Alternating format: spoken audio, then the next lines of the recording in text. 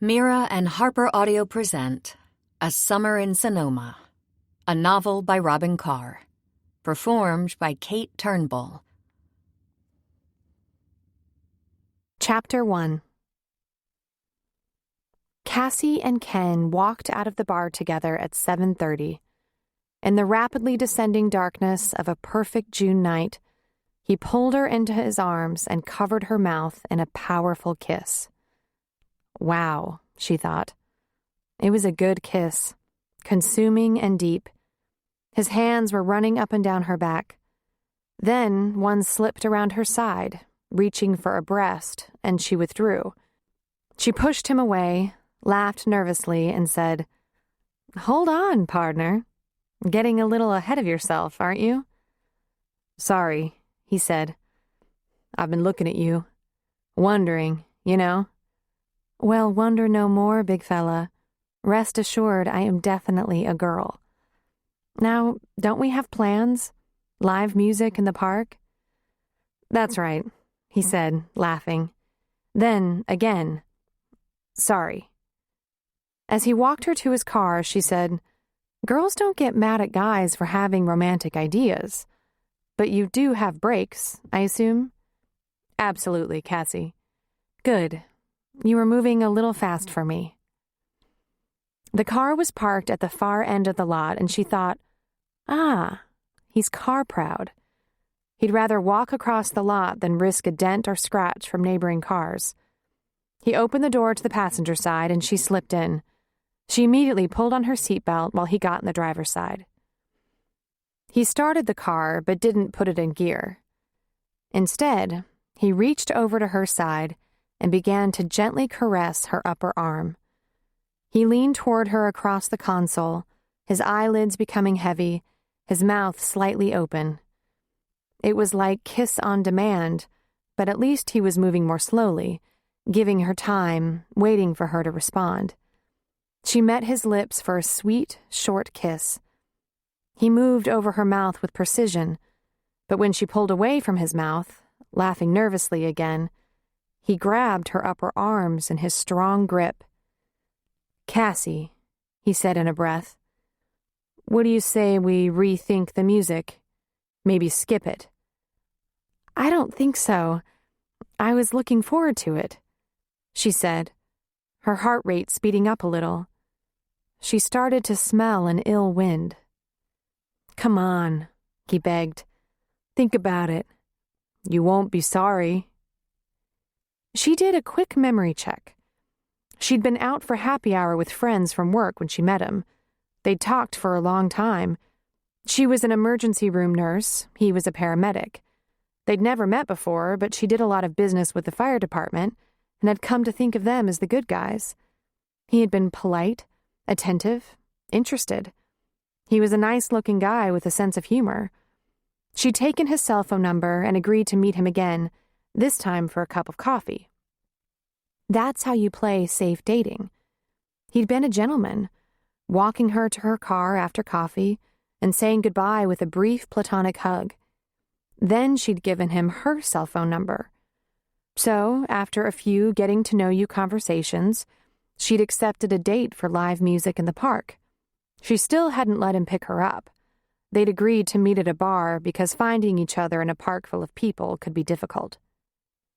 His behavior now took her by surprise. She'd have to back him down quick. She'd been attracted to him, but no way was she ready to take this to the next level. "I don't have to think about it," she said, her palms pressed firmly against his chest. "I was looking forward to some music.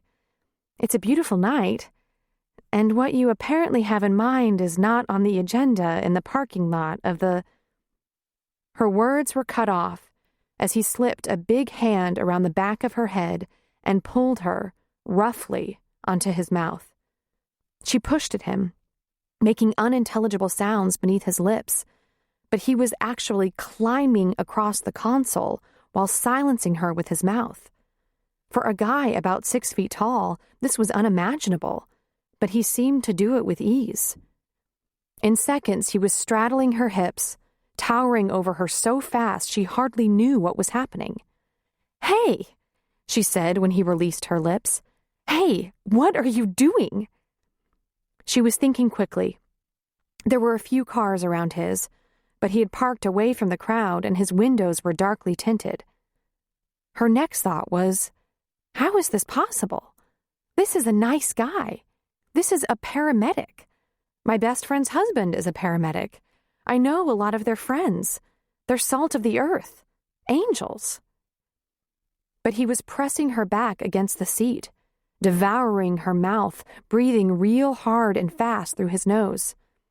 He popped her seatbelt off, and although she pushed and her protests were lost as whimpers beneath his mouth, she was focused on the logistics of his attack. He couldn't possibly plan to rape her in the front bucket seat of an SUV. She was wearing shorts. Freeing her from her clothes would not be simple.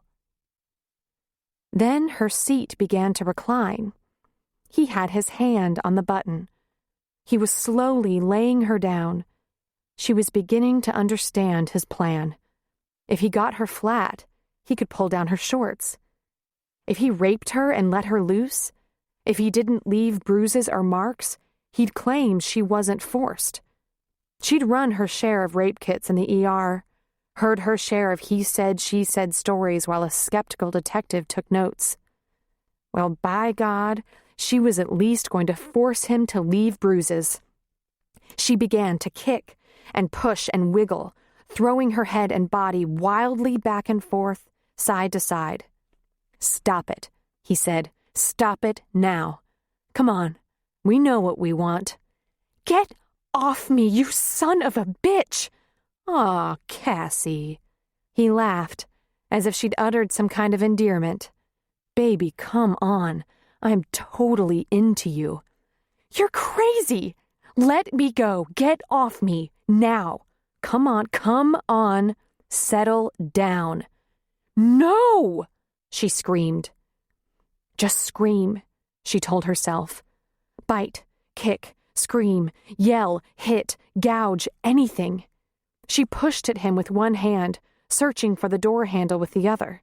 Then, failing to find it, she pounded on the window, hoping to break it, screeching and turning her head away from his mouth so she could get volume.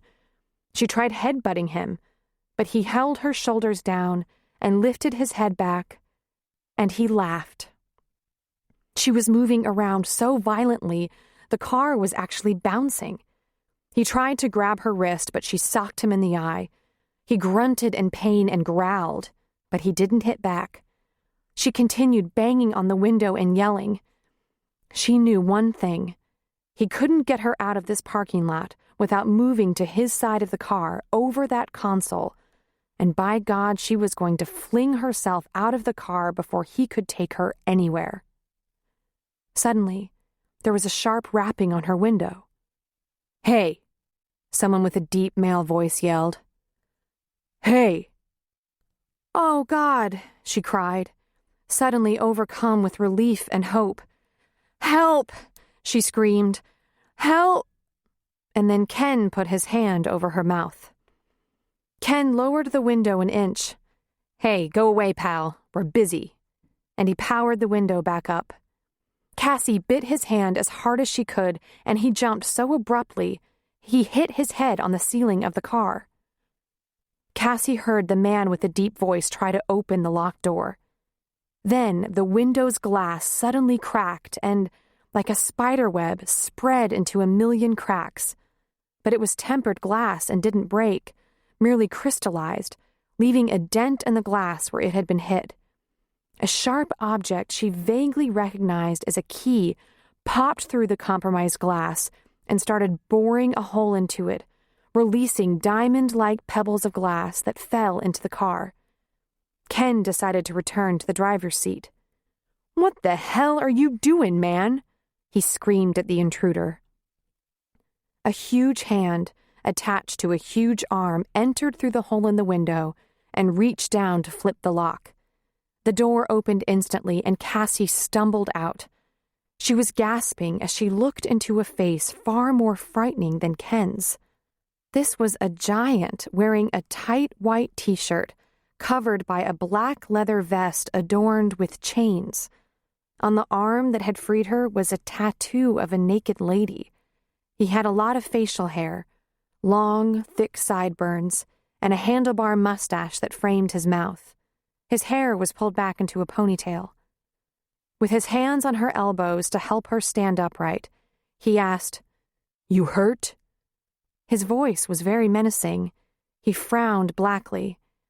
Cassie was 5'3", and this guy had a foot on her, at least. "No," she said, gasping. "Yes, no, he—" She couldn't finish. He pulled her away from the SUV and turned her around so that he stood between her and the car. "You need the police? Or the hospital?" he asked as he pulled a cell phone out of his pants pocket. "No," she said, shaking her head. "You were in time." Then she hiccuped and choked. A fat tear ran down her cheek. "Oh, God." "Can I call someone for you?" he asked, his voice miraculously softer. Suddenly, the SUV was in gear, and Ken, the polite, salt-of-the-earth paramedic, took off. The passenger door slowly drifted closed as the car banked and turned, leaving some skid marks behind. "My purse," she whimpered. Suddenly, the SUV skidded to a stop just before exiting the parking lot. Through the broken passenger door window flew an object, crashing to the ground. Then the car sped away. "Your purse," the big guy said. "Stay here." He walked across the parking lot, squatted to return the scattered items from her purse back into it, then brought it back to her. "Here you go," he said, holding it out. Cassie looked up at the guy who had saved her. A biker dude. He looked scruffy and scary, like he could be a Hell's Angel or something.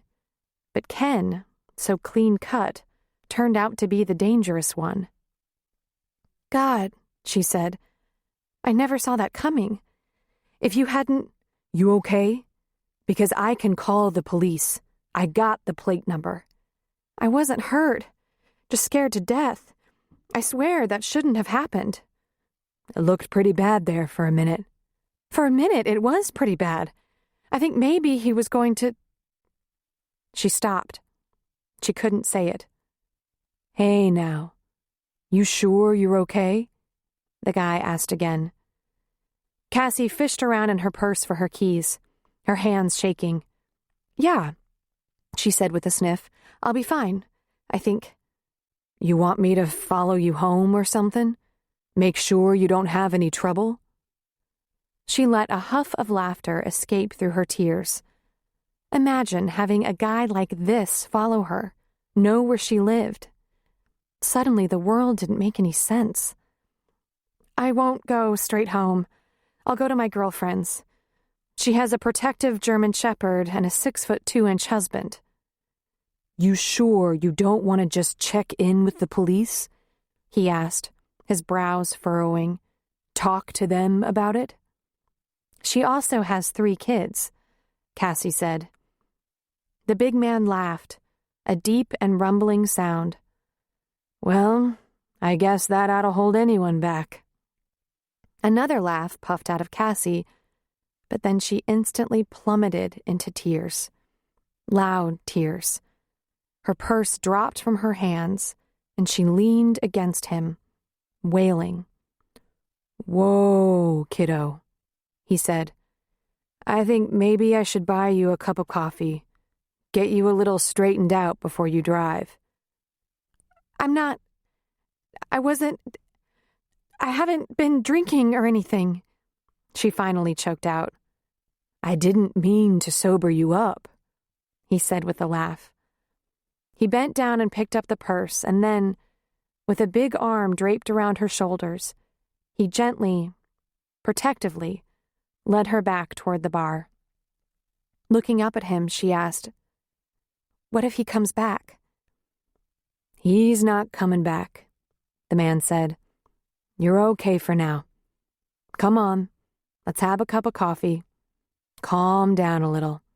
Then you go on to your girlfriend's. huh? By the time he got all that out, they were nearly at the door to the bar. She wiped at her cheeks, her eyes. I really don't know what to do, she said. I know, he answered. Coffee. That's what we do. In just a few minutes, she was sitting in a corner booth, staring into a cup of black coffee across from one big, mean-looking biker, and he had a cup of coffee too. Cassie could hardly lift her head. She was exhausted, frightened, wrung out, relieved. But as she slowly realized what she really was, she looked up in some surprise, right into the amazing blue eyes of her rescuer. God, I'm so embarrassed, she said in a breath. You shouldn't be embarrassed, he said. You didn't attack him. He should be embarrassed, but he's probably not. Bet he's scared, though. Have you? Not necessarily. You know, it's not too late to call the police. My little brother's a cop, actually. He's not working tonight, but we could still call him. He'd be good for some advice, at least. Then he laughed. Of all us boys, he was about the worst one. Figures he'd turn into a cop. And a real hard case cop, too. Not a lot of gray area with him.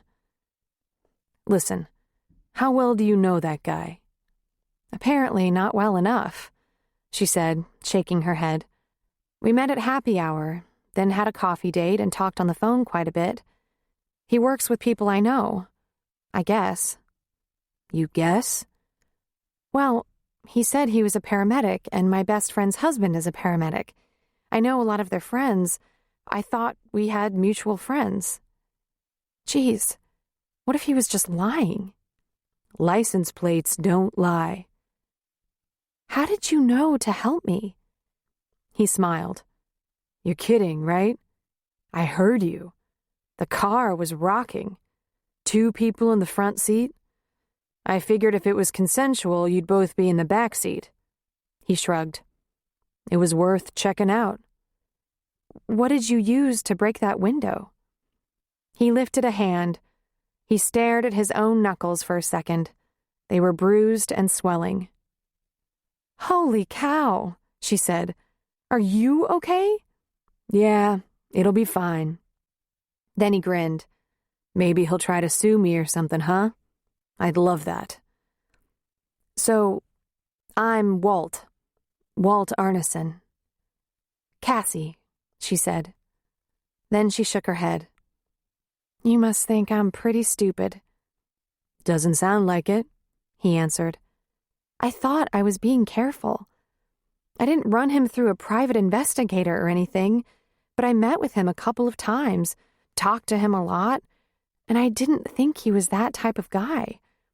I agreed to go out with him, you know, and I let him kiss me, too. It's okay, Cassie. That doesn't sound foolish. Sometimes you just can't tell. If you can't tell, then what are you supposed to do?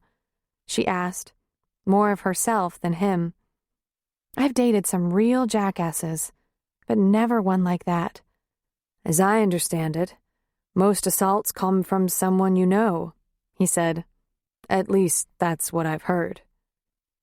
Assault, she said, trying out the word. I guess that's what that was. Oh, yeah, that's what that was. He cleared his throat. He know where you live or anything? Well, I never gave him an address, but he knows my last name, where I work, and the general vicinity in which I live. Walt reached inside a breast pocket in his vest and pulled out a business card. He passed it to her, and she read it. His name was on a card for Riders, Inc., a motorcycle dealership. Sales and maintenance, it said. In case you need a witness or some backup of some kind. Don't hesitate. Really. I wouldn't mind another crack at 'em. You work on motorcycles? Yep, and other things. Bikes are my specialty. How many motorcycle mechanics have business cards? She asked. Probably more than you think. Motorcycles. Big business. People are very fussy about their machines. And you fix them, huh? I've been fooling around with bikes for about, I guess 16 years or more, since I was just a kid. He frowned as he watched her lift her coffee cup to her lips. Looks like you might have hurt yourself there. She put the cup down and looked at the back of her hand. One of her knuckles was bluish and puffy. She smiled sheepishly. I socked him in the face. I think I got his eye. Good for you, he smiled. Listen, if it's all the same to you, I think I'd like to get out of here now. Sure, he said, reaching for his back pocket and pulling out his wallet. No, let me get the coffee, she said, her hand in her purse. It's the least I can do. Taken care of, he said, cutting her off. I'll just get you to your car. Please don't take offense, but I think I'd almost feel safer alone. I get that, he said. But hey, I know the owner here. Want me to ask one of the managers or bartenders to walk you out, just to make you more comfortable? No, really, but thanks for everything. She scooted out of the booth. Cassie, he said, picking up his card from the table and pointing it at her. In case you change your mind about the police, or just in case he gives you some trouble and you need a little help, or want a witness to back you up. Huh? Yeah, she said. Sorry, I wasn't thinking. I just forgot. Not a problem. Be careful now. She gave him a wan smile and walked out of the bar. She was barely outside when the darkness and the silence just freaked her out. She turned around, went right back to his booth, and said, sorry. Could you please take me out to my car? It just got so quiet out there. Sure. Be glad to. You have a cell phone? I do, she said, nodding.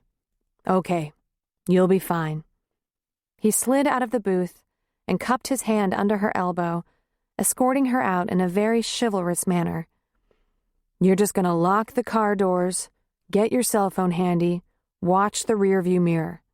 But I guarantee you, he's going to leave you alone. I mean, come on. He left you with me. And then he chuckled. And remember, Cassie, I know the plate number. You didn't write it down or anything. XKY 936 teal blue Tahoe, he said. I think it might be good to go see a friend, talk it out, be around people where you feel safe. But really, your bad date, he's going to pretend none of that ever happened. Just the same. If he calls you or drops by, no excuses. Call the police first. Then call me. I'll tell them everything. That's very nice of you. You'd do the same thing, he said. They arrived at her car, and she used the remote to unlock it. He held the door for her.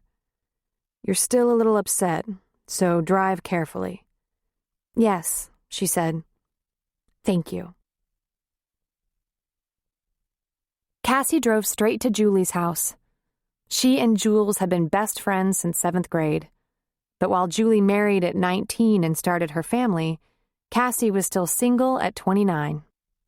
Julie and Billy had been together since their junior year in high school.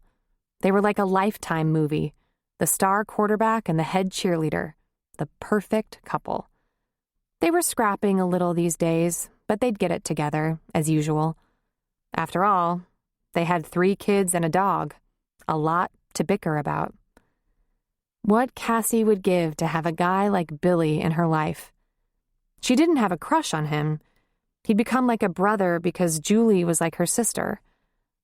But still. She could hear chaos in the house when she rang the bell. It was only 8:30. Julie would be right in the midst of trying to round up the kids and get them to bed. Julie opened the door with a mother shout over her shoulder to get in that tub. Then she looked at Cassie. What are you doing here? She asked. Didn't you have a big date? Can I come in? Of course. You didn't get stood up, did you? No, very bad attempt at a date, Cassie said, stepping into the foyer. The place was suffering that end-of-a-day wreck, as was Julie. Her blonde hair had gone limp and was flopping in her eyes. She was braless in a t-shirt, shorts, her bare feet dirty, her face with no makeup. And behind her, chasing each other through the family room and kitchen, were a naked 3- and 4-year-old with a barking German shepherd in pursuit. When the kids saw her, they yelled, "Cassie!" and ran to her. She stood in the entranceway with one nude child hanging on each leg. But Julie just stared at Cassie. "What happened?" she asked. Cassie said, "I'm going to help myself to a glass of wine, if you still have some. Then I'll tell you all about it." She shrugged, and her eyes welled up. "I don't feel like going home right now." She sniffed back the tears and said, "Go. There are naked children running wild all over the house." Cassie bent down and kissed the top of each little head. "The bottle you left a week ago is still in the fridge," she said, running a hand through her lank hair. "You don't look so good." "I'll be fine." The kids broke free and ran off, followed by their mother. Cassie threw her purse onto a chair and headed for the kitchen. Then she turned back and flipped the deadbolt on the front door.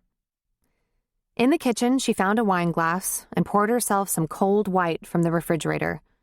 She'd gotten in the habit of bringing a big jug of wine over when she came. Julie and Billy were on a tight budget and didn't splurge on extras, even the kind that could give you a shot of relaxation at the end of a long day, with a husband working 2 jobs and a wife managing 3 kids almost entirely alone.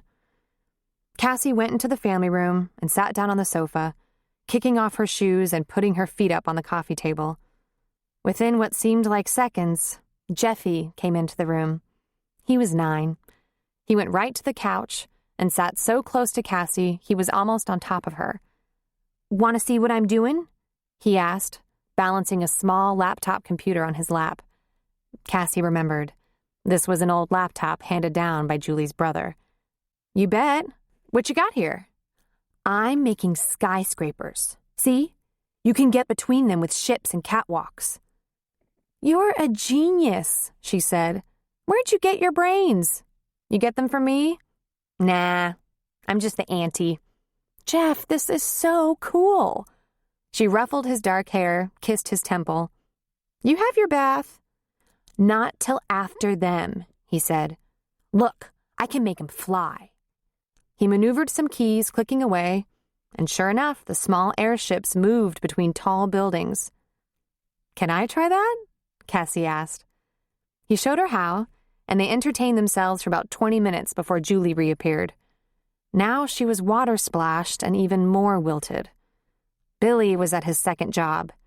He was a paramedic for the fire department and, on off days, worked in a builder's shop cutting wood for cabinets and everything from marble to granite for countertops.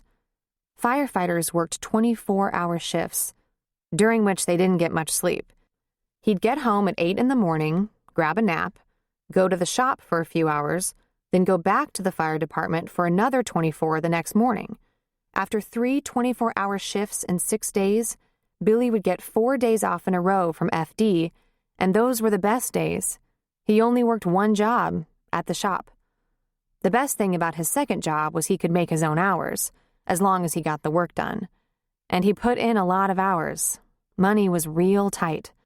Usually Julie would be coming to the end of her rope after days of managing on her own, as she clearly was at the moment. Julie pulled the small computer out of Jeff's hands. "Can you get your bath before you do any more virtual building or flying?" "Yeah, okay." "Can you pick up your dirty clothes and throw them in the hamper?" "Yeah, okay." Then they disappeared, leaving Cassie alone. When Cassie and Julie spotted each other the first day of 7th grade, it was an instant bond. Tall, thin, blonde Julie and short, round, dark-haired Cassie, they were an odd-looking pair. A couple of years later, Cassie's stepdad was transferred from California to Des Moines, and Cassie couldn't bear the thought of leaving her friends, her school. Plus, Cassie's mom had married Frank when Cassie was 8, and they'd proceeded to have 2 babies and had a third on the way. Cassie couldn't put it into words at the time, but she didn't really feel like a part of their family. It had gone from Cassie and Francine alone to Frank and Francine and the kids, and Cassie as babysitter and guest. Some begging and negotiating evolved into Cassie moving into Julie's house, right into her crowded little bedroom, sharing a regular-sized double bed. Their parents didn't think it would last long. They assumed they'd start to fight like sisters, or Cassie would miss her mom and the little half-sibs too much and want to move back. Neither happened. Cassie and Julie were best friends and roommates all through high school. Cassie got her first job at 15, paying her way so she wouldn't have to rely on help from her mom and stepdad or put a strain on Julie's folks when she needed essentials like underwear or school supplies. She supported herself, but for room and board. At graduation, Julie's mom handed her a check. She'd saved every penny of support Cassie's stepdad had sent, from the piddling $50 to the rare $200 or $300. If you decide to use this for college, you can stay here rent-free as long as you're in school. If you do something else with this, we'll work out a reasonable rent for you. It was an unexpected opportunity for Cassie. Her mom and stepdad didn't have a cent to spare. Birthday and Christmas presents had always come in the form of plane tickets to visit the family.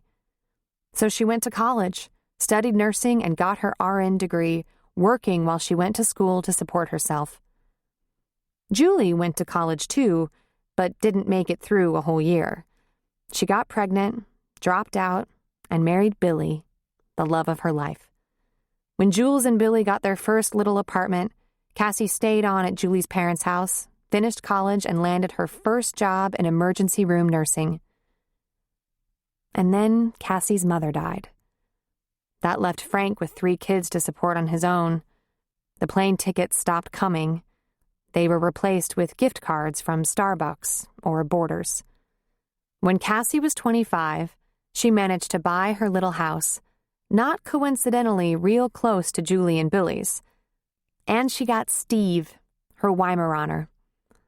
She briefly considered going back to the house to pick up Steve and ask Jules if she could sleep on the couch tonight, but quickly decided she'd brave going home after a glass of wine and a little decompression time. She'd never leave Steve alone all night. He was such a baby. Right now, she wished she'd taught him to bark and snarl menacingly, just in case she ever needed him to be protective. But he was so sweet just the way he was. It was a long time before Julie finished with the kids, getting everyone settled, though it was obvious she'd hurried through bedtime rituals. Instead of picking up the house, she passed Cassie and went immediately to the kitchen, pouring herself an apple juice in a wine glass. She brought the bottle of Chardonnay to Cassie, offering to top off her glass. Then she plopped herself on the other end of the couch, with her legs tucked under her, facing Cassie. "Tell me what happened," Julie said. "You're actually a little pale." "You won't believe it. I don't believe it. He attacked me. Right in the car, right in the parking lot of the bar where I met him for our date." Julie gasped and covered her mouth with a hand. It was bizarre, otherworldly. It took me by such surprise. For a minute, I couldn't even move, couldn't even push or yell. She went through the details, right up to the breaking of the window and the cup of coffee with Walt, her friendly neighborhood thug. "He climbed over the console?" Julie asked. "Yeah, that threw me, but I realized later there was an awful lot of room in that front seat.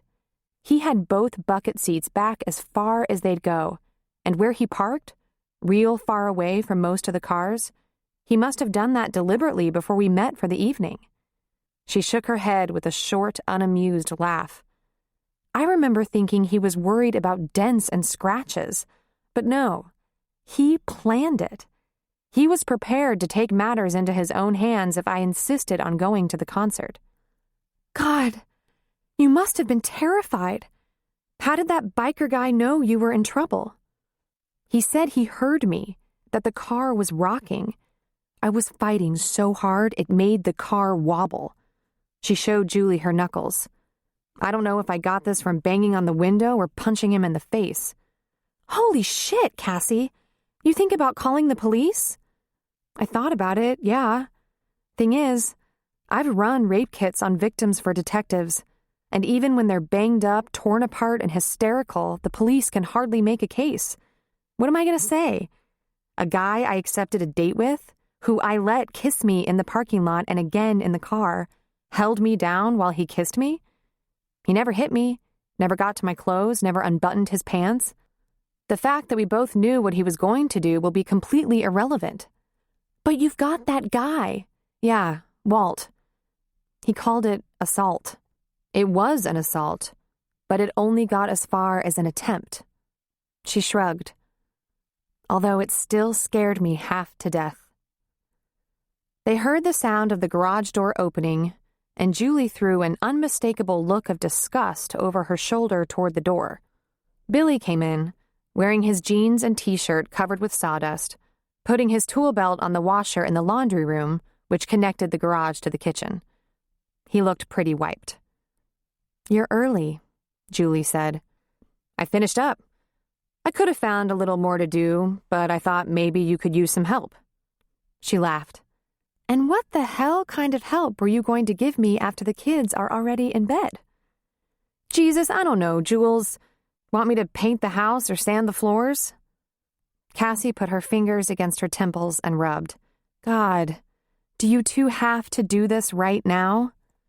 "You're a witness, Cass. You can see all I did was walk in the goddamn door." "After 9 at night? To help?" Julie said. "Okay, I'm going home to Steve," Cassie said, starting to get up. "No," Julie said, grabbing her hand. "No, you're absolutely right.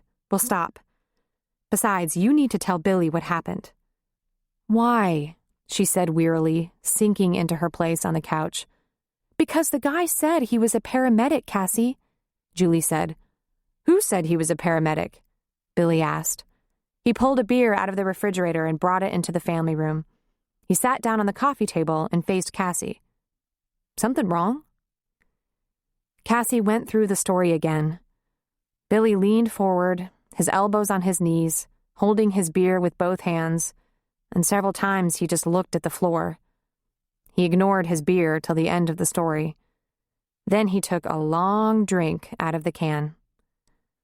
"The only thing I'd really like to know," Cassie added, "and there's no way to find out, not even by going to the police, is if he's attacked other women. I don't know if I drew the wild card or if he's a chronically dangerous guy." "Maybe you can't find that out, but we can check if he's a paramedic," Billy said, getting to his feet. "If he's even with the fire department. I'll tell you what, if he's a firefighter and he's doing this to women, he's gonna be sorry. I have a feeling if you make him sorry, I could pay the price." "But Cass, I gotta know. We have some bad apples sometimes, but I never heard anything like that before." "It's not like you introduced us," she said. "It has nothing to do with you." "I feel like it has everything to do with me. I don't love everyone in the department, but it kills me to think one of our boys would do something like that to a woman. Kills me. I'm going to find out right away." Billy insisted on following Cassie home, the whole 2 miles, and coming inside with her to be sure everything was secure. While Billy busied himself doing the man thing of checking windows, locks, etc., Cassie was on her knees loving on Steve, kissing and being kissed. It's not as though she'd been gone long. She'd had the day off and had only left him a few hours ago for a date that should have worked out, should have been late and fun.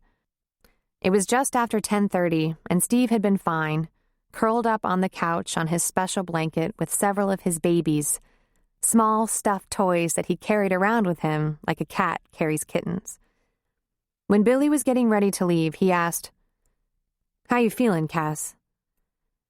"A little edgy, but mostly disappointed. Very disappointed." "Are you scared?" "I admit, I'm a little shook up, but the whole incident was over in 5 minutes or less. And I have good locks, a phone with a backup cell phone, and we know Steve's a killer. Really, I'm so disappointed with the way things turn out most of the time. You and Jules, I know you've been fighting lately, but you just don't know how rotten it is to be looking, waiting, hoping to find the right person. A lot of people love you, Cassie. She smiled. Thanks, she said. Not exactly the kind of love she was hoping for, but nice. He shook his head and looked away. I don't know what the hell's going on with Jules, he said. I can't do anything right. I have no idea what's eating her. Cassie had some ideas. 3 kids, tight budget, hard work, absent husband. But it wasn't her place to get into their squabbles. They'd work them out, as always. Maybe you should ask her, was all she said.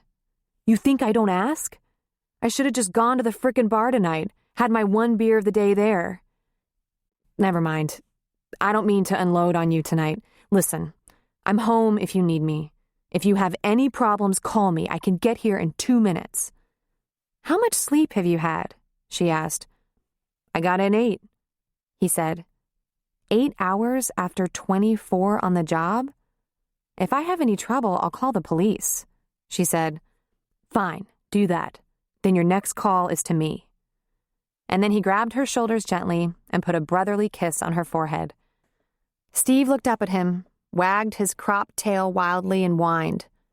I am not kissing you, Billy said to the dog. Aw, he needs a kiss, Cassie said. He knows his mommy's upset about something, and he needs a little reassurance. It wouldn't kill you. No, I don't kiss dogs or boy dogs. You try to trick me into this all the time. Steve doesn't ask for much, Cassie said. He has no male role model except you. He adores you, can't you see that? How can you be so ridiculous about it? Just a little peck on the head. That's all it will take to make him happy. I mean, come on, it's Steve. He's like a son to you, or at least a nephew. Billy, hands in his pockets, bent at the waist and kissed the gray top of Steve's bony head. And Steve, contented, sat for him and put up a paw to shake. You kiss boy dogs, Cassie said with a laugh. Jerk. Lock me out. Call me if you need anything. Anything at all. And he was gone. Cassie looked at Steve and said, Good job. Humble him every chance you get. Cassie changed into summer sweats and searched for something on TV. Steve curled up beside her to watch an old movie. He had the bunny, the frog, and the octopus curled up with him. The movie wasn't sad. It was a comedy. But within 15 minutes, tears began to run down her cheeks.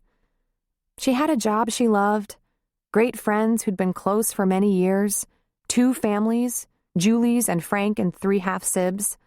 She was independent, completely self-supporting, and lonely. So very lonely at times. At the end of the day, it was always like this. Cassie and Steve on the couch, just the 2 of them. She'd had a few relationships over the years, all of them excruciatingly short and, in retrospect, none of which held any potential for permanence. Some had ended by mutual consent, but the majority had seen her dumped, her heart shattered, her expectations destroyed. She didn't like to think of herself as one of those pathetic single women who was always looking for a man, but there was no way around it. Every time she met a new guy, she got hopeful. Her thoughts always went to the same place. Please, let him turn out to be the one. A good guy who wants to have a wife and children, who loves me and treats me like I'm the best thing that ever happened to him. But she hadn't even come close. She'd never even lived with anyone. Tonight had been worse than heartache. It had been terrifying. She kept going over it in her mind, wondering if she should have known. He'd been a little on the eager side, but that had been kind of fun when it had seemed innocent. There was no way she could have known he'd turn out to be what he turned out to be. There was a chance that without the rescue, he might have backed off when she proved too much trouble. But in her gut, she felt there was an equal chance he could have turned into a rapist. Is this what it's come to? She asked herself. Is it not enough to be let down, disappointed, that I have to be scared to death and real damn close to being a victim? Is that what looking for the right man gets you? It's utter madness, and it has to stop. I have to quit looking for the right guy. I just can't take it anymore. The heartbreak is just too much. Single women of 29 never admit to anyone, not even their priests, that what they fear most is being alone forever, dying alone someday. Since she was about 25, her greatest fear was that she'd never find a partner. Cassie wasn't independent by conscious choice. It was by default. She had no real family. She knew women her age who'd had a couple or even a few false starts before they found the one, the forever guy. But Cassie's longest relationship had lasted maybe 4 months. 4 terrible months. She didn't know anyone like herself. With no living parents, no close relationships with siblings, no one. All she wanted was someone permanent who loved her, wanted children with her, a family man. She even wanted the bickering that went with all the regular adjustments, bickering that ended with making up and great sex. She hated it when someone said, "But you're still so young. There's plenty of time." Plenty? She would be 30 in 6 months, and she had yet to meet someone who lasted 6 months with her. Or, he'll show up when you least expect it.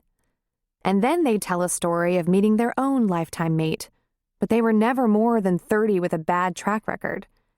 If there was anything harder than facing the terrifying truth, it was having that fear not taken seriously. You're beautiful and smart. You'll find the right guy. Well, it wasn't happening. Her mind was jumbled with numbers. If I'm 30 when I meet him, give it a year to see if we're in sync, a year-long engagement, and then if I don't get pregnant easily, am I 35 before that first baby's coming? And always, what if he doesn't come along until I'm 35? What if he never shows up? Really? Never. I can get together with girlfriends and say, yeah, it would be great to find the right man, but hey, if I don't, I have a lot more fun with you girls. After all, I've had sex with a couple dozen men.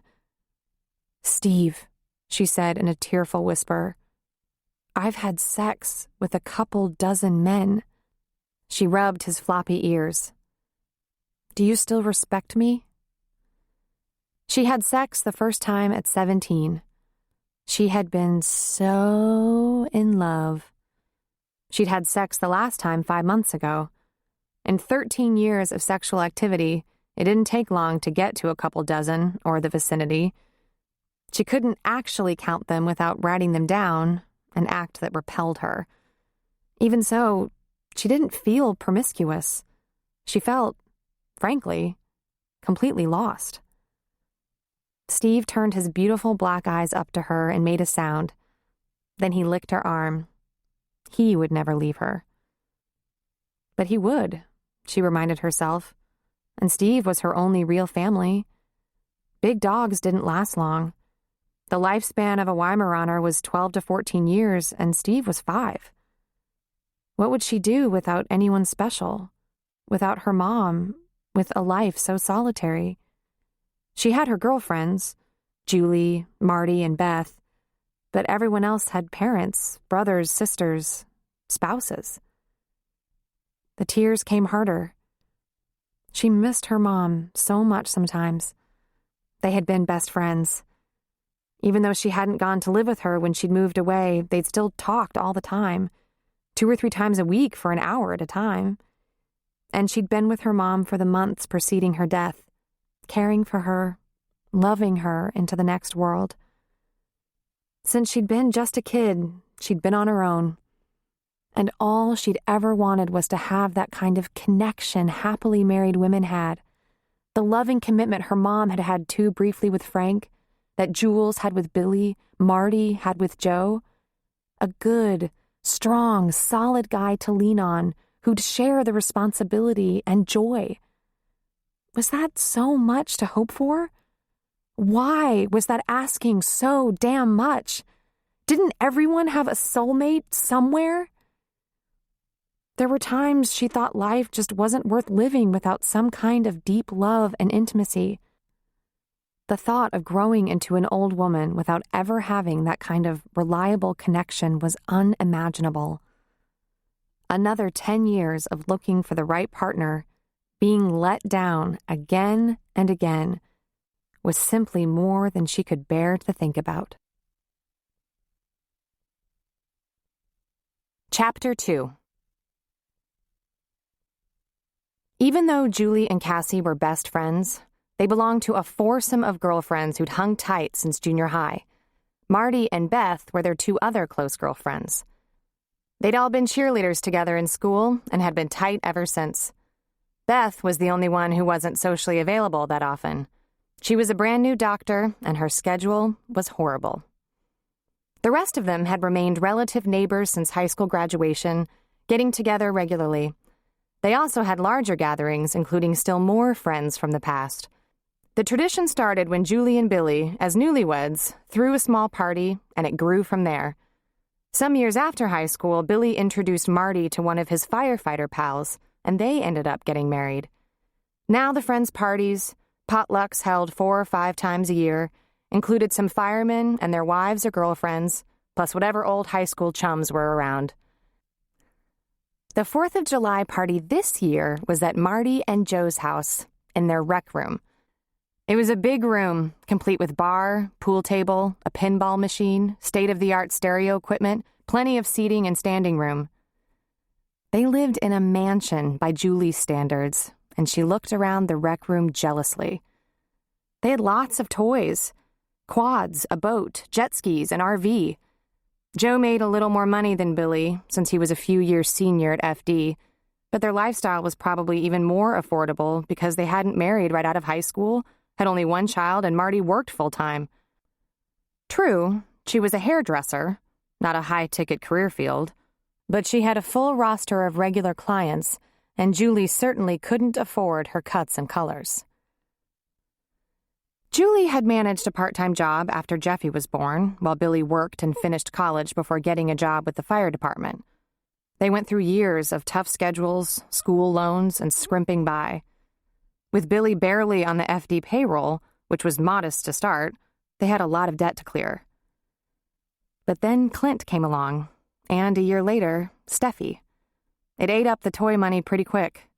Hell, it ate up the food money. Joe was an established firefighter who had his own house when he met Marty. They didn't get married right away. By the time they did, they were able to sell Joe's house and buy a bigger one. Their little boy was now 3, and while Joe complained he wanted more kids, Marty said that was it for her. It seemed to Julie that when other people didn't plan on kids, they didn't have them. Julie and Billy didn't plan on them and had them anyway.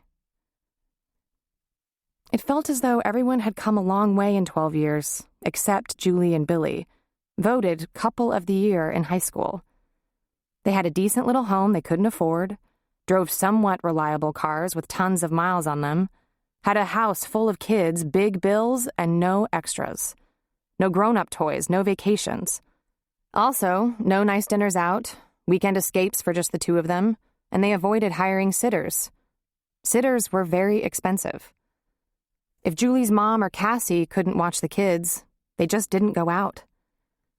Julie cut out coupons constantly, haunted the sales and even thrift shops, paid the minimum balance, put a sheet over the couch to keep the worn fabric from showing.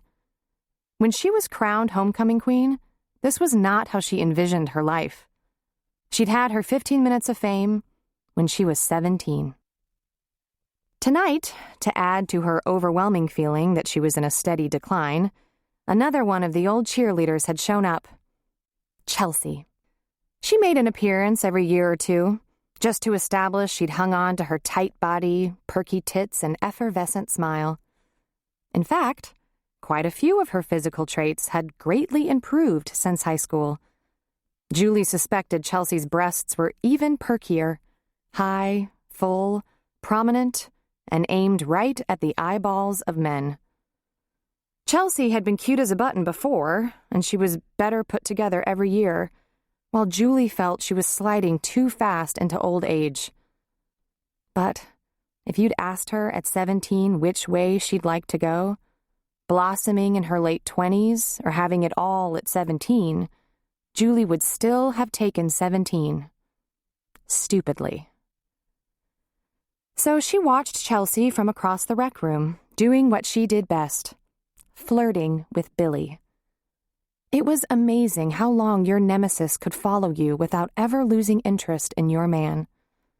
Julie had threatened Billy with unspeakably painful things if he ever touched Chelsea, if he even accidentally brushed up against her. Thus, Billy's arms were crossed protectively over his wide, hard chest, laughing at absolutely everything Chelsea said. Now and then she'd put a hand on his forearm and gaze up at him, chatting away, making him grin like a fool. "Some things never change," Cassie said, climbing up on the bar stool beside Julie. They watched together as Joe joined Billy, passing him a beer. Then he leaned down a little and asked Chelsea something. "Can I get you a drink?" She just shook her head and laughed, drawing Joe into the conversation. Then a third man joined them. Chelsea had 3 good-looking men cornered, holding them captive with her cleavage. Yet again she put her hand on Billy's forearm. "If he laughs at her once more, I'm going to throw a dart at him," Julie said. "Then I'll chop him up in little pieces." Cassie sipped her wine. "Maybe you should have a drink. Loosen up a little." "I'm the designated driver, and I'm going to designate him right out of here in about 10 minutes. Then she said to Cassie, "I'm just not fun anymore, am I?" "Well, you're not a lot of laughs right now, but there have been fun times." "Did I ever flirt like that?" Julie asked. "I've known you to have a flirt or two, but usually with your own guy," Cassie said. Then she glanced at Chelsea and said, "How does she make never getting married look so good, and I just make it look so fat?" "Cassie, you're not fat. You're—" Cassie gave her a second, and then put a hand on her arm and said, "Don't. When you have to search for the right word for longer than 3 seconds, you're just going to come up with a synonym, and I'll hate you." "We used to do some really fun things. We stole a porta potty and put it in the football coach's front yard. That was fun. Wasn't it fun?" "I think it spilled and violated us." "We laughed till we peed," Julie pointed out. "Yeah, we were idiots." Cassie sipped her drink. "We went on that all-girl camping trip once," Cassie said. "But there was a leak and it didn't stay all-girl too long. I lost my virginity for the 3rd time that weekend." She sipped some more. "Maybe we should do that again, an all-girl camping trip, and this time keep it to ourselves." "Can't. If Billy ever finds out I'm willing to camp, my life is over. Sleeping on the ground is about the only vacation we can afford." She sighed. "I'm not fun anymore," Julie said. "I'm a drudge." Billy came up behind her and put a hand on her shoulder. Julie turned and looked up at him. "Did you touch her?" "No, Jules. I've gotten really attached to my balls. But if she's going to keep rubbing those tits on my arm, I'm going to need a lot more to drink." "Funny," she said. "How much longer do we have to stay?" "Joe has some fireworks," he said. "There could be fireworks right in this room if I have to watch Chelsea gaze at you like a lovesick puppy for one more second. Everyone else is having fun watching her flag her butt and preen. What's wrong with you?" he asked with a grin. "I admit, it's been entertaining as hell, but I was thinking maybe there's a Law and Order rerun on TV. It's a tough choice, but I might have to go with the rerun." "Isn't this just a rerun?" Cassie asked, laughing. Although it wasn't late, 11 or so, Julie and Billy said their goodbyes and left the party. They drove by Julie's mom's house, scooped up 3 sleeping kids, and went home. While Julie made sure everyone was tucked in for the night, Billy turned on the TV. She washed her face and brushed her teeth and crawled into bed. Before she could fall asleep, he was shedding his clothes, leaving them in a pile on the floor, and getting in beside her. She could feel him naked and primed against her thigh. "Oh, Jesus," she muttered. "What? You wanted to come home early? You didn't turn on a rerun? Billy, tell you what, just for fun, let's not fight. Let's just do it. It always puts you in a better mood." "Did Chelsea get you all spooled up?" she asked him. "Chelsea?" he asked, laughing. "How many years are you going to ask me that, Jules? I don't want Chelsea. I can't. Come on." "Why? You on the rag or something? Cramps?" "Late," she said. He rose up on an elbow and looked down at her. "It's not that late." "I'm late," she said. "My period's late." Shock was etched into his handsome features. Then dawning. "Oh, so that's what's got a bug up your ass lately. We're caught again? We can't be. If we are, I'm going to kill myself. Then you." He grinned at her. "We could use another girl to even things out." "What we could use is a vasectomy." "Yeah, I guess. After this one." "Billy!" "What?" "We can't have another baby." "Well, you act like this is my fault." "It wasn't the UPS guy." He grinned into her eyes and brushed a little hair away from her brow. "I bet I know when it was," he said, his voice thick and husky. "We had dinner with your folks, and you liked me. I didn't fuck up all night, which is a miracle, huh? Then after the kids were in bed, you liked me a lot. Kind of took me by surprise, but I think I stepped up to the plate pretty good there." He gave her a kiss on the nose, on the lips, on the chin. "I did such a good job. Maybe you popped about 10 eggs, and one of them slipped right by that IUD. Her eyes welled with tears. "We can't afford another baby. We can't afford the ones we have. We get by okay. It won't be a struggle forever." "It will if you keep knocking me up." He chuckled. "You're so damn knock-upable. I just can't help myself. And it's not like I planned it. I'm just so potent." "See? You think you're so manly right now. They'll swim through anything. Through condoms, IUDs, diaphragms. And you're so goddamn proud of yourself." "No, it's not that," he said.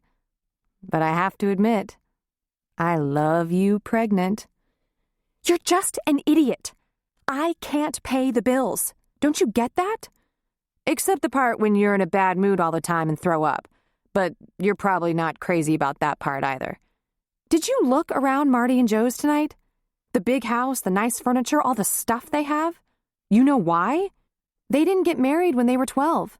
They have only one child and she works. That's why. While we're eating casserole made out of tuna or, on a big night, wings and thighs. Yeah, it's really tight, but I don't think we should give any children away." "I'm not finding this funny at all.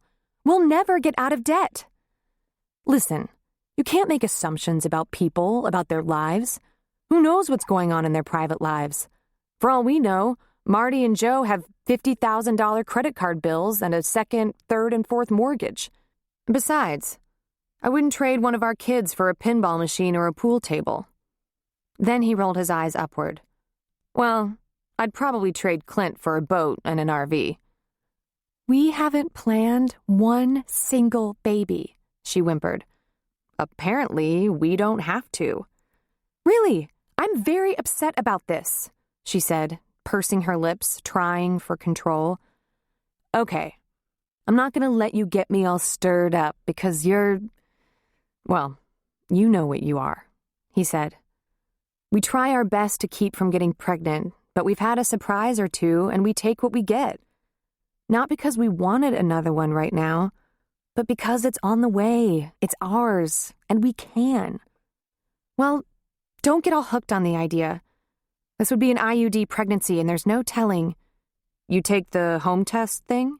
He asked. She shook her head. Ah, you already threw up. She nodded pathetically. You know, it might not make it. He leaned over her more closely, slipping his big hands under her short nightie.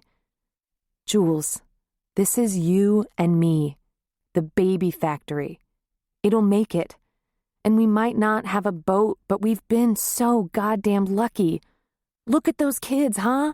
They're smart, healthy, and damn good looking. Clint's hyperactive. I can't keep up with him. I'm at the end of my rope. He'll settle down. Jeffy was kind of like that. Listen, I could get a few more hours a week. You're never here as it is. I'll work as hard as I have to, baby. I'll do whatever it takes. And I swear, I'll get that vasectomy before this one even gets here. If one swims through that, I'll kill you in your sleep. He laughed and put his hands over her breasts. He jostled her a little, rubbing against her thigh.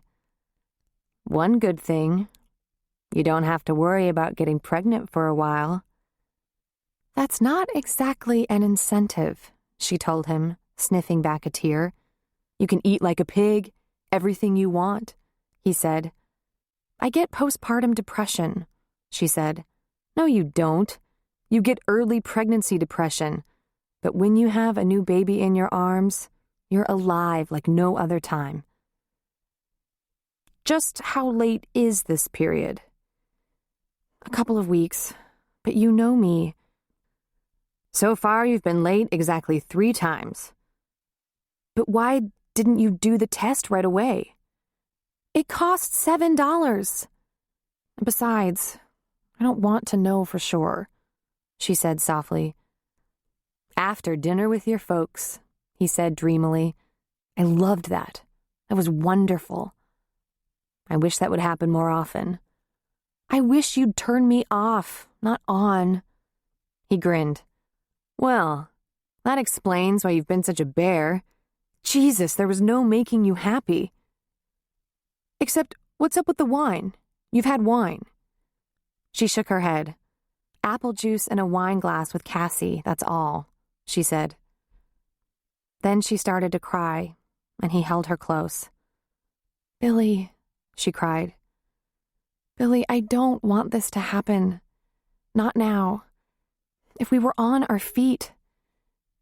Yeah, it's okay, baby. You're just feeling the pressure. I understand that. But we'll be all right. In the end, things always work out for us. Listen to me. I want you to listen to me now. We have something special. We've had it since we were kids, and it's never been about money. We're not going to be broke forever, honey. But we're going to have something special forever. I love you, Jules. Since I was just a boy, I've always loved you. Only you. This is the talk you give me when I'm upset about being pregnant. Which is just about every time you're pregnant, he laughed. I'm not a real religious guy, but these kids, they have to be meant to be. They just keep sneaking up on us. And they come out perfect. You're a Mormon, aren't you? All along, keeping it from me. He covered her mouth in a kiss. I must be, he said. Makes me so happy, watching you round out, get big and moody. Please, Jules, don't be unhappy right now, because it's gonna work out. Somehow it always works out. Oh, Billy, she said, putting her hand against his cheek. I just don't know if I can do it again. You'll start to feel better pretty soon. It's just the first couple of months that are hard on you. Then you feel good. And you stop being so mean. She sniffed. I think I've been a little cranky lately. He laughed. Well, no shit, honey, he said. Now, Love on me. It doesn't cost anything. Cassie had trouble sleeping soundly through the night for a few nights, and then it got worse before it got better. Billy told her he checked high and low, talked to a lot of people about the guy. There was a real Ken Baxter, but he was out in northwest Sacramento, and he was 50. Billy had looked as far as Folsom, a pretty long drive from the Sacramento bar where Cassie and Ken had met, and he hadn't turned up another one. It gave Cassie the cold willies to think he had lied about everything. He made up a name, profession, tricked her into trusting him, all for the purpose of overpowering her. The way I see it, Billy said, the guy played off you and what you said and insinuated himself into your comfort zone. Have a couple glasses of wine, tell him you're a nurse and several of your friends are firefighters and paramedics, and bingo, he's practically family. If he'd met an aerobics teacher, he'd have made himself the owner of a fitness center. Scary, she said. I wonder how much success he's had with that modus operandi. That's when she called the police and asked to speak to a detective, preferably a woman who handled rapes. Have you been raped, ma'am? No, but I had a close call, and one of the detectives might be interested in what information I have. You can come in and make a report. Can I just talk to someone? She asked impatiently. Then she was connected to voicemail. The voice was male, and she left her name, cell phone number, and said the very same thing. Set up, close call, barely escaped. She had information. She didn't get a call back. After a few days, she gave up on that. She hadn't found the police real receptive. She wasn't about to beg. She had absolutely no charge to file. Here's how I see it, Billy said. They're busy. You're okay, and under the circumstances, that guy isn't going to show his face around that bar or that part of town again. Since he doesn't know whether you actually talked to the police, gave a description of him in the car and all that, and since he left you with some big bruiser who broke a car window with his fist, he's probably going to make himself real invisible. Then he shook his head and laughed. With his fist? Holy shit, huh? I bet he's just glad the guy didn't kill him. Yeah, maybe. Her phone didn't ring. No one bothered her. The police apparently weren't interested in close calls, and she began to relax about that. I dodged a bullet, she said to herself, and I'm not going to be in that position again. Then she did settle down. She and Steve curled up and slept soundly. All Cassie was left with was a need to get beyond it. Not just the assault, but the position she'd allowed herself to drift into, needing a partner so bad her judgment was impaired. She needed to clear her head. So, she wasn't going to date for a while. If anyone offered a fix-up, she'd politely decline. If she ever went to another happy hour, and definitely not at that bar, she'd buy her own drinks or leave. For the rest of the summer, at least, she'd enjoy walking Steve along the river, reading and watching movies, and tending her little backyard vegetable garden, which produced tomatoes and lettuce, carrots, and enough zucchini to sink a battleship. Julie lived for Cassie's summer produce. She would work. She loved her work. It defined her. And she would think. Something was wrong with the way she'd been handling this part of her life. So maybe her first choice was to be a wife and mother, but her second option was definitely all right. A career that felt completely right, a decent income, friends she trusted who felt like family, even if they really weren't, and pastimes that relaxed and soothed her. She thought about getting a puppy in a year or two, a backup Weimaraner. She'd probably never get a dog as great as Steve, but she wasn't going to have Steve forever. She shouldn't be without a pet. There was no point in setting herself up to be so alone she could hear her nerves fray. For now, she would swear off men.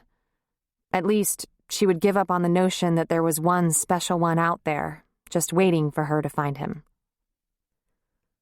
After a couple of weeks, once she felt a little more secure, she went to that motorcycle dealership on her way home from work one day.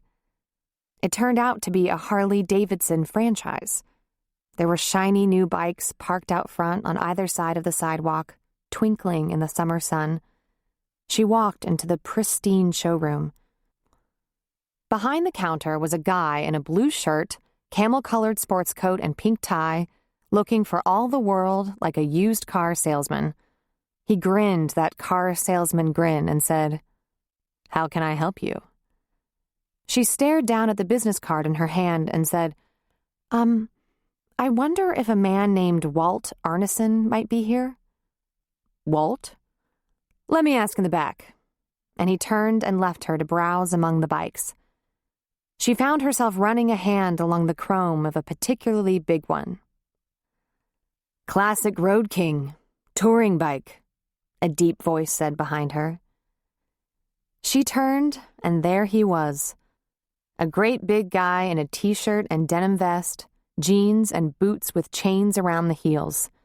And, of course, all that hair and the naked lady on his arm. And a cast on his right hand, almost up to his elbow. "Oh, God," she said, her eyes fixed on the hand. "It's nothing," he said. "Just a little crack." Then he grinned. "It was worth it." "I'm so sorry," she said. "Don't be. I wouldn't have it any other way. Seriously. Besides, it comes off in a couple of weeks. It's really nothing." "Oh, brother," she said, shaking her head. "So, how are you? Besides, good. But how about you?" "Fine. I'm doing fine. I thought I'd drop by to say thank you.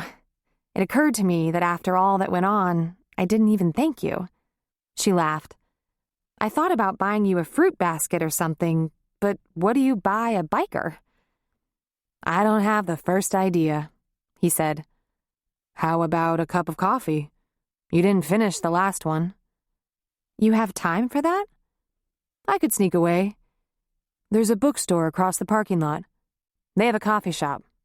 Good coffee." "You like your coffee." "I do. Only if you let me buy," she said. "Why not?" he shrugged.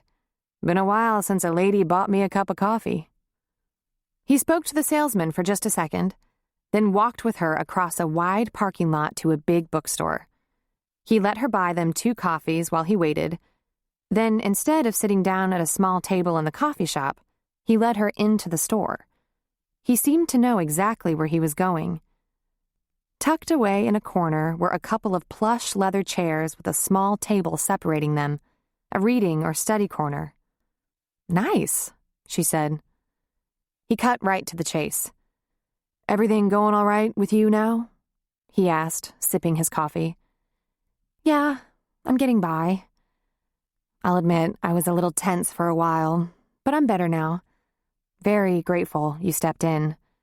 I'm very lucky nothing worse happened." "I take that to mean you haven't heard from him or seen him?" She shook her head. "Thank God. I guess you were right. He's going to pretend like nothing happened. Everything he told me was just a line, a lie." Walt frowned. "Somehow that wouldn't really surprise me." "You know that for sure?" "Yeah. My friend, the paramedic, checked to see if he was with the fire department, and he didn't turn up." "You really ought to tell the police," Walt said, sitting forward in his chair. "Well, funny you should say that. I called. I left a message on a detective's voicemail saying it was a close call. I was rescued in time, but I was clearly set up and they might want to know about the situation, the guy." They never called back. Walt just frowned. "At this point, I just want to forget about it. I guess it's going to have to be someone else who goes up against him." Or maybe he learned his lesson. She grinned. "You might have put the fear of God in him." "I hope so. The dirtbag." "I was putty in his hands. I probably fed him all the information he needed to make up his lines, make his move." "You mind if I ask, how'd you do that?" Walt said. "Well, I told him I was a nurse," she said, sipping her coffee. "Emergency room. We do a lot of business with police and paramedics. I don't remember exactly, but I might have told him that before he said he was a paramedic. Ah, so that's how that went down, he said. Makes perfect sense. So, you're an emergency room nurse. That sounds exciting. What made you decide to be a nurse? At first, nursing seemed practical. I had to make a living. I wasn't very far into it when I discovered I really loved ER nursing. I found out I like to be where the action is. I'm not very patient. She sipped her coffee. What makes a person decide to be a biker? He grinned at her, and she noticed that in the midst of that scruffy face was a very warm, inviting smile. In my case, a scooter, he said. I was pretty little. Then a bigger bike, and bigger. You look like a pretty hardcore biker. She stopped herself and bit her lower lip. I do, huh? He said patiently. Well, I am, I guess. I'm not a Hell's Angel or anything like that. Do you belong to a bike club? He asked, leaning back in his chair. Haven't had time for anything like that in a while. I might go on a group ride now and then, but mostly I'm on my own. I kind of like just taking off. That's the beauty of the bike. When I was a lot younger, I took 18 months to tour the U.S. with just a bedroll and a backpack. I met a lot of riders out on the road. Sometimes we'd hook up and ride together, camp together for a week or so, then I'd move on. I learned a lot about the machine that way. About the people who are drawn to the machine. 18 months? She asked, astonished. Yep. It was awesome. There's a lot to check out in this country. You can see a lot more of it from a bike. You like to read? Uh-huh. Girl stuff. Well, there's this book. Not girl stuff, but it's good. Zen and the Art of Motorcycle Maintenance. It tries to explain the feelings bikers have toward their bikes, their freedom, the power of the open road, the whole experience. She laughed at him. I know golfers who think it's a spiritual experience to get the ball in the hole, but it's still just a little white ball you hit around with a club. Ever been on a bike? He asked, lifting an eyebrow. I hate them. The worst casualties in the ER are bikers. Yeah, he admitted. Anyone on a bike who isn't fully conscious, totally safe, and has an accident, I don't sympathize with as much as I should. But bikers who get hurt because they're more vulnerable than the vehicle, that's a calculated risk. We understand that. Being on a bike is so great. That's why people take that risk. I mean, there's no metal around us, no airbags. It's not a tank. You have to be sharp. You have to be good. You should have a good machine. He smiled at her. If you're riding, you better have a good driver. He sipped his coffee. Ever been on a bike? He asked again. She shook her head, her mouth open a little. Who knows? Maybe I'll get you on one someday. I doubt it. Never say never. It was pretty unusual for Walt to take a coffee break that lasted an hour and a half. It was unheard of for him to take that kind of time away from the store with a pretty woman. They'd had such a nice time, talking about his rides, her nursing. Walt didn't have hobbies outside of bikes and rides. His hours were long, and he enjoyed his work so much he never considered cutting back. But they discovered that they both liked to read. Walt was drawn to the guy stuff. She went for the girl stuff. Before leaving the bookstore, they did a little browsing, first in his section, then hers. They left with a couple of books apiece. Walt bought her a copy of Zen and the Art of Motorcycle Maintenance. They both admitted they'd had a nice time when they said goodbye. He told her any time she'd like to get together for a coffee or whatever, she should give him a call at the store. He'd love to hear from her again. She didn't offer her phone number, and, knowing what she'd been through, he didn't dare ask. After she left, he called his brother Kevin, the youngest in the family, the cop. "You working this afternoon, bud?" he asked. "Yep. Going in around 2. Why?" "Okay, here's the thing. I had a little incident that I never mentioned." "Oh, Christ. You got cops after you or something?" "No. Could you listen for once? Here's what happened. I was leaving this bar a couple of weeks ago, and there was a woman in trouble at the far end of the parking lot. She was yelling for help from the inside of a car that was rocking off the shocks. I could make out 2 people in the front passenger seat, and she was putting up a fight, so I checked it out. I knocked on the window, and the guy slid it down an inch and told me to go away. But I could see he had the seat reclined and his hand over her mouth. So I broke the window and got her out." "You broke the window?" Kevin asked. "Is that how you hurt your hand?" "Yeah. I don't think we need to tell Mom about that, huh?" "He coming after you for that?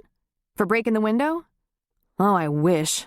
Nah, he ran for his life. The woman, nice woman, by the way, was out on her first real date with him. She'd met him for coffee, talked on the phone, and she was meeting him at a bar rather than letting him come to her house. You know, trying to be careful, I guess. She was real shook up, so I got her a cup of coffee. I gave her my business card in case she needs me to back up her story. The guy was assaulting her. He was going to rape her, Kevin. You sure about that?" "Nah. Maybe he just wanted to hold her down and kiss her a little while she was screaming her brains out and kicking hard enough to rock a big old Tahoe. You're right. He probably just wanted to talk about Greek philosophers and she was just so fucking uncooperative. Okay. What's this got to do with me?" "I saw her today. She dropped by to say thanks. She's holding up okay. She hasn't heard a word from him or anything. She's getting past it real good." "Yeah? But I think we should know who he is." "We? Got a puppy in your pocket, brother?" "You and me, big shot. I got the license plate number, make, and model. See, she's an emergency room nurse, and he told her he was a paramedic. It makes sense she should figure him for part of the family, you know? But a friend of hers who really is a paramedic checked and couldn't locate him. Maybe he's just some sick jerk who knows what lines to use to get women to feel safe." "Oh, I get it. You'd like to have a discussion with him about that?" No, that's not what this is about. I'd like to know who he is, though, for safety reasons, and you, as a cop, might want to check and see if he has a problem in this area. Maybe you look him up and it isn't the first time, huh? Maybe you'll want me to officially report what I saw, because I saw something real bad. Or maybe you'll want to talk with the woman I helped out, see if she can corroborate that he's just a lying slimeball who's... Walt took a breath. "I know you're not supposed to tell me about his record, but you could check.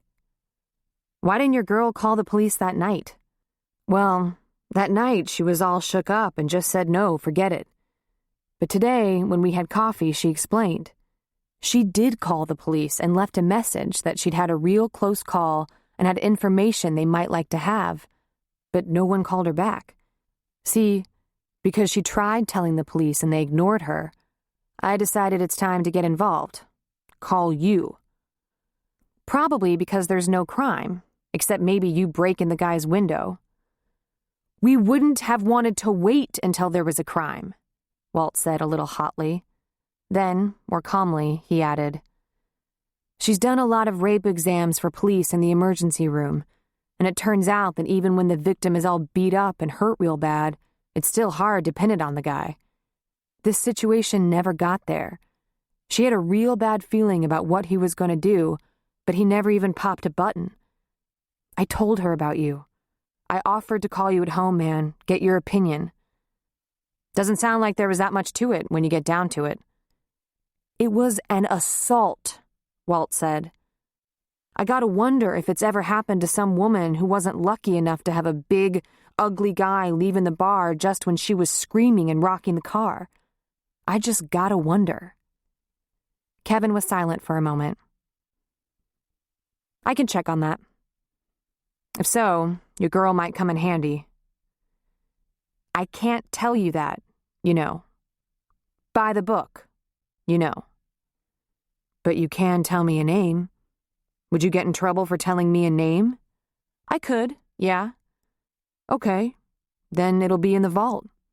No one will ever know you gave me a name.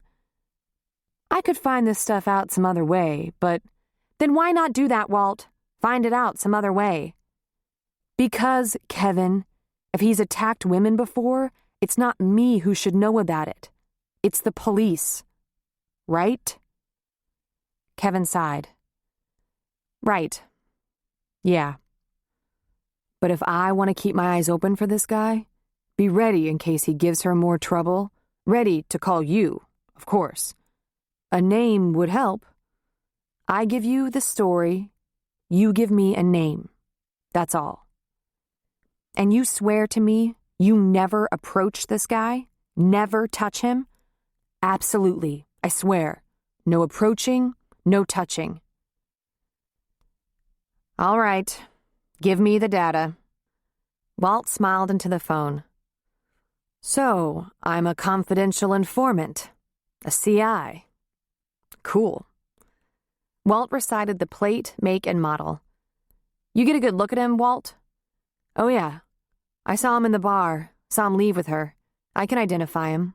6 feet, brown and brown, chiseled chin. His hair is long enough to comb. You know what I'm saying? Not a butch military cut, and not over the collar.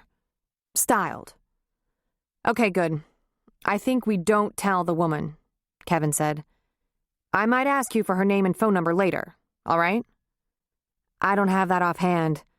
I don't even know her last name. I know her first name and that she's an emergency room nurse, so you could probably find her easy. I don't know that I'll ever see her again, Walt said. But I gave her my card, my office and home numbers in case she needs me for anything. And she's nice. You can tell in 1 minute she's kind. That she only wants to help people. And this asshole was going to hurt her. That's not something you just let go. Kevin laughed into the phone. Really? Who would take you for a good Samaritan? That's the thing.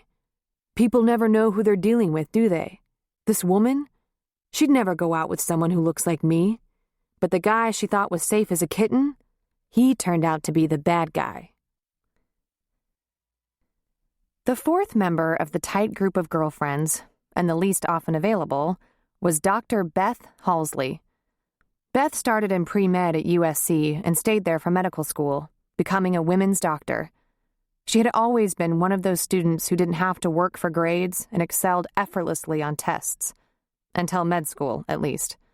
She had a nerdy brain inside a model's body. She had been more beautiful than any of the other high school girls, but not as popular. People thought of her as stuck up. She wasn't.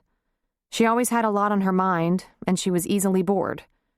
True, she was a cheerleader like Julie, Cassie, and Marty, but she was also a scholar, debater, gymnast, chess champion, and president of the science club. She had almost never gone out on a date. It wasn't long before boys avoided her like the plague. She was just too intimidating. And she'd never learned those wily, flirty games. But the girls, Cassie, Julie, and Marty, though nothing like her, loved her, understood her, envied her in so many ways. Beth was the one to unequivocally make good, and when she graduated from pre-med and medical school in LA, they were there, cheering the loudest of all. And now that she was newly transplanted back in the Sacramento Valley in a small women's clinic, they were bringing their privates to her for their exams and other medical needs. Beth called Julie in the morning. Hey, don't faint, but I can get out of the clinic for a couple of hours today. I got in touch with Cassie and Marty and they're free for lunch. Noon at Ernesto's. How about you? A lot of mommy stuff going on today, but I'll see what I can do, Julie said. Well, try, Beth said. I miss the heck out of you. I haven't seen you in a couple of months. Julie couldn't bear the thought of missing lunch with the girls, but she couldn't afford it. And the morning had been stressful. Right after a bout of morning sickness, Julie spent a couple of hours going over the bills, trying to decide which one to pay, which one to let slide. She'd barely recovered from her early morning nausea when the dog, Tess, threw up right on her shoes. In her shoes. Armed with paper towels she usually tried to ration, she began mopping. As she was on her hands and knees, scooping and wiping, Tess licked her face, knocking her back on her butt, disgusted with a, "Ooh!" She had to hose out her shoes on the back patio, which made her cry. If she'd had 2 nickels to rub together, she would have thrown the damn shoes in the trash. When she had all the kids loaded in the car to take Jeffy to a Parks and Rec summer program, the engine wouldn't start. It wouldn't even turn over. She got her mom to drive over, give her a jump, and thank God that did it. On to Jeffy's program to drop him off, then to the auto supply to buy a new battery. She had to try 3 credit cards for one to be approved. It was looking like both those bills she was sitting on would have to slide. Then she dropped Clint and Steffi off at the grandma's for a couple of hours so Julie could join her friends for lunch. She had already decided she would make an excuse, say she had already eaten, but she wanted to meet them at least for a glass of iced tea. When she got back to the car, reaching into her purse for her keys, she noticed that her mom had tucked a 20 into her purse. And she cried.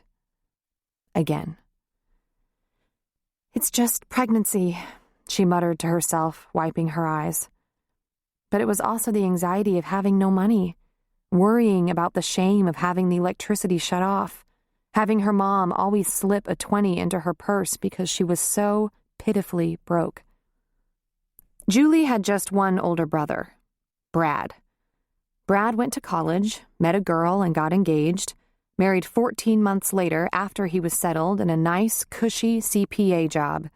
Then, and only then, he went to work on an MBA to make his job even cushier. After that, he and his wife decided to start their family, and, like many of their friends, they seemed to have a choice about that. When they used birth control, they didn't have children and they never had a slip. When they went off birth control, they reproduced. At 32, Brad and his wife, Lisa, had a 3-year-old boy, a 1-year-old girl, and a vasectomy. Such was not the case with Julie and Billy. She'd been a few months pregnant already when they married at barely 19. Billy worked part-time and went to school part-time, earning his degree at 24 when Jeffy was 4 years old. If they'd had it their way, Jeffy would be at least 10 before they had another baby. They were still so young, completely strapped with school loans, credit card bills, and low-paying jobs. They were compulsive about protection. Except one night when they didn't use a condom and spermicide because they were so worked up, in a fever, wild. One time, just one time, and it hadn't even been during a vulnerable time of the month. Hello, Clint. Clint arrived when Jeffy was barely in kindergarten, the first year Billy was with the fire department. The next year, Steffi, the result of a diaphragm that Beth said probably wasn't a good fit. Billy knew the value of an education and had pursued it while waiting for an opening in the fire department. He'd wanted to be a fireman since he was 6. It was a childhood dream. It was also a good job with good benefits and a pension. But when you have 3 kids, lots of bills, a stay-at-home wife, the early years can be tight. If he had any real fascination with any other field, there were probably endless opportunities for a man with a degree. But in his job, he had adventure and saved lives, and that meant more to him than anything.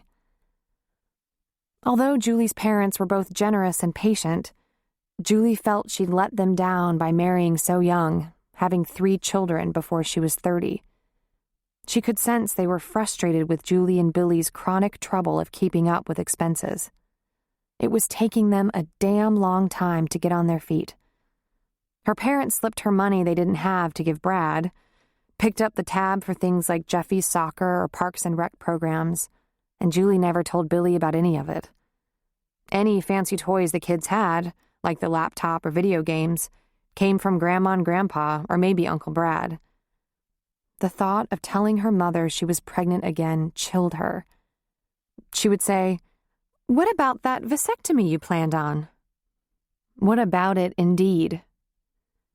Billy was supposed to take care of that and had simply put it off. a little nervous about having his testicles sliced into, as if oblivious to the complications of piling child upon child on a modest income. She had the IUD. They should have been safe for the time it took him to come to terms with it. But she was pregnant again anyway. Julie complained to Cassie about money, about stretching things so far month after month. But she could tell Cassie didn't take it all that seriously. After all, they somehow always managed, and Cassie would die to have her problems. To Cassie, who was getting by, but alone, a tight budget seemed like less of a problem than not having a partner, a family. And Julie just couldn't tell Marty, who seemed to have it made. But Julie went to lunch, even though she could have put that 20 in the gas tank, because sometimes she just needed to be with her friends. She was the last one to arrive, and the girls greeted her as though they hadn't seen her in a year, though she'd seen Cassie and Marty recently. "Wine?" Cassie asked as Julie sat down. "No thanks," Julie said. "Carpool." Of course, there was no carpool. "Beth, you're not having a glass of wine?" "On call," she said, smiling. "Again, but I'm covered for lunch." "Is that how you keep your figure, being on call?" Julie asked. And then all four of them ordered salads, even Julie. "I weigh the same, but they're working me to death," Beth said. "I'm delivering all the middle-of-the-night babies, the joys of being the new guy." "Speaking of new guys, any in your life?" Cassie asked, because this was Cassie's main interest. And one of the only things that perplexed her was how a woman as accomplished and beautiful as Beth remained completely unattached. True, Beth was hard to please, a perfectionist. But still, with that in mind, she figured Beth would have landed the perfect man by now. "You're kidding, right?" she said, sipping her tea. "I went out with an anal, boring internist a couple of times, but I'd rather have been reading a good novel. He almost put me to sleep." "I guess he's not getting an encore," Marty said. "Absolutely not. Honestly, I work, then I go home and sleep until the phone rings." "How are you liking the new clinic?" Cassie asked. "I'm going to like it a lot better when I'm not the new guy anymore. But it's a great little shop. Good staff. A lot of fresh-faced young pregnant girls as well as some older pregnant women. One of our docs has a real nice fertility practice." Then to Cassie, she said, "How about you? Any new guys?" Cassie and Julie exchanged quick glances. Cassie hadn't mentioned her incident to the others, and really, she just didn't want to go through all that again, even in the telling. "I've sworn off men," she said. "I draw only jerks and assholes." Beth just laughed. "The right one will probably turn up when you least expect him." "So everyone says. I don't think I care that much about the man, but it's going to be damn hard to have children without one." "You don't need a man to have a baby, Cassie," Beth said. "Gee, I know I didn't get the best grades in school, but according to my biology teacher, that's one of the things you absolutely do need," Julie said. "What you need is sperm," Beth said, and with a dismissive wave of her hand, she said, "Easy." "Holy smokes," Julie said. "Good idea," Marty said. "Marriage is way overrated." Julie's gaze shot from Beth to Marty, but Cassie was focused on Beth. "Would you do something like that? Have a baby without a husband?" "I'm not in the market for a baby," Beth said. "I have a feeling I'll be better at delivering them than having them. But really, half the female doctors I know are married to doctors. They're both under pressure, working long hours, and they do fine.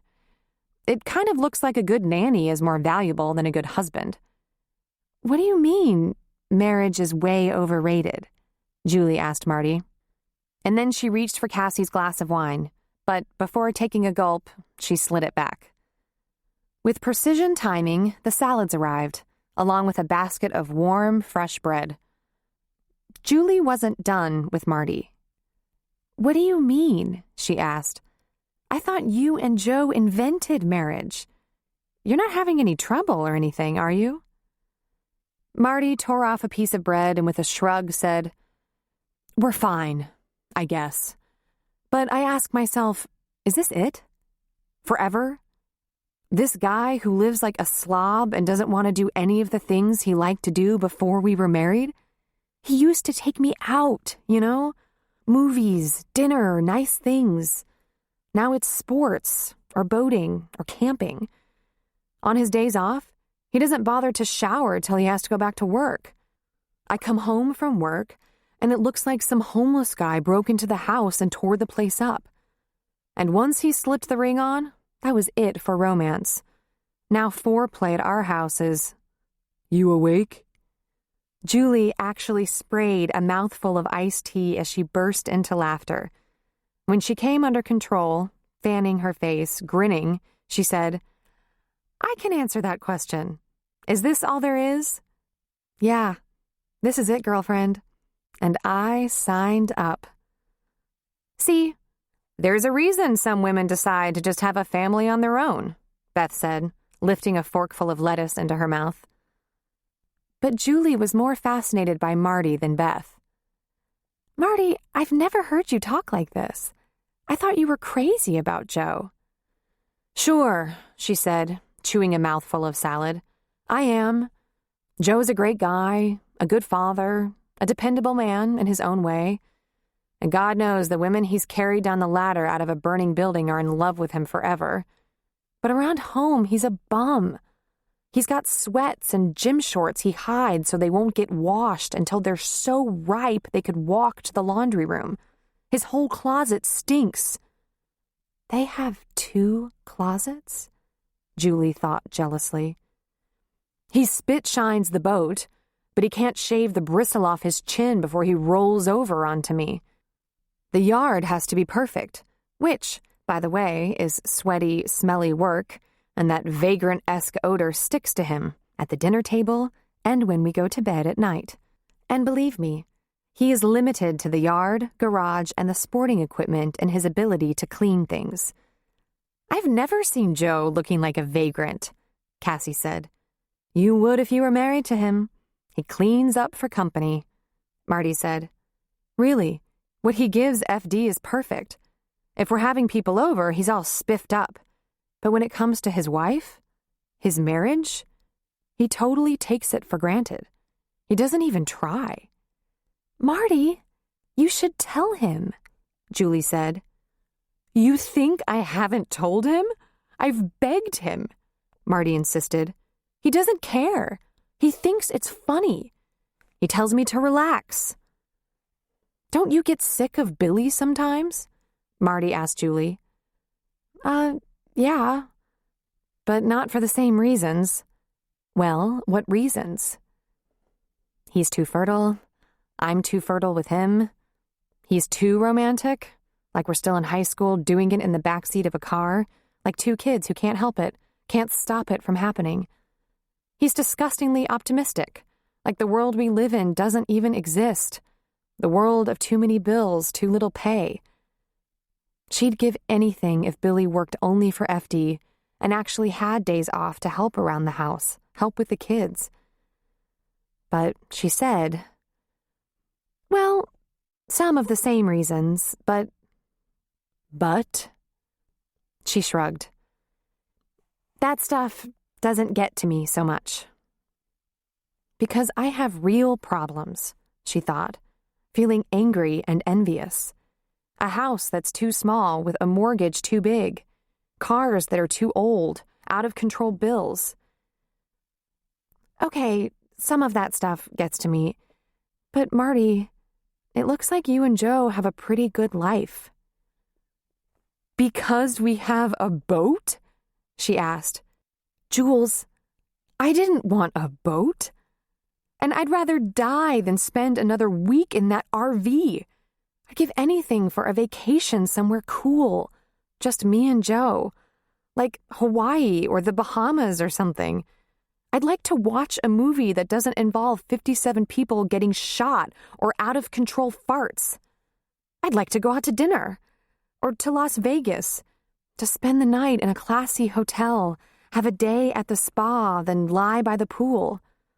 But Joe says, why go to Vegas to get a tan when we have a boat? Could it be because it's up to me to shop, Prepare food, fix everyone's meals, and then clean up everything when we bring the boat in? That's not fun. It's just more work. Marty lifted some of her salad to her mouth, chewed, and said, "You're lucky. Billy still treats you as if he'd like you to marry him." Julie thought. Why don't I feel so lucky? Could it be because you can't live on just love? Chapter 3. Julie stopped off in the ladies' room after lunch before leaving the restaurant.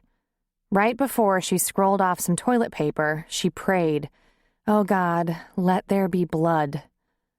But, alas, it was what she knew it would be. She flushed and exited the stall. She met eyes in the mirror with Chelsea. "Well," Chelsea said, beaming, "we just keep crossing paths." They gave each other little cheek presses. "What are you doing here?" Julie asked. "Lunch after a sales meeting," she said. "Our dealership is just a few blocks away." "That's right. You're selling cars now," Julie said. "Well," Chelsea said, laughing indulgently, "Hummers. And I'm a sales manager. My dealership won a couple of awards recently." Julie noticed that Chelsea wore a very attractive suit and her shoes were to die for. Julie no longer knew anything about brands. She'd been picking up her duds at Target when she had money to spare, but she knew they were très expensive. Julie wore a sundress and sandals, each about 3 years old, the same thing she might wear for a trip to the grocery store. She felt as if she'd been thrown together out of a thrift shop. "Aren't they kind of hard to sell these days? Hummers?" "Nah," Chelsea said, shaking her head dismissively. "Even in a down economy, we move a lot of them. People just love them. They think of it as a symbol of affluence. The bigger, the better." "With gas prices so high?" Julie asked, noting all the little extras about Chelsea. Manicured nails, shaped and waxed brows, highlighted curls, rich-looking makeup that appeared almost professional. "I don't think our sales have even dropped." "What are you doing here today?" "Lunch with the girls," she said with a shrug. "It isn't very often we can drag Beth out." "Oh, sure." "You're looking very smart today," Chelsea said. "Cool and comfortable and pretty." Julie immediately felt as if Chelsea was throwing her a bone. She said, "Thanks, that's nice of you to say. I just grabbed this at Costco." Then she thought, why did I have to say that? Chelsea's purse was worth Julie's weekly household allowance. "Why did you leave that company you worked for before? Insurance, wasn't it?" "Healthcare," she said, lifting a brow. "It was quite a while ago, actually." "I'm just following the money, Jules. Healthcare is good, but there are a lot of business degrees in there humping for management. This is better." "Wasn't it a hard transition? They don't seem to have much in common." "On the surface, maybe. In the end, business is business. When I thought I needed a change, I started working weekends at the dealership, and when I'd made enough money to see the potential, I quit Health South and went full-time." "Do you have any idea what the commission is on a Hummer?" "But what I'm really interested in is upper management, eventually a dealership." "A Hummer dealership? At 29? "It's not going to happen next week," Chelsea said with a laugh. "Listen, one of these times when you girls get together for lunch, give me a call, huh?" "Sure," Julie said, thinking, never gonna happen. "Today was pretty last minute. I don't think it was even planned till 10 this morning." "I'm flexible," she said. "I have to run. The owner is waiting." "Sure. Go ahead," Julie said, busying herself at the sink. "Take it easy." She washed her hands while the door closed behind Chelsea. All that kiss, kiss, call me bullshit, she thought. They'd stopped fighting like cats in a sack the year after graduation, but little else had changed. Chelsea had been a cheerleader too. She'd managed to stay friendly with Marty, but Chelsea had dated Billy during one of his rare and brief breakups with Julie, which had lost her any chance of being friends with Julie. Because of that, Cassie wrote her off. Beth had never cared about all that drama. And to this day, Chelsea's eyes lit up when she saw Billy. It made Julie furious. But there was no question that Chelsea had made good. She, like Billy, had a degree in education. If it weren't for the fact that Chelsea had gone to college full-time while Billy picked up night classes whenever he could, Julie would suspect her of following him into that major. Billy had gravitated toward industrial arts, while Chelsea was elementary education. Neither of them had ever worked as teachers. Like her or not, what Chelsea said got Julie thinking. Why wasn't Billy doing something like that? Finding a field he could work in part-time, looking for a better opportunity instead of cutting wood and countertops for extra money.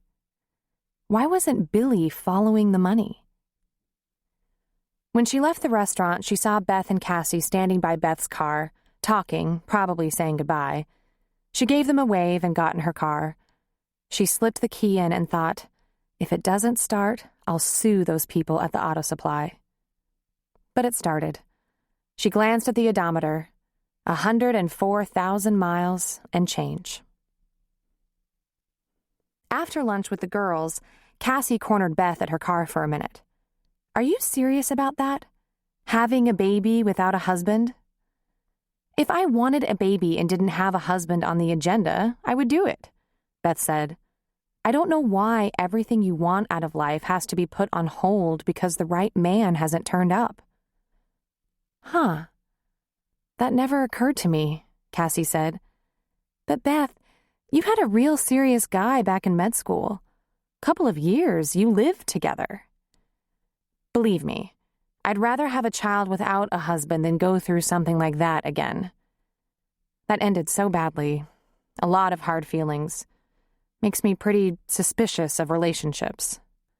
Yeah, that was horrible, Cassie said. Well, I know people do it all the time, have children even though they're single, but it seems like they're always celebrities or millionaires, not ordinary people, not working women.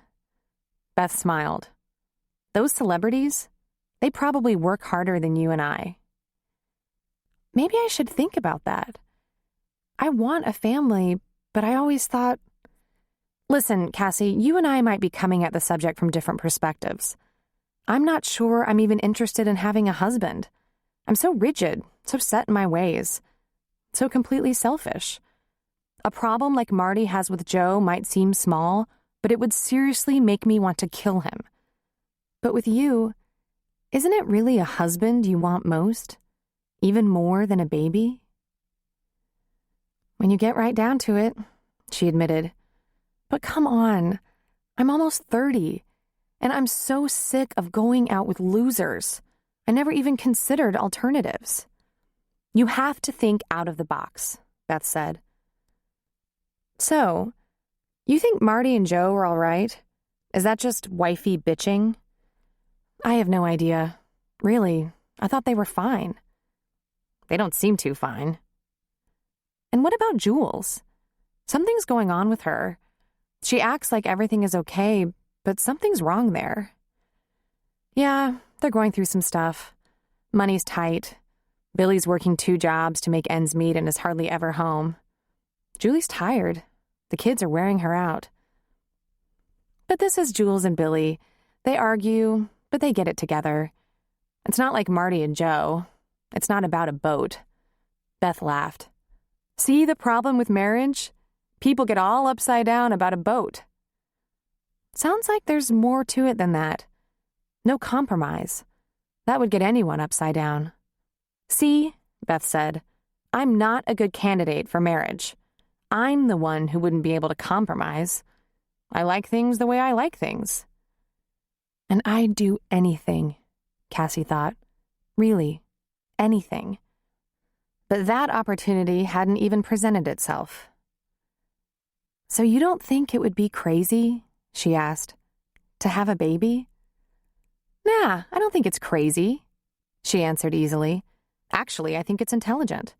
What's crazy is marrying the wrong person because you want a family. If I wanted a child but didn't have a partner, I'd definitely consider it. But that's a far-fetched thought for me. much time do you think you have? I mean, how much time do we have? 6 or 7 years, realistically. Longer, under the right circumstances. We're getting women through healthy pregnancies older and older. Right now, I'm too consumed to even think about things like partners, babies, and that's the truth. I don't know what I'd do with a boyfriend if I had one. Run out on him every time the phone rang, probably. Listen, I don't have any advice. I think that one very bad boyfriend might be it for my love life. I've always been too busy. I can't pay attention to a man for long, which is probably the real reason that last one ended so badly. My mind wanders. I'm always thinking about other things. I'm self-centered. And if I found a guy like me, we'd be like strangers in the same house, totally preoccupied with our own agendas. I might be better off never running into a guy I could tolerate. That's why I can't have a child without a nanny. I'm probably not capable of being completely responsible for a child. Oh, that can't be true. It can be. Look at my parents. They were just brilliant nutcases. A couple of smart people who didn't care about much outside of their work. Other than my education, they didn't have a clue what was happening in my life. You could talk to either one of them for 15 straight minutes and they might not hear a word. It's a DNA thing. It's in me, too. That's why everyone thinks I'm weird. Cassie smiled at her. Well, I don't. I think you're amazing. And your patients love you. I am so lucky that way, she said appreciatively. I think I accidentally became a good doctor. It's a miracle. And believe me, I don't take it for granted. I love my work so much. She smiled wistfully. Honestly, I live for it. It's all that matters. Cassie had always envied Beth's brains and success, even though what she really wanted was what Julie had. Beth had always seemed so sure of everything she aimed for in life. When they were younger, she'd never been the least bit insecure about not being popular, not having a boyfriend. Even major setbacks, and Beth had been through some heavy stuff, barely seemed to slow her down. She marched on, following her instincts, doing what she was born to do. Beth's parents were oddballs, a couple of middle-class eggheads. Her mother was a librarian at the college, and her father was a professor, helminthology, the study of worms. Beth grew up in a messy house cluttered with papers, bulging bookshelves and microscopes, dishes stacked in the sink, beds unmade, dirty clothes piled high, her parents completely distracted by their intellectual obsessions. They never had a lot of money to throw around, nor did they pay much attention to their daughter. But they had real high educational standards and had raised themselves a young genius who proved she could be the best of both of them. Beth had been in gifted programs since she was 6. But Julie had Billy, who had adored her for 13 years. He still looked at her as if she was the only woman alive. They might have to pinch their pennies most of the time, but their relationship was solid, unshakable. Jules might not be able to count on being able to pay the bills, but she could always count on Billy loving her, being there for her. And if they ran into a big problem, they never failed to tackle it together. Given a choice, Cassie would take the kids, money troubles, and true love, which she figured must make her a fool.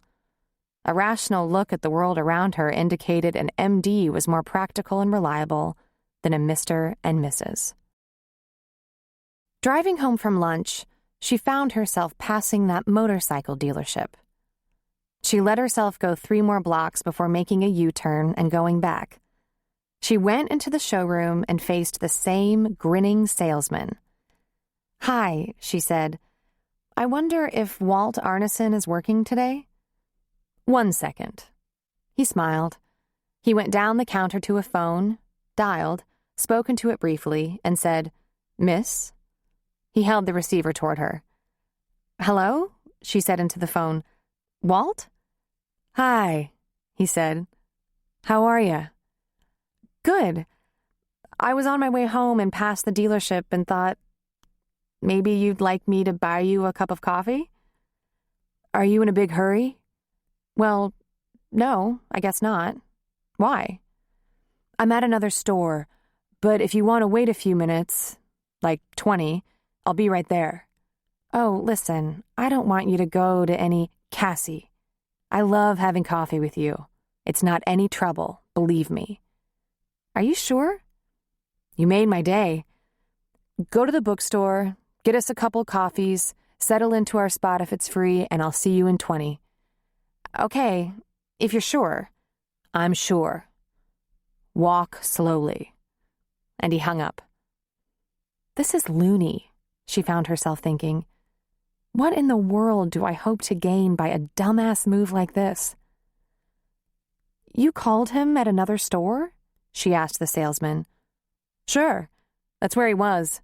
He's on the move a lot. Oh, well, thanks.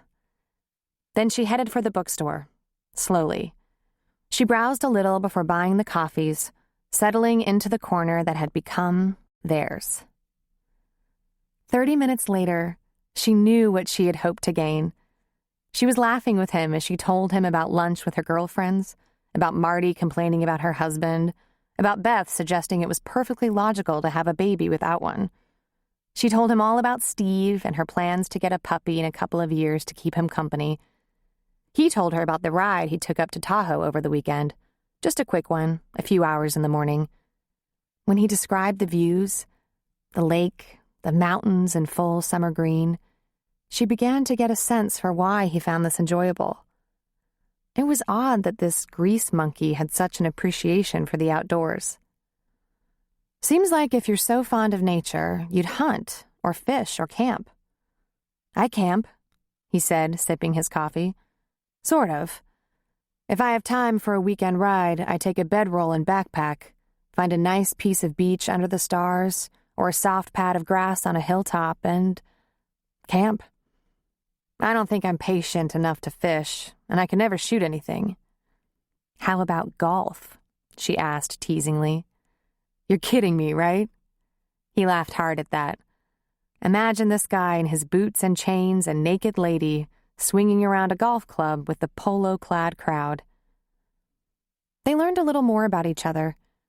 Neither of them had ever been married. They both came from families of 4 children, though hers were half-sibs. His family was local, hers was in Des Moines, and they'd both worked at their current jobs for more than 5 years. At one point, he asked her if she was still feeling nervous about her incident, and she told him she was slowly getting past that, but she decided to be a lot more cautious. She didn't want to find herself in that position ever again. I'm all done dating, she said, at least for a good long time. I think I've been through enough. Understandable. That really shouldn't have happened. I usually have much better instincts than that. It doesn't seem like you did anything wrong, Cassie. He's a freak, that's all. After an hour or so of coffee, they browsed together, helping each other pick out books. In the parking lot, he said, You know, I like these coffee dates. It's a real nice break in the day. I enjoyed it, too. I know it's only been twice, but I'm already looking forward to the next one. Even if you have to drive across town? Even if, he said. Then he pulled a short stack of business cards out of his pocket, sifted through them, and handed her one. All it said was his name and a phone number. If you call that cell number when you feel like coffee, I won't keep you waiting so long. I don't give it out that often. I get too many calls from bikers with mechanical problems when I do. They like me to walk them through home repairs. But I'd like you to have it. Gee, she said, you have that kind of schedule? That a person can just interrupt you in the middle of work and it's okay? I put in a lot of hours. No one minds when I take a little personal time. You call, I'll come, he said. You know, I haven't offered you my phone number, and there's a reason. He put a big hand gently on her forearm. Oh, I'd love to have your number, Cassie. But I know it's important you be in charge right now. You call me any time. I'll be there. Thanks. That's nice that you understand. Hey, I was there, remember? Billy's part-time job, in addition to the fire department, was in construction. He could have made it his full-time job and maybe make more money than he currently did at FD, but it didn't have the same potential for growth. It offered good money for flexible hours that he could fit around his FD schedule. The contractor let him work a few hours here and there while he was doing his 24-hour shifts with the department and full days on his off time. He could get in at least 12 full days a month, usually more like 16. Cutting wood and stone for countertops was often tedious, but he did it perfectly and it paid well. And it was damn hard work. Both his jobs were physically demanding. Although he was a paramedic, he didn't drive the rescue rig every day. He was a firefighter first. So about every other workday, he worked the rescue rig, and other times he was on the engine. Then he'd cut wood and rock. Exhausting, dirty work. He had about enough time to eat, sleep, and go back to one job or another. But he and Jules needed the money. He hadn't called in sick to either job since the day he started.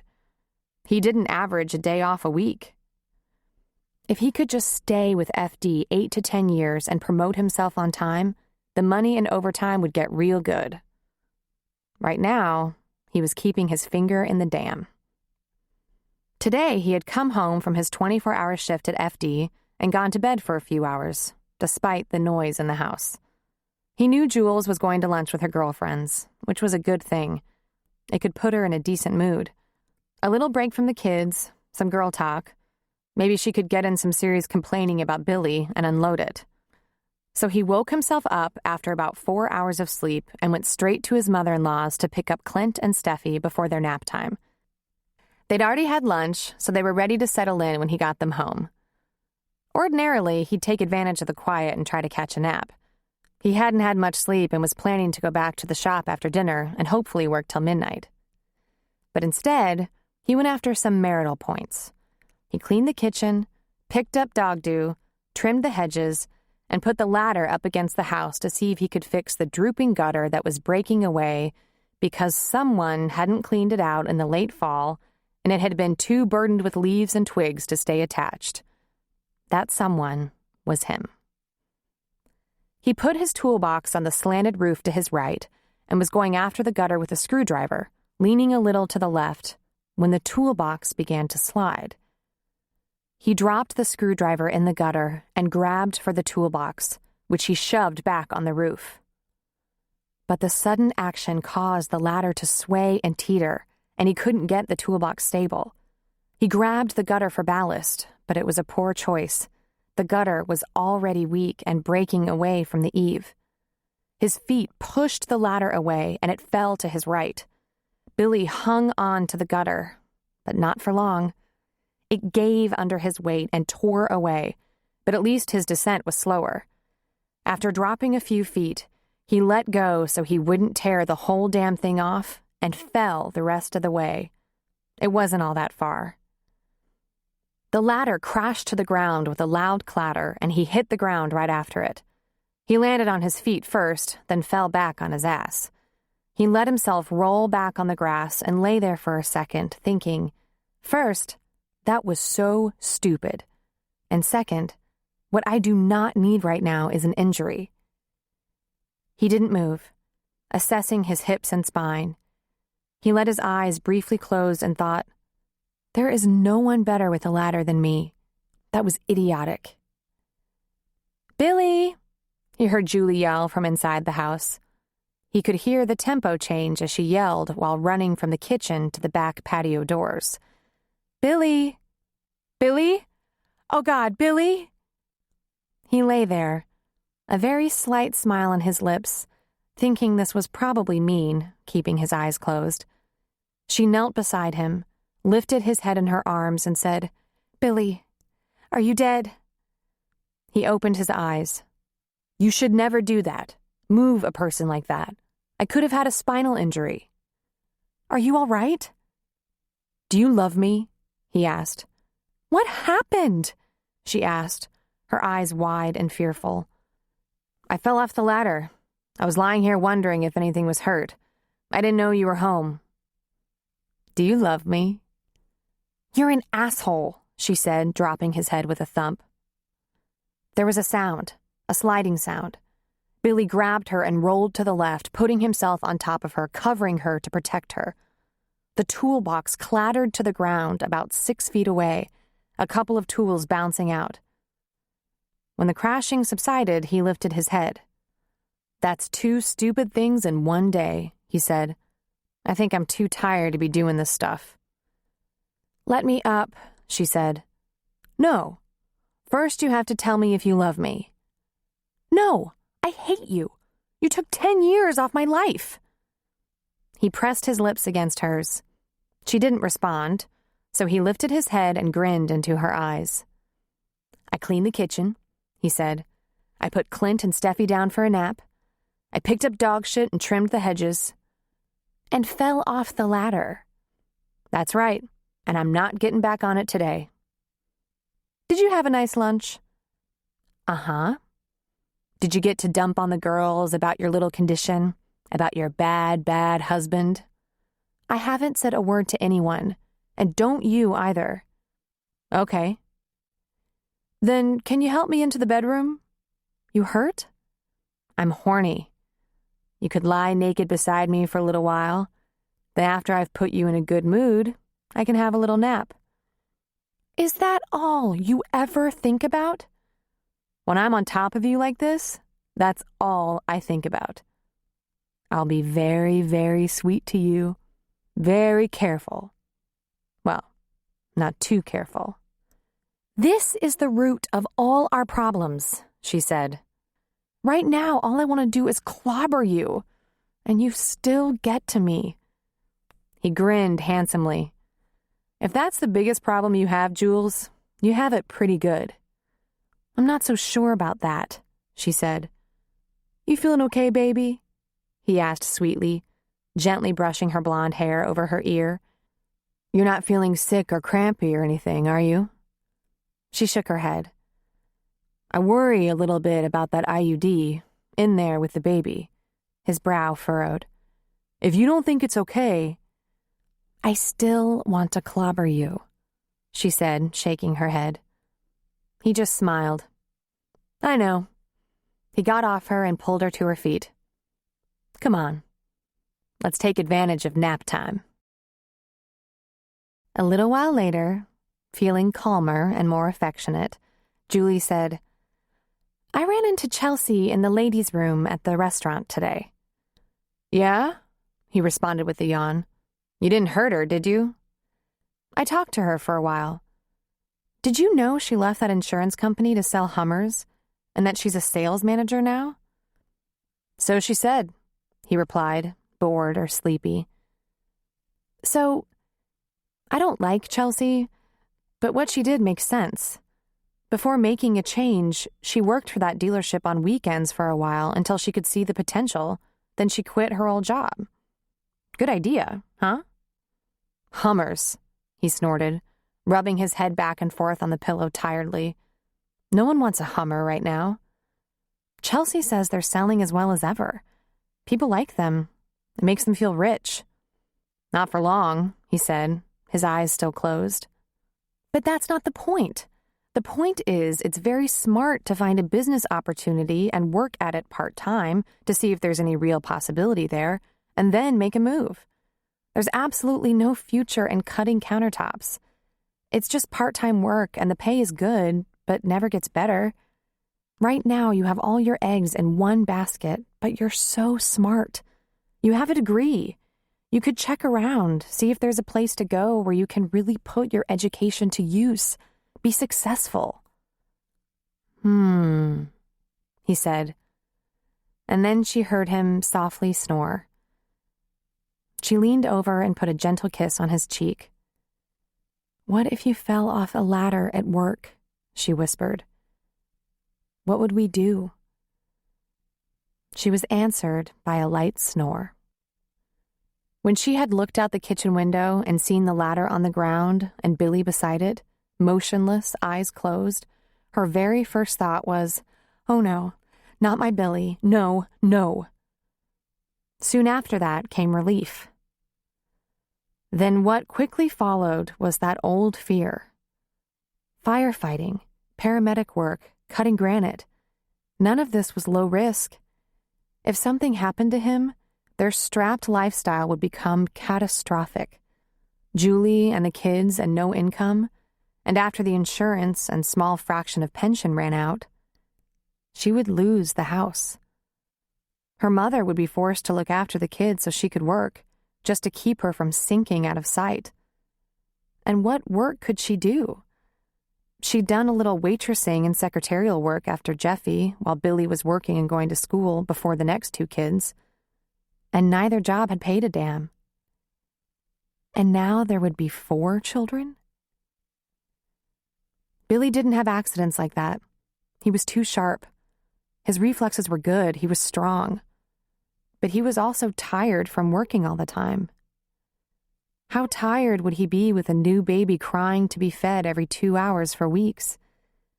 How could he be so blissfully happy about another baby when it put the future of the entire family at risk? She heard Steffi wake up with a cry and a cough, and it changed her entire thought process. Oh no, please don't get sick, she thought. She went instantly to the bedroom the 2 younger kids shared and scooped her up, took her to the kitchen and quickly dosed her with decongestant and Tylenol, preying off a fever or cold. Then she spent the rest of the afternoon and early evening tending to food, picking up Jeffy and taking him to soccer practice. She had to stop off with 3 kids in tow to pick up Gatorade for the team because it was her turn, throwing together meals, tending a crying, miserable, sick kid, cleaning up vomit, tossing in laundry, picking up toys and clothes. When Billy finally roused from his nap at about 6, at least a couple of hours later than usual, which magnified how tired he'd been, she was sitting in the kids' bathroom with Steffi on her lap, the bathroom filled with steam to loosen up her congestion. "What's going on?" he asked sleepily. "Steffi's got something. She threw up 3 times, couldn't keep supper down, and she's hacking like the croup." "Fever?" he asked, running a hand along the back of his neck, trying to get his bearings. "I'm keeping it down with Tylenol, but she's sick." He reached for Steffi and she went to him, whimpering, "Daddy," like a sick little pumpkin. "Clint?" he asked. "So far, so good." "Okay, take a break. I'll do steam room duty," he said. She left him sitting on the closed toilet seat, holding his daughter against him, knowing he hadn't had enough rest and would still try to get in some hours at the shop no matter how late he started. He had to be at the fire department first thing in the morning for his 24-hour shift. She couldn't let him do night duty with the kids. It would be on her so he could be rested and safe. But she was so tired. Early pregnancy made her want to sleep around the clock, but she couldn't. And she thought, I can't go on like this. I just can't. After lunch with the girls, Marty did a little shopping before going home. Joe was with 3-year-old Jason. There was no reason to hurry. She tried on clothes, found a couple of nice things on sale and bought them, though she'd have nowhere to wear them. All she really needed in her wardrobe these days were clothes for work and clothes for the lake. But she fell in love with a pair of crepey pants that were snug around the hips and butt, flowing at the hem. Then there was this low-cut top that showed off her cleavage and fit so nice. The perfect ensemble to go out for an evening, maybe dinner, maybe dancing. And she couldn't resist a fitted dress with a slit up the side that showed off her figure. It was lavender and really drew attention to the light brown of her soft, shoulder-length curls. Joe didn't like to dance. For evenings out, he liked to get together with the gang from FD, usually at a sports bar. Vacations were taking the RV up to Tahoe, pulling the boat along with it.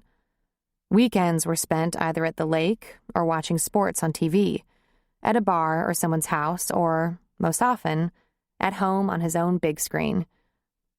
They never did the things she liked to do anymore. He chose all their recreation. So she bought shoes, too. High-heeled sandals with ankle straps. very sexy. Marty was small and trim. She could get away with those 3-inch heels, and she was agile in them. They looked great twirling around a dance floor. Sometimes she bought these things while in the fantasy that life could be fun again. There was a time that dressing up like this got Joe all excited, especially the shoes. He'd see her legs in those heels and go crazy.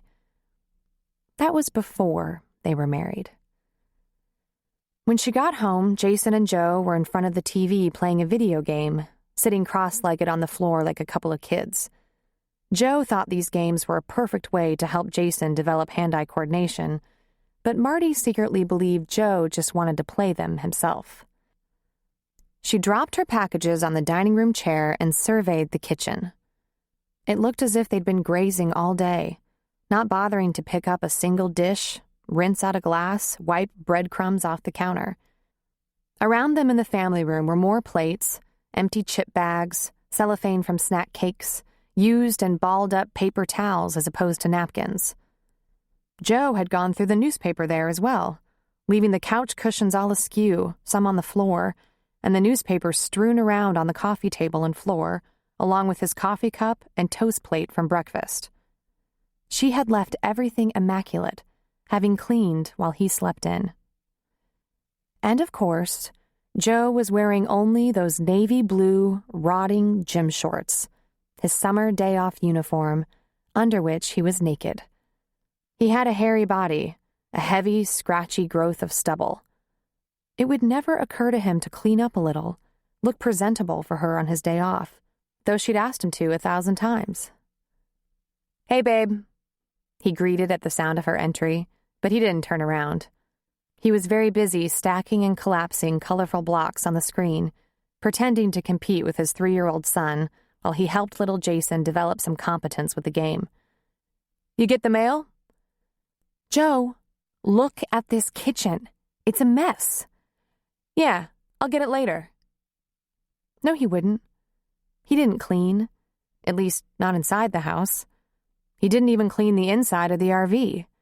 Now, the boat or yard or garage, he kept them perfect. This mess would be left for her. "Joe, can I talk to you for a minute?" "Yeah, sure. Sit tight." Then after a full minute passed, he shouted, "Whoa, you see that, buddy? You got me. Want to go one more time?" And he started a new game. "Joe." "What?" "I want to talk to you." "Aw, Jesus," he said, irritated. He put down his remote game stick and got to his feet. He looked like a monkey. All that black hair covering his legs, chest, belly, his shadowy face, his hair goofy from not being combed. He gave his gym shorts a tug, but they slipped right back down, low on his hips. The elastic was giving out, and half the time she could see his butt crack. She did not consider it a precious sight. Of course, she'd brought home new gym shorts to at least have decent clean ones on that naked body. They sat on his closet shelf, rejected. "What?" he said, hands on his hips. "The house is a wreck." "Yeah, I've been busy outside and in the garage. Plus, it's my day off. Me and the little guy have been hanging out, but I got the yard work caught up." "It wouldn't take you 10 minutes to clean up after yourself in here. With another 10 minutes, you could shower, shave, and look decent." "It's my day off. I just want to relax and be comfortable." "If I hung around a messy house looking like you look, you'd leave me in a second." "I don't know about that," he said, a slight sneer to his lips. "Maybe you'd be a little easier to get along with if you loosened up. Jesus, it's just a couple of plates and glasses. How big a deal is that? Didn't you just say it would take 10 minutes? "We both work," she said. "I'm getting really tired of coming home to a mess all the time." "You work today, Marty?" he asked sarcastically. "You know I didn't work today, but I put in my 40 hours every week and I do everything around the house too. And the only time I see you looking clean and decent is when we have company or you're on your way to work." "Look, I didn't get home till 8 this morning and we had a busy night. I just want to be comfortable," he said again. "Why don't you lighten up a little bit, huh?" "No," she said, tears coming to her eyes as she shook her head. "No, I'm not lightening up. I'm sick of this. I don't ask much of you. Just pick up after yourself and shower." She shook her head in total frustration. "I'm leaving for a little while. I'm going to get out of here and cool off. I'll be back. I'll bring dinner. And if you heard me at all, clean up this goddamn mess and shower and shave." She grabbed her purse and headed back out the door. Marty really wanted to have a good hard cry, but she didn't want anyone to see her like that, so she sucked it back where it stuck in her throat like a rock. She drove around for about 20 minutes, seething, hurting. He wasn't like this before she married him. They dated for a year, were engaged for a year, and during that time, he always asked her what she wanted to do. Even then, she tried to give him balanced time by getting together with his friends for sports and boating things. She happened to like sports and outdoor activities when it didn't take up 100% of their recreational time. She didn't even mind if he seemed a little bored at a nice dinner out or fell asleep during a chick flick. Back then, during the pre-marriage days, she spent as much time at his house as her apartment, and his relaxation mode might involve sweats or jeans, but he was never this smelly, naked monkey in falling down shorts with his crack peeking out. Of course, he hadn't been tidy back then either. His bathroom was usually carpeted in hair. He left things lying around and didn't keep the kitchen spotless. But if she offered to help him clean up, he did his part. He'd let her tell him what to do: strip the bed and throw the sheets and towels in the washer, run the vacuum, take out the trash, scrub out the shower. Well, he was all done participating now. And back then, if he wanted to make love, he went to a little trouble. He was squeaky clean, smelled nice, was shaved and sweet. He knew how to get her in the mood, worked up and excited. He didn't bother with that anymore either. And now he complained if it took her too long to climax. "Come on, Marty, come on, what's the matter? I can't last all night." She just couldn't seem to find anyone to talk to about it. Julie had that kissy face thing going on with Billy after so many years, and even when she was at her most discontented, it was apparent she still thought she had the best husband in the world, which maybe she did. Cassie seemed to think if a woman had a warm body in her bed, there was nothing to complain about. Beth had much more important things to concentrate on than Marty's marital gripes. She hadn't been involved with anyone for almost 5 years now and was more focused on her medical career than relationships. Marty ended up at a small Italian restaurant not far from home. There was a quiet little bar, and they weren't too busy on late weekday afternoons. It was just after 4 o'clock. She decided to have a glass of wine, order some takeout while she sipped it, and see if she could cool down. She sat at the far side of the bar in a dark corner, sipping her wine, staring at a menu, though not reading it. She'd been prepared for things to change after marriage. She knew he wasn't the neat freak she was. She'd given the relationship 2 years before marrying him, just to be sure she knew him, knew his habits, his values. She hadn't expected him to go into such a complete decline. She never thought he'd relax all his standards, dump all the household responsibility on her. In the past, he had occasional kickback days of not shaving, but now it was whenever he wasn't working. He let himself get so disgusting. What kind of guy refuses to shower and shave when his woman asks him to? And the thing she really never saw coming? That she'd stop loving him. It was hard to love an insensitive slob. Of course, not many people saw him that way. He was a real man's man, a scruffy, masculine Italian with some old-world views, like the woman is there to bear the children and take care of the house and kids, while the man does the mechanical stuff, the physical stuff, the yard and all that. The men at FD thought he was a kick. In a way, they sympathized with her, telling her she was a saint for putting up with him. They didn't know the half.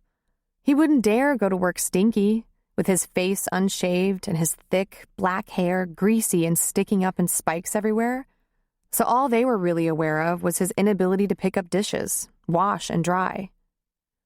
He was a hell of an Italian cook. His spaghetti and sausage and lasagna were legendary in the department. But they joked at FD that while they loved his food, he destroyed the kitchen. She would always say, "Welcome to my world." At work, he went the extra mile in other ways the guys could appreciate. He kept the equipment spotless and organized. He was powerfully strong and the first one up the ladder to the rescue. The sexy man she'd fallen in love with was gone, replaced by this Neanderthal who couldn't care less about her feelings. He'd been so great when he was trying to get her into bed, then trying to get her to stay in bed, then trying to get her to the altar, because he was an Italian Catholic and needed a wife to take care of his household, to have his kids. When they were engaged, they talked about having 2 or 3 kids, but she quit after Jason. She just didn't have the energy to work, keep the house civilized, and take care of a bunch of kids, Joe being one of them. She didn't think she loved him anymore, and she was beginning to wonder how she could stay with him. "Marty!" She lifted her head to see Ryan Chambers grinning at her. He picked up his beer and wandered over to her. Oh God, she thought, this is the last thing I need right now. "How you doing, baby?" "Fine, Ryan. How are you?" "Great. You meeting someone? Having dinner here?" "No, I'm just going to pick up some takeout. I've had a long day, so I thought I'd have a glass of wine. How about you?" "I thought about a pizza, but I don't know. I'll just have a beer, then decide." "How's Jill?" "Jill?" He laughed. "Marty, Jill and I are over." "Oh, I'm sorry," she said. "I didn't know." "Yeah, that's okay. You're not expected to keep up with the love life of an old boyfriend. It happened about a year ago." "A year, huh?" "So, who is it now?" "No one, as a matter of fact," he said, sitting on the stool next to hers. "I thought I could use a breather." "You're not dating anyone?" she asked, stunned. He usually dated several women at a time. "Oh, I've been out a couple of times, but it didn't amount to much. I'm getting a little old for all that playing around. Kind of tired of the whole bachelor scene. I think I finally worked through it. I'm looking for something different now. Something a little more stable. Reliable." "Really?" she said, leaning on her hand, not believing him for a second. He looked into his beer and shook his head with a little silent laughter. "Really? I might finally be growing up." He lifted his eyes. "At 31, I don't think it's premature. Do you?" "Hardly. Still, it's the last thing I expected to hear out of you."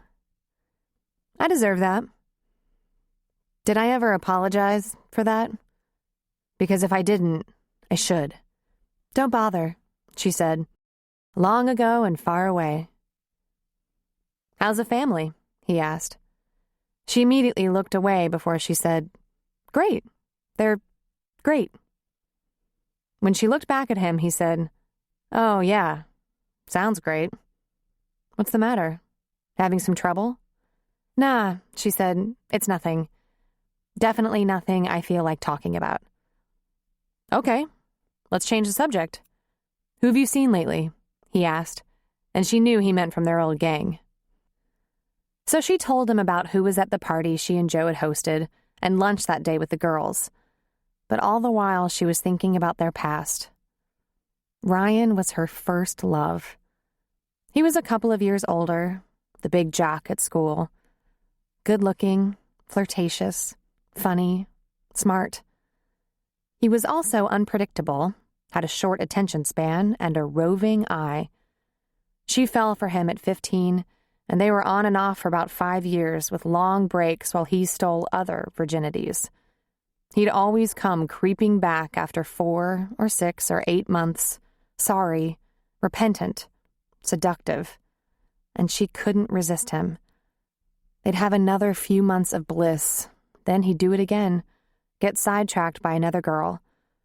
By the time she was about 20, maybe 21, She had finally had enough and wouldn't let him back. But, of course, she never really got over him. Funny, Ryan and Joe didn't have any of the same flaws. Joe was incredibly married. He didn't even flirt. In the looks department, they were pretty equal, though completely different. Ryan had a dimpled smile and twinkling eyes that could just make a girl wet herself. Joe was a damn fine-looking man when he was cleaned up, but Ryan took impeccable and fashionable to the next level. He could be a model.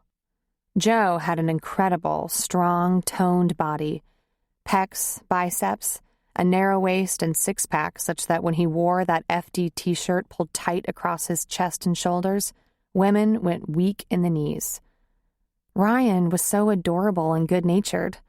Of course, he could look you in the eye, smile that heart-splitting smile, and lie through his beautiful, straight, white teeth. Joe had darker good looks, almost black eyes, a shorter fuse, but he was the most honest man she knew. They talked for about 45 minutes before Marty ordered a couple of medium pizzas to go, and Ryan ordered a second beer. Then he opened his wallet and pulled out one of his business cards. He was with the local cable company, having started at the bottom right after college. He was already a director, good income, a shirt and tie position.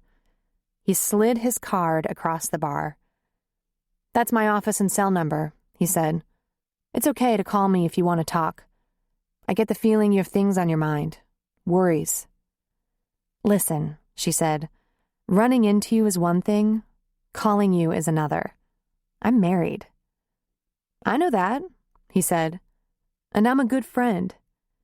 Kidding aside, Marty, we might have had our romantic troubles, but one thing about us, we were always good friends. We could count on each other when things weren't going great." "Yeah, but..."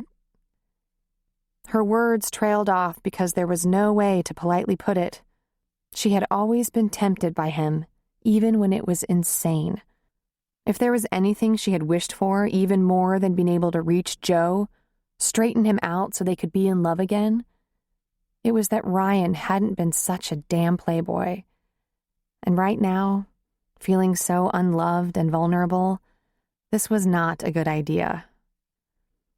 He put his hand over hers. "Marty, you mean a lot to me. You always have, you know that.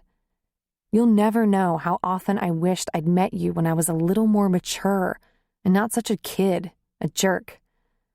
We wouldn't have kept getting back together if we hadn't had something pretty special. Maybe I can make it up to you now by being a friend. If you ever want to talk."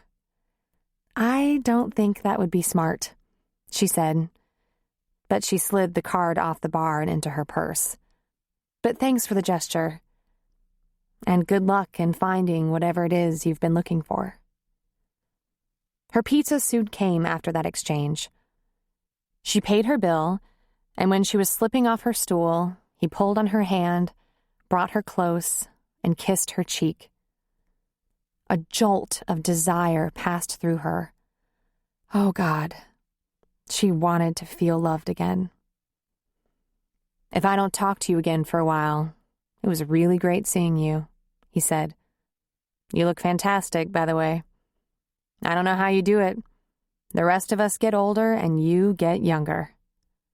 Liar, she wanted to say. He was a knockout in high school and he was at least 4 knockouts now. "Thanks," she said. "Take care." She left him there and drove home. It wasn't yet 6 o'clock when she pulled into the garage. She'd been gone more than an hour and a half, but her cell phone had never tweeted in her purse. The house was caught in the late afternoon summer shadows. She soon realized the reason there were no lights on inside was because Joe and Jason were sprawled on the couch, asleep. Joe was on his back, not showered, shaved, or dressed in human clothes, and Jason was lying on his chest. She flipped on the kitchen light. Not one single thing had been moved. She put the pizzas on the breakfast bar, dropped her purse on the dining room chair with her purchases, and began cleaning up. The dishwasher she'd run before leaving for lunch was full of clean dishes that Joe hadn't bothered to put away. She put everything away and began reloading, wiping counters, tossing garbage, frustrated tears falling on her hands. Beth wasn't on call. She had an appointment in San Francisco with Dr. Jared Patterson, a very well-known and highly respected oncologist. She hadn't been on call 2 weeks ago either, when her girlfriends had gone to the party at Marty and Joe's. She'd been recovering from a breast lumpectomy, and it was malignant. It wasn't the first malignancy. That had come at the age of 25 in her right breast, and a lumpectomy wouldn't do the trick because there were 3 masses that seemed to appear overnight, along with some lymph node involvement. So first she had 3 substantial lumpectomies, and finally a radical mastectomy. That was when Mark left her. Well, he was nice enough to wait for her to get through her radiation and chemo and get on her feet before he left. She would never be entirely sure if it was the cancer, the sickness, the fear, or maybe the mangled body that listed to the left. It's not as though she had big breasts to start with. They were just little things. Now she was starting on the remaining breast. She already knew a lot about Dr. Patterson, having researched him thoroughly and chosen him carefully. He was in his late 40s, married with 2 teenagers, and seemed to have a pleasant smile in his bio photo and a reputation in oncology that put him in such high demand it was hard to get an appointment. But not for a physician like Beth. All she had to do was call, explain who she was, and she got in immediately. When she entered his office for the very first time, she was reminded how little pictures could convey. He stood from behind his desk to a full 6 feet, had thick, dark blonde hair, and, when he smiled, one dimple under his left eye. He stretched out a hand. "Dr. Halsey, it's a pleasure to meet you. Please, have a seat." And then he waited for her to be seated before he sat back down. "Dr. Patterson," she said with a nod. He folded his hands on top of what surely must be her open chart. "I guess we come from the same undergrad program, pre-med at USC. That gives us a lot in common. Sacramento is your home?" "It's where I grew up," she said. "If you don't object, I'd like to know a little more about you before we get into the reason for your visit." The reason is cancer, and it just won't stop, she thought. "Like?" she replied. "Siblings, partner, living parents." "Only child, and yes, my parents are still living and appear to be perfectly healthy. I have 1 grandparent left on each side, and only 1 early death, at 55 from heart failure. My maternal grandmother is a survivor of breast cancer, over 20 years. She's 88. They chatted for a little while, maybe 15 minutes, during which time he asked if she had a husband or partner, and she said, "He left with the last breast."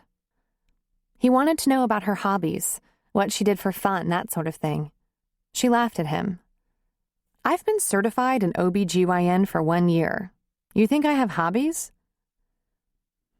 "Your first malignant onset was very early," he said, not looking at the chart. "But despite the fact you're still quite young, this is another primary manifestation. The cancer doesn't appear to be spreading. Still, because of your age and history, I'd recommend aggressive treatment. Unfortunately, the MRI results show some suspicious sites in the breast. Tell me how you feel about this. We can start with a round of radiotherapy, some chemo, and then reappraise and determine if more surgery is the best course." She shrugged and shook her head. "It doesn't really matter. I'm not desperate to hang on to the breast. It's not that much of a breast." "You haven't considered any reconstruction after your last surgery?" "No. It seems pointless." He lifted one brow. "Do you have a good support system, Dr. Halsey?" "You can call me Beth if you like," she said. "Yes, sure. I work in a women's health clinic. They're very sensitive. I have friends and family. But I'm trying to look at this medically, not emotionally. I understand, but try to remember, it's an emotional disease. That's why I'm trying to look at it medically. He smiled. Doctors. Pragmatists almost to the last bone. Are you going to be a terrible patient? Probably, she said. I'm pretty pissed off about this. You should be. I would be. If you're comfortable with it, I'd like to have a look. Feel like putting on a gown for me? Sure, she said, standing. Where would you like me? Exam room 2 will be fine. I'll see you in 10 minutes. A few minutes later, she was sitting on the exam table, her left arm over her head, while the doctor palpated the breast. She looked away while he studied her. Do you have hobbies?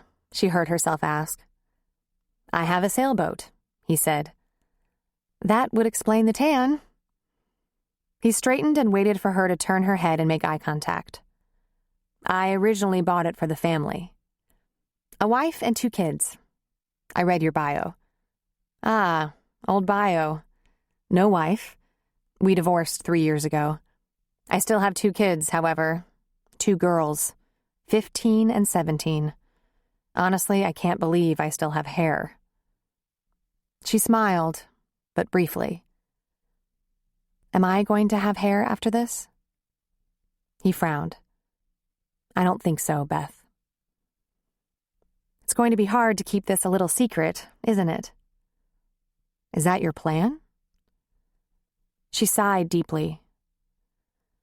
Dr. Patterson, if you had any idea what it was like going through a radical and chemo at 25, so young, the high drama, the fear all around me, eventually the pity and terrified abandonment, you'd understand.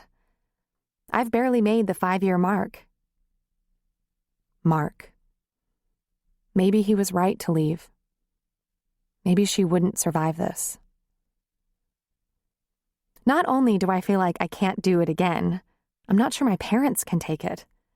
They're not young. They were almost 40 when I was born, though both are still healthy and working. My friends will be more devastated than I am. It's not just stubbornness, I assure you. It was almost harder dealing with my friends and family than the disease. He pulled the gown over her shoulder to cover her and took her hand, holding it briefly. I can imagine. And please, I'm Jared. Well, Jared, this is a disaster. And if I don't somehow hold it together, I'm going to go berserk. Beth, I want you to remember a couple of things. The most important thing is that there doesn't seem to be any cancer anywhere but in the breast. Lightning has struck twice, but only twice, and in the same general place. I'm very optimistic. I think I can get you through this. Give me a chance. And don't go it alone. I'm not going it alone, Jared. I'm going with you. I'm sure you'll be very supportive. Chapter 4. Cassie wasn't sure where she'd made her mistakes with men, always betting on the wrong ones. One look at her closest friends, Billy, for example, didn't reveal her to have rotten taste or not recognize a good man when she saw one. Whatever it was, she was determined to change the pattern, maybe think more like Beth, a woman who didn't have expectations at all. Cassie was 29. She had time to pick up her threads at 30, 31, reevaluate. Maybe there were only so many Billys in the world, and she'd have to go the route Beth was considering. Reconcile to living as a single woman, possibly have her family that way. But she was lonesome. Beth was busy, Marty was annoyed with her husband, Julie was completely stressed out and distracted by a couple of sick kids. There was one person, however, who had been very nice to her and proved easy to both talk to and listen to. And as far as she could tell, he had no secret agenda. He was just pleasant and helpful. After all, she didn't look like his type any more than he was hers. For him, she envisioned a bleached blonde with tattoos, wearing leather pants.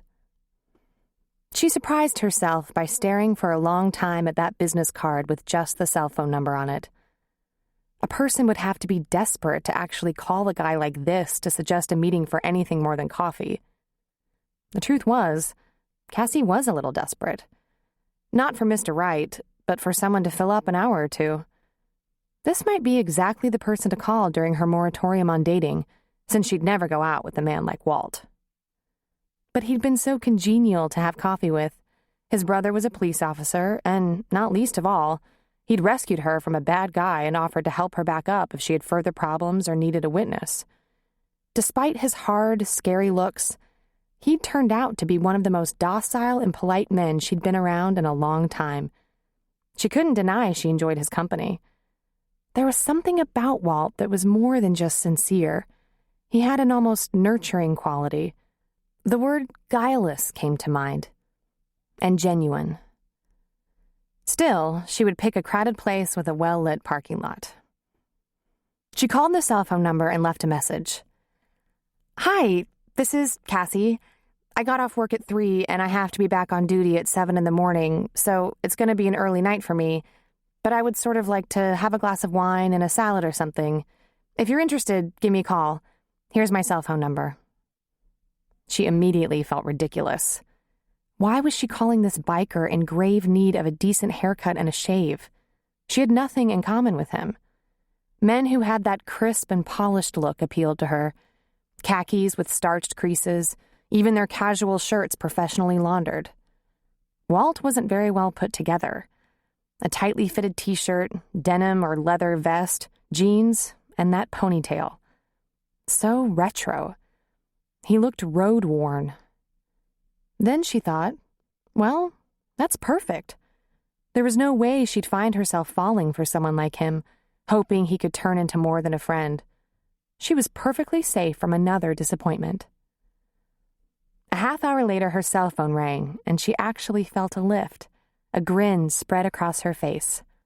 She wasn't sure if it was because she'd left way too many messages in her day and far too few of them had been returned, or if it was because she actually liked Walt. But there it was, on the window of her cell, Walt Arneson. Oops, that would mean Cassie Rasmussen would be showing up on his. He now knew more than she intended him to know. She hadn't given him her last name before. "Hey," she answered. "Cassie?" "Yeah, hi, Walt. How are you?" "Good, thanks." "So, you feel like an early dinner?" "I do. How about you? But I don't know your hours. Are you off work yet?" "Don't worry about it. It's no problem," he said. "You have a place in mind? Something convenient to you? I'm all over the valley, so it makes no difference." "I'm thinking something casual. There's a Claim Jumpers on Harding, not far off I-80. They have big meals and good salads, so we could both get what we want." He laughed into the phone. "Yeah, I guess it's pretty obvious. I don't mind a big meal. I know the place. What time? 6? Great. I'll meet you there." And he hung up. No goodbye. No, "I'm glad you called." Just hung up. Well, she thought, this wasn't a date. Just someone to talk to, keep her from being completely alone for an hour. She got there at 10 to 6.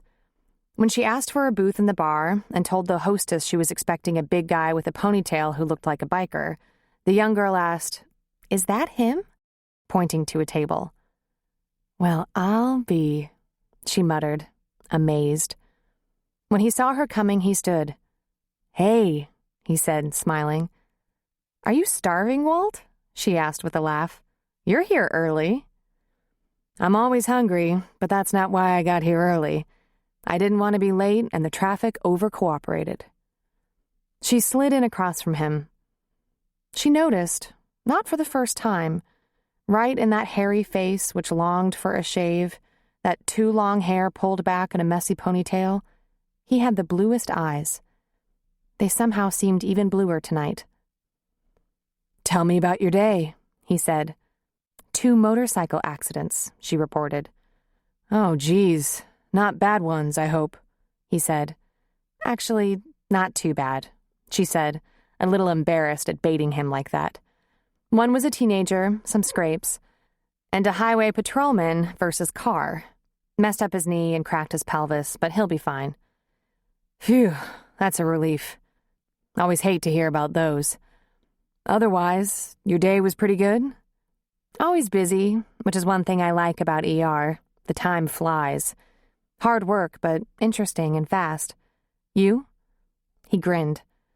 Absolutely nothing new about what I do. I did get out for a great ride through the foothills last weekend. What else? Besides work, what have you been doing with yourself? Not so much. If I'm off work, I walk with Steve in the morning, and if I work, I take him out in the afternoon. I keep my little garden going, and I already told you a few days ago, I got together with my girlfriends from high school for lunch. The four of us have stayed close. Yeah, but you didn't really tell me about them, he grinned. We were cheerleaders together. I was lots thinner then. Cassie, he said, laughing and shaking his head, you look perfect. That's nice, she said. Well, one's a hairdresser, one's a stay-at-home mom with 3 kids. Both of them are married to firemen. And get this, one's a doctor. It's because of the doctor we can't all get together that often. Her schedule is tight, but I see my best friend Julie all the time. That would be the one with the 3 kids. You remembered. He lifted his eyebrows. I remember that night almost as well as you do, he said. You still okay on that score? Yes, thanks. And the hand? She asked. You still have the cast. He lifted the hand with the cast. They have to get an X-ray before taking off the cast. Every time I see the doc, another X-ray. It's just a little crack, really. Maybe next week. The waitress came to their table. He ordered a Coke, she ordered a glass of Pinot Noir, and they decided to take a few minutes to decide on dinner. Nothing to drink for you? She asked. No beer or anything? I've had enough, he said. Really? You get an early start or something? No, he said. I mean, in earlier days. When I was much younger, I hit it pretty hard. Got myself in some trouble, disappointed my family, my parents. I was just a kid, but it was time to hang up the mug. No fanfare, no big pronouncements, no meetings. I just decided enough was enough. Oh, she said. Alcohol and motorcycles are a bad combination, and my job depends on me being at my best when I'm on the bike. Then what were you doing at the bar that night, if you don't drink? She asked. I usually look for the bikes. I run into customers, talk a while, hand out cards, invite them to the store to look around, bring in their mechanical problems, that kind of stuff. Plus, I like bikers. A lot of them are cops, by the way. I just want to be friendly, he said, shrugging. Except that night you were having some trouble. I wasn't feeling friendly. I'd have gladly decked that guy, but my first concern was if you were all right. You did a very good job with that, she laughed. You look like the kind of guy a person should duck away from. I mean, you have all the warning signs. The tattoo, the biker clothes, your size alone. That's gotten me into trouble a time or two, he said. I look like a fighter. I don't mind looking strong. It can come in handy. But I'll do anything I can not to fight, honest. Fighting just complicates things. But if you had to? She asked, just as their drinks arrived. I could probably hold my own, he said with a self-effacing shrug. You think? She asked with a laugh. Let's decide what we're eating, then you can tell me about this place where you work. She already knew Walt grew up in Roseville, the second of 4 boys.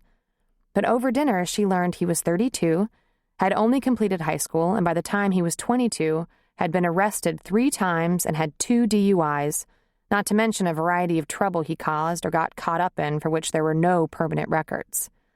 A self-described idiot and badass. At that time, he was mad at everyone. Everyone was mad at him, so he took off on his bike. He wasn't going to put up with anyone's crap anymore. He took his hiatus on the road, that cross-country ride. I went through a transformation. Don't ask me how. I'm probably too thick-headed to have been looking for something like that. But I'd lie on the ground, look up at a dark sky full of stars, and it would come to me. I'm a speck. In the grand scheme of things, I make almost no difference in the world.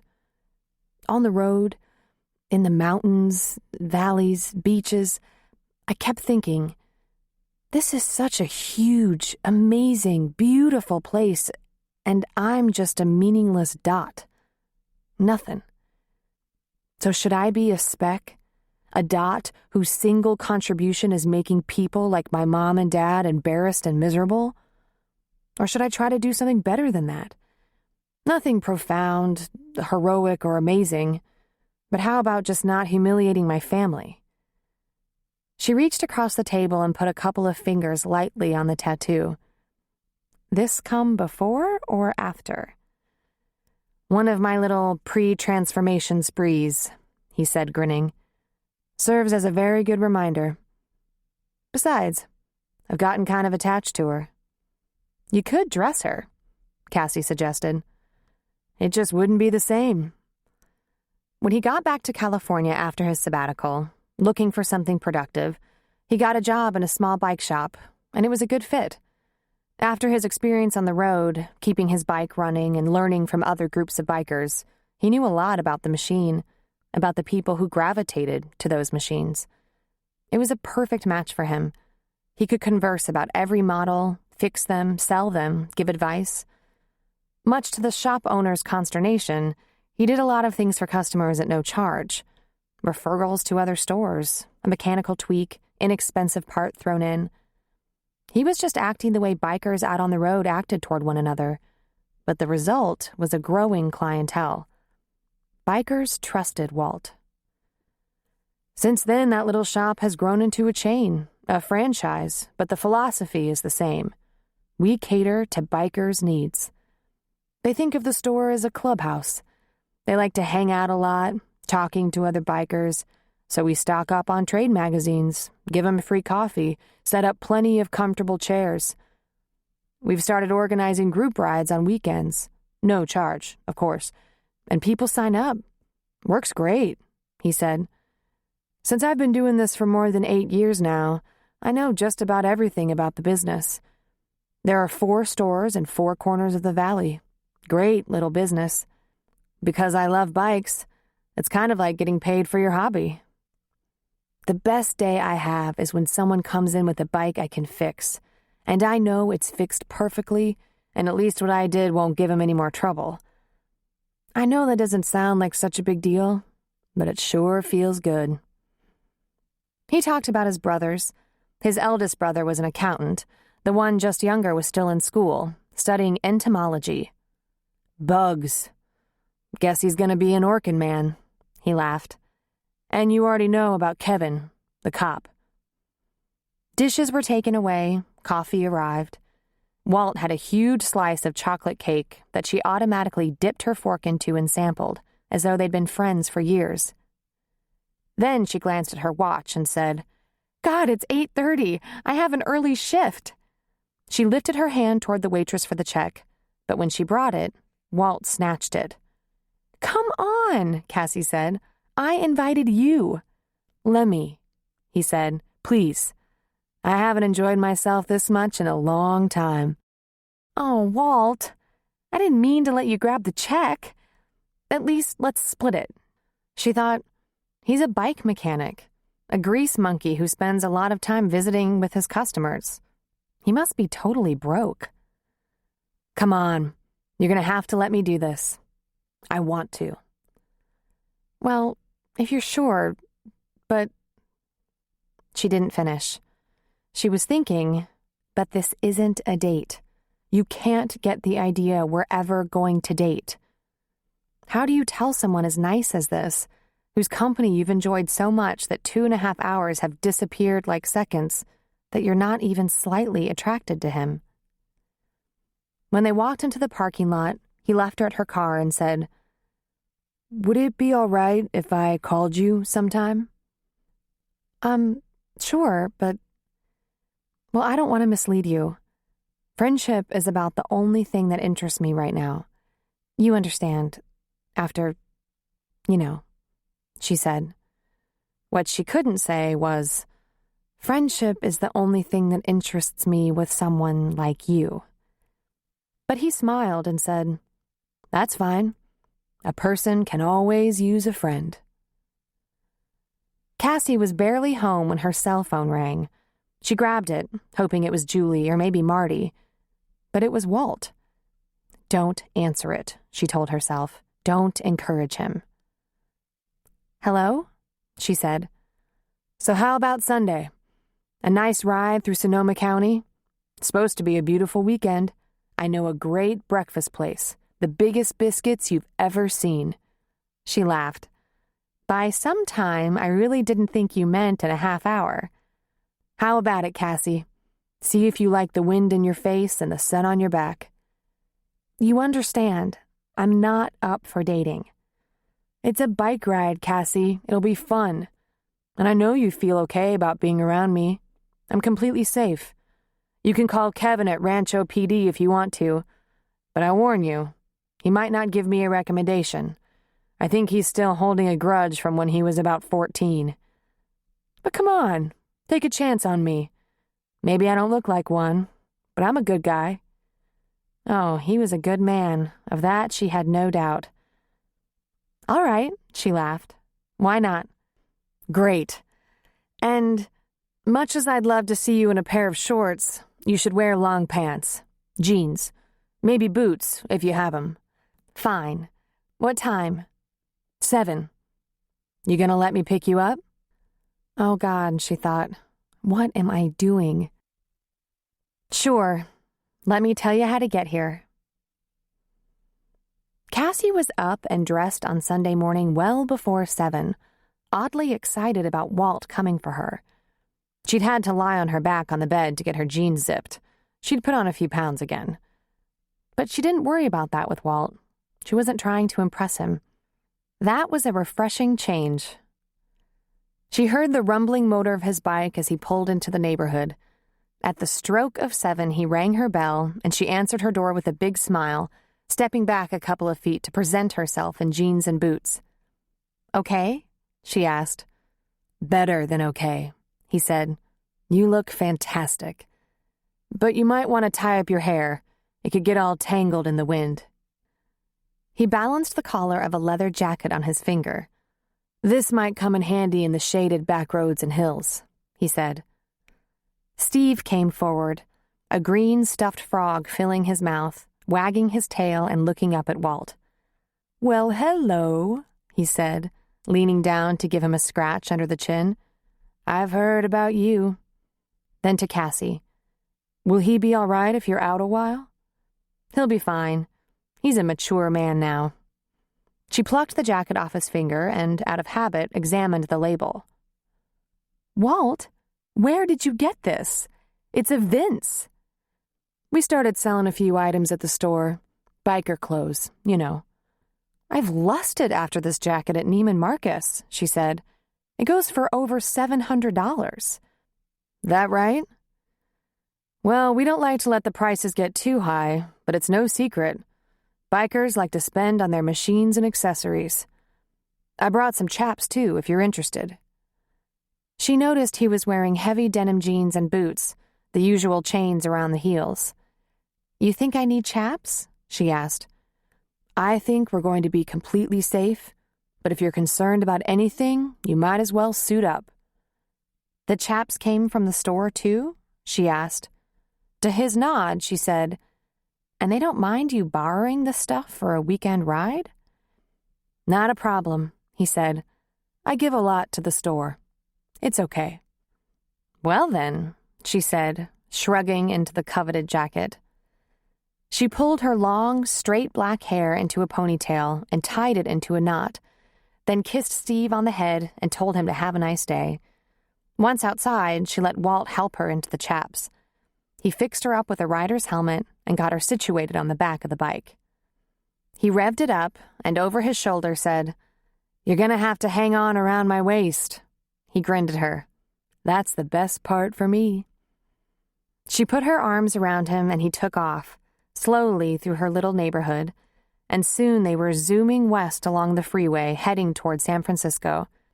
At first, Being the emergency room nurse who hated the way bikers would take stupid chances passing between cars and on the shoulders of freeways, she was focused on his driving. But she soon realized he was cautious and courteous. He'd signal before passing and raise a hand to thank the driver if they let him in. Often she could hear a toot of acknowledgement. Comfortable in no time, she concentrated on the scenery. He turned north and left the city behind, then west again through the rolling hills toward Sonoma County. The green hillsides were dotted with grazing cattle, acres of rice fields and farms. He was off the freeway and on back roads in no time. They passed through small towns she'd never seen before and finally entered the little town of Petaluma. He pulled up in front of a shabby-looking cafe, outside of which stood a line of people. Apparently, this place had a reputation. They waited at the end of the line, which moved quickly, and when they got inside the door, a waitress beamed at Walt, all smiles. "Hey, Walt, how you doing?" "Good, Cheryl. 2 for breakfast." "You got it," she said, leading the way to a very small table in an extremely crowded, very busy restaurant. "Coffee?" Cheryl asked. Cassie nodded, taking a menu. There was something nice about being with someone who was known in a place like this. She'd been out with more polished guys who seemed to be known in fancier places, but they were never as friendly, as accessible as Walt. In a place like this, where the meal was cheap and the people seemed ordinary, Walt's notoriety was special, more authentic. She found herself thinking, I'm not the only person who likes him. Right here, deep in the center of this big thug, is just a plain old nice guy. "You must come here all the time," she said. "If I'm heading west, this is the best place to start the day. If I'm heading east, there's a place in Folsom I like to stop." "Do you do this every weekend?" she asked. He smiled. "When I can. Some people golf, some jog.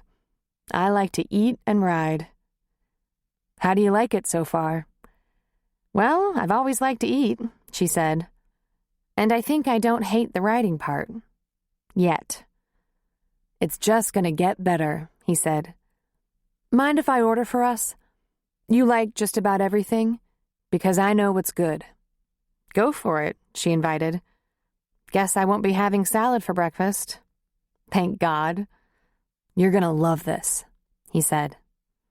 Less than 15 minutes later, their small table was overpowered by large helpings of food: eggs, sausages, home fries, pancakes, biscuits, and gravy. "Oh, my God," she said, overwhelmed. "Just enjoy some samples," he said. "Even I can't eat everything they put out." "Where are we going? Napa Valley?" she asked. "There's a lot more to Sonoma County than Napa. I like the outskirts. We'll get into the hills so you can catch a view, then pass through the valley. That okay?" "Sounds great."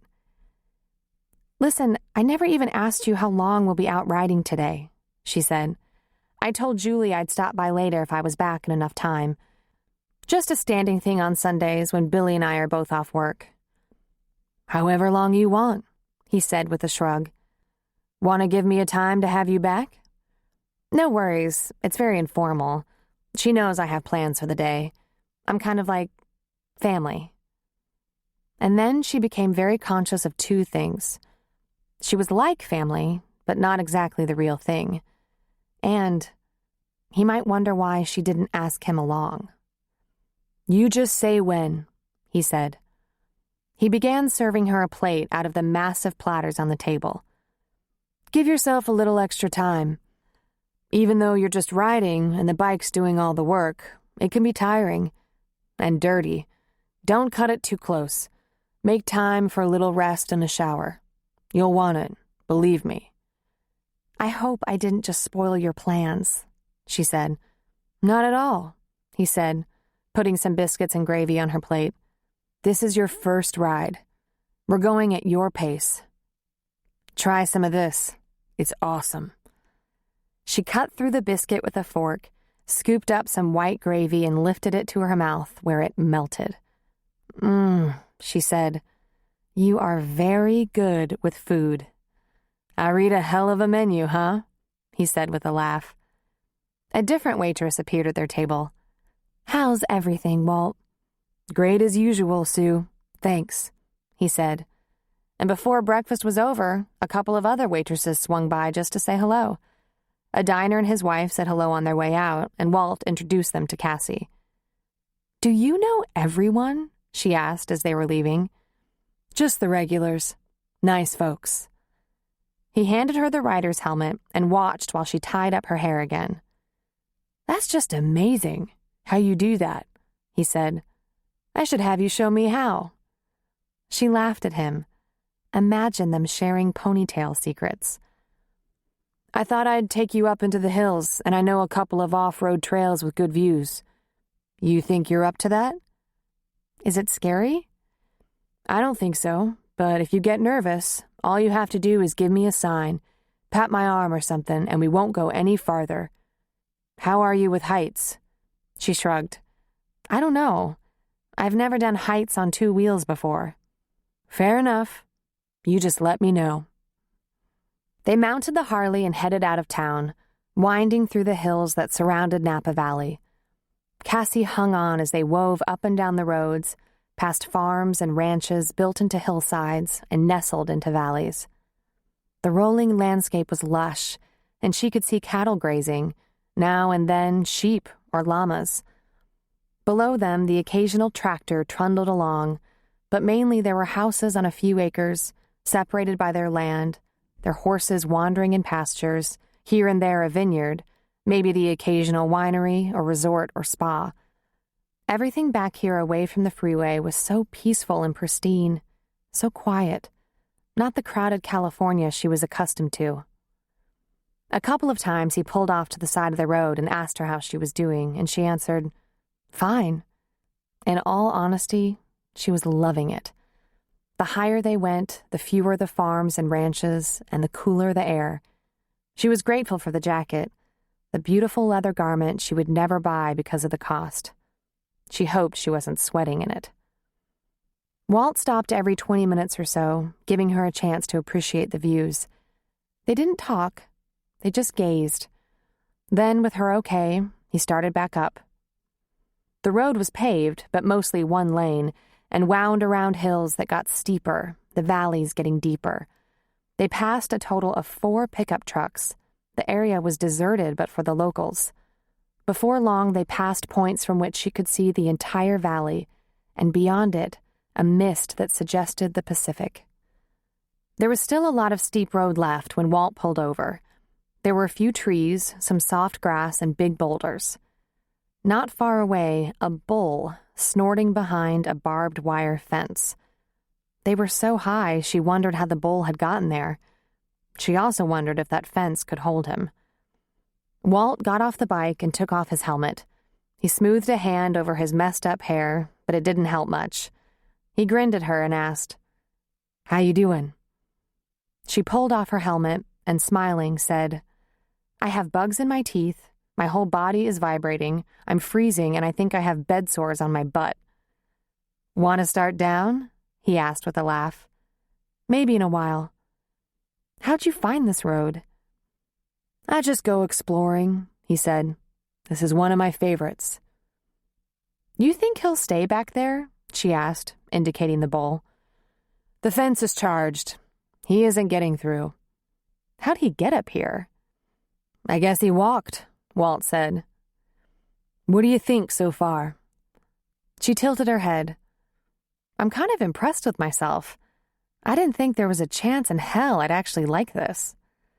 He laughed deeply, a big rumbling sound that made the bull lift his head and snort.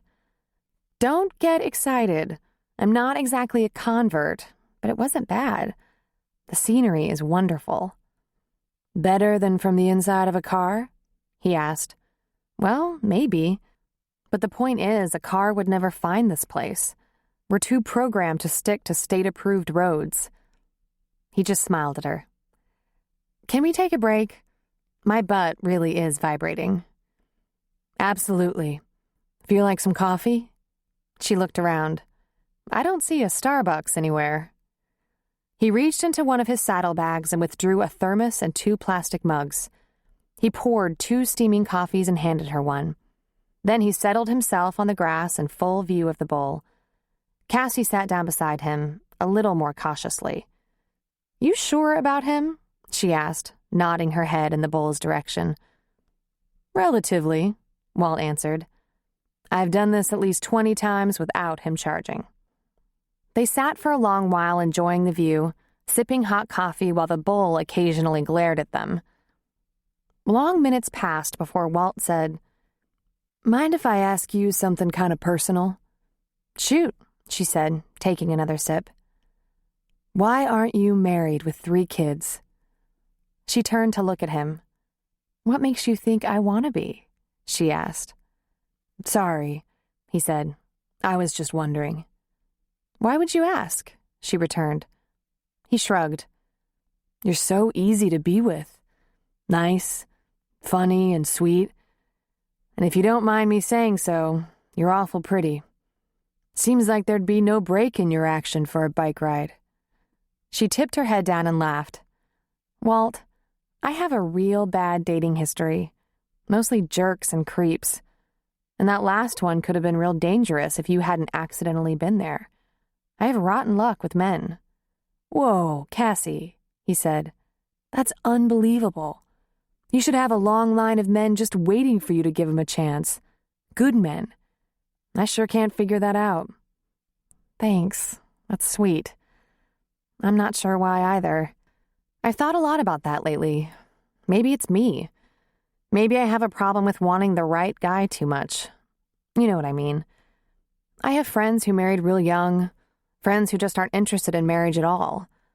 But I don't have any friends who have been like me, always looking for Mr. Right and coming up with nothing but Mr. Wrong. I think sometimes I know in my gut that he's Mr. Wrong, and out of sheer blind hope, I shut off my brain and ignore the truth." She looked at him, and her eyes twinkled. "Don't know why I'd do that," she said, shaking her head. "It's a perfectly good brain." "It is," he agreed. "I could tell that pretty quick." "So I'm through with all that. No more looking. I'm resigned." "Resigned?" he echoed. She took a breath. "I guess if it happens along, fine. But the next one is going to have to hit me over the head with a club and drag me away. I won't be looking, hoping, wanting that so much. That last little mishap of mine really got my attention. Whew, that was scary. I think on some level I must have known he was a phony. There was just something about him that didn't add up. I didn't know him well enough, but he looked good on paper, as we girls like to say." "On paper?" Walt asked, frowning. She sighed. "He said he worked for the fire department, and I've come to trust the fire department. He was polite, decent-looking, and had a good-paying job, filled the basic criteria. I've always skimmed the surface. Maybe I moved too fast because it was so important to have—" She didn't finish. It was embarrassing how much she'd always wanted a man in her life, a family of her own. "So, that part of my life is over. I've been going about this all wrong. It's time to focus on my life, my independent life. After all, it's not a bad life." "I like that idea. But what convinced you to take a chance on me? On a motorcycle yet?" he asked. "You're different," she said, putting a hand on his forearm, right on the naked lady. "You've turned into a pretty good friend. You helped me out of a tight spot, your brother's PD, and I know you understand why I'm not interested in more than friendship." "Just out of curiosity, what have you been looking for in a guy?" "I don't know," she said. "Somebody permanent, reliable, trustworthy." Then she grinned and added, "Good-looking, decent future, wants kids, adores me." But in the back of her mind, a little voice taunted, "Male and breathing." "Very reasonable," he said, smiling. I always had a rule about men, and I ignored it over and over again. If he's nice to you but mean to the waiter, he's not a nice person. Huh? He asked, his brow furrowed. There are lots of people who can be nice when they want to be, when they're after something. But at some point their true colors come out. When they're getting a haircut, ordering a meal, having the car washed. When they snip and pick and criticize and, well, you know. Uh-oh, she suddenly thought. Walt is nice to the waiter, nice to everyone. But no, she liked Walt, but not in that way.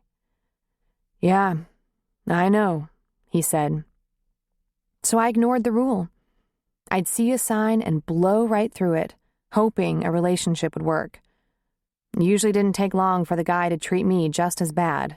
No returned calls, I became invisible, and my heart would be in pieces, over and over. I'm done doing all that. First, I'm not dating. Period. Second, if I ever dip into the market again, I'm going to be very careful and pay better attention. You ought to, he said. You should have the best. That's all. Right, she agreed. She realized that there was something about Walt. She kept telling him things she didn't tell anyone other than Julie, not even her other girlfriends. So, what's your story? She asked. My story, he repeated. With women. Been serious? Engaged? Have a million broken hearts in your past like me? What? He just laughed. Cassie, I hardly ever date. I stay busy with the bikes, the stores. I mean, in the grand scheme of things, what I do isn't much, but it can tie up a lot of hours every day, every week. There have been one or two women I kind of rode with a time or two. When you say rode with them, is that biker talk for slept with them? Actually, that's biker talk for taking a bike ride together. Oh, she said, laughing. So, you're a virgin? It's not as bleak as that, but there's no one. I guess I'm in the same place as you. Nothing turned up and I quit looking. I really love what I do. I'm real happy. It's a pretty simple life, but it works for me. Oh, she thought, he's good for me. I want to be exactly in that place. He drank a little coffee and looked out over the hills. Then he turned back to her. You watching the time? He asked. Nah, I'm fine. If you're not in a hurry, there are vineyards in the valley, tasting rooms and restaurants. You're probably not hungry yet, but you might be later. You're going to feed me till I'm big as that bowl. Not a chance. And anyway, even if you got big as that bowl, you'd still be beautiful. He pulled himself up to his feet. You ready? Ready, she said, putting her hand in his so he could help her up. She got back on the bike. They went higher into the hills where the views were even more majestic, stopped a few times, then started a slow and frightening descent. But Cassie wasn't nervous about the altitude or the fact that she was on the back of a bike. She loved hanging on to Walt because he was so solid, so big. It made her feel anchored. He made her feel safe. They stopped in the valley, visited a couple of vineyards where Cassie tasted some wine and Walt insisted on buying her 2 bottles. They finally wound up at a nice, quiet, elegant vineyard restaurant that they entered in dusty jeans, all road-worn and wind-beaten. Walt was greeted as if he was a preferred client. But I thought you'd given up drinking, she asked him. The wine here has alcohol in it, you know. I have an occasional drink or glass of wine, maybe a beer, he said. I didn't mean to mislead you about that. I knocked off for a few years. I don't think I'm in any danger of overdoing it again. I never drink alcohol when I'm riding. If I'm driving my truck, I might have something with a meal and a coffee chaser. I'm a lot more careful now. I was lucky. Never had a bad accident. It wasn't just about drinking too much, Cassie. I took a lot of stupid chances back then. But, like I said, I took a hint. And you've obviously been here before. Several times, he said. I'll get a couple of good bottles for the folks. They like that. What do your folks do? She asked. Well, my dad's involved in different businesses now.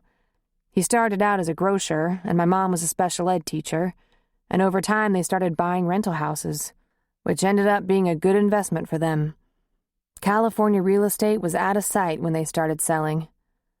If I bring them a couple bottles of good wine, they love it. You keeping track of your schedule? He asked for at least the 5th time. I think I'm a no-show at Julie's, she said. No big deal. They don't keep tabs on me. I'd rather have dinner here. They won't worry? He asked. No. Like I said, I'm welcome any time I'm free. And guess what? I'm totally exhausted. Told you, he said. It's not like exercise, but it sure feels like it at the end of the day. I guess I can see why you love it. It's very freeing. Exhilarating. He smiled. Your cheeks are awful pink. Might be the wine, she said. Might be the wine and the ride, he said. I've noticed something about you, she said. The first night I saw you, you looked so scary I wasn't sure which one of you guys to run from. Your arms were crossed over your chest. You had this terrifying scowl on your face. I think I've perfected that, he acknowledged with a chuckle. But you haven't looked like that since. Your face is open, kind, very sweet. Everyone likes you, feels comfortable around you. He reached across the table and held her hand. Cassie, I didn't want any trouble with that guy. It just looked like you needed some help. That was wrong. So it was an act? He lifted his hand, still in a cast. No, he said, shaking his head. I could have been mean. It's not my first choice. She laughed. You're at least 2 people, she said. I'm just one guy, Cassie. I just happen to be multi-purpose. After dinner, riding home in the dark was amazing, with the lights of the city welcoming them, drawing them closer. Cassie actually hated it when they left the back roads and got on the freeway, becoming nothing but commuters again, as opposed to adventurers. Too soon they were pulling into her neighborhood. She was spent, full on good food, windburned, tired to the bone. Cassie realized she might have stumbled into something fantastic, a best friend of the male persuasion, like a girlfriend in a great big man suit. Being with him was a little like coming home. He felt like family, like a best buddy. For once, she was trusting someone she knew in her gut was absolutely trustworthy. She hadn't looked at his resume before going off for a day with him on a bike, but she knew he didn't look that good on paper. He wasn't her type. He didn't have a good job. He wasn't great looking, and he hadn't been searching for the right woman. He walked her to her door, and she slipped off the jacket, handing it back to him.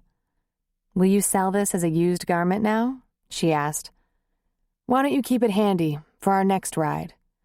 Walt, this is very expensive, she informed him again. Looks real good on you, too, he said. You should really have it, but I think I can get a couple more rides out of it first. You're totally nuts, she laughed. You don't give out things like this on a motorcycle mechanic's salary. I might sell you a bike, get a commission, he said. He grinned at her, and she found herself thinking she hadn't seen such a warm and wonderful smile in all her looking, all her prowling. When he smiled like that, and his blue eyes twinkled, he wasn't that bad looking. It'll guilt you into a couple more rides, he said. I had a good day, Cassie. I did too, she said. It was fun. I never expected it to be so nice. He never took the jacket. He handed her the 2 bottles of wine and, while her arms were full, he put a big hand on her waist, right on her love handle, pulled her closer, leaned down, and gently pressed his lips against hers. She let him do this without once remembering she wasn't interested. The feel of him, smell of him, taste of him was very agreeable, and she leaned against him, slowly exhaling as he kissed her. But he didn't take too much of her, Just a brief, delightful kiss. Then he pulled back. "Just friends," she said in a whisper. "Nothing like a friendly little kiss," he said. "I can't be friends with you if you're getting ideas." "Don't worry about that, Cassie. You're in charge. And we get along pretty well. I'll call." He turned away from her. She still held the jacket and wine as he walked down her drive to his bike. As he drove away, she cuddled the wine and the jacket close to her chest. Chapter 5. Walt had always been a man of few words, a big, quiet, mostly serious guy. Cassie seemed to get the conversation rolling off his tongue, and he loved that. Time with her was amazing to him. It seemed to fly. After a couple of long coffee dates, dinner, and a Sunday ride into Sonoma, he began calling her just to say hello, to catch up on the day. He hadn't done anything like that in longer than he could remember. And it's not as if they were jumping off the phone real fast, either. He could tell Cassie was enjoying their time together as well, and also that she had no idea what to make of him, what to do with him. Here was this prim and proper little nurse, probably used to dating doctors or at least golfers, spending time with this big, scruffy biker.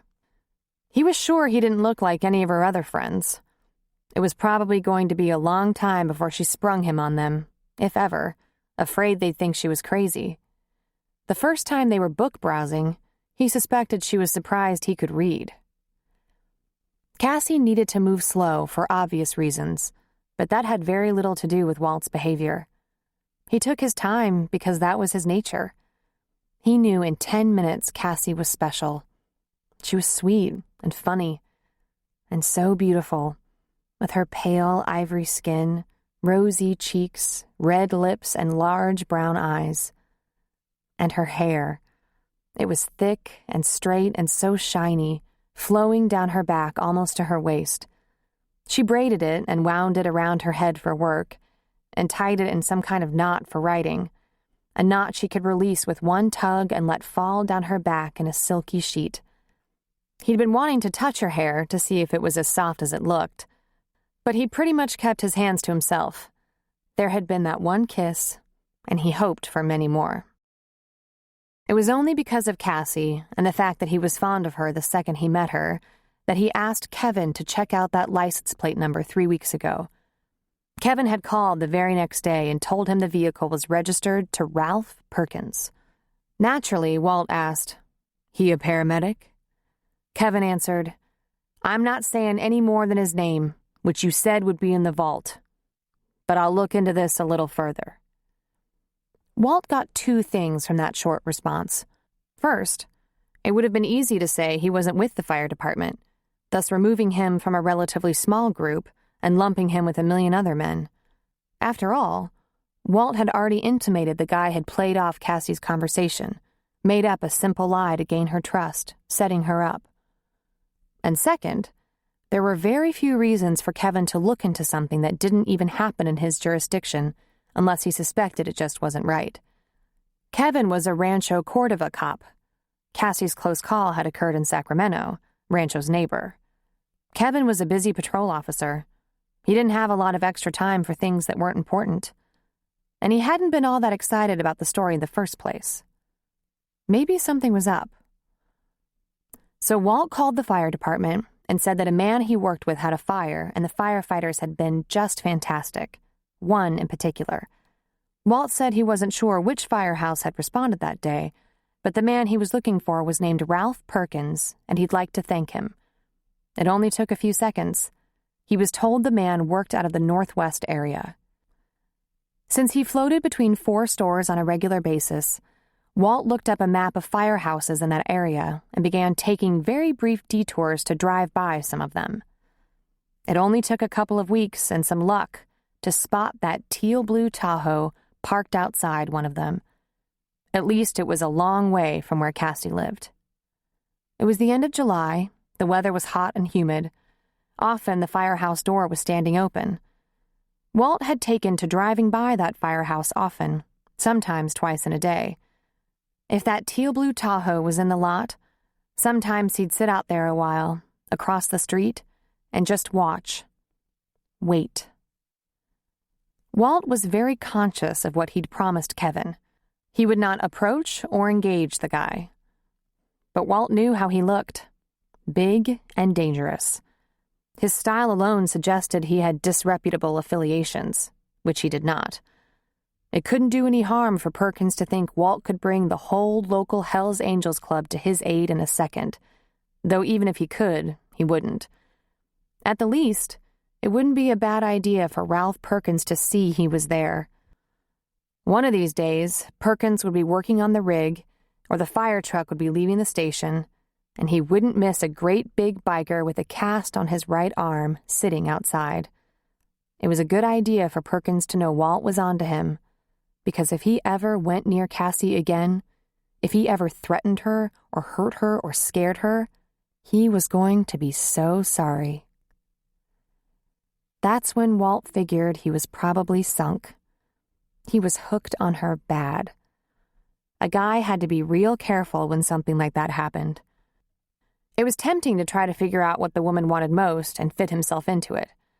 It was a huge mistake to do that. When people tried to change to please other people, lots of things went wrong. At the very least, it was hard to guess right. Things could be made worse instead of better. At its most destructive, the woman could be attracted to the wrong man, an imposter. Walt was stubbornly himself. This was who he was. This life worked for him. It brought him a lot of personal satisfaction, and he felt good about his work, the quality of his life. He could already tell she liked him. If her feelings were going to grow stronger, they would have to be for the real Walt, big and hairy and dedicated to bikes and the open road. But he wasn't above working at it a little. The next time he called her, after asking about her day, he said, "How about this weekend, Cassie? We could take off in a different direction this time." "Oh, Walt, I'm sorry," she said. "I have to work. Hospitals don't shut down on weekends and holidays." "I admit, I haven't really figured out your schedule yet, except that you're on the day shift. It's not easy to keep track of. I work every other weekend and half the holidays. I've been there 5 years now, so I can actually score a big holiday sometimes, like New Year's Day, which makes it possible to stay up late on New Year's Eve. But that means working Christmas Day. We have to share the load." "Kinda sucks, I guess," he said. She laughed at him. "It's not as bad as it could be. Our doctors don't take many days off. ER docs don't do rounds, don't have patients admitted they have to watch over, so their schedules are a little more flexible. But on every other service, the doctors are checking in by 5, 6 in the morning almost every day, holidays included. Their families complain constantly." "I hadn't thought about that." "So, you have any days off coming up?" "Sorry. Until next weekend, I have only Wednesday and Thursday." "How'd you like to go for a ride on Thursday?" "Aren't you working?" "Trust me. I put in so much time that if I want a day, no one asks any questions. But hey, I'm not trying to corner you, only if you feel like it. I was thinking of driving up Highway 1, north of San Francisco along the coast. Maybe along some beach." "Really? God, that sounds nice. It's been so hot lately." "Nice and cool along the ocean. A lot of great fish places to stop and eat." "I'd love to do that," she said. "But I don't want you in trouble with work." "I wouldn't worry about that," he laughed. "I'm in charge of my own schedule." "You are?" "Everyone there knows I come in whenever I'm needed. If Thursday isn't a special day at the store, I'll be with you, riding up the coast."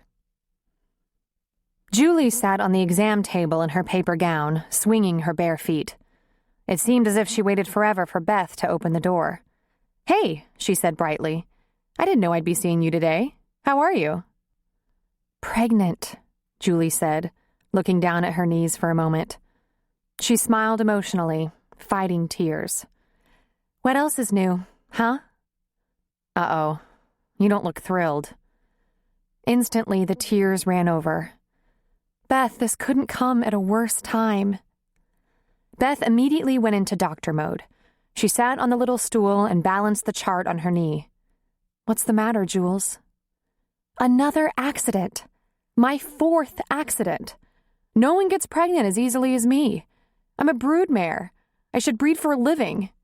We've used everything. This time it's an IUD. Are you sure you're pregnant? Oh, I'm sure, she said.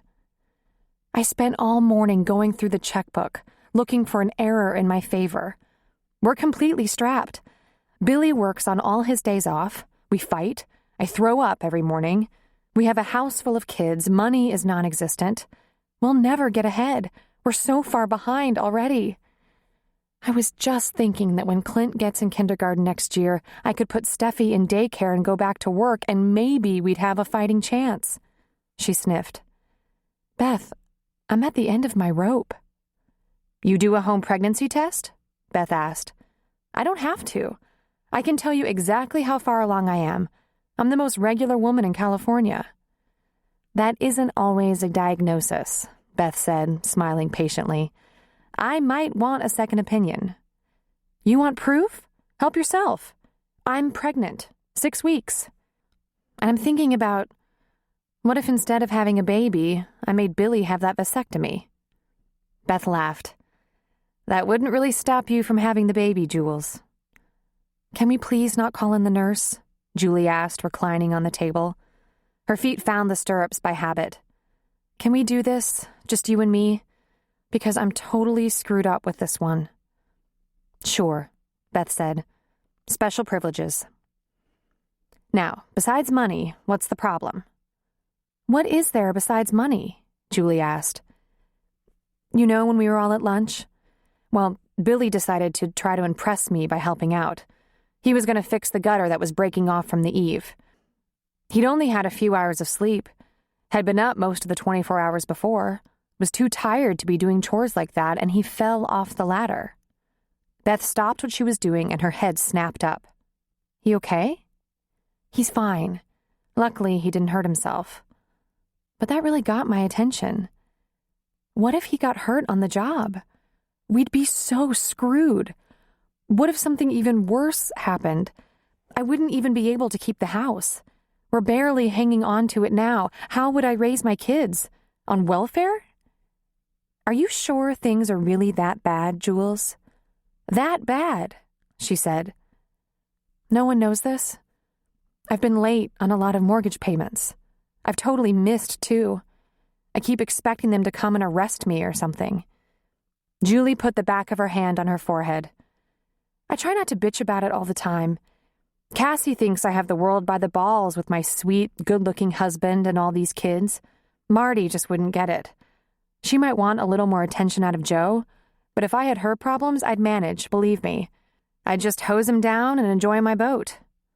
Beth found the gloves. The speculum was laid out. I don't want to be pregnant right now, Julie blurted. Now that I understand, Beth said. Sooner or later you should put a stop to this. You have a record. Boy, do I. Let's get the facts, okay? Slide down for me. Beth did what she was trained to do. She inserted the speculum, positioned her lamp, and had a look at the cervix, which had the nice blue tinge common in early pregnancy. Yep, girlfriend here didn't need the test. She pulled out the hardware and measured the uterus with her hands, fingers inside and pressing down on her lower abdomen with her fingertips. My, you're very good at this. Feels like you have a touch of pregnancy. Let's have a look. She flipped the switch on the ultrasound machine. In a couple of minutes, Beth was able to insert the transvaginal probe for a good view, and there, in Julie's womb, was a tiny mass, a beating heart, and an IUD. There you go, she said to Julie, alive and pumping. You're something else, you know that? I'm a machine. God, she said, silent tears sliding out of her eyes. Is it my imagination, or does she have that thing in her grip? And is she laughing at me? She? Billy said a girl would even us out. I think it might put me in a straitjacket. Billy's not upset about this? I think he's strutting. I want to kill him. He just doesn't take it seriously because he's not the one juggling the bills. He doesn't know I have to decide every payday which ones I don't pay. Did you talk to him about not having it? She shook her head, and the tears came harder. He thinks we should just go with it. But Beth, he's a fool. I take care of the money because he just doesn't have the time. I tell him how bad it is, but he just keeps saying it won't be a struggle forever. He has a degree. I'm sure he could do something that brings in a better living, but he wants to be a firefighter. It's his life choice, as he calls it. It's noble, and I'm proud of him, I am. But we're starving. You're not starving, Beth said. We're starving. There's nothing left over at the end of the month. We get by on tuna, mac and cheese, peanut butter and jelly, and soup made out of scraps. Sometimes I have to scrounge around at my mom's and I feel like a vagrant living out of trash cans. I buy the cheapest of everything. I cut so many corners, my life is a circle. I don't know how long I can do this. I feel like I lost my life. What life did you lose? Beth asked. Don't ask me that, she said, putting the back of her hand over her eyes. The answer is shameful, even to me. What life did you lose? She pushed. The one where we were supposed to be in love and happy and having fun and not scared or worried or pinching so goddamn hard we squeak. I'm okay with a little struggle, but every goddamn day is a struggle. The kids were screaming for McDonald's the other day, something they never get, and I was counting pennies out of the bottom of my purse. I let them split 2 Happy Meals 3 ways, and they were all still hungry afterward. It's not supposed to be like that. I have so much money, even with my debts, Beth thought. Even with med school loans, so much money. A swank townhouse, great clothes, a sharp car. Problems like these aren't even real to me. In fact, I'd give anything if these were my biggest problems.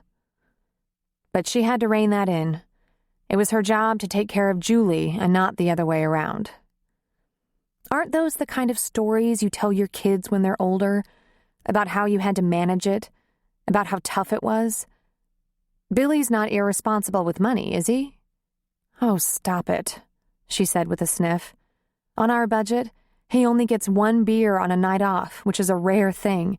That's his big splurge. Yeah, he's disgustingly good, isn't he? Sorry about that. You have no idea how hard it is. Beth smiled. Well, I owe $200,000 for school loans. I have no guy in my life, not even a really bad one. Oh, Beth, she said, rising up a bit. God, I'm sorry. Sometimes I just think of myself. Why don't you seem worried? You're not at the end of your rope. I'm close to suicidal, Beth thought. But she said, well, I'm lucky there. The practice is working me to death, the loan people are patient, and I make a decent wage. But, she thought, I have some issues that might get me before I get them. It's all how you see it, and you're seeing it all to the south right now. There's good stuff in your life. I've been to your house. Billy is a great guy. The kids are pretty cute for kids, and they don't seem to have any idea you're broke.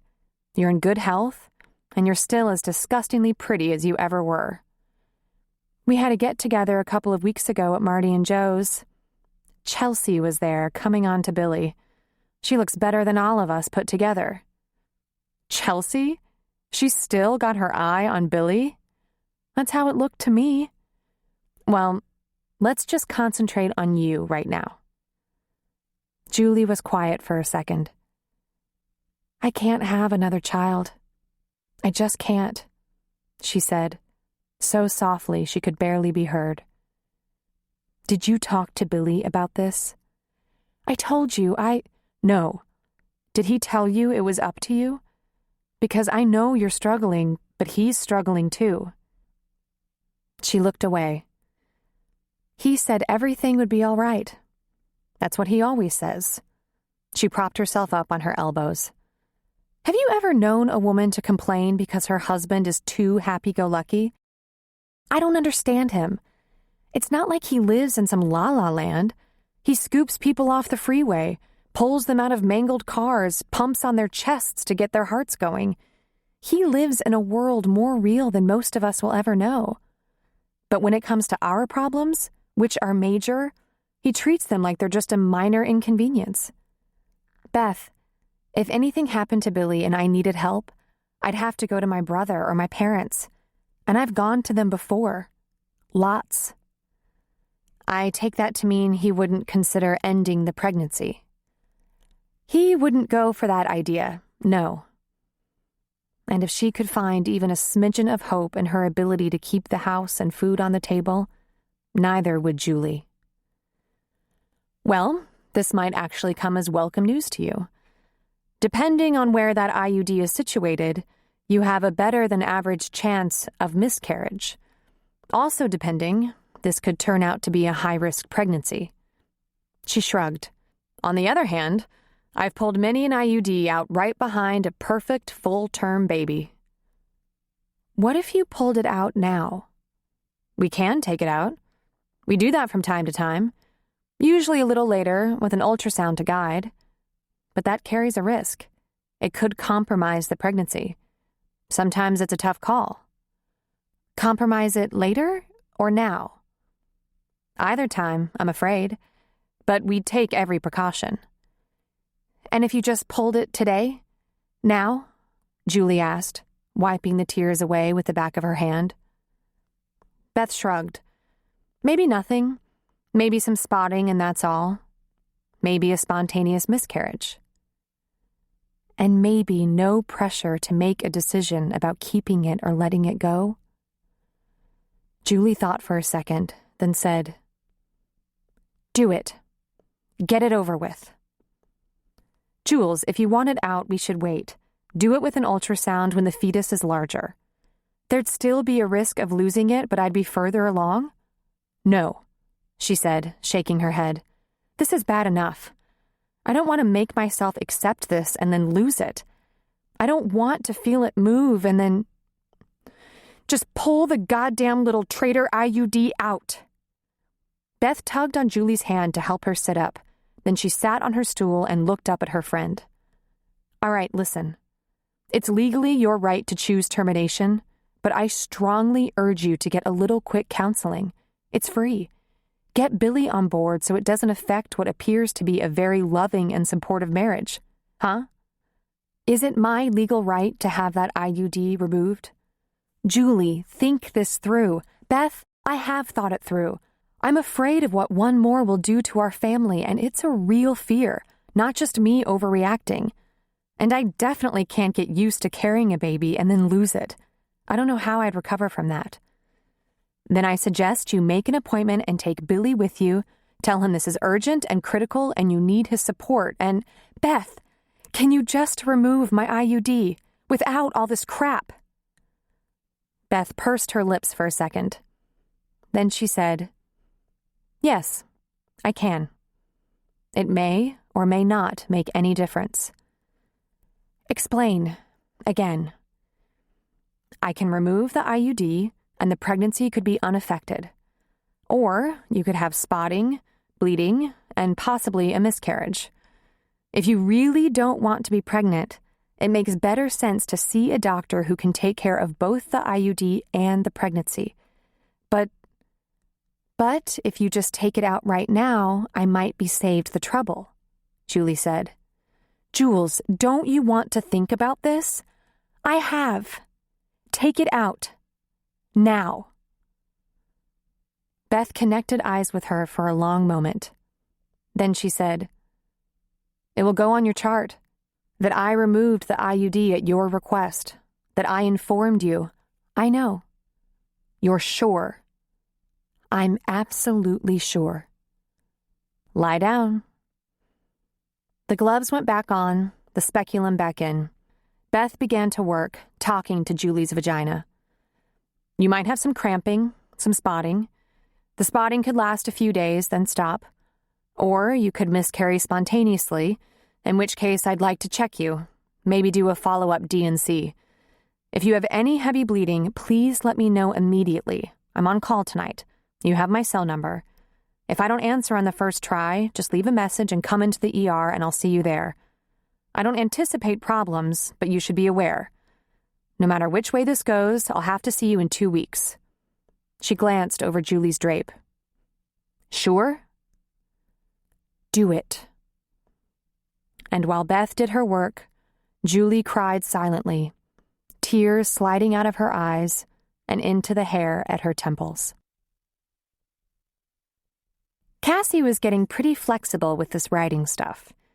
She packed them some sandwiches and wore a tank top and shorts under her jeans and borrowed leather jacket.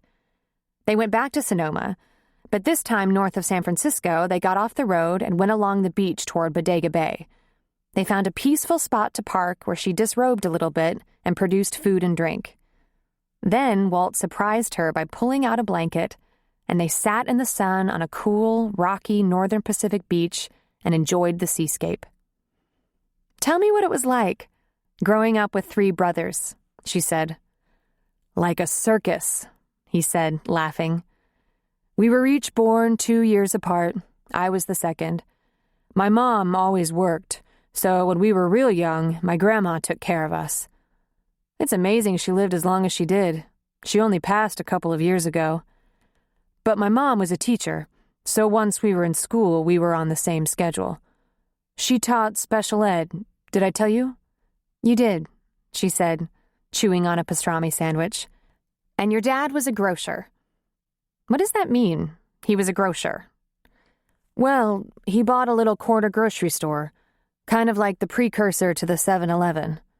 It was in a real crappy neighborhood, but he did a great business.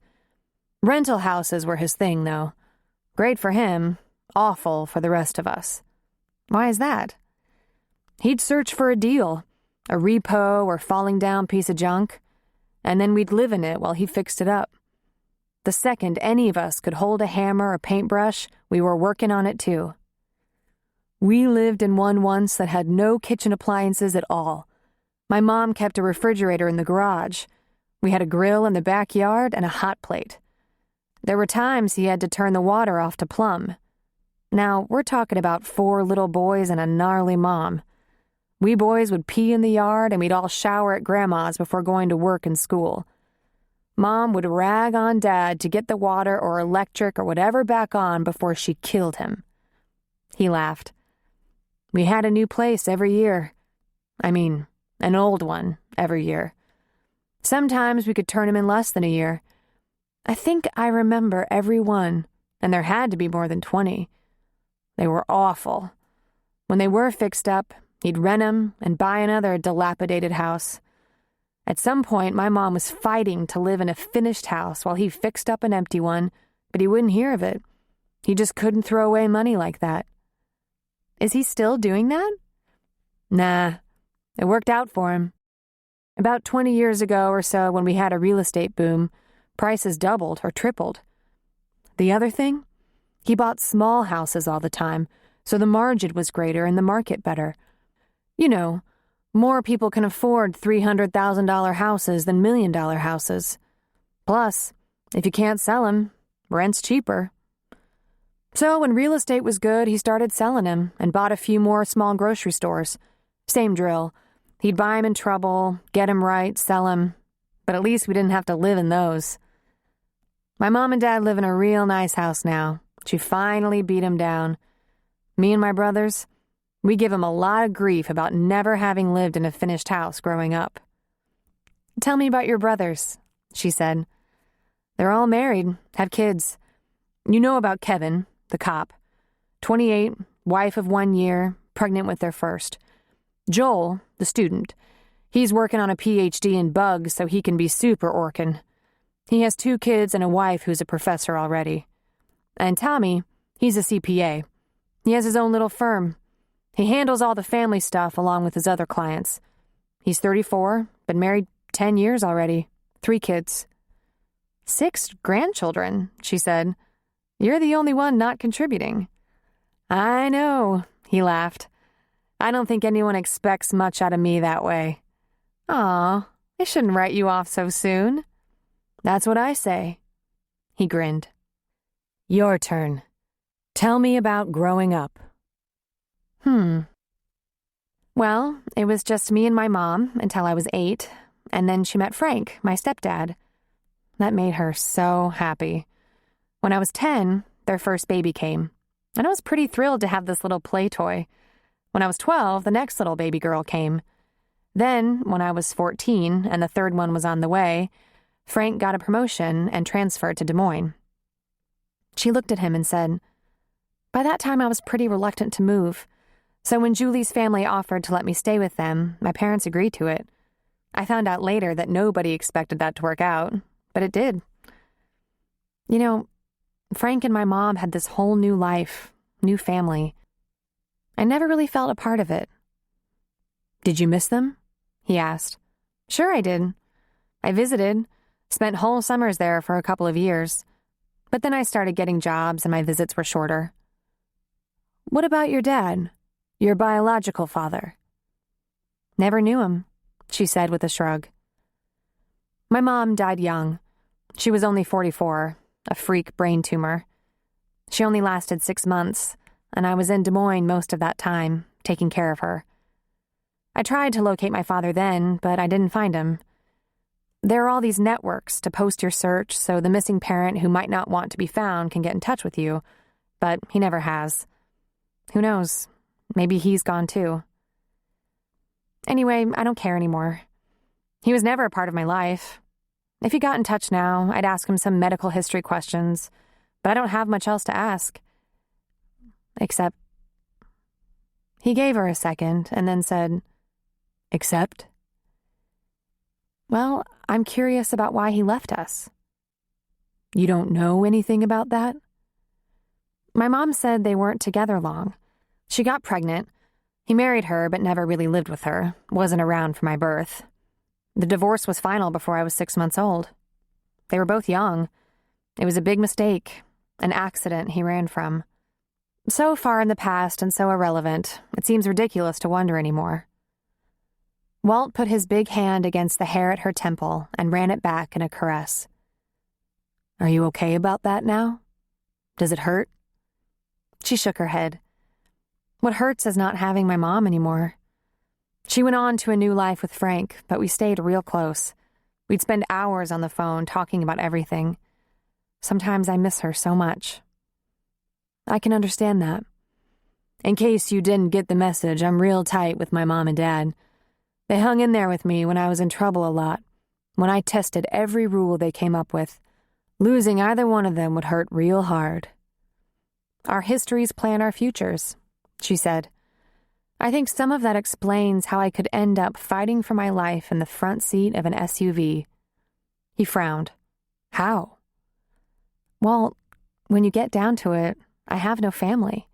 No real family. You have your stepdad and siblings, even if they're halves. It's not the same. I never got close to Frank or the little kids, and now the oldest one has started college. To her, I was just an occasional visitor since she was 5. When I was a kid, it was me and my mom. I was her life and she was mine. Then it was my mom and Frank and the babies, and she was so happy. Even I was happy with those babies to take care of. I think the message I got was that a fulfilled life is one where there's a spouse and family. Ever since I separated myself from my mom and the little kids, I've always thought what I wanted from life was exactly what she had. Someone who made me that happy and gave me children. It's possible I was trying too hard to make every guy who asked me out into that. I have an image of what I want my life to be, but none of the details, no instructions. My mom, she wasn't hunting. She never went out that I remember. I was never left home alone or with a sitter. She met Frank at the copy machine in her office, and the rest is history. Things happen like that, he said, without much warning. Really? She smiled. Something like that happened with you? Almost everything. I never planned that 18-month ride. I was pissed and took off, and it changed my life. That bike shop, my first job when I got back, it was a little job fixing bikes. but it grew from a little store into a successful store, then 4 stores. I thought we were doing a good job, but I didn't know it was that good. I never saw that coming, and I've been there from the beginning. If you'd asked me 10 years ago if I thought things would work out like this, I wouldn't have believed it. He laughed. 10 years ago, I thought I might end up in jail or something. You love your work, don't you? She asked, smiling. I do. Things just keep getting better there. And in my personal life, too. I mean, look at you in those shorts, Cassie. How could I ever complain? And we didn't exactly meet through a dating service. He grinned at her. You've been real nice to me, Walt, Cassie said. You've turned into a real good friend. Thanks, Cassie. I like hearing that. Want to put your jeans back on and ride up the coast for a while? I do. I like your silly bike. There's a fish house in Bodega Bay. Not fancy, but some of the best fresh fish you can imagine. Do they all know you there? She asked, shimmying into her jeans. Of course. I've been there a lot. Of course, she laughed. Billy came home from the shop at 10:30 after 8 hours. He was all dusty from the saw, dirty from wood, grainy from marble and granite. The house was dimmed. There was a light left on in the kitchen over the stove, and he assumed Julie was in bed, asleep. He was exhausted. He'd worked every day for the past 6 days, 3 of them 24-hour shifts. Now he was facing 4 days off from FD in a row, but he'd spend all of them at the shop. He reached into the fridge for a cold cola, after which he'd shower off the grime and pass out. Billy? He turned toward the living room. Jules? You still up? Billy, she said weakly, I have a problem. I'm losing the baby.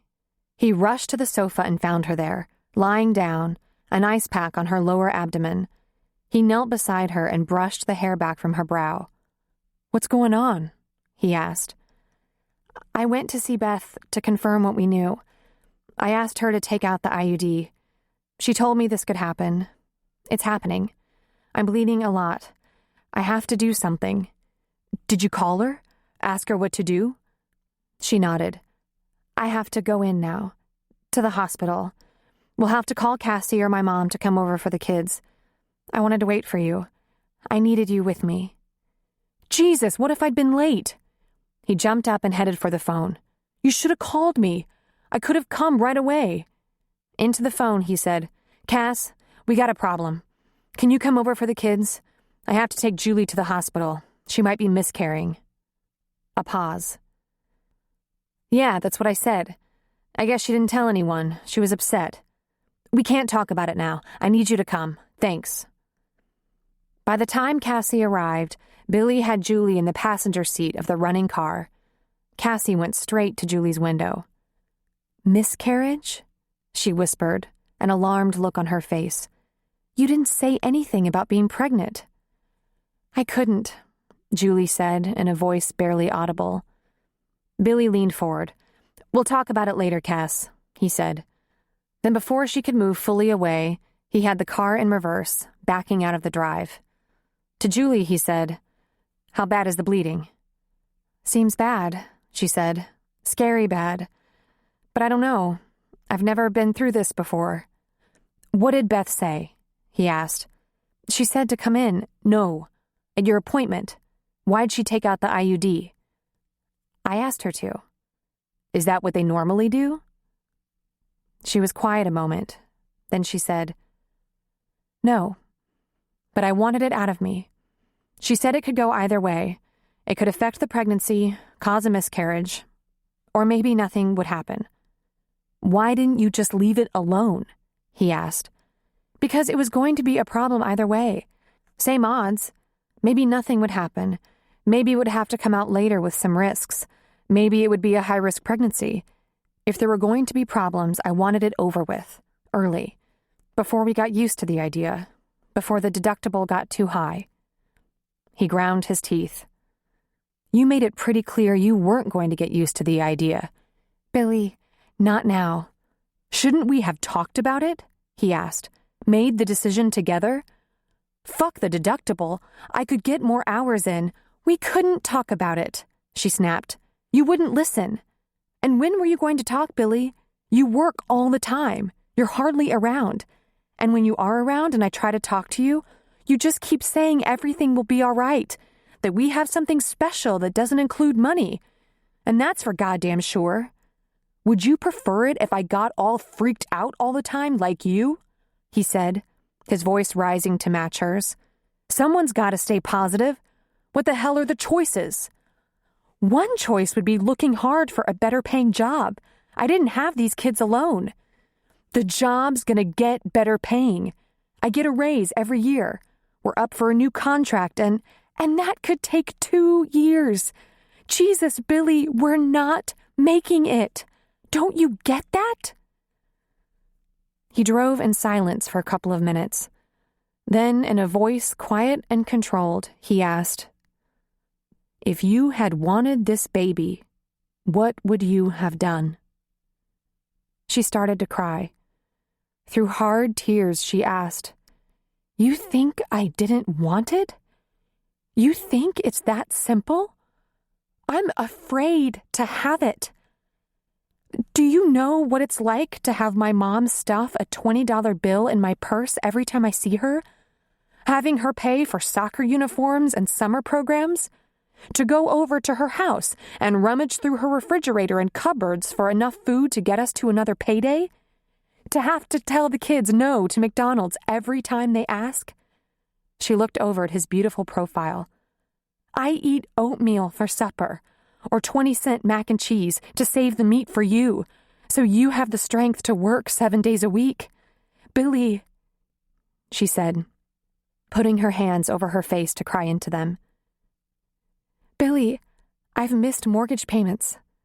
I'm afraid of losing the house. There isn't enough. We're in such trouble." "Okay," he said, reaching a hand over to rub her thigh. "Okay, stop. It's gonna be all right."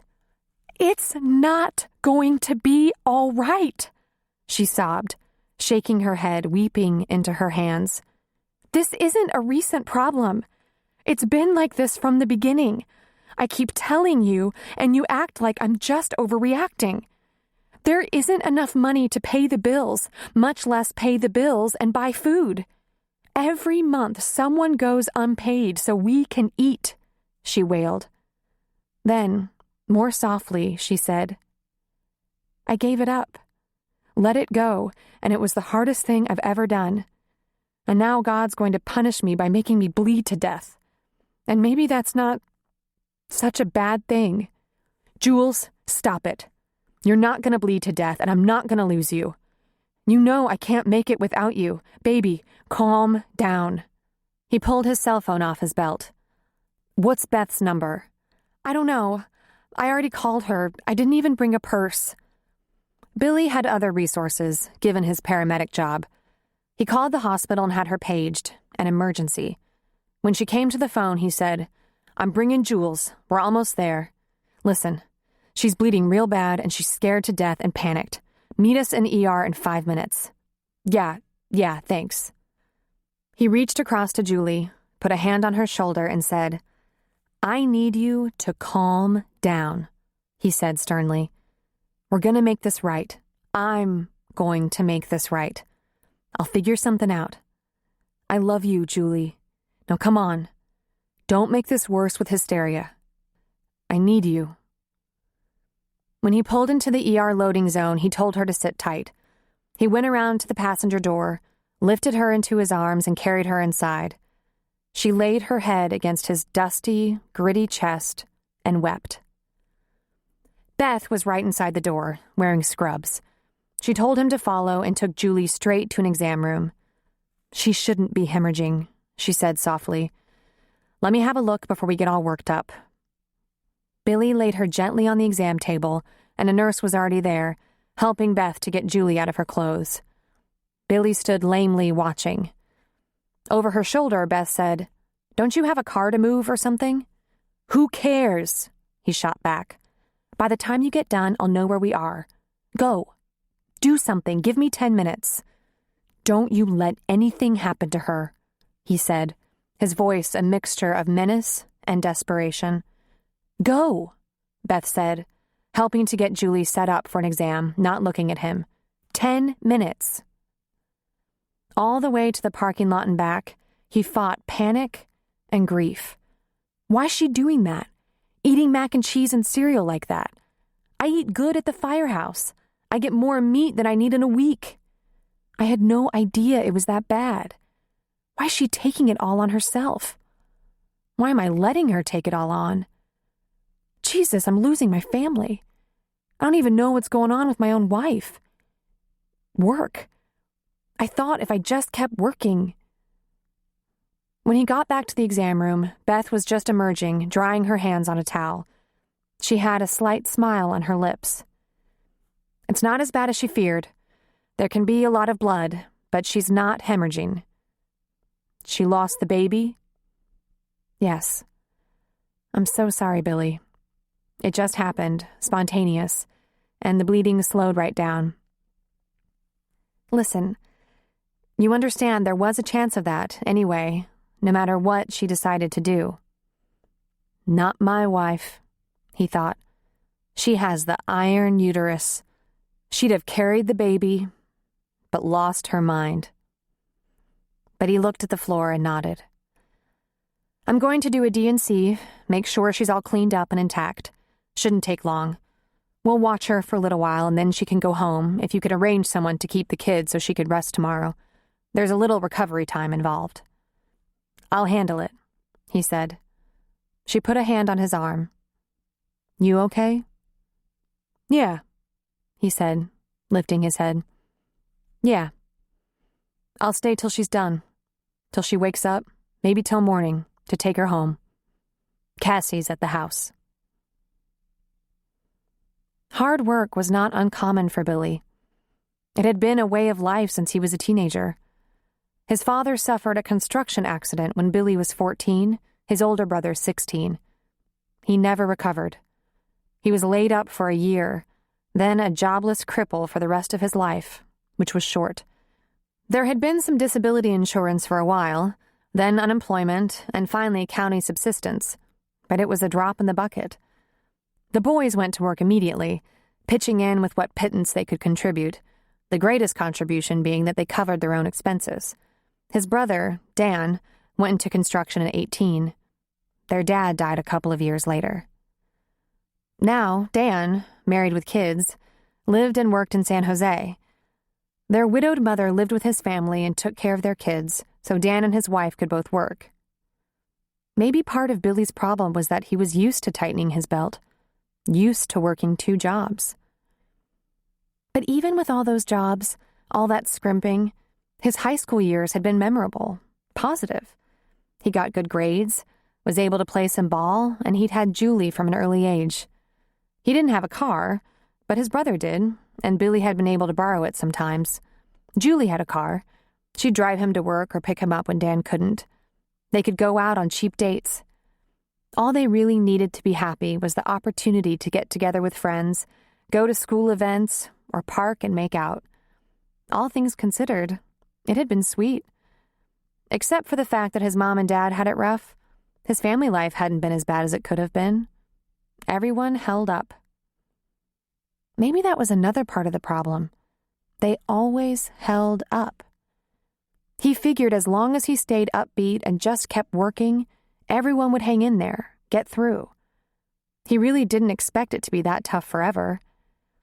Dan and his wife had it pretty much under control now. Their money problems weren't terrible anymore. Billy figured a few more years with FD and finances would straighten out. Getting on the department was like a dream come true to Billy. It wasn't just a decent job. It was all he'd ever wanted. And the department was a good, solid job with good benefits. That wasn't what was wrong. It was starting out broke. Years of working low-paying jobs, going to school, running up debt. Julie's folks helped them get in the house so their income wouldn't be lost to rent. But real estate in California was expensive. It was a very little house, but not a little mortgage. Still, If they could just hang in there a few more years, things should get considerably better. He had absolutely no doubt he'd promote himself at the earliest possible slot. And he had a plan. He intended to retire early enough to take on a second 20-year career and draw a couple of decent pensions.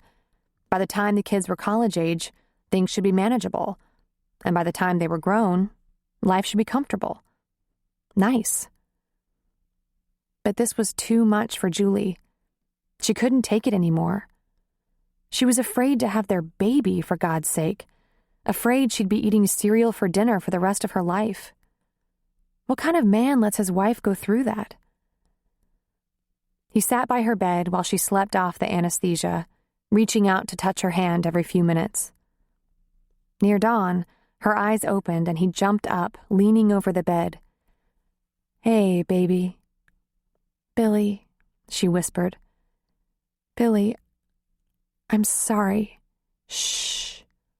All that matters is you'll be all right. It wasn't as bad as you thought. Everything's okay now." "I didn't do that to hurt you, Billy. I love you, you know that." "Don't worry, Jules. I don't hurt that easy, honey. As long as you're okay, everything is okay." But she's not okay, he thought. She has it rougher than I realized. I thought she was bitchy and hard to please. She's been deprived and hungry and terrified. I have to find a way to make this right. He leaned over and kissed her brow. "We'll get through this, honey, as long as we have each other." "I'm sorry," she said. "I'm sorry. I didn't know what to do." "Jules, it's over. We're not going to let it bring us down. I know I don't deserve it, but if you can trust me a little longer, I'll think of something. I swear to God, Jules, I'll make this better, all of it." "I didn't want to lose it. It was yours, and I love your baby so much." "It's okay, baby. Sleep off the drugs, and I'll take you home."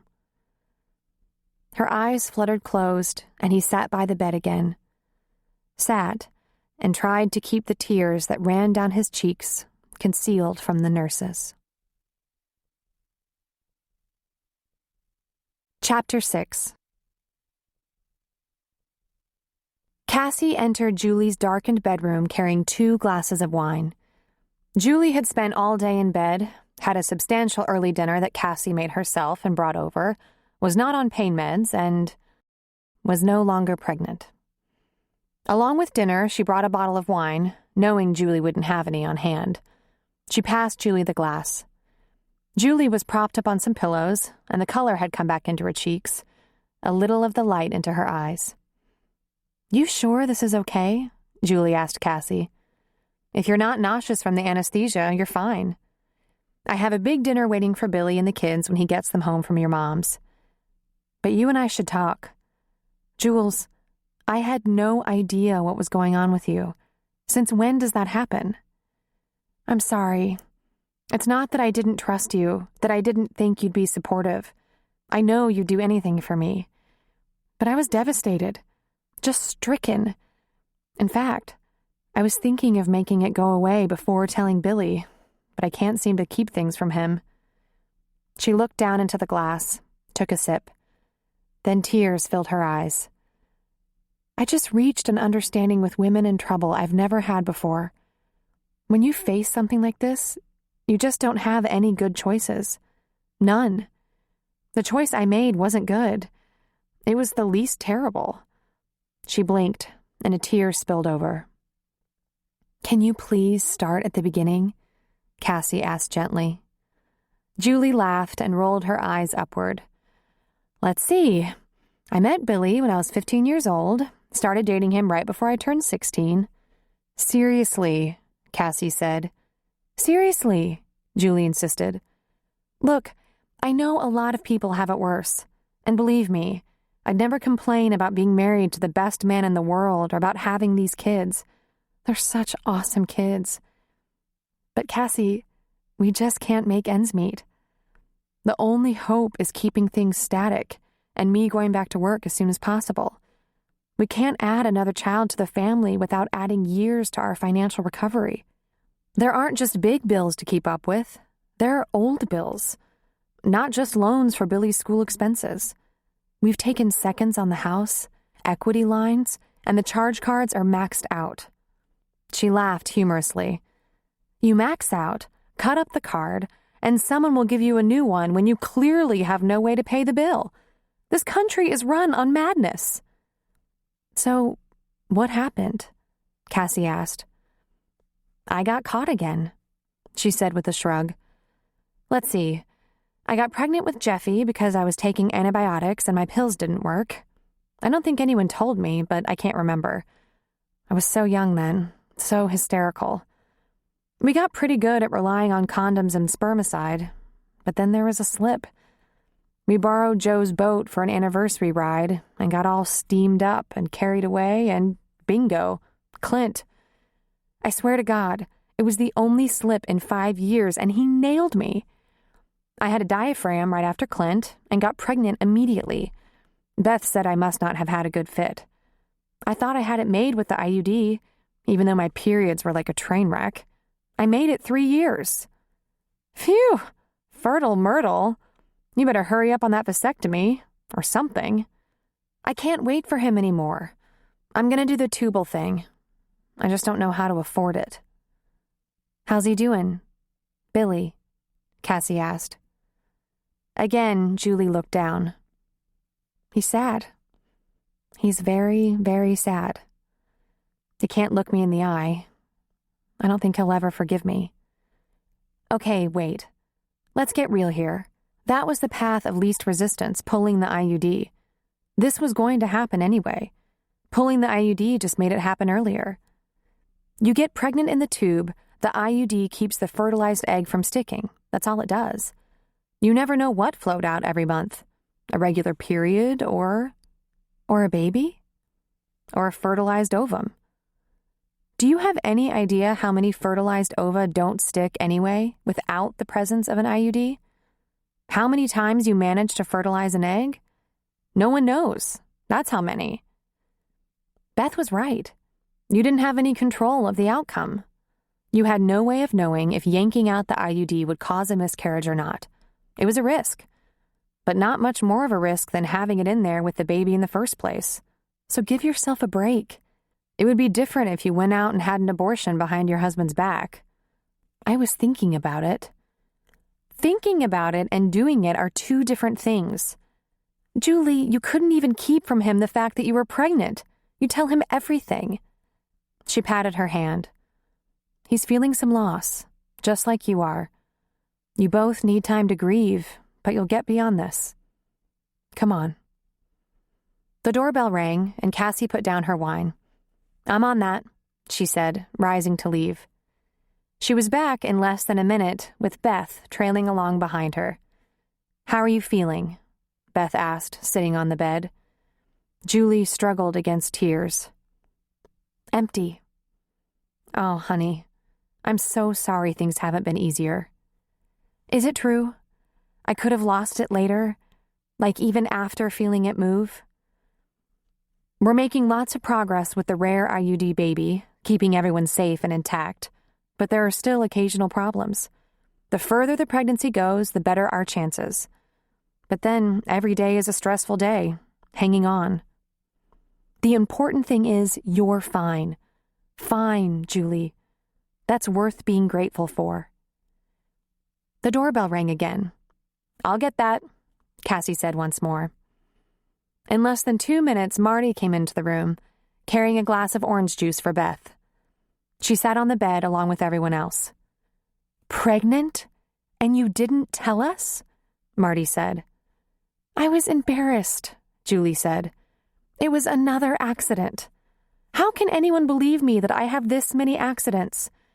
I know in your hearts you must think I'm making excuses, that we took a lot of stupid chances. Oh, don't be ridiculous. You can be depressed if you want to, but no paranoia, Marty said. We know you, Jules. We know you had signed off on reproduction. Really, 3 kids. It'll put you right over the edge. Oh, yeah? Marty laughed. One more and I might hang myself." Beth turned to stare at her. "Is Jason a tough kid?" "Nah, he's an angel. Joe's a tough kid." Then Marty looked at Julie and asked, "So what's going on here? I mean, I can understand wanting to cut it off, but is there something else? Something you should be telling us?" Julie just dropped her chin and shook her head. "Yes, there are money problems," Cassie said, breaking the silence, giving her up. "Serious money problems. And since Billy and Joe work together, that can't go any further. Are you in this pact of silence?" "Of course," Marty said. "Oh my God. Did you think you couldn't trust me?" "You know, I don't even care," Julie said. "Billy does nothing but work, and there's no reason he should be embarrassed around his friends. The truth is, we're just about bankrupt. If a car goes right now, we're doomed. It's old loans for college, maxed out credit cards, a second on the house, a loan consolidation thing. It all piles up. It just keeps getting worse instead of better. There's no end in sight. Another baby sure wasn't going to help us dig out." She took a breath. I panicked. "Well, maybe bankruptcy is the answer," Beth said. "Have you talked to anyone about that?" "That would be so humiliating." "But have you?" "We've been to the bank," Julie said. "They discourage that." "Of course they do," Beth laughed. "They wouldn't get their money back. Oh, geez, girl, you don't even know what you don't know." "Beth, I just don't think I could bear the shame of it. We pay our bills, or at least we do everything we can." Beth just laughed, and all eyes were on her. "That's very noble, but there comes a time when your family is more important than all that pride. I worked with a vascular surgeon who filed for bankruptcy, and he sure didn't look ashamed. I think he gave up his leased Ferrari, but he didn't move out of his 8,000 square foot house with a pool. Jules, you have to get some help. We've had a couple of loan consolidation deals. We can't get ahead of them. The bills just keep getting bigger." "That's what I'm saying. Some of those bills have probably been paid 10 times over with just the interest. There are solutions." Everyone just stared at her. "I read money magazines to relax." Cassie just shook her head. "Oh, God, only you would read money magazines to unwind." Then to Julie, she said, "Until you get this straightened out, we can help." "Oh," Julie said, shaking her head. "No, I don't mean with money," she said. "I'll commit to 2 casseroles a week. Big ones. I guarantee leftovers. And everything that's left in the garden." "I can cover 2. Joe will never know," Marty said. "I'll make them on days when he works and I'm home. I'll freeze them." "Ah, since I don't even know how to cook," Beth weighed in, "what in the world can I do?" "Can you buy lettuce and tomatoes?" Marty asked. "I can," Beth said with a big smile. "Actually, I'm very good at fruits and vegetables. I'm also good at bread. Well, I'm good at buying it. It won't solve all the problems, but it might get you over the hump." Julie put her hands over her face and began to cry. "Oh, now what are you crying about?" Cassie asked, tugging at her hands. "This is what friends do when someone dies," she sobbed. "Or when someone's a little down on their luck," Marty said, grabbing her hand and giving it a squeeze. "Now come on, you do the same. What are you crying about?" "I don't know," she said through sobs. "I don't know if I'm totally embarrassed, totally touched that you would do that, or just helpless. I don't know anything. I don't even know myself anymore." "Join the club," Marty said. "I've been feeling that way a lot lately. I walked out on Joe the other day. We had a fight. Same fight. I was furious that he couldn't pick up his own mess or take a shower. I drove around and ended up at Martinelli's for takeout, and who'd I run into? Ryan Chambers." "Oh, no," Cassie said. "What did you do?" "Just talk to him a while, waiting for my pizzas." "Jules, baby, I wish you could help me with my problems by fixing a couple of casseroles every week." "I don't think we're going to make it." Me and Joe. The conversation shifted to Marty and Joe, as happened with them routinely. When one of them became more revealing, others opened up even more. They didn't realize they were like that, but they traded secrets. Marty laid it out. She didn't even want to sleep in the same room with Joe anymore. He'd begun to repulse her. The thought of his whiskers against her breast was unimaginable. She wanted to cut up the gym shorts, sink the boat, put a pipe bomb in the goddamn big screen. She longed for a romantic partner, even if it was only occasional. She'd be happy if he'd shave and shower before coming to bed, even sometimes. Cassie confessed about the assault, tilting Beth and Marty back on their heels. She admitted to becoming friendly with her rescuer, and she was adamant. She was positively through with dating. Walt was just a diversion, a good friend to pass some time with. The one person who didn't have anything to share was Beth. Beth knew that closing herself off was not only a bad idea, it was going to ultimately be impossible. First of all, she'd had to meet with the senior staff at the clinic, let them know she'd begun treatment that would soon not only affect her schedule, it could diminish her energy and ability to put in those long hours. Of course, she was extended all the support her colleagues could offer. It was, after all, a women's clinic. They dealt with these medical issues with patients every day and, unfortunately, had a couple of staff members who had faced similar challenges. Their head nurse was a breast cancer survivor. Their senior female physician had undergone a hysterectomy several years ago for a cancerous tumor in her uterus. The rest of the world she hoped to hold off for a while, at least until and if she began to lose her hair. She'd always been a private sort, not because she was secretive, but because she had a tendency to be intense, to think about things deeply for a long time before putting her emotions out there to be examined. Some of that was natural. Some learned during the minefields of residency, when it felt as if everyone was constantly gunning for the young, inexperienced doctor. And, of course, she'd had that history, her last bout with this disease.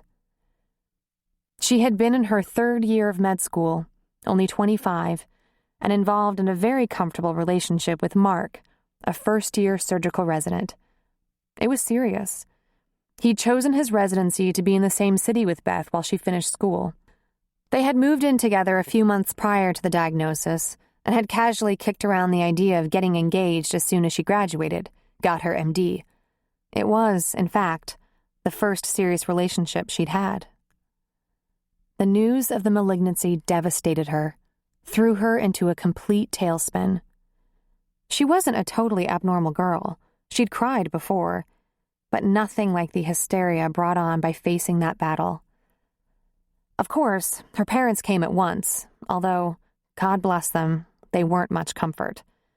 She'd never seen her mother more scatterbrained and fretful, her father more helpless than ever. Since they'd never been in the least domestic to start with, they were more trouble than help around the house and with meals. They drove Mark crazy in 2 days. Her girlfriends were better, especially Cassie, a born nurse. All 3 girls were completely domesticated and nurturing. They knew exactly what to do to bring comfort, order, and nutrition. And for young women, they had been so wise, coming in turns instead of en masse. But they had such pain, pity, and fear in their eyes. They were too quiet and polite, too careful of her feelings, void of the usual relentless laughter when they were together.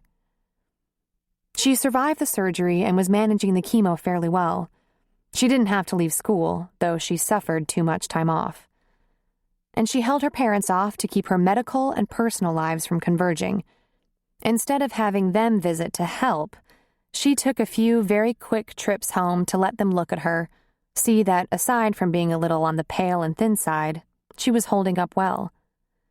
But all this time, she could feel Mark shrinking away. It was so gradual, she hadn't been sure until the end what was coming. Her treatment lasted for 6 months, and it was hard to pin down what was happening to her relationship. Let this short interlude serve as a reminder that rest is not a delay. It's a part of the story, too. Thanks for being part of this peaceful journey.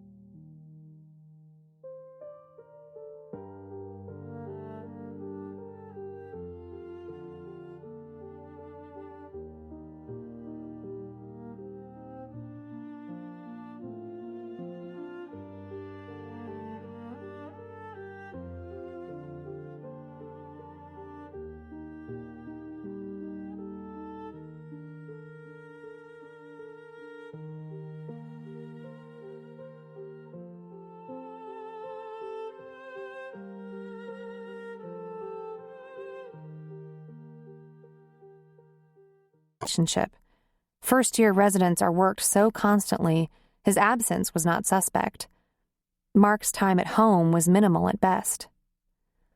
Within a year of her diagnosis, her energy was back. Her MRI looked good.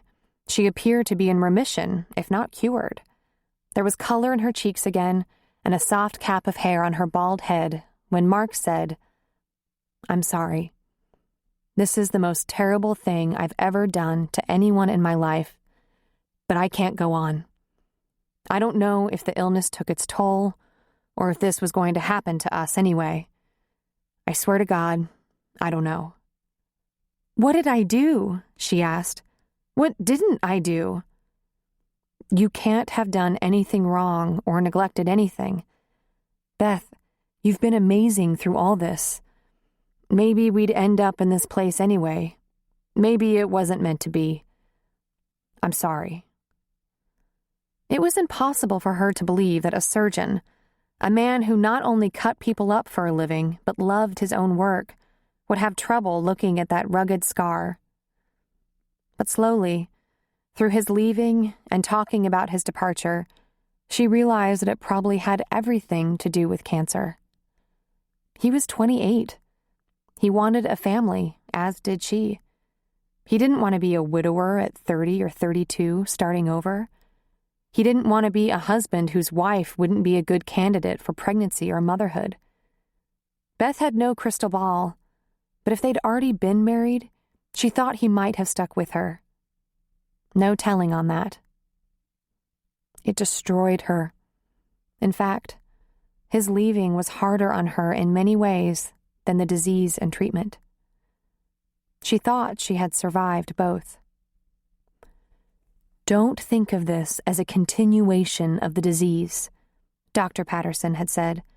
"Frankly, it's not as rare as you might think. What's rare is breast cancer at 25.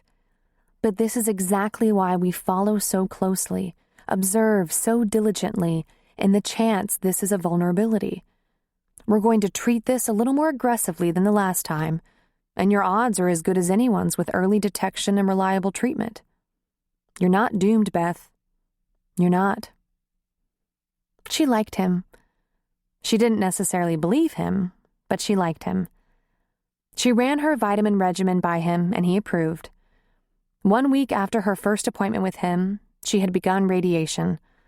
A couple of weeks later, the start of chemo. She began the long, difficult, lonely climb back to freedom. She'd had 2 months of chemo and radiation. She was physically weakening. She could feel it. Billy brought an accordion file folder home from the firehouse and began to gather up all the bills, check registers, receipts, and related paperwork. "What are you doing?" Julie asked him. "I'm taking this mess off your hands." He shoved the last of the stack into the folder and turned to her. "It's a disaster, and it's got you completely stressed out. It's too much to ask of anyone." "You can't do that," she said in a panic. "You can't take all my papers. I won't know what's going on." "I'm not going to keep anything from you, Jules. I just want it out of your hair. It's worrying you too much.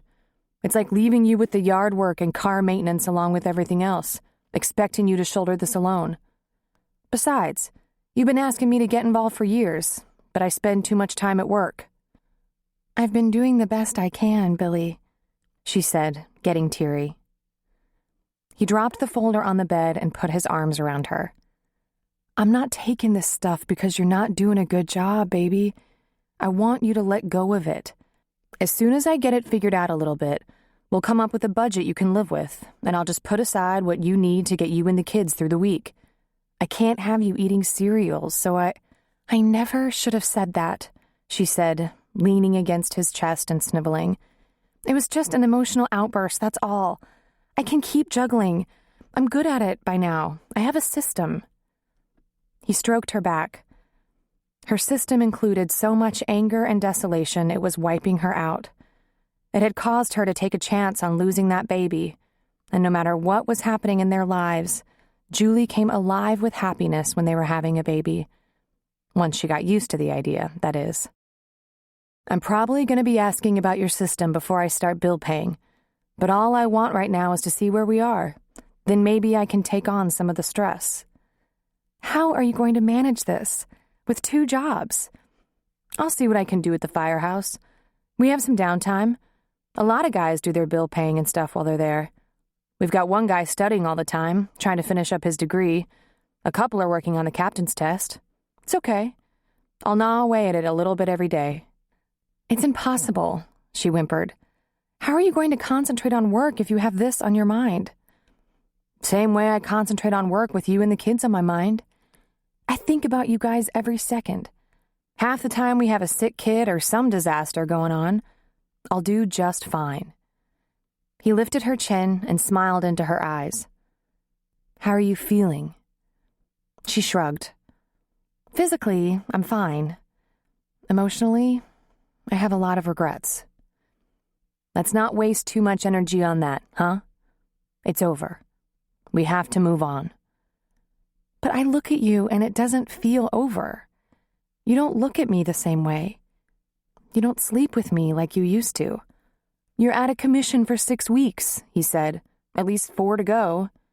You're usually begging after 2. "Not this time," he said, looking briefly away. "I don't want to mess anything up." "You don't curl around me. You don't kiss me and ask me if I love you all the time. I think you're still mad." "No, honey, I'm not mad about anything. Shoot me for being such a guy, but curling around you when you're untouchable isn't real easy. I've had a lot on my mind lately. About me. About the baby. About what I did. Jules," he said, stopping her. "About what I can do to change things. I talked to Chelsea. She pulled away from him. "You talked to Chelsea?" "Stop. I asked her about car sales. I've been looking around for something better than cutting wood for cupboards and countertops on my days off. She offered me a job. I bet she did." Billy grinned. "Selling Hummers. Don't worry, I won't be working for Chelsea. I don't care what she says. I don't believe they're selling that well. I think she's full of shit. But the commission on just about any new car is pretty good. Problem is, I just don't think I can be without a paycheck long enough to find out. And there aren't any days left." He kissed her nose. "Let me get the lay of the land here, huh? Then we'll talk." "Billy, I hope you don't get madder. But I told Beth. She asked if we ever considered bankruptcy." She shrugged helplessly. "I guess it can make some things just go away." He frowned. "I know what bankruptcy does," he said. "I'd like to pay what we owe. After all, we owe it. But, Billy, we'll get to that later. First, I want to see where we are. Can you let me do that? They're not just your bills, Jules. They're mine, too. In fact, I should have done a better job with this since the beginning." "Are you ever going to forgive me?" she asked him. "For not making the decision with you? Really forgive me?" He pulled her against him and held her close. In her ear, he whispered, "Jules, none of this should have gone the way it went. I don't blame you for anything, I swear to God. I blame myself, that's the truth. If I'd taken better care of you, you wouldn't have been so afraid. Billy, shh. I guess we both need a little time to deal with it, to get things straightened out. Don't let it be too long, Billy. This is very hard for me, too, and I've never had to go through anything without you before. Well, that's the problem, baby. I thought if I just kept working, everything would be okay. Instead, I was gone too much. I let you go through everything alone. We have to fix that. Cassie had set a nice table in her small dining room and primped as though this was a decision-making date, when in fact, it was almost the first time in her dating history that there was no decision to make. And that felt so damn good. She loved Walt like a buddy, a big brother, probably the most decent, easy-to-be-around guy she knew next to Billy. A buddy who was allowed to steal that little kiss. She couldn't resist. As it happened, it was always a good kiss. As long as it went no further than that, Cassie wasn't worried. Tonight, she was just returning a few favors. Walt had picked up every tab they'd had since they met, and there was no way he was letting her pay for anything, so she asked if she could cook him dinner. She'd asked during one of their many phone conversations, which were just as companionable as those talks they had when they were together. And they were together quite a lot for a couple of buddies. A casual dinner about once a week, about 4 rides on the motorcycle so far, the occasional coffee date when she was on her way home from work. She hadn't seen him in more than a week.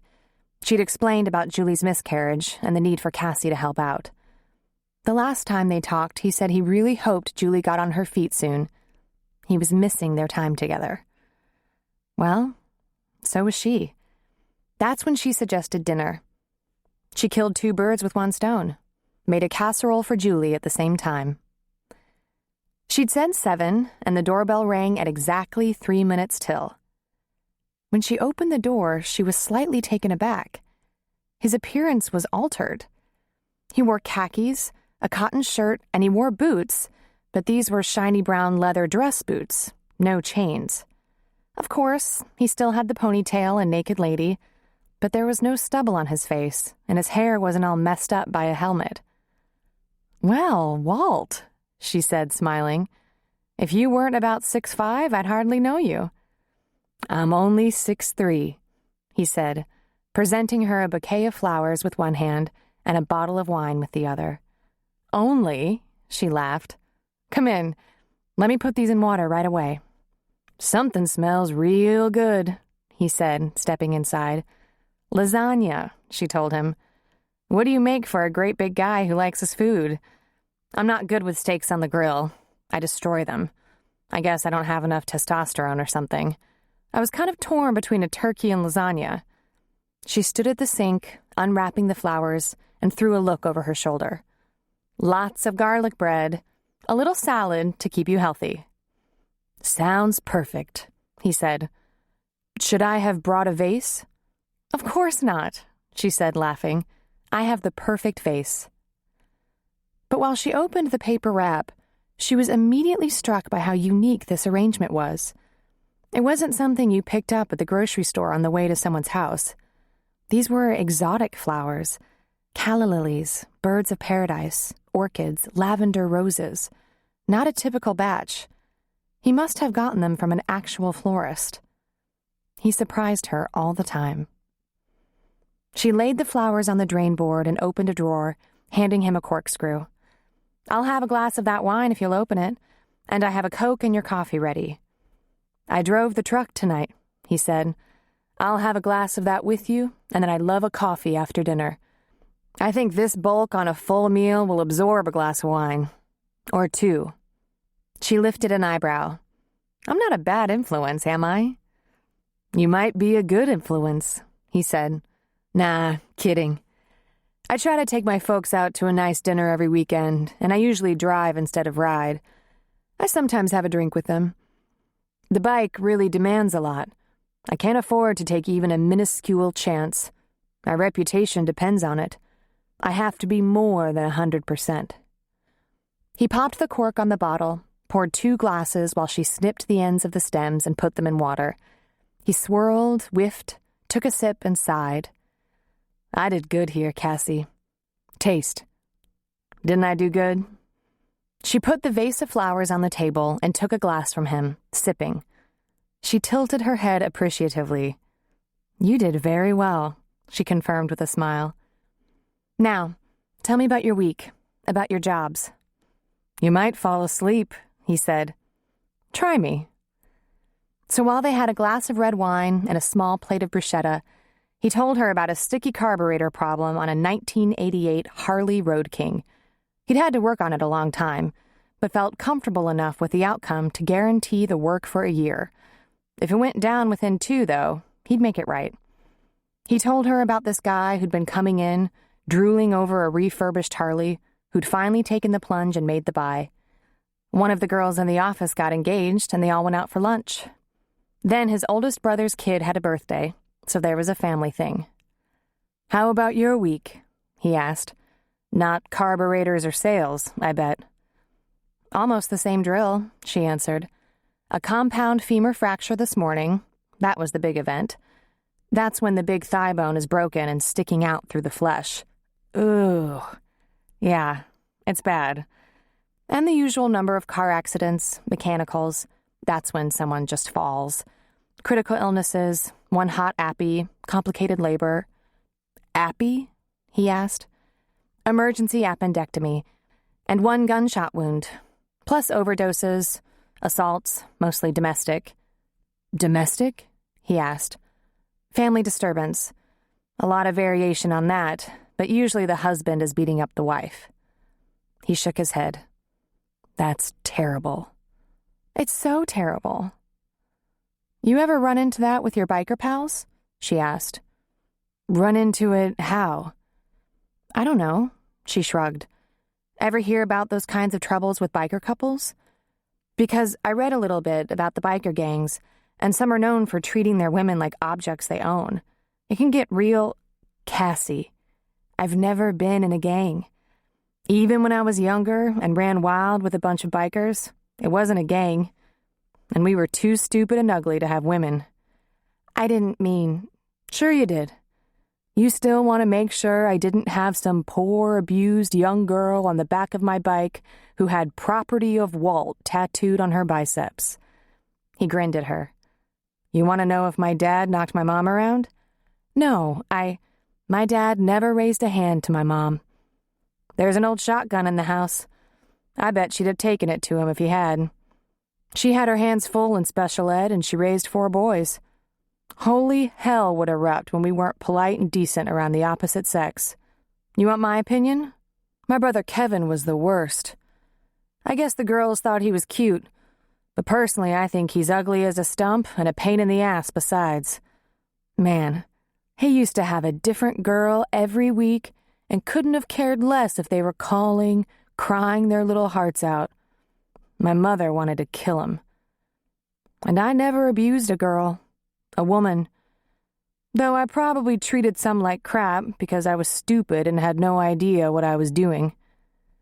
You're a dichotomy, Walt. How? He asked, eyebrows raised. You look like the kind of guy who could tear the flesh off running antelopes, but you're so gentle-natured and sweet. Looks, he scoffed. You have to do better than that, Cassie. You look like I shouldn't be having dinner with you. You should have been snapped up years ago. Friends, she reminded him. Of course, he said. Then he smiled. He liked where this friendship was going. He wasn't leaving tonight without another sample of that delicious mouth. Let me see if dinner's ready, she said, rising. They spent 2 hours over lasagna, salad, and bread. Walt had another glass of wine, and between them they finished his bottle. They had coffee and dessert, then washed up the dishes together. While she was rinsing and he was drying, he said, Summer's almost over. It's already getting chilly on the northern coast in Sonoma County. I have an idea, if you're up to it. How about a weekend ride? A weekend? She asked, getting a nervous look on her face. Like, a whole weekend? He laughed at her. That's what I'm talking about. We can do it the way I usually do it, or we can do it the candy-ass way. Explain, she said, lifting the plates into the cupboard. Well, the way I do it, I take the bike along the coast, find a nice piece of beach, and put down a sleeping bag. I build myself a little fire. I usually pack some food that's not fancy, but I hardly ever miss a chance to eat out. We could stop and eat before we stake out beachfront. Or we could do it so you're comfortable. Stay the night at a motel, take advantage of beds and showers. He shrugged. It's up to you. I won't make fun of you if you need a roof over your head. But pretty soon the weather's going to turn, and we're going to want to use our rides to check out the fall leaves. And we'll have to dress warm.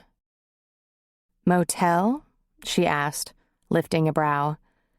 However many rooms you want, Cassie. I'm not trying to set you up for anything. Then he grinned. Just how cold and uncomfortable is it right out there on the beach? It's great. The fire is nice and cozy. You hear the waves all night long. The ground isn't too hard. After the middle of August, it gets pretty cool at night. I can pull a little trailer behind so we have a cooler, extra blankets, that kind of thing. A trailer? She asked. But what she thought was, how am I going to explain this to Julie? Just a little one behind the bike, so we have everything we need. Do you just not shower the whole weekend? She asked. He laughed at her. It's camping, Cassie.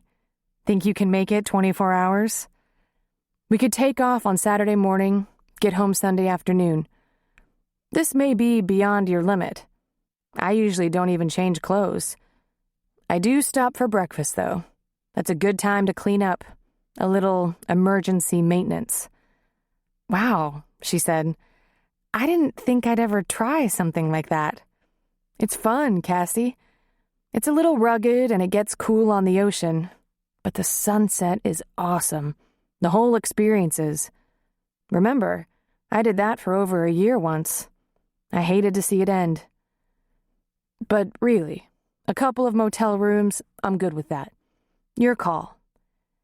Gee, I wonder if I'm up to it. I'm real flexible.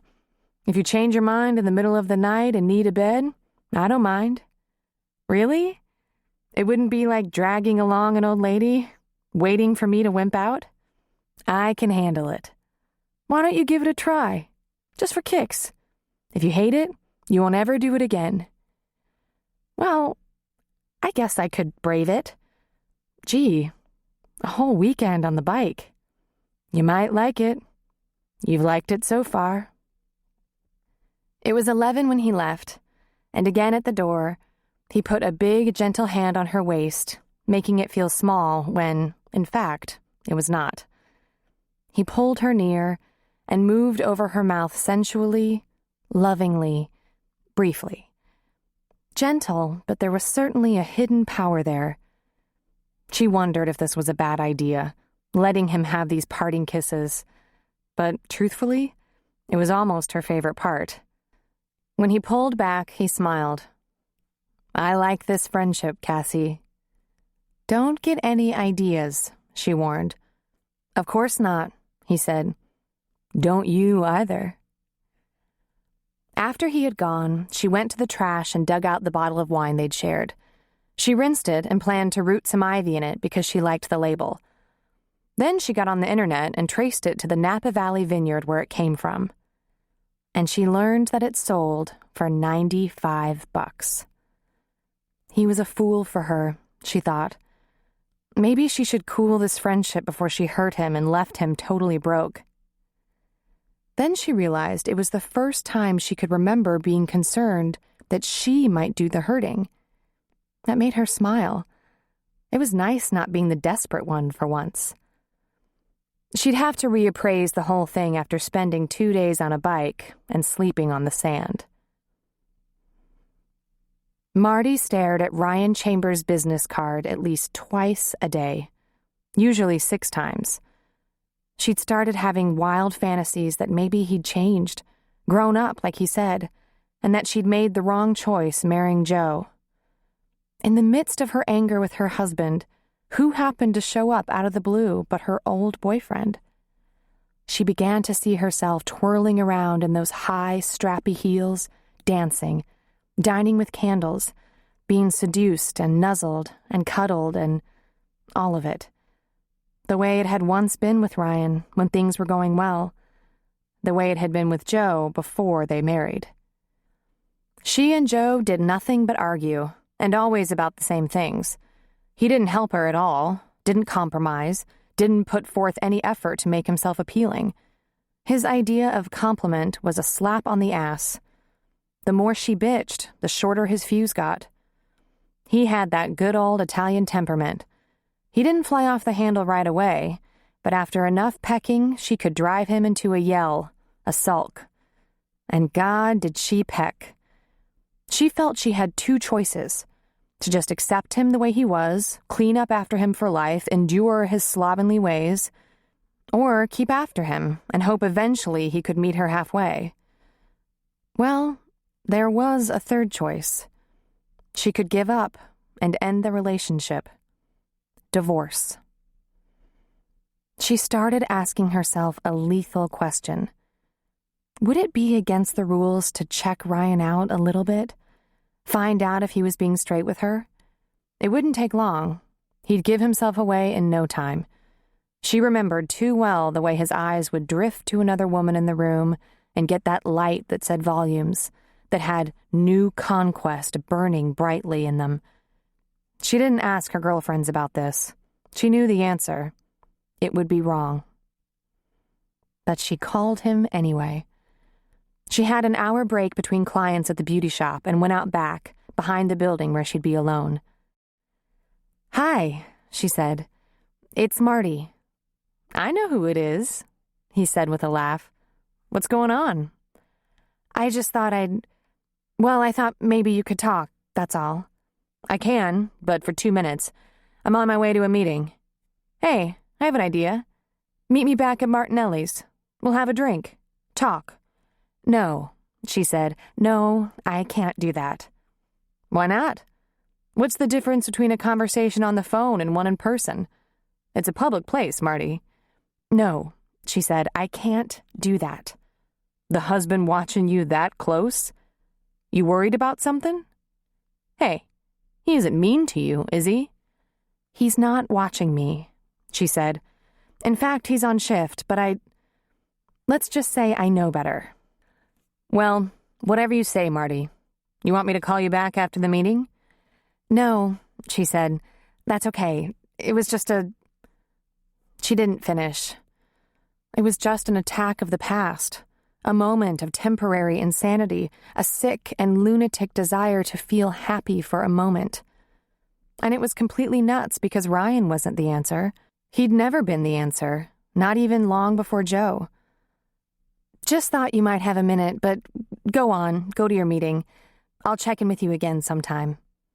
And she hung up. 2 hours later, while she was in the middle of a perm, her cell phone vibrated on her hip, and she felt her cheeks grow hot. But she ignored it. When she was done with her client, she listened to the message. "Hey, Marty, tell you what. I'm going to swing by Martinelli's for a beer at about 5:30. I get the idea you'd like to talk, maybe lean on a friend or something. I can tell in your voice you're not really all together right now. Don't worry about it, baby. If you're there, you're there. I'm not going to get you in trouble. But if you can't make it, I get it. Call any time." And then she thought, I'm hopeless.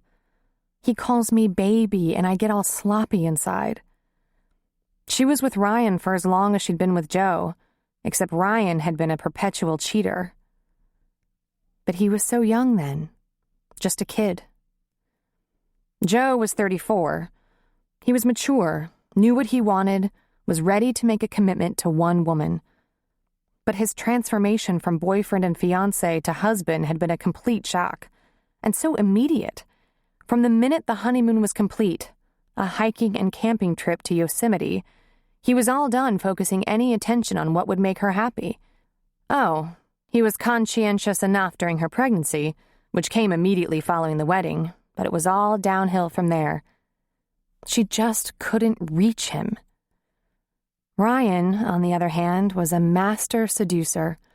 When they had been together, he was completely tuned into her, made sure she had everything she needed, from good dates to plenty of compliments.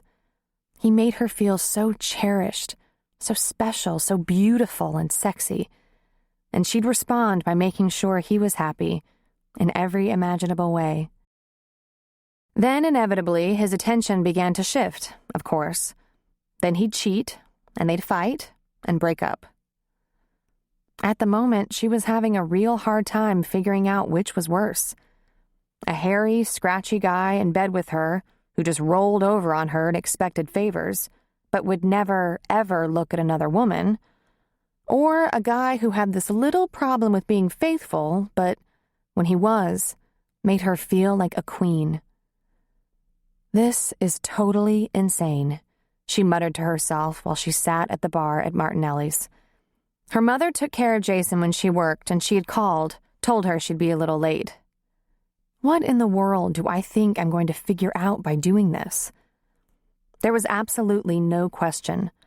Joe would not take something like this lightly.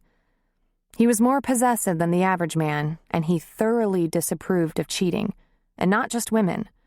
Men stepping out on their wives earned his scorn as well. She told Joe all about Ryan when they were dating, how in love she'd been, how hurt and destroyed by his behavior. And Joe had been completely sympathetic. He'd had one or two serious girlfriends before meeting her, and he could relate to the heartache that went along with the experience of it not working out. She tried to summon up the emotions from the early days with Joe, the feeling that she'd never been so lucky. Here was a guy unafraid of commitment, a serious guy, a one-woman man. And he was so proud of her. Even now, even though he didn't do anything to make himself appealing to her, he seemed to show her off to his friends. She always tried to look her best for everything, even football at the sports bar, and he'd say something a little crude, but not unflattering. "Look at that ass. You wonder why I'm tired?" Or, "Who has the best-looking woman in the city? No contest." What am I doing? She asked herself for the millionth time. "Hey, Marty," Ryan said, bouncing into the bar, grinning. "I wondered if you'd take a chance." "I shouldn't be here." "Then why are you here?" he asked. Her eyes welled with tears. "I don't know. Because I'm nuts? Because I've been unhappy lately and I just..." She looked down into her glass of wine. He put an arm around her shoulders and pulled her against him. "Easy, baby. You're having a hard time right now, that's all." Then to the bartender he said, "Miller Draft." "I don't know why I called you," she said. "I don't know why I'm here. You can't help me with this." "Never know," he said. "You're pretty important to me, Marty. You have been since I was just a kid. If there's any way I can be there for you, I'd sure like the chance." "But I'm married. I shouldn't even be talking to you, much less meeting you for a drink." "Lighten up, sweetheart. It's just conversation. Now tell me what's wrong." When it came down to it, she couldn't. She was unable to be as honest with Ryan as she'd been with the girls. She protected Joe in the clinches. She just couldn't sell him out. So she said they failed to communicate. They had trouble supporting each other, so much drivel. And she asked him a lot of questions about his relationships. He claimed to have had one serious girlfriend in the past 3 years that he thought would go the distance. But in the end, it just didn't work out. That would be Jill. And no, he hadn't cheated on her. It was the other way around. She found someone else. "Just what I deserved, I guess," he said with a short laugh. "But I've been a little reluctant to get back on the train since her. I guess I finally know how bad it feels." "I wish I could feel sorry for you," Marty said. "I don't expect sympathy," he said. "But damn, all along, you were the one, Marty. Otherwise, why would I keep coming back, huh? Because me and you together, that was perfect. I was the idiot who screwed it up over and over again. I'd give anything to have another chance, knowing what I know now. Now it's too late. Is it? Because you're not happy. But I'm going to find a way to work this out, she said. He's a good man. He loves me. We have a son together. Ryan's arm was around her shoulders, his hand covering her hand. Well, if it turns out it can't work out, you've got my number. She looked at his eyes. He seemed to be sincere, but she'd been fooled by that in the past. I have to go. My mom's got Jason. He pulled some bills out of his pocket and laid them on the bar, paying for her wine and his beer. I'll walk you out. Maybe you shouldn't. He laughed. You think he's got a detective on you? Relax, Marty. I'll walk you out. And then, at her car, he pulled her against him and covered her mouth in a consuming kiss that took her back in time, sending her reeling into a bliss so forbidden and welcome, she trembled. God, he tasted so good, smelled so good. He ran his hands up and down her ribs, getting close to her breasts but not touching. When he finally released her lips, the fear of having been seen was so far away, it never occurred to her. Call me, Marty, he whispered, threading his fingers through her hair. We can figure this out. Make this work. Make what work? She asked breathlessly. Maybe we can get each other over the rough spot. I'm alone. You're not real happy. And we're friends. Very, very good friends. You're talking about... Shh, he said, cutting her off. I don't want to complicate your life. I just want to be there for you. I can't stand to see you unhappy, that's all. I'll never stop loving you. You know that. And before she could respond, he was on her lips again, parting them with his, kissing her deeply, branding her, turning her into the kind of woman she never thought she'd be. When he let her go, she almost collapsed. Call me when you're free. Then he opened the door for her. Chapter 7. Beth had had the lump removed in June. At least it hadn't been 3, like the last time. And this time there hadn't been any spread to the lymph nodes, so there were things about this catastrophe that weren't so bad. But when the radiologist had refused to show her the MRI scan, she smelled a rat.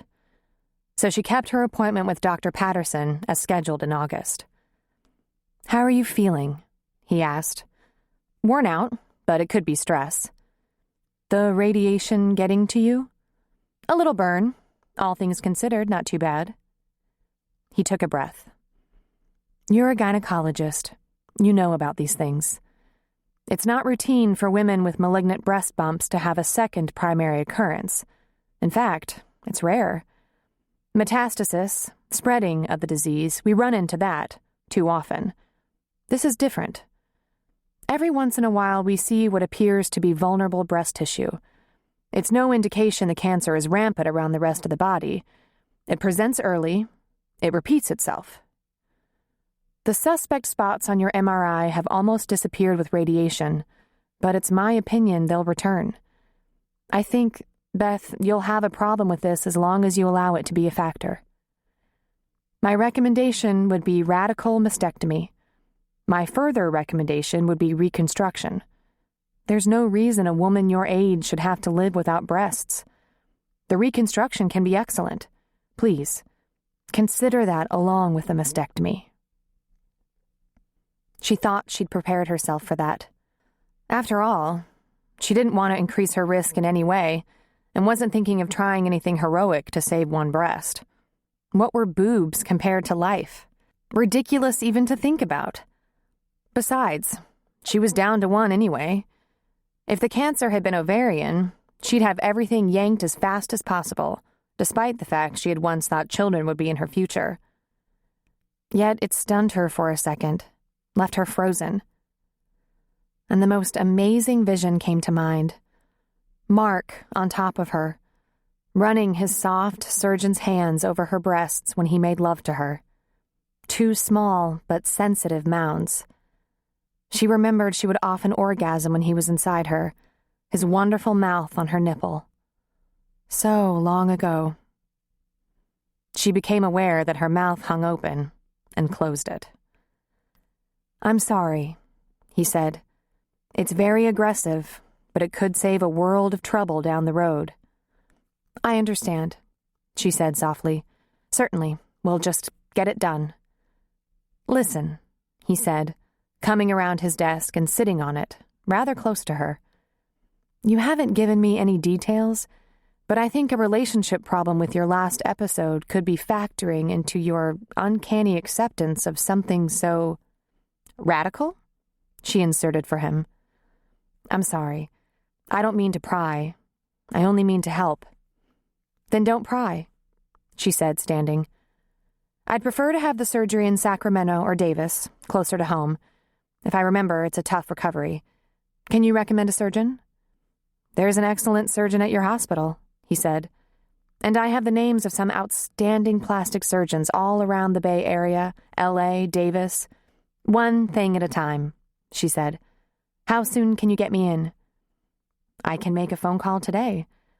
"How about Roger Whitcomb in Sacramento? In a week? How's your schedule?" "I can clear it. Remember, I work with women's doctors. They're a little soft on this malady. They'll give me whatever I need. Have your office manager call my cell with the details." She turned to leave.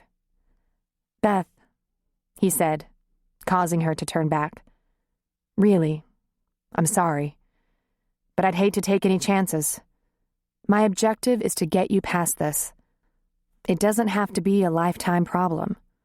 Your life is in here," he said, putting a hand directly on his sternum.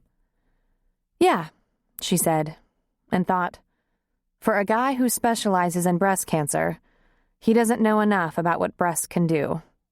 "Yeah, sure." Billy was on 24-hour shift 3 times in a week, and went to the shop as often as he could muster the energy.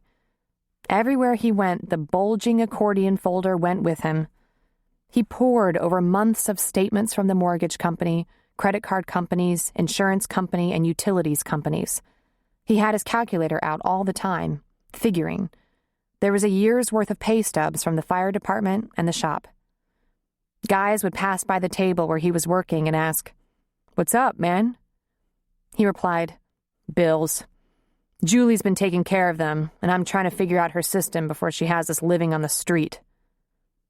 He felt bad about the lie. It was a guy thing. He just had too much pride to admit the root of all their problems had come from the reality that he couldn't support his family. The fact was, looking at the numbers, he couldn't figure out how she'd managed. He thought he'd better ask her about that system of hers, because when he looked at the due dates on the bills and the income, it seemed impossible.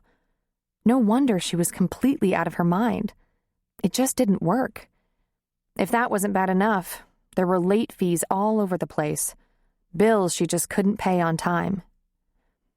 It was the right thing to do, getting this off her plate. But it didn't help his mood. When he took on the finances, he took on her worry. It left him quiet and depressed. She kept asking him if everything was all right, and he told her his brain was reeling with numbers. He wanted to tell her he finally understood why she wanted to smack him for being so goddamn happy all the time. The truth was, he felt the urge to break down in a bone-deep cry. The captain of their unit, Eric Sorensen, kept passing by him at the firehouse, glancing at his paperwork, asking him how he was doing. Eric was a good guy, a real happy man with a strong, serious side. He was well respected, even though he wasn't exactly like the rest of them. He was religious, Mormon fellow, maybe a little straight-laced.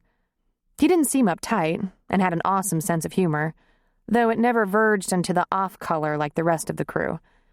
He rarely joined them for a beer, and if he did, he had a cola. But as leaders went, he was sharp and loyal. He really went to the wall for his men. After a couple of weeks of keeping his polite distance, he pulled out a chair opposite Billy and said, "You got something serious going on there, bud.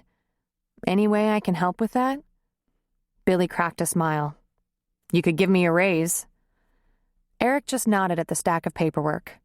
It was common for the guys to bring their bills to work, use the computer to pay online. "Household expenses?" he asked. "You're a genius," Billy said, keeping his smile in place. "I always said that." "You've been at it a long time now. Must not be making much sense if you're still adding and subtracting." "Well," Billy said, "to tell you the truth, Captain, I just took it over from Jules. She had that miscarriage, you know. She's been all stressed out about the bills, so I took it on. And it's a wreck. I want to figure it out before I take it back to her and ask her a lot of questions about how she did things." He took a breath. "I shouldn't have let her worry about this so long." "Yeah, I had almost the same thing happen," Eric said. "I sure get that." "You did?" Billy asked. "Oh, sure." Then he grinned. 5 kids. "Well, I knew that, but you thought it was only tough for you, coming on the department with a growing family in place?" He smiled. "Think you could use a hand there?" he asked, nodding at the paperwork. That's real nice, but..." He gathered up his papers and pulled them toward him protectively. No way he wanted his captain to know how deep he was in, how much he owed, how desperate it was. "But you're worried about me seeing the bills?" He laughed pleasantly. 5 kids, he repeated. "I had 3 when I started at FD. You think I don't know about this?" Then he leaned close. "You think I can't keep quiet about your personal business?" "It's not that. It's just..." "It's that," Eric said. "Plus, you're afraid if I get a look at it, I'll fire you or put you on light duty till you dig out of your mess and are stress-free on the job? Give me a break, huh? I actually know something about this. It's a shot in the dark, but I might be able to help. I'm good with big families, big bills." Then he sat back and put up his hands, palms toward Billy. "Hey, no pressure. I understand if you want to soldier on. I felt that way myself. I thought I'd offer." "You felt that way?" "Let's see. I was behind in 6 mortgage payments. The lights were flickering, and I was holding the car together with duct tape and baling wire. It was 1 car, not 2. He laughed. Then he sobered and said, "Plus, my wife was in tears half the time. That's the part that almost put me in the nut house." "What did you do?" He chuckled. "Well, we were on our knees a lot. Prayer is very big at our house. We tried to make it on faith. I figured if I was humble and earnest enough, I'd find a few grand lying on the sidewalk. Stranger things have happened, right? Then my bishop said, 'Eric, I'm sure God will be more than happy to steer if you'll pedal.' He told me I needed professional help and I'd better not waste a lot of time. So I went to one of those free credit counselors, got a little advice. Then I checked in with a guy from my church who does taxes part-time, a CPA, just to see if he thought the advice was any good. I wasn't too big on trust back then." Almost lying across the paperwork to keep it secret, Billy asked, "What kind of advice?" "It's pretty individual, but in my case, we had to renegotiate some loans, put together a payment schedule that fit the paycheck instead of trying to stretch the paycheck over their schedule, and I had to start paying the family first. My greatest asset had to be protected before I could move on. Then I had to face a long-term plan that, in the beginning, looked to me like there was no end in sight. And I had to take some aggressive action. Everything plastic that got near me or my wife had to be cut up." Billy sat back and put the end of the pen against his lips. "Too bad you couldn't come up with some new ideas, Captain. I already tried that. There's no way I can get another debt consolidation note, and I'd love to cut up the plastic, believe me. But sometimes that's all there is. Oh, you just don't know how creative these credit counselors can get, he laughed. Come on, bring your stuff to my office. He stood. First, how about a wager? $10 says I was in worse shape than you. Billy just sat there, reluctant to share this disaster with anyone. You? Making a bet? Nah, I figure it's a sure thing. He turned and walked to his office. Still, Billy sat. This was the only thing he'd really feared when he bundled up the bills and carried them out of the house. That someone would see, judge him harder than he'd already judged himself. He felt a huff of laughter escape as he asked himself how that was possible. He felt as if he'd driven Jules to risk miscarriage because she was just so goddamn scared. His palms actually sweating, he shoved everything in the folder and followed his boss. He stood in front of his desk, the folder tucked protectively under his arm, and looked down at his captain. You're gonna be sorry. I love a challenge, he said. Billy pulled a yellow pad out of his file folder and presented it with no small amount of trepidation. This should sum it up, he said. I got a family of 5, living on a net income of right around $5,500 a month, working 2 jobs. The mortgage alone, without the second and equity line, is $1,500. Eric put on his reading glasses and began to scan. Mortgage, second mortgage, equity line of credit, old college loans, 2 of them, utilities, insurance, 2 visas and a MasterCard, then a long list of miscellaneous expenses, ranging from Jeffy's soccer and baseball fees to doctor's copays. These all the minimums? The captain asked. Yep. No car payments. Good for you. Right. And absolutely no ability to finance a car. Okay. Fish me out a couple of credit card statements, 1 of each. Any month will do. It doesn't have to be the most recent. Billy sat down, the file in his lap, and produced 3 statements, handing them over. Billy expected the captain to gasp and grab his chest, but he just took a quick glance at each and scribbled something on the yellow pad. How about a mortgage statement, he said, and maybe that second and equity line. Again, he complied. Again, the quick scribbles. Then Eric did some fast calculating and looked up. Well, holy smokes, we might be at a tie here, he said with a short laugh. Except I had you beat. At least I put food, clothing, and tithing on my list. It made the bottom line look a whole lot worse. Yeah, that's the problem. Looks to me like it's all eaten up before we even get to food and clothing or gas for the cars. Tithing? He asked. I give 10% to the church. It's real important to me. I'm LDS, but you know that. I ran into more trouble with the college loans, though, because I got married the minute I got off my mission. The mission was another debt. I thought I had mine paid for, but by the end of it, I'd run out of money. Mission? Oh, yeah. That mission is important to a young Mormon guy, and some girls go on missions, too. It was worth it. I learned more about my faith, my family, and myself on that mission than I learned about Guam, which is where I went. I'll never regret it. Never. Set me back, though. I guess that means you went to college after you were married? Part-time. Took me years to finish. That was worth it, too. Listen, you didn't get into this mess alone. You have to understand that. Captain, Julie scrimps on everything. It's harder to pry a nickel out of her fingers than... I didn't mean the wife, Bill. They're killing you with these interest rates, for one thing. He flipped through his Rolodex until he came to a name. He wrote it down on a piece of paper along with a phone number. When I said renegotiate loans, I didn't mean you take out another one to cover the existing ones. I meant you have to call these lenders, from the banks to the credit card companies, and get yourself fixed up with some more reasonable terms. They can make adjustments. I have called a couple of them. He was shaking his head. I know. That usually doesn't work so well for the individual debtor. They're going to go after the maximum they can squeeze out of you. Everyone wants to be first on your pay roster. He handed him the paper. This guy, he's a licensed and bonded credit counselor. When he calls, they listen. They know you're down to the bottom of the barrel when you meet with him.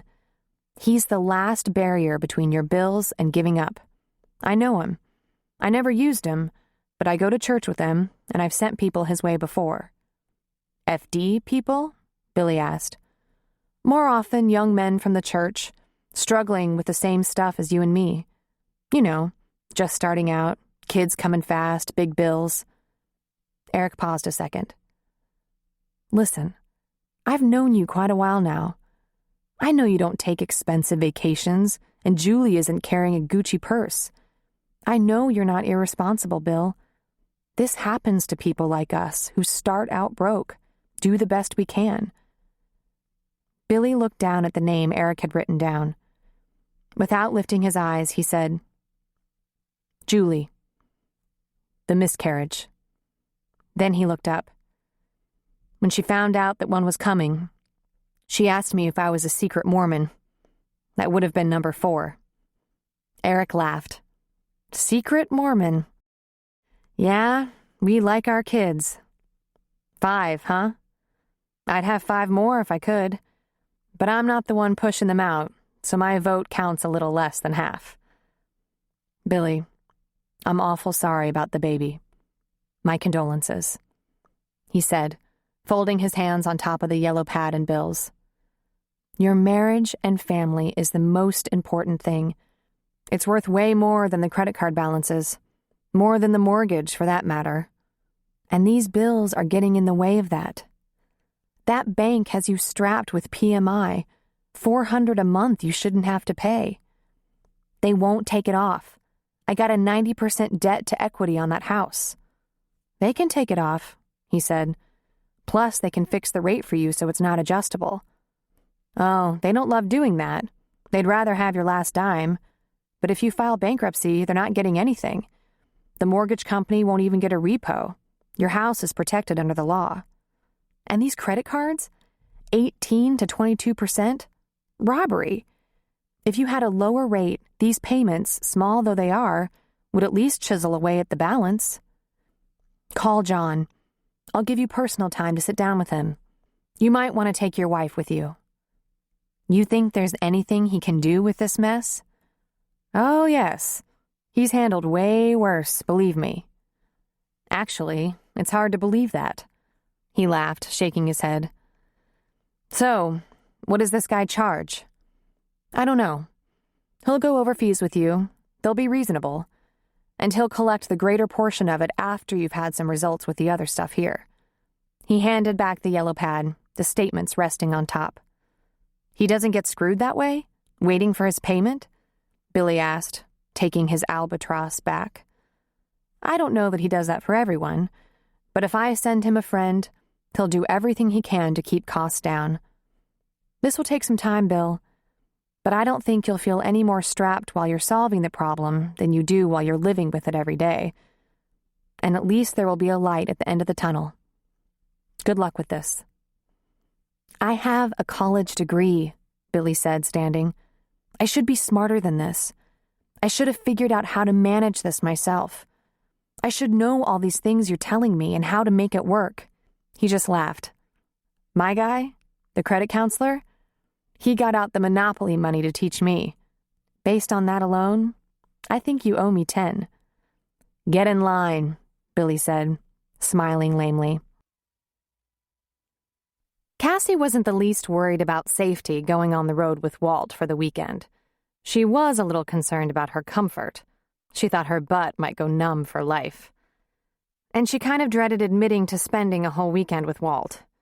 Still, she did the smart thing. When she asked Julie if she'd babysit Steve Saturday and most of Sunday, she told her exactly what her plans were. Are you getting serious about this guy? Julie asked right away, lifting a brow. No, Cassie laughed. Really, he's a big, friendly lug, sweet as a kitten, nice as anyone I've ever met. And it turns out I like the writing. We go amazing places, see some awesome views. You can tell by one look at him that he knows the best places to eat all over the state. We're just a couple of people with no one in the picture and a shared interest. I'll have my cell phone with me, but who knows where it'll work. We get off the roads or up in the hills. I'm leaving you his name, where he works, that stuff, just so you'll know. Just a shared interest, huh? That's it, girlfriend. He's a huge, hairy, tattooed guy who turns a wrench on motorcycles for a job. Really, not boyfriend material. I like him, though, she said with a shrug. It's kind of amazing how much we find to talk about, for complete opposites. Where are you going to stay? We're going to try camping on the beach, but he promises if I get uncomfortable or anything, he'll find a motel. My own room, of course. You sure it's safe, going off with him? Oh, it's safe. I'm telling you, he's my bodyguard. Are we going to meet him? Jules, he'll be out of the picture before you know it. It's kind of nice to have someone to do things with sometimes, that's all. Just a pal to do things with, and amazing how much she looked forward to it. They left early on Saturday and drove all the back roads into Sonoma, where they'd spent so much of their riding time over the summer. He headed for the beach around Bodega Bay, then north for a couple of hours, until they stopped and had a fantastic lunch at a truck stop Walt liked to frequent. They took a detour from the coast to drive through the Armstrong Redwoods, then back to the coast, past some marinas where they could watch the fishing boats come in. At sunset, they stopped at a fish shack where they could watch the sunset while they ate a delicious fresh catch. Then on to a piece of beach protected by huge boulders that Walt thought would be the perfect spot to spend the night. Cassie brought marshmallows, Hershey bars, and graham crackers. It made Walt beam with pleasure. Once they were done riding for the night, Cassie opened a bottle of Merlot and had a couple of glasses. Walt had a few sips of hers after building the fire. It wasn't a fancy fire made from driftwood. He'd packed several Duraflames in the small trailer. It was a nice, high, hot fire. Then Cassie made s'mores. She put her chocolate bars carefully on the graham cracker, toasted her marshmallow, and pressed them together to melt the chocolate. Walt ate a chunk of chocolate, threw a handful of marshmallows in his mouth, wolfed down some graham crackers, and took a slug of Cassie's wine. "You'd make a terrible Girl Scout," she told him. Then he put an arm around her while they sat by the fire, pulled her against his big, hard body, and licked the sticky marshmallow off her fingers. If you told me a year ago that I'd be sitting on the beach by a campfire after a day of riding a Harley, I would have said you were nuts. But Walt, this is beautiful. Why are we all alone out here? Don't people know about this place? We might see some people come around, he said. That's another reason for the fire. You don't want to be invisible out here.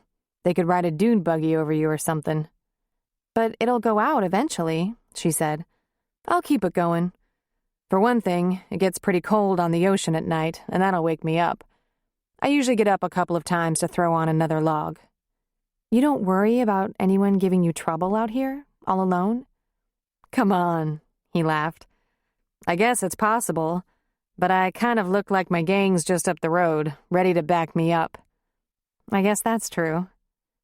You ever carry a gun? Nah. I suppose I could, but remember, I have a record. I'm the kind of guy who gets pulled over a lot. Cops really frown on things like concealed weapons in the hands of big, ugly bikers. You're not ugly, she said. In fact, sometimes, when you spruce up a little, like dinner at my house, you're downright handsome. Seriously? He grinned, pulling her closer. I love hearing you say that. And it's not such a bad record, she said. You were awful young. And awful stupid, he said. I don't even want to undo it, you know? It all adds up to who you are, what you learned. I want to be like you, she said. Like me? He asked, pulling back to look in her eyes. Uh-huh. I'd been feeling real sorry for myself after that incident, the phony paramedic. Not because of him so much, but because it seemed to put a spotlight on my aloneness. My mom and stepdad left me behind, Then my mom died. Then I absolutely never had a guy who could become the special one. I never looked at what that taught me. I never let it make me stronger, smarter. I just whimpered about it all the time. "Aw, Cassie, you don't give yourself enough credit, honey," he said, squeezing her shoulders. "Look at what you do every day. Jumping on chests to get hearts started up again, holding cracked skulls together to keep the brains from falling out, catching babies who were coming too fast. Jesus, you're the most amazing woman in the world. You're like a soldier. And then when we get together and just talk, you're soft and sweet and so kind. Just the nicest person. If you didn't tell me about your days at work, I'd never take you for a tough emergency room nurse who could do all those things. I'm good in the ER," she said. "It's made my life. I do things I didn't know I could do. I take chances all day long, risks. I save lives once in a while, or at least help save them. I'd be lost without that job." "No," she said. "It's a lot more than a job. It's a way of life. And you know what else? I'm not a typical ER nurse either. I'm not hooked on crisis." "Hooked on crisis?" "Adrenaline. A lot of ER nurses aren't happy unless they've always got some high drama going on in their personal lives as well as at work. And I'm not like that. I do it during the day, but when I leave, I have an opposite life. I mean, look at Steve. Isn't he the sweetest thing? We have a quiet life, me and Steve." Walt laughed. "He's a very silly dog," he said. "He's always got some stuffed thing in his mouth. He'd breastfeed him if he could." "He would," she agreed. "I could see you with a big Rottweiler or German Shepherd, a very manly dog." "I grew up with a Cocker Spaniel," he said. "Small and pretty stupid. Then a collie named Sheba. She used to try to herd us all into the kitchen." "You always surprise me," she said, turning her head to look up at him. "Boys on bikes don't have dogs," he said. "Well, I can't have a dog right now. I'm always on a bike or at work. But kids need dogs. It's fundamental. It shows them how to take care of something, forces them to learn patience, sometimes at the poor animal's expense." "I've been thinking about something very crazy," she said. "I've been thinking of having a baby without a husband." He pulled away and looked down into her eyes. "What are you going to do? Take applications?" "No," she laughed. "Donor. Anonymous." "You're to that point, Cassie? So sure you're not going to get married someday?" "There's plenty of time left, but I doubt it," she said. "At least a few more years before the ticking clock gets real loud. But if I want a family, I don't have to take chances on scary men to have one. There are ways. And why not? I'm sure if I married, I'd continue to work anyway. That hospital makes me feel like I'm doing something vital, and that's about the only thing my self-esteem has going for it. I sure don't get a pick-me-up for my figure. You know, you say that a lot. You act like you don't have a nice body. I wish you could see yourself through my eyes for half a second. You're very beautiful, Cassie. I wonder why you don't know it. I've gained 25 pounds since high school, and I considered myself chubby then. Of course, next to Jules and Beth and Marty, the skinny-assed girls, it was a terrible contrast." He kissed her temple. "You gained it in all the right places. I think you're perfect." "I think you're hard up or blind," she said with a smile. "I'm not either one," he said. "Want to roll out the sleeping bags? We can talk all night or sleep, but you've shivered 4 times in the past few minutes." "Yeah," she said. "Let's get cozy. You sure you can manage that fire? I'm a little scared about being at the mercy of armed felons and dune buggies." "I got it," he said, getting their sleeping bags. "You don't have to worry. I've done this 100 times and never had a bit of trouble. He threw another log on for good measure, sending the flames up. So they rolled out the bags, shed their boots and jackets, and crawled in. Once they were settled side by side, he grabbed her bag and pulled her up against him. Then he put a big, meaty arm under her head and snuggled her close. "Stay warm," he said. This was more than body heat. His face was awful close to hers. He cradled her head atop his arm, and his other arm was draped over her waist on top of the sleeping bag. He gave her just a moment, and then slowly pressed his lips toward hers, gently giving her one of his tender, loving kisses. Then another one. And then, for the first time since they'd met, he kissed more firmly, parting her lips with his, and she couldn't help herself. She let her tongue think for itself and do a little exploring, bringing a deep moan of pleasure out of him. His tongue joined the party, and it was strong, hot, and fabulous. Her arms escaped the sleeping bag and held him closer against her, kissing him deeply and wonderfully for a long, long moment. Many long moments, in fact. When she finally escaped his lips, she said, "I don't think we should be doing this. We're supposed to be friends." He laughed at her, a soft and gentle laugh. "Take it easy. You've kissed guys before without being engaged first," he said. "I have," she admitted. "I've done more than this without being engaged." "Then relax," he said. "I'm not going to take advantage of you. You know that. You're completely safe with me." "You just don't know how nice that feels," she whispered.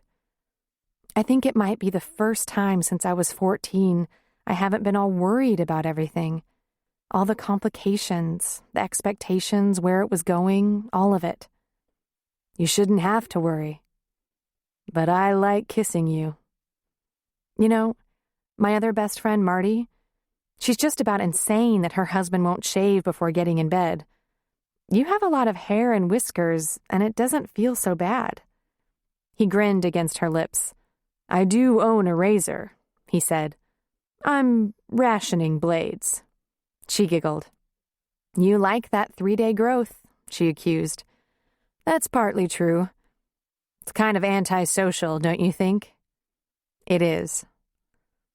Then she kissed him a while longer, and kissed him, and kissed him.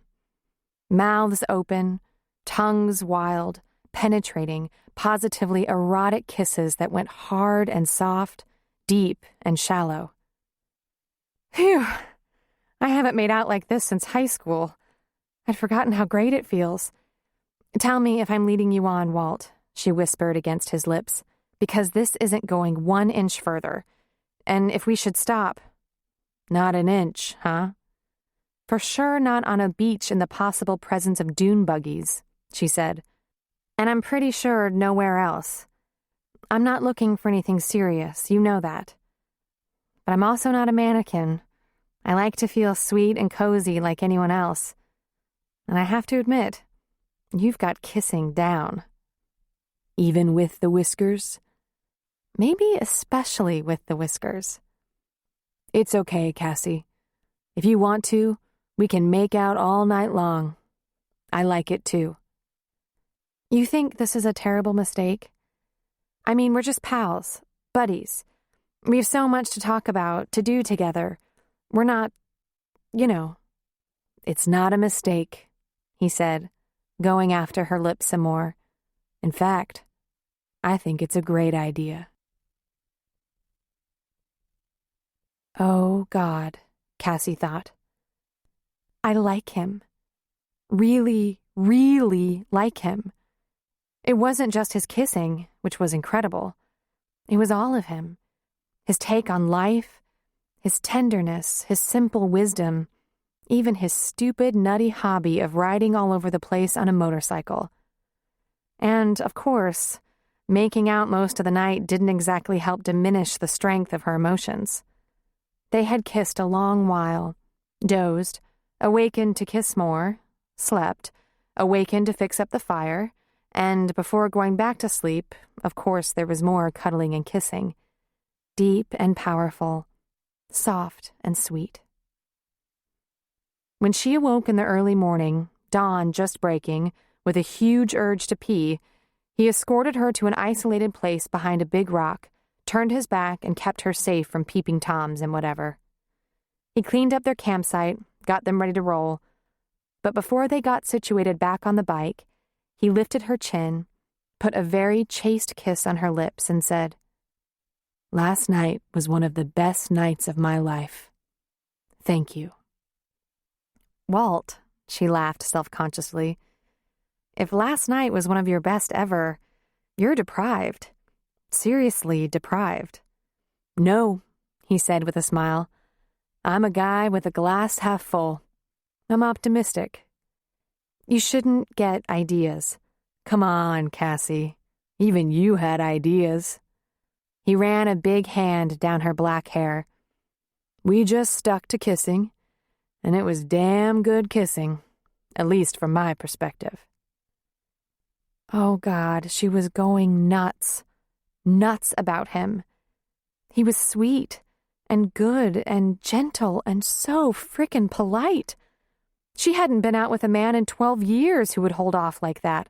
Let her decide, be that much of a gentleman. Never. He was the absolute best. And it was totally impossible.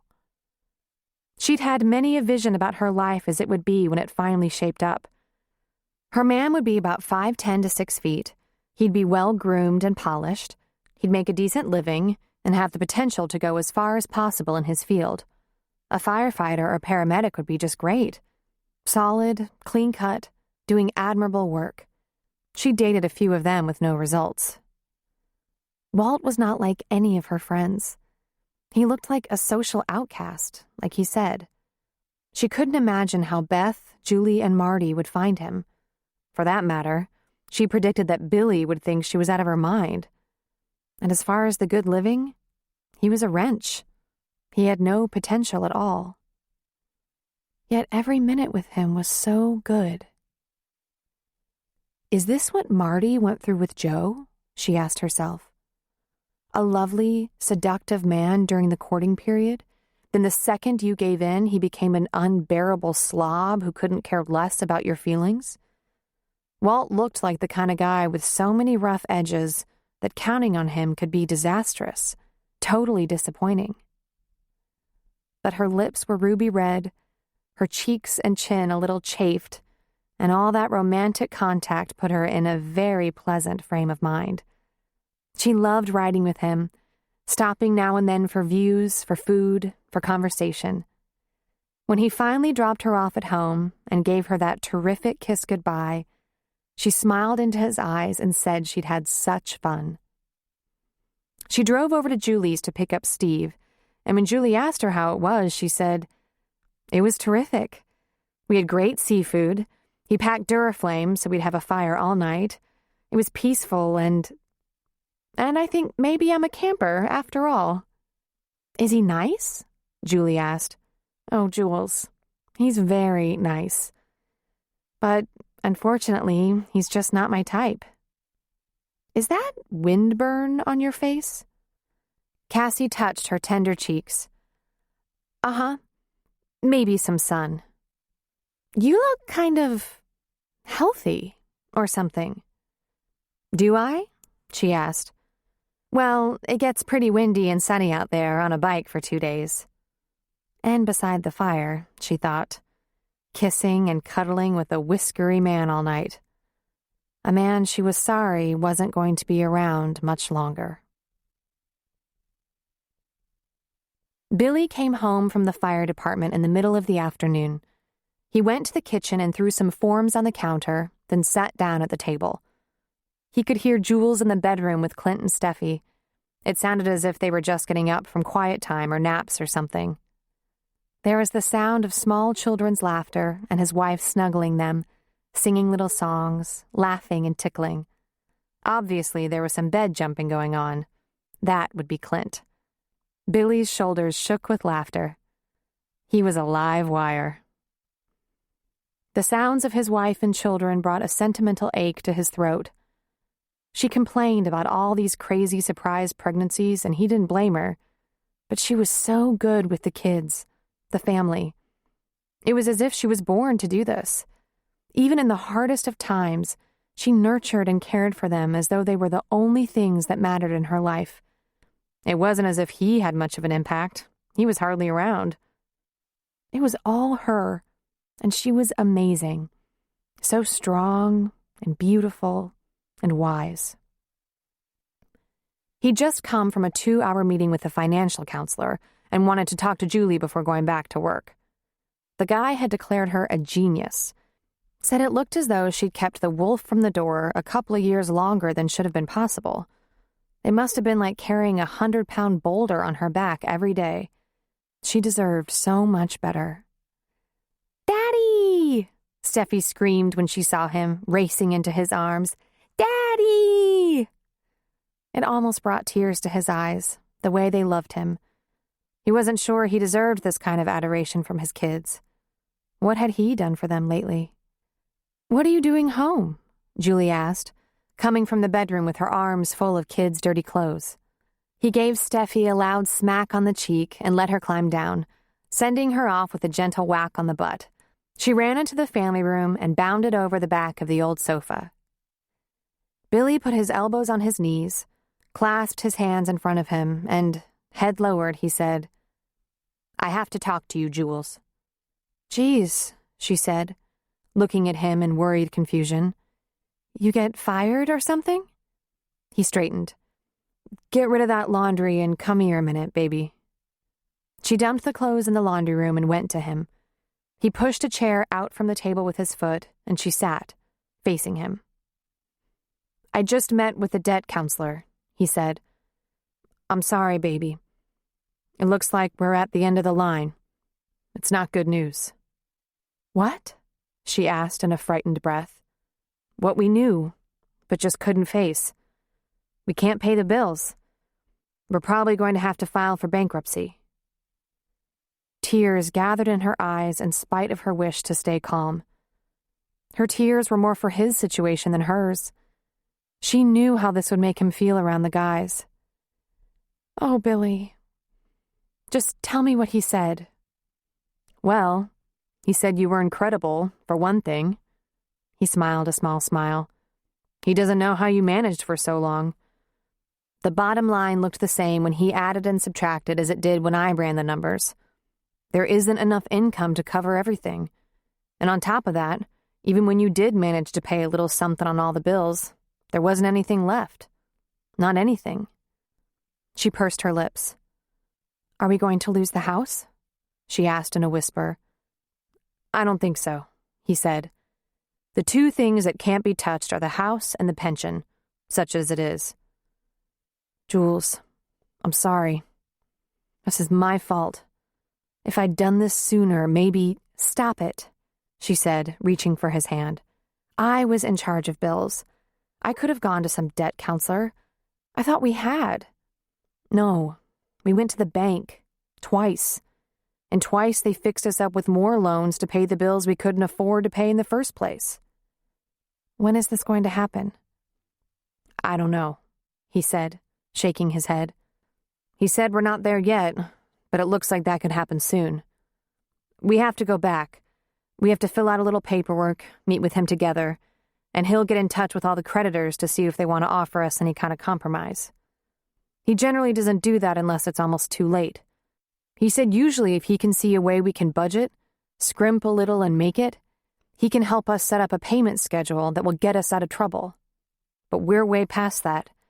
At this point, he either strikes some deals with everyone we owe, or we file. It's that simple." "And then?" "We live on cash. We'll be able to keep up with necessities, like food and clothes, the kids' stuff. But it'll take 7 years to recover our credit rating." 7 years, she repeated.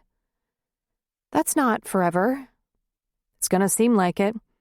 Both our cars are ready to fall apart, and there's no way to get a new car loan. It's not gonna be easy." He grabbed her hand and held it in both of his. At least we're done paying bills." "What do you mean?" "He's got everything," he said with a shrug. He pulled a couple $100 out of his drawer, 100 for me, 100 for you. You have to buy food the rest of the week. I have to put 25 in the grocery fund at the firehouse, and I'll keep gas in the cars. Then he'll duke us again until this is resolved. We'll have to give it back, of course. As soon as this gets settled, he'll take it out of our bills. Right now, what he needs is for us to each fill out this form. Then we go back on Thursday. You have to be real careful on the form, Jules. You can't forget anything." "What kind of form?" "Costs. Expenses. You do the household list. Everything from food and clothes to incidentals like snacks and drinks for Jeffy's team. Everything. Co-pays for the doctor and pharmacy, field trips, anything. And on your list, don't put down the cheapest you can get by. He says he can't do much with that. You've been getting by so cheap there's no room to cut anything. You write down your usual expenditures at the regular price. Real food, no cereal for dinner. You don't have to buy fillets, but write up a reasonable list. Then, if you manage to save money, you'll have a little extra to roll over to the next month. Can you do that in 2 days?" "Sure," she said.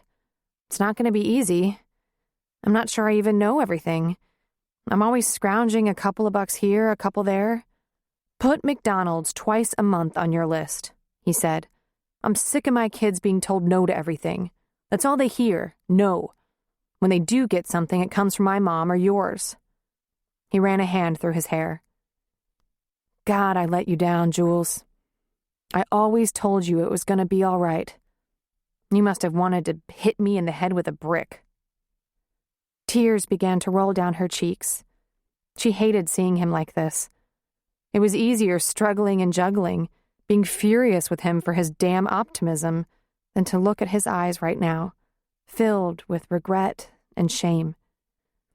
"It's still going to be all right," she said, "because we're in this together.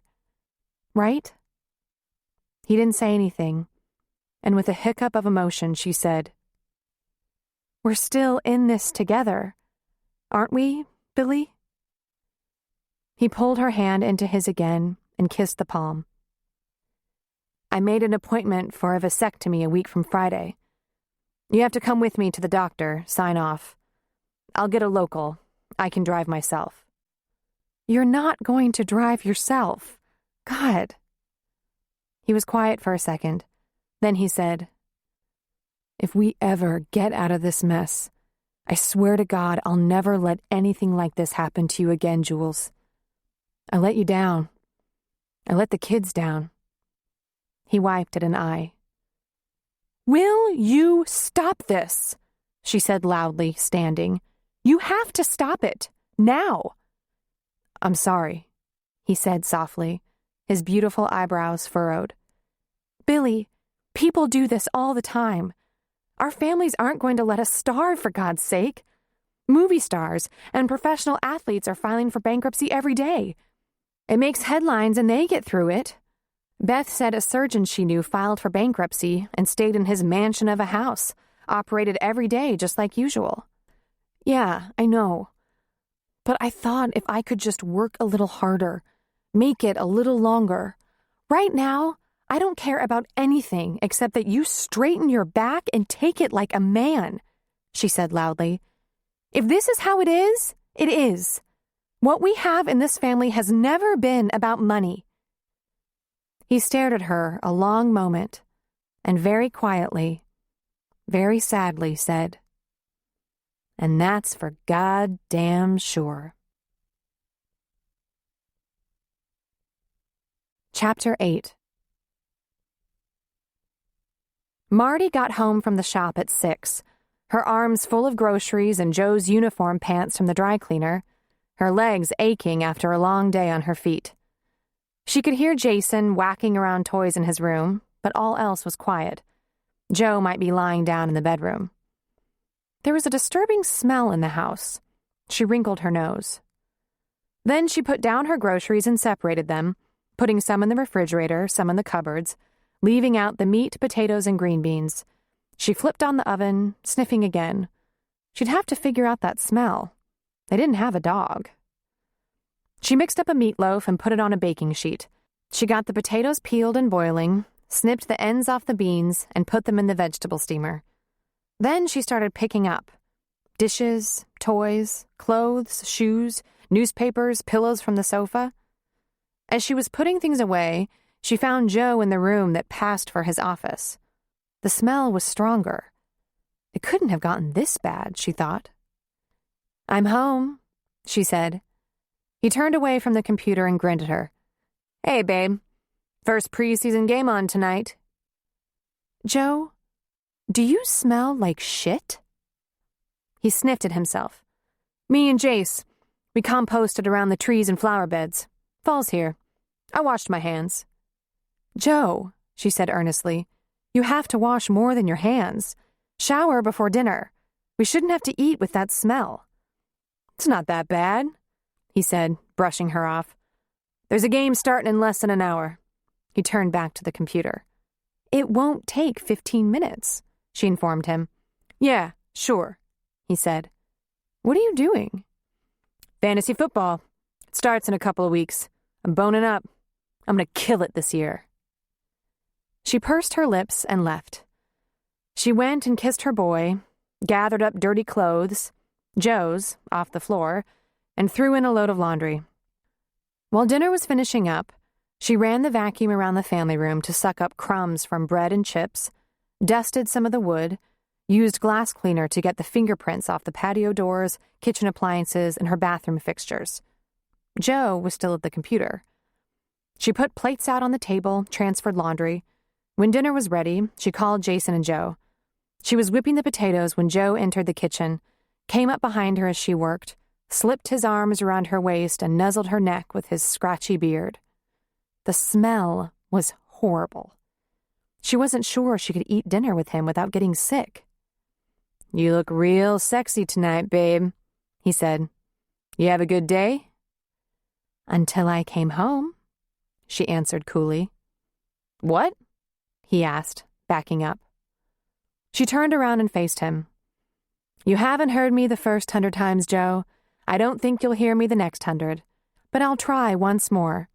Your hygiene, Joe. You stink. You smell of compost and sweat. You need a shower before you sit down at the table with me." He sniffed each armpit. "What are you talking about?" She shook her head in disgust and put the food out while he stood there, staring at her as if she was out of her mind. When the food was on the table, Joe got himself a TV tray, loaded up his plate, and headed for the family room. He sat in front of his big screen. The game wasn't on yet. It was the pregame show, which he could have seen from the table. His place was strategically positioned. She didn't rag on him. He smelled of manure and sour grass clippings. The family room was a good place for him, though not nearly far enough away. Jason wanted a tray, too, like Dad, but Marty made him stay at the table. She helped him with his meatloaf and beans. The mashed potatoes went fast. She glanced at her watch as the dryer buzzed that there were clothes ready to fold. 7:20. And she thought, I can't do this. I just can't do this anymore. Work all day, clean and cook all night, lie next to a husband whose stench was so bad it was nauseating. It wasn't like coming home to no one. It was like coming home to a bigger problem than she'd have if she was single. The house had an aroma of meatloaf and compost. Joe sat on the couch, engrossed in his football, and nothing domestic had been done all day long. He'd gotten off work this morning, and Jason had been sent to his grandma's till noon so Joe could get some sleep. The rest of the day had been dedicated to yard work, foraging for food, entertaining himself, and getting all juiced up for football. I hate my life, she thought. It shouldn't be like this. I don't have to have barrels of fun every day, but I have to live in a tolerably clean environment and share a bed with someone who doesn't smell like manure. After dinner and dishes, while the dishwasher ran, she bathed Jason, read him a story, and settled him into bed.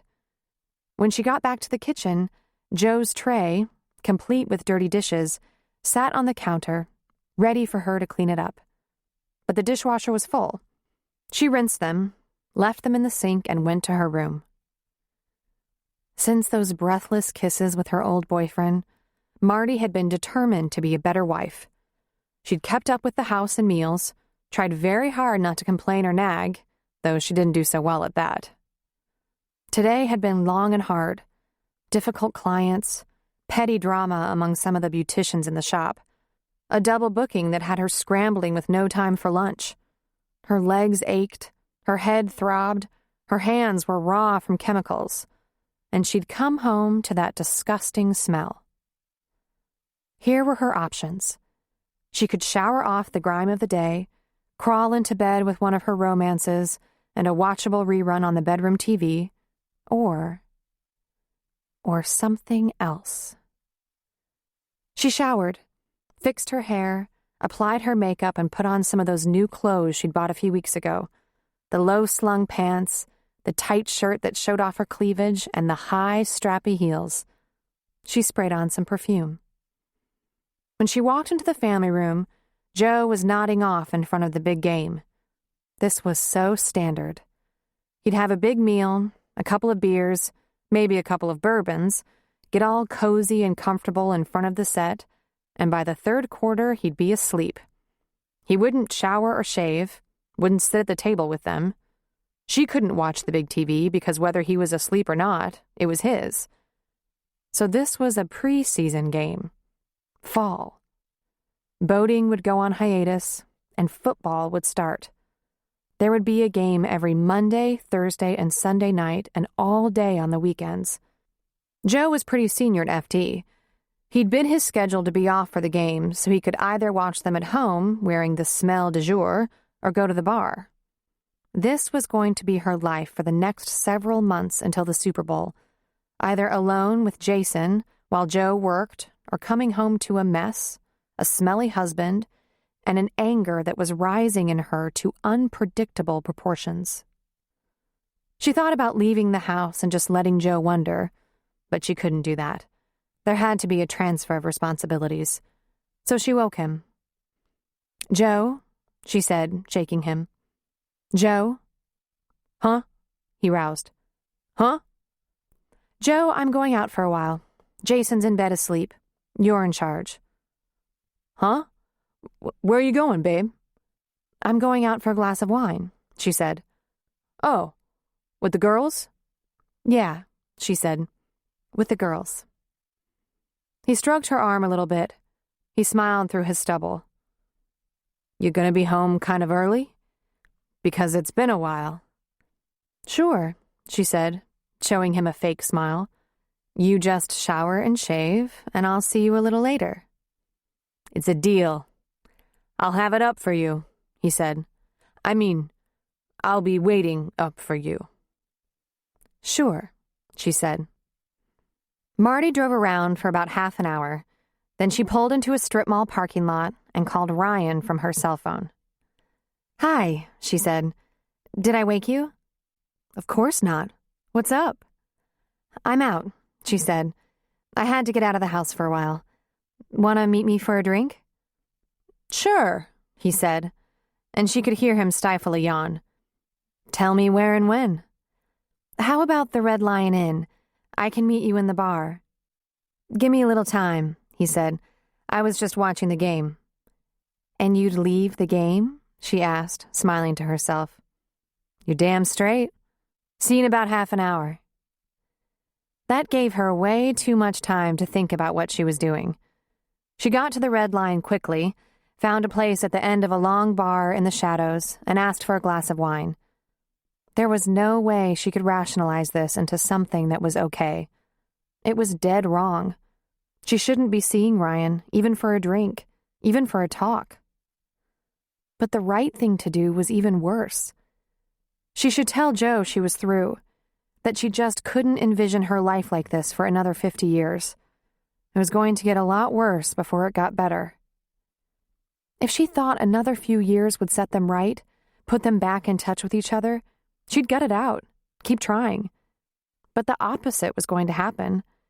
He was going to get worse, and she was going to get meaner and older. If this had to be done, She had to do it now, before she was well into her 30s or 40s, bitter, angry, and exhausted. This was one thing she never thought she'd do: step out on her husband. After all the times it had been done to her, knowing the hurt and feelings of helplessness, she was meeting the same man who had cheated on her so many times. It was sheer lunacy. Before it was too late, she asked herself, can't I live with most of it? There was a list in her mind that she'd been over many times, and she considered it again.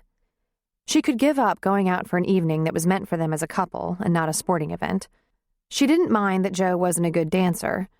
She sure liked to dance, but she could get by without that. She could get used to the RV, and there were things about boating that could be fun. It would be okay to never have a reason to dress up again. The domestic stuff, maybe if he'd just pick up after himself a little bit, a tiny bit, she could handle the rest. All the cooking, cleaning, shopping, and laundry. Because there were good things about Joe. For one thing, he loved her completely, would never look at another woman, and they looked at him plenty.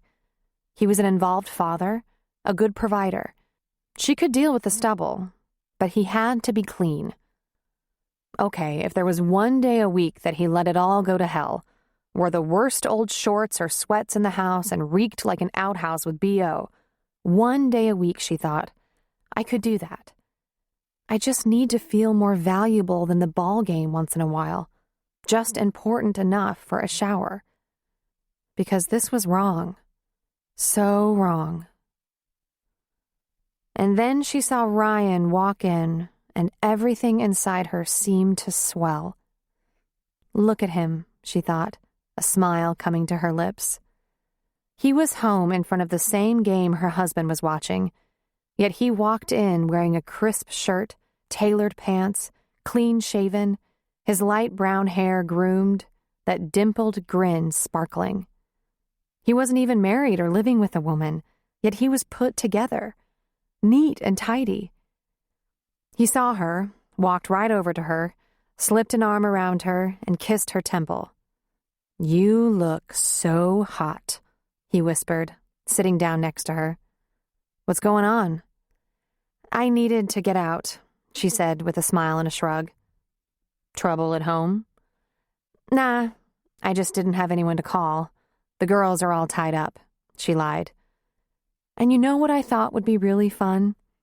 I haven't danced in years, literally years. I could spin you around a little bit.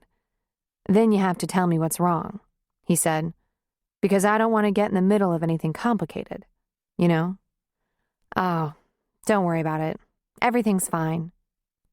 You cool with this? He asked. This? Me and you? Just getting together? Sure. Why not? Then grab your wine and let's go downstairs where there's music. How about that? I'd really like that, she said, grinning stupidly. He held her hand while they went down the spiral stairs to the nightclub, the dance floor, and it was like a date. I'm going to do this one time, she thought. I'm going to dance and laugh and not think about things. And then I'll go home and by God, I'll handle it. And that's what she did. She danced with Ryan 3, 4, 5 times in a row. Then they went to the bar. He ordered up a beer and excused himself for a few moments. She asked for an ice water while she waited, and when he came back, a slow song came on, and they hit the dance floor again.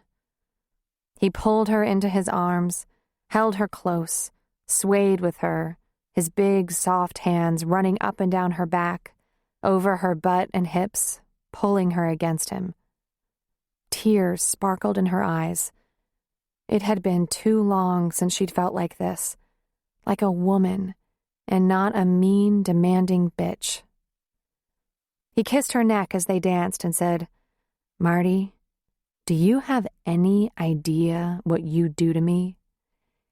Yeah, I have an idea, she said, but I have a very good memory. Anyone does that to you. Let's find some place quieter, he said, ignoring the jibe. More private. What do you say? I can't, Ryan. I can't go that far, you know that. Sure you can, or you wouldn't be here. She laughed. Tempting, she said, but no, thanks. What do you have in mind, then? He asked. She pulled away a little. Just a little dancing. But see, now that I have my arms around you, I'm starting to get all those old feelings. And I think you have them too, or you wouldn't have called me. Oh, I have them, all right, she thought. I don't want this to ever end. Come on, let's get out of here. Your house? She asked. Can't, he said. A guy from work is staying there for a couple of weeks. And besides, it's a mess. Come on, he said. And then he took her hand and pulled her along. He led her into the elevator. Where are we going? She asked. He grabbed her to him, covered her mouth in a searing kiss that took her breath away, and said, Surprise. He pulled her out of the elevator and down the hall to a hotel room, where he slipped a plastic key card into the lock on the door. You got a room? She asked, floored. A room with a hot tub, he said, grinning. When he opened the door to a beautiful, large room with a huge bed, she stood in shocked wonder for a second. To her shame, her first thought was that she'd wanted something like this forever. If Joe had done something similar, even once a year since they'd been married, she might have been able to get through the rest. But this attractive, clean-smelling, sexy man was not Joe, and she wasn't supposed to be here. I just wanted to dance a little, she said quietly. In 2 seconds, he had her lying down on the bed and was working at getting his hands under her shirt, his mouth all over her. For a moment, she thought about it. Once, she thought. I could do this once, just to see if there's a live woman under all this anger. He pressed himself on top of her, making sure she knew he was erect and ready, while kissing her, fondling her. It had been years, but she hadn't forgotten an inch of him. I'm still in love with you, baby, he whispered against her lips. No, she said, no, you're not. I never got over you, and I don't think you ever got over me either. I think we're meant to be together. Maybe, she said breathlessly. But no one knew better than Marty how much it hurt when someone cheated on you. It had happened to her with this guy a dozen times, and it was like a knife. She went into her marriage swearing to herself it would never come to that with her. If her husband ever became not enough, she'd at least end one relationship before starting a new one. I can't do this, Ryan, she said. I can't. I won't cheat on my husband. Oh, you will. You're almost there. No, she said, and pushed at him, pushed him off. Tears instantly came to her eyes. I'm sorry, she said. She choked on a sob. I shouldn't have called you. It was a mistake. What the hell? She got up and adjusted her clothing. Tears ran down her cheeks. I'll make it up to you, she said. I swear, I'll make this right. But not tonight. I have to clean up the mess at home. Then, what mess? You're going home to clean house? She laughed and cried at the same time, looking at his stunned face as he struggled to sit up on the bed. In a way, she said. Thanks, Ryan. You helped me figure out what I have to do. When I'm free and clear, I'll call you. I don't think it's going to take that long. Oh, Jesus, he said, running a hand down to his crotch, giving the poor unloved thing a sympathetic rub. You're kidding me, right? You're not serious. They won't charge you for the room, she said, grabbing her purse off the chair. Just tell them you decided to go home and didn't use it. She got out of the room fast before she could change her mind. Thinking he might follow her and try to persuade her, she took the stairs instead of waiting for the elevator, and she took them fast. She got across the lobby at a near jog, then to her car before seeing him. She started the car and left the parking lot. Then she cried. Oh, God, she thought. I never thought I'd even consider that. Her tears were dry by the time she got home, replaced with a sense of duty. Purpose. She wasn't going to have that life she almost stepped into, with a husband and a child at home and a lover on the side. Oh, she hoped to have a lover, and a glimpse of something promising, maybe, but not until she'd taken care of business. The house was dark when she let herself in. He'd left the light on over the stove for her. She crept into the bedroom and looked down at him, asleep in their bed. No shower, no shave. Poor Joe, she thought briefly. He could have changed everything by cleaning up for her return. But he didn't want to change anything. She went into the master bath and gathered up her things: makeup, hairdryer, fluff and buff essentials. She took them all to the bathroom down the hall and went to the guest room, took off her clothes, and crawled in the bed. Sleep didn't come easy. She tossed and turned, and every once in a while a sob escaped her. She got up in the morning and showered, getting ready for work. When she came out of the shower, he was standing there, frowning. "When did you get home?" he asked unhappily. "About 11:30, she said. "And didn't sleep in our bed?" "That's right," she said, wrapping the towel around her. "I'm done sleeping in that bed with you. I'm done camping, watching football, going to sports bars, cleaning up after you, and getting sick from the smell of your unwashed body. I've had it, and I'm through." "What the fuck are you talking about?" he asked angrily. "And I'm also done talking about it," she said. "I hoped that if I kept talking, eventually you'd hear me, but it's useless. You're deaf. You're hopeless." She turned on the hairdryer, drowning him out, and concentrated on her hair. Julie went with Billy to the doctor, signed the paperwork for the vasectomy, and then to the credit counselor. He was a tall, skinny guy with a very sympathetic smile, warm eyes, and she was comfortable with him right away. But she didn't want to be doing this. She had an epiphany. People avoided getting this kind of assistance because the cure felt worse than the disease.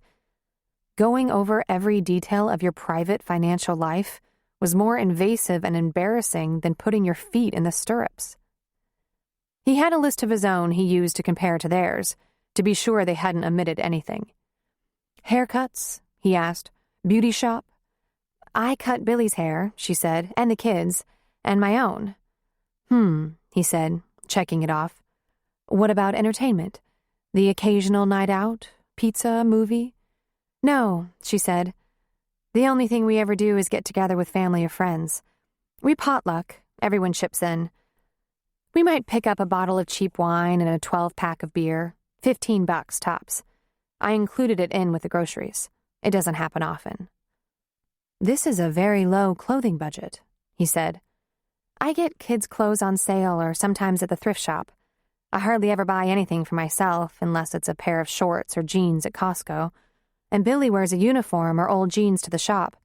That's about 6 days a week, so he's gotten by real cheap." "Vet?" "Hardly ever. Tessie is durable, thank God. Got the phone and internet down about as low as you can go. Good that you have that. We're going to talk about that. But the copay at the pharmacy and the pediatrician is kind of high. I figured on the high side. 3 kids. One gets something, they all get it. And I figured out a prescription copay is sometimes cheaper than over-the-counter stuff. Gifts, birthdays, anniversaries, special occasions. We don't do a lot of that," she said. And she felt instant, biting sadness.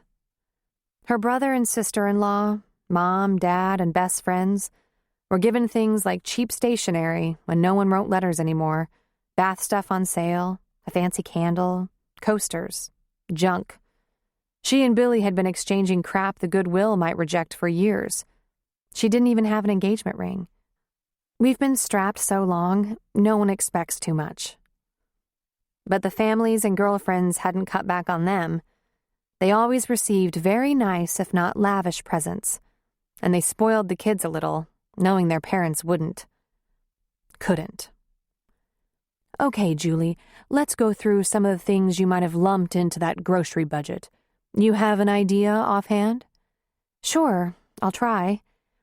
The occasional gift, something to take to a family or friend's gatherings, chicken, salad, a bottle of 2 buck chuck. 2 buck chuck? She smiled. That's right.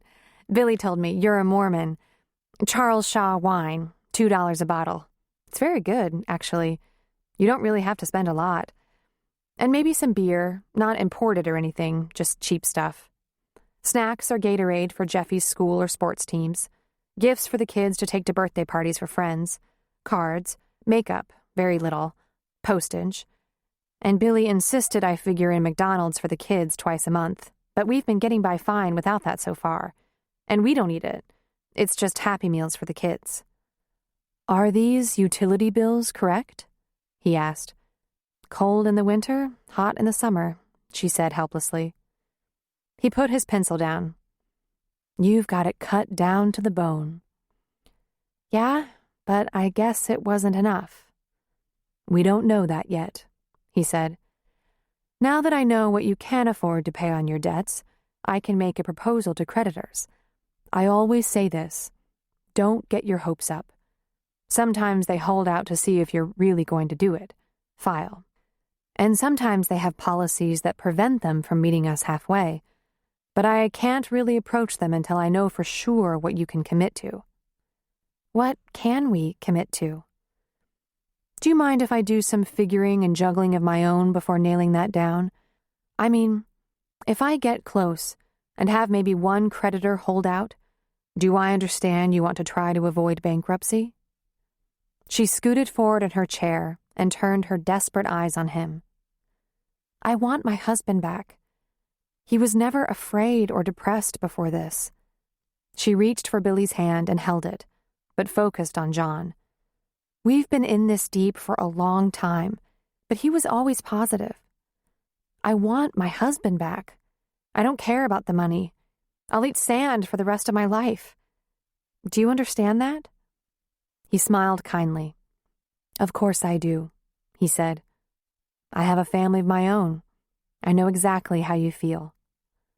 Yeah, but have you ever been in a mess like this? She asked. Like this? No, we've been lucky that way. I'm afraid our challenges have been other things, not so much this stuff because I do this for a living. He gave a weak smile. We have a special needs child.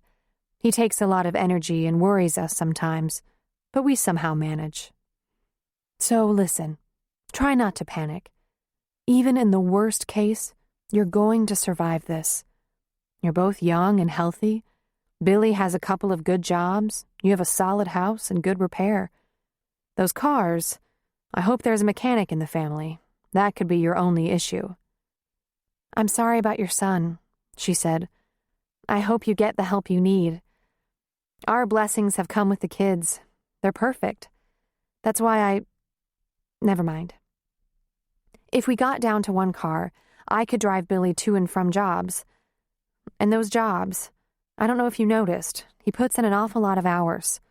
A lot of days he gets home after I'm asleep and leaves before I wake up. And his work isn't easy. He has to put a lot of muscle in it. He has to be sharp. I'd like him to have more time to rest. I'll absolutely keep that in mind. Who knows? I could need a paramedic someday. I want him to be healthy, well-fed, well-rested. She worries too much, Billy said. I get good food and sleep and plenty of snatches at the firehouse. I'm fine. I'll see what I can do to see if we can't get you a little more time with your kids. Would that be all right? He asked. Billy held Julie's hand, squeezed it, bounced it on his thigh a couple of times. That would be all right. You bet. But remember, I'll do whatever I have to do. Cassie was dressing out to leave the emergency room, thinking about seeing Walt. She had suggested they get together at her house, maybe order a pizza and watch a movie. If they were on the couch in front of the TV, she thought they might get to do some kissing again.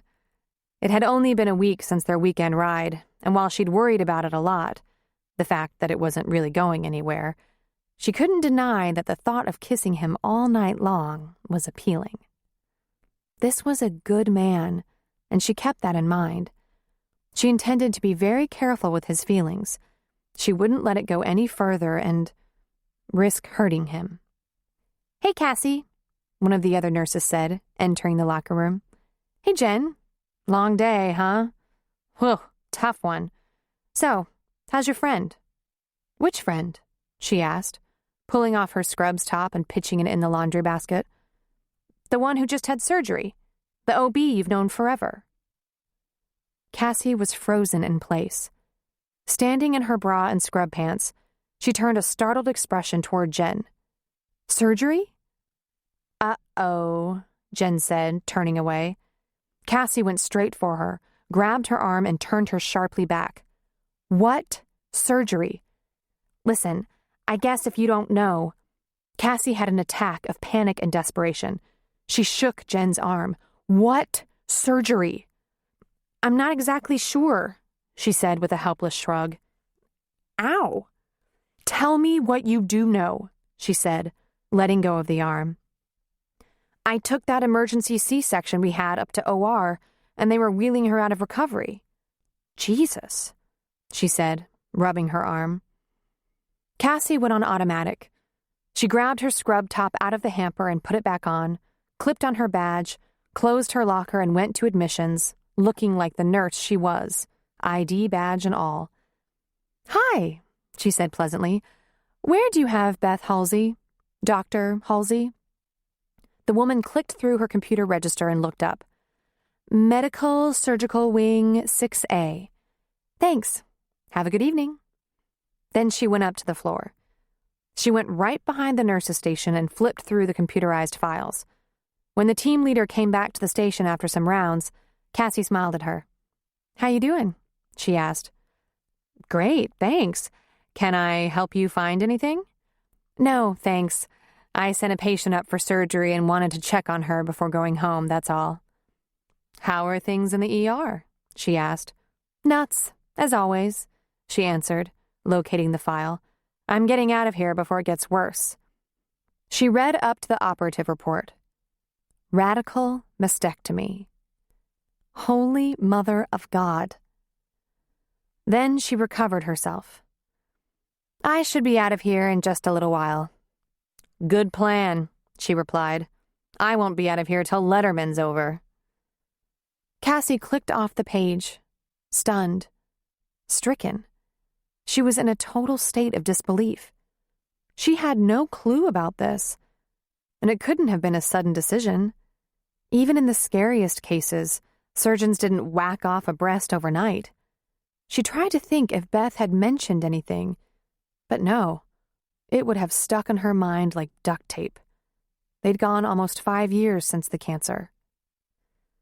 She had to gather herself up before going into the room. She had to consider that Beth was right now a post-surgical patient, perhaps not in any condition to respond, perhaps in pain, not to mention grief. She began to walk down the hall, but before she got to the room, she paused, pulled her cell phone out of her pocket, and called Walt. His phone was turned off, and she was directed to voicemail. He must have his hands plunged deep in a carburetor or something. "Hi, it's me," she said, knowing her voice was stressed. "I'm afraid I have to cancel tonight. I had a problem come up at work, an emergency with lots of complications. I'll try to call you later and explain if I can get free. Sorry." She finished, hanging up. Then she turned off the phone. She paused in the hall outside Beth's room, a private room. Hospital staff tended to take good care of their own. She took a few deep breaths, tried to compose herself, then went in on silent feet.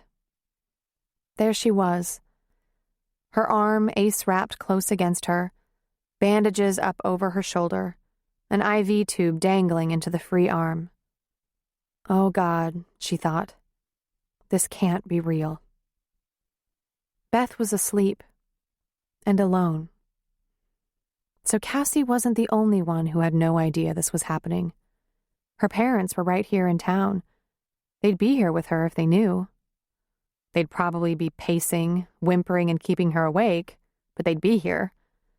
Cassie remembered how they were last time, just plain not good at this sort of thing, helpless and frightened without the first idea how to be supportive. Cassie sat in the chair by the bed and, after thinking for just minutes, she realized Beth had kept this a deliberate secret. Yet she was in her own hospital, the very same in which Cassie worked. Even so, the odds were still good in her favor of keeping it to herself. Nurses didn't prowl around floors they didn't work, checking out the patients, and it was a huge hospital. And if the surgery had gone well, she'd be discharged in a couple of days. And then what would she say if they wanted to get together? That she was on call. She'd been saying that for a long time. So Cassie sat. She wanted to call Julie and Marty, but before she did that, she would wait for Beth to rouse, tell her something about this. There was no reason Cassie could think of that made sense, but Beth deserved a chance to explain her secrecy. It was a long time, a couple of hours, and the sun was setting when Cassie heard a moan and cough from the bed, and Beth began to stir. Her free hand went to her chest, and she grimaced. You could always count on pain to wake a patient. Then, without opening her eyes, she found the call button with the same hand and rang for the nurse. One came very quickly and gave Cassie a nod on her way to the bed. "Evening, doctor," she said to Beth. "How's the pain?" "Not so good. Is it time for meds?" "You're close enough. Just let me get a blood pressure, check your urine output, and then I'll get you taken care of. Inhalation therapy is going to start bothering you pretty soon." "Swell," she said. The nurse completed the blood pressure reading, charting it. She glanced at the catheter bag and said, "You're doing very well, doctor. I'll be right back with the pain medication." "The faster, the better," she muttered. When the nurse had cleared the room, Cassie softly said, "Very sneaky." Beth jerked her head toward Cassie with an unmistakable and very mean frown on her face. Her eyes were narrowed, and her mouth held in a tight, unhappy line. Cassie stood and went to the bed, leaning over. "What's going on? Why did you do this without me?" Her features momentarily relaxed, caught. Her eyes drifted closed. "I didn't want to go through it again, that's all." "So you went it alone?" She took a breath. "I was pretending it was a tooth extraction. I didn't want all the helping, hoping, coping, all that fear around me. It's not as bad as it looks." "It looks like a mastectomy," Cassie said. "The second one. It's not a tooth extraction. They're treating it like another primary cancer. Once the breast tissue is gone. Listen, the last time was too much. I just couldn't." "Beth, you can have it whatever way you want," Cassie said gently, rubbing a knuckle along her soft cheek. "But there's no reason to pretend with me, with any of us." "Yeah, there is. You're pretty good at this, Cassie, but the others, my parents, really, if I have to go through that again..." "Honey, we're not going to leave you for this," she whispered. "That was from hell, what Mark did to you. But the rest of us, we're with you forever. And forever is going to be a long time." Beth squeezed her eyes and her lips contorted. "We don't know that," she said in a choked whisper. "We don't know anything yet. In fact, we might not know anything for months, years. And you don't want anyone in this with you while you're figuring that out? I don't believe that." "Cassie," she said on a sob. "Cassie." "Okay, Beth. I don't want you to worry about anything," Cassie said tenderly. "I'm the only one who got wind of this. I won't say a word. I'll let you catch your breath. But I'm not leaving you." "No, I'll be fine," she said. "I gathered up some groceries before I checked in. The laundry's done, the cat's been fed." "You don't have a cat," Cassie laughed, though there was an emotional catch in her voice. "Oh, that's right, no cat. Wonder what I fed. I'll just lay low. Watch some movies, zone out on pain meds. It'll be over before you know it. I'll be back at work at no time." "Nice try. I already called my supervisor," she lied. "I have a couple of days off, and I'm taking a couple of sick days. When you're discharged, I'll watch movies with you and dose you up. It'll be like old times. You'll do narcs, and I'll do Chablis. You'll see. I'm a goddamn good nurse. Better than these med-surg losers." Beth turned her head toward Cassie, eyes open but the expression unreadable. "Don't bother," she said. "Really." "It's already done," Cassie said. "I can't let you go through this alone. It would damage me for life." Beth reached out her free hand, IV inserted and tube following, and grabbed Cassie's wrist. "My parents, Cass. Please, don't call them." Cassie thought for a moment, remembering the last time, calling to mind Beth's parents and their clumsy attempts at caretaking. They barely took care of themselves. In all Beth's growing up years, her parents were amazing tutors, very involved in her education and totally committed to learning, studying, and that was where their nurturing abilities began and ended. They could never have managed more than one child, and Beth's cancer threw them into a helpless panic. In no time, they had turned Beth and Mark's fashionable little townhome into a hovel filled with clutter and raw emotion. "Yeah," Cassie said. "I know. They were kind of a load, huh? I'll let you handle them in your own time. But you do understand. They love you like mad." "I get that, yes," she answered sleepily. "They're just not good at this." Cassie smiled. "Fortunately, I am." The nurse returned with a syringe. "Well, this should help you sleep and feel better," she said, going straight for the IV. "Ooh, baby," Cassie laughed. "That's going right in the vein. You have a good doctor." "Beth, I'm going to leave. They're going to keep you as drugged as tolerable all through the night, and I'd be wasting good TV hanging out with you. I'll check in on you in the morning." "Cassie," she said weakly, "don't tell. I won't call the girls till we've had some time to sort through how you want to manage this. I promise. But me, you're stuck with." "Okay," she said weakly. "Okay, then." And her eyes drifted closed. When the nurse had left and the room was bathed in dusk, Cassie stood at Beth's bedside for a long time. "I've spent so much envy on her," she thought. "And look how her life's going.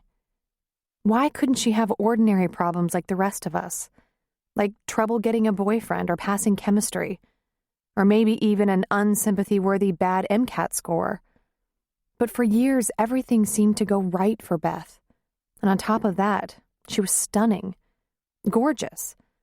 If you didn't know anything about her but her grades, her achievements, her looks, you'd think she just hadn't suffered enough." Cassie ran a hand over Beth's shiny, thick, wavy brown hair. She remembered with sadness the last time, when the chemo had stolen her glorious hair. But it came back, almost stronger than ever. And unlike many cancer patients, it hadn't altered its color. It was like before, rich and full. Beth had carried on, beat it. But not quite. Cassie watched her sleeping face for a long time. Then finally, when it appeared she couldn't get any more insight, she leaned over and kissed her friend's forehead. Then she left the room. She went back to the ER locker room where she was alone and ditched the scrubs, putting on her jeans and sweatshirt. She walked a little slowly to her car. Once there, she turned her cell phone back on and listened to a message from Walt. "I hope you're okay, Cassie. I understand emergencies. I'm really sorry I couldn't answer when you called. I was in the middle of something. If you want to, you can call me tonight, any time. I'll answer." Well, she couldn't call Julie or Marty. She had promised. So she called Walt. When he said, "Hey, Cassie," she burst into tears. "Oh, God, Walt," she sniveled pathetically. "I've had the most awful day. "Oh, honey," he said so sweetly. "What can I do? Anything. Anything that will make you feel a little better." "I'm just leaving the hospital." "You've been there since 7?" he asked. "Yeah, but—" "Oh, Walt," she cried. "Cassie, you okay to drive home?" "Yeah," she said, sniffing, wiping the tears and snot off her face with the back of her hand. "Yeah, I'll be okay." "Just go home, honey. Turn off the phone and concentrate on driving. I'll meet you there." "It's getting so late." "Aw, who cares? I'll see you there. Now you be careful. You sound real shook up." She sniffed. "I've had an awful day." "Just hang up, Cass. Don't drive and talk. Concentrate. I'm on my way." Cassie had never had anything like this in her life. A man who rushed to her when she was upset. To her complete embarrassment, that was hardly the first phone call she'd made while in tears. But no man in her history had dropped everything and come that fast. 3 minutes after she had arrived at home and wept into Steve's long gray snout, Walt was at the door. He balanced a takeout pizza in one hand and 6-pack of beer in the other. She took one look at him and leaned into his chest, overcome. "Pizza and beer," was all she could say. "Yeah, I wasn't sure if you'd had anything to eat during your bad day," he said, trying to hug her while balancing everything. "Let me put this stuff down." Once he'd set his offerings on the table, he put his arms around her and led her to her little living room, sitting down on the couch with her. Steve immediately jumped up and curled beside Walt, wagging the frog in his mouth. "What in the world happened today?" he asked, stroking her back with one hand, petting Steve with the other. "It's a long story," she said. "We have plenty of time." "My friend, Beth," she began, and went through the whole story. Before she even got to the part where she accidentally found out Beth was in the hospital again, post-surgical, Walt had drawn her up across his lap and held her as if she were a child. Then she told him the rest. "Oh, man," he said. "Cassie, I've never heard a story like that in my life." She went through so much the last time, Mark leaving her and everything. I guess she was trying to go it alone this time. But why? Did she think anyone else would leave her? She couldn't have thought that. I can't imagine what she was trying to do. I thought we helped before. Maybe we just made it harder. "Ah, honey, I'm sure you didn't do that." I told her that no matter what, I'm in this with her. I'm going to take some time off, make sure I'm available every day after she's discharged till she's up and around. I can get her through the surgery and recovery. But what if this is the worst case? What if we're losing her? Try not to think that way, honey. Get some more facts. At least wait till you know more. She looked up at him. "You came," she said. He ran a hand over her wound-up braid. "Of course I came. I got the impression you needed me." "Oh, I needed you so much. I can't call Jules or Marty yet. Beth will come around, but I promised. Until she says it's okay, I have to keep my word." He wiped a big thumb under her eye. "After you give her a little time, she'll start to make sense out of this, and you can call your friends." "Walt, how did you know what to do?" "What to do?" he asked. "Well, you just cover the essentials. Food, drink, company. Anything else you call the police, right?" "But how did you know that? For me, for a girlfriend problem." "Well, this is a little more serious than a girlfriend problem," he said. "And Cassie, you're pretty important to me." "You're such a good friend," she said, leaning against his chest. He sighed and said, "I'm trying to be, Cass. You're special. You know that, don't you?" She ran a hand along his scruffy face. "I do. It means a lot, believe me. Good. He smiled. That's exactly what I want it to mean. Chapter 9. When Beth looked up from her newspaper, she saw Jared Patterson standing in the doorway of her hospital room. It was an unusual pose for a physician. He was leaning a shoulder into the frame, hands in his pockets, one leg crossed in front of the other, smiling. No charts, accompanying nurse or treatment tray. Just him, grinning. Look at you, he said, sitting up in the chair, taking in the morning news, all accessories removed. By accessories, he would mean the IV and the catheter. How do you feel? I feel like shit, she said. How about you? I'm feeling pretty good today, actually. Thank you for asking. What part feels the most like shit? Truthfully, the place where there was once my last surviving breast. But my sore throat is running a close second. The intubation, he said, confirming what she already knew. You're surrounded by flowers, he observed. Have you had many visitors?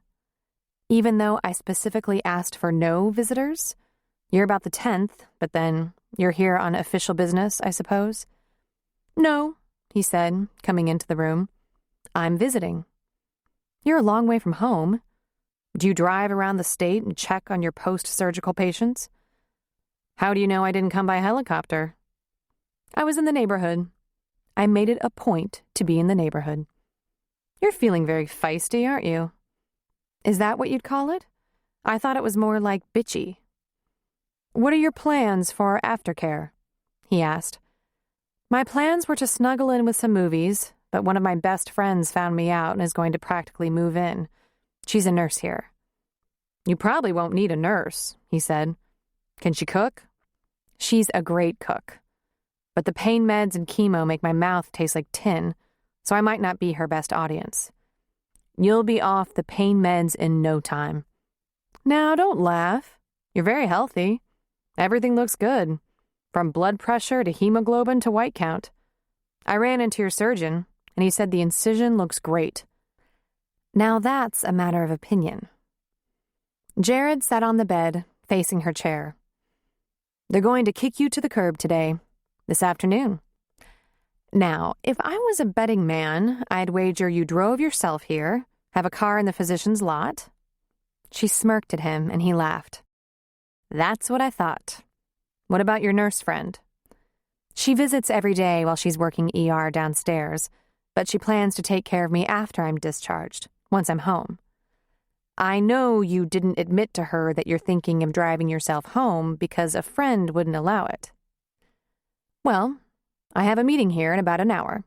I'll come back, drive you home myself. No, I want my car, she said. I'll bet. Number 1, you're on drugs. Number 2, driving one-handed isn't recommended. Number 3, there isn't a number 3. Oh, against doctor's orders. You're not in charge of this part. I need my car at home. I have connections. I can get the entire staff on my side on this one. You won't have any trouble getting your car home when you're better able to drive it. You have the nurse friend. He looked at his watch. I'll be done by 2. Try to be ready. You know, you're very pushy. Yeah, and I bet that's what you like best about me. See you soon. He got up and started walking out of the room. Hey, he turned back to her. Aren't you getting a little out of your job description here? I'm a full-service doctor. But what if I don't particularly want this service? I'll take a cab. I don't want you to see my messy house. Dr. Halsey, he laughed. I've only known you a short time, and I'm convinced your house is in perfect order. I bet you even fold your undies in little squares. Have lunch. I'll be back. Before disappearing, he turned back to her. Messy house. Nice try. She smiled after him. Of course, it wasn't a disheveled house at all. It never was. But in this case, it was even more organized. She'd gone through the house from top to bottom to be sure if she didn't make it home, Nothing embarrassing or cluttered would be left behind. When you're raised by extremely slovenly parents, you either follow suit or train yourself to become the opposite, fussy and anal. There were ways out of this, she thought. She could get in touch with Cassie, let her know if she wasn't here right at discharge time, she'd be left to the mercy of an overzealous oncologist. But there was something about him. Beth was curious. Why would he be so accommodating? He was putting the screws to her with his chemo orders, and she would shortly be weak and ill and bald. Besides, as a rule, given their schedules, doctors weren't even able to do such favors. It had never occurred to Beth to provide taxi service for a patient. Then it came to her. He thinks of us as colleagues. Maybe I'm not the first physician he's had for a patient, but I could be the youngest. Perhaps he had an overload of empathy, wondering how his life would be different if he'd been battling this disease since the age of 25, the very disease he'd been treating and had seen the ravages of. There wouldn't be children in his life in that case, she thought. Those teenage daughters who had him tearing his hair out, they might not exist at all, or they would be considerably younger. Chemo, or the disease, would have greatly delayed, if not prevented them. Children. Beth had wanted them with Mark. After the first episode, before he left her, she knew it would be at least 5 years before she got the sense she was really free to get on with her life. But at 25, that had given her so much time. She could have achieved some security about her health at 30, 32, enough confidence to have a baby then. She didn't need a calculator to see it would now be 36, 37, and even then, after 2 cancers, there was a huge chance she'd be having children she couldn't raise. Childbearing was moving rapidly out of her reach. She'd have to adjust to that as well. For a woman whose personal career fulfillment came from bringing babies into the world, this would be a major adjustment. She wanted to be one of those women, the regular ones. 2 o'clock came, and so did he. She let this happen, but by that time of day, after being up since morning, given recovery from everything, surgery, anesthesia, stress, she'd grown very tired. Then she'd taken advantage of a pain shot for the road. There was none of that feisty, bitchy stuff left in her. "Good. You're ready to go," he said. "I don't know why you're doing this," she said. "It's not doctor-like at all." "I'm a nice guy," he said, putting the locks on the wheelchair and grabbing her suitcase. "Besides, you're a fellow doctor.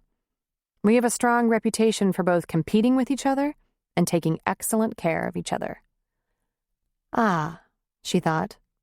There it is, the colleague thing. She moved slowly to the chair. "You must be wondering what it would be like to be me. Major surgery for cancer so young." "I do indeed," he said. "I don't feel I was even born at 29. I was still in residency." "You've made a very good name for yourself since then." "Have I?" he asked, wheeling her out of the room. "I've been lucky." "I don't even remember your age." 49. Very soon to make the leap into 50. "You're holding up well," she said. He laughed. "Thanks. You're being very nice to me. What's the matter? Has all the fight gone out of you?" "It's just the surgery," she said. "Basically, I'm not a nice person." "That's not true at all. We'll get you home where you can rest. Your friend, she'll make sure you can rest, won't she? She's not one of those overbearing nurses." "She's an outstanding nurse. I'd give anything to have her as my nurse, although it's such a tenuous relationship at times, and I wouldn't want to lose her as a friend. Besides, she's a total ER junkie. She's been in ER since the beginning." He chuckled as he pushed her into the elevator. "I like those ER girls. They have what we used to call the high-speed wobbles. It's fast, it's concise, there are always incoming crises, and they know how to move on to the next one in a blink. But they're usually a little nuts." "Your business is a lot slower," she said, somewhat wearily. "Unfortunately, it's much slower. But we have some perks they don't have in ER. When we're patient, smart, and lucky, we see people cured. They just patch them up and float them out in ER. It takes commitment to work in oncology. I'm seeing that, right down to the chauffeur service. He wheeled her to his car, put her suitcase in the back seat, and watched her get in very nimbly, if slowly. But then she leaned her head back against the headrest tiredly. He returned the wheelchair to the ER entrance, and when he got in beside her, he asked her if she was comfortable. Then he said, "Before you start to nod off, tell me where I'm going. Then you can relax." She gave him an address, and he fed it into a GPS system to get directions. She was incredibly glad she hadn't chosen another hospital. Nothing sounded as good as getting home quickly, getting into her bed. Then she said, "The pharmacy. I'll need my medication." He reached in his jacket pocket and pulled out a small vial of pills. "These? Oh, man, you're just too good to be true." When he started to drive, she leaned back and closed her eyes. "You're not flirting with me, are you? I mean, a ride, my pills." He laughed at her. "I would, if I thought it would do me any good. I'm pretty sure you're not in a flirty frame of mind, Beth." She yawned. "Your sense of timing is way off if you're flirting." She turned her head and looked at him. "I had a pain shot just minutes before you got to my room," she said, slurring just slightly. "Smart." "I might not be good company." "Just let yourself fall asleep. I'm a good driver." A moment later, she woke herself with a small snore. "God," she muttered, wiping a little drool from the corner of her mouth. But then she was back asleep, completely unaware of the time or space she was in, until he gently woke her. She leaned against him, sleepwalking, as he took her into the house and straight to her room. She lay gently, carefully on her bed, never opening her eyes, and he pulled off her shoes. He propped a pillow under her left arm to give her support on her surgical side. Her lips formed the words, "Thank you," but she was gone, sleeping the sleep of the drugged post-surgical. He looked down at her for a moment, just watching her give in to total, exhausted, depleted sleep. Then he leaned down and kissed her forehead very lightly. "I felt that," she said, and he laughed. Billy survived his vasectomy, though fretfully. Julie waited patiently outside the small surgical room while he underwent the procedure. Then the doctor came out, told her Billy needed to lie down for a while longer before he could be released, just 20 to 40 minutes, and she could go in and talk to him if she wanted to. She found him flushed and a little hyper, but victorious. He'd done it. He'd let them cut right into his sack and stop the babies from coming and coming and coming. "Jules," he said a little excitedly, "wait till you see what they took out of me." He pulled the mayo stand closer to the table on which he lay and lifted the green cloth. There, in the curved emesis basin, lay 2-inch-long pieces of what could pass as angel hair pasta. "Billy," she said somberly, "did you see what they took out of me? 3 times? Men. Geez." He took a couple of sick days, a pure rarity for him, and tried to keep ice on his testicles and small children off his lap. Then he went back to work. The financial counselor was in touch a couple of times, though he didn't have a lot to report, just that he thought he might be making some progress. What was unsurprising to him, but flat-ass amazing to Billy, was that the credit card companies got right on board and they were negotiating, but the bank, who'd helped him into this mess, was holding a hard line. It made no sense. The mortgage holder was the one who stood to lose the most, since the house would be safe under bankruptcy law. He had a lot on his mind. His testicles, for one thing, which still had the occasional tug from the surgery. His finances. His family.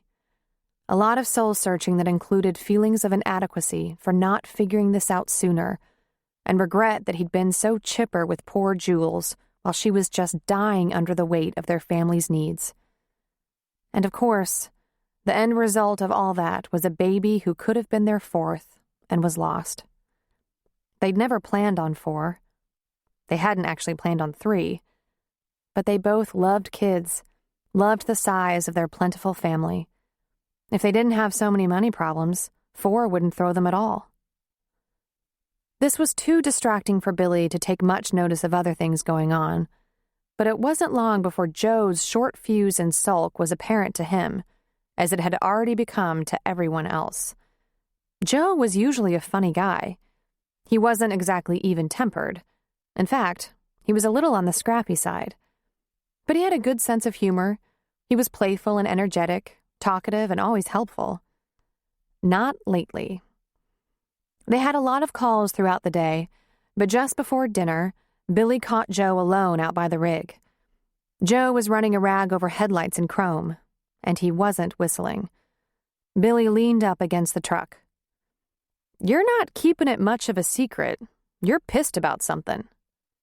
Joe just kept working. "Yeah? Bug off." "It's something you don't want to talk about, which usually means you should get it out of your gut before you punch someone." Joe straightened. "You want to be first?" "Woo, that bad, huh? No one ever feels like hitting me." "And why's that, pretty boy?" "Because I'm sweet," he answered with a grin. "Ask Jules."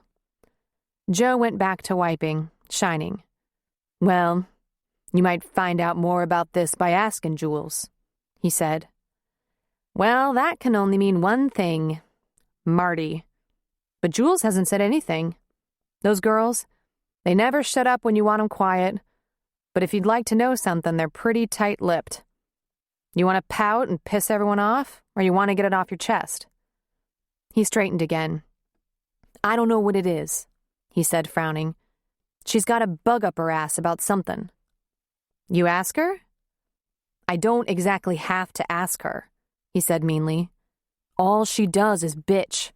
She doesn't like anything.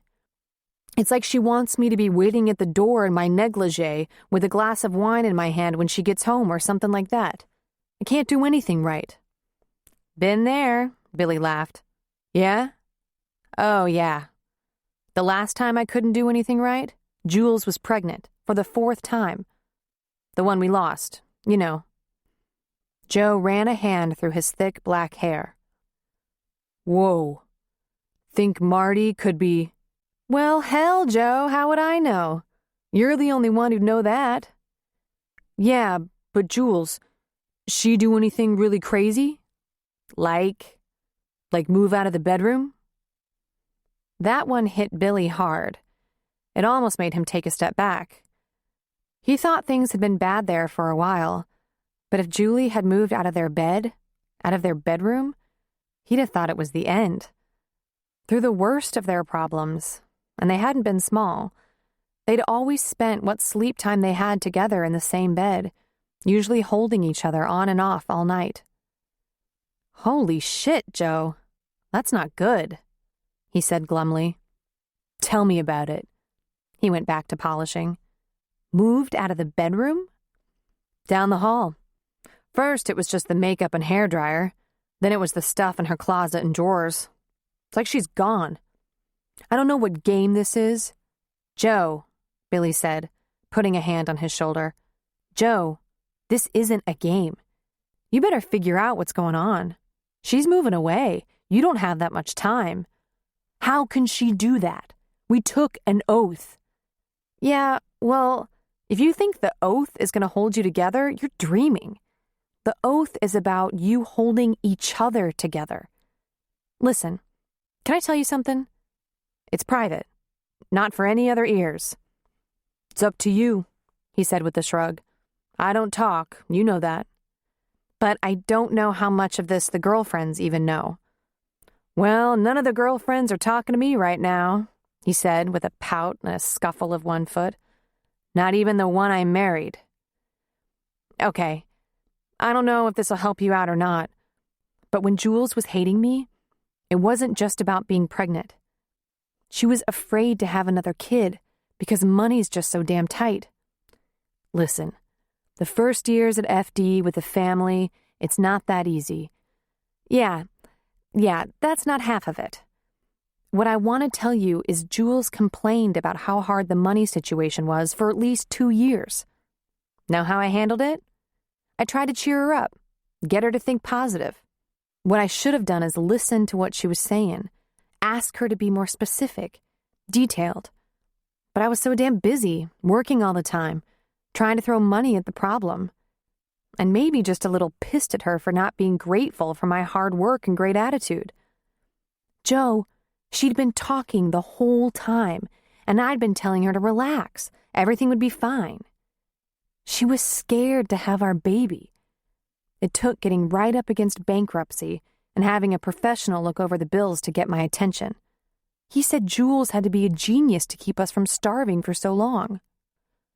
Joe grabbed Billy's biceps and gave a squeeze, his expression earnest and sympathetic. God, Billy, I didn't know it was that tough at your place. I didn't tell you that to get sympathy, Joe. We're getting straightened out. What I'm trying to tell you is my wife was talking, and I wasn't listening. You ever tell Marty to just relax? When she bitches about something, you ever tell her just to cool down and relax? Maybe tell her that her attitude is half the problem? What else are you going to do? He shrugged. That's the way I saw it, too. What's she bitching about? You have any recollection? Name it, he said with frustration. She hates football, for one thing, and we're just now coming in the season. She wants work done around the house. I kill myself around the house.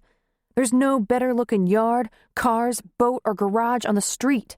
Everything's perfect. She wants dates? What the hell is that?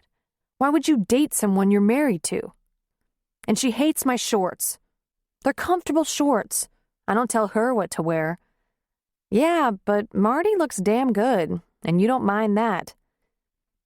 It's like she just hates everything about me, he said. And what am I going to do about that?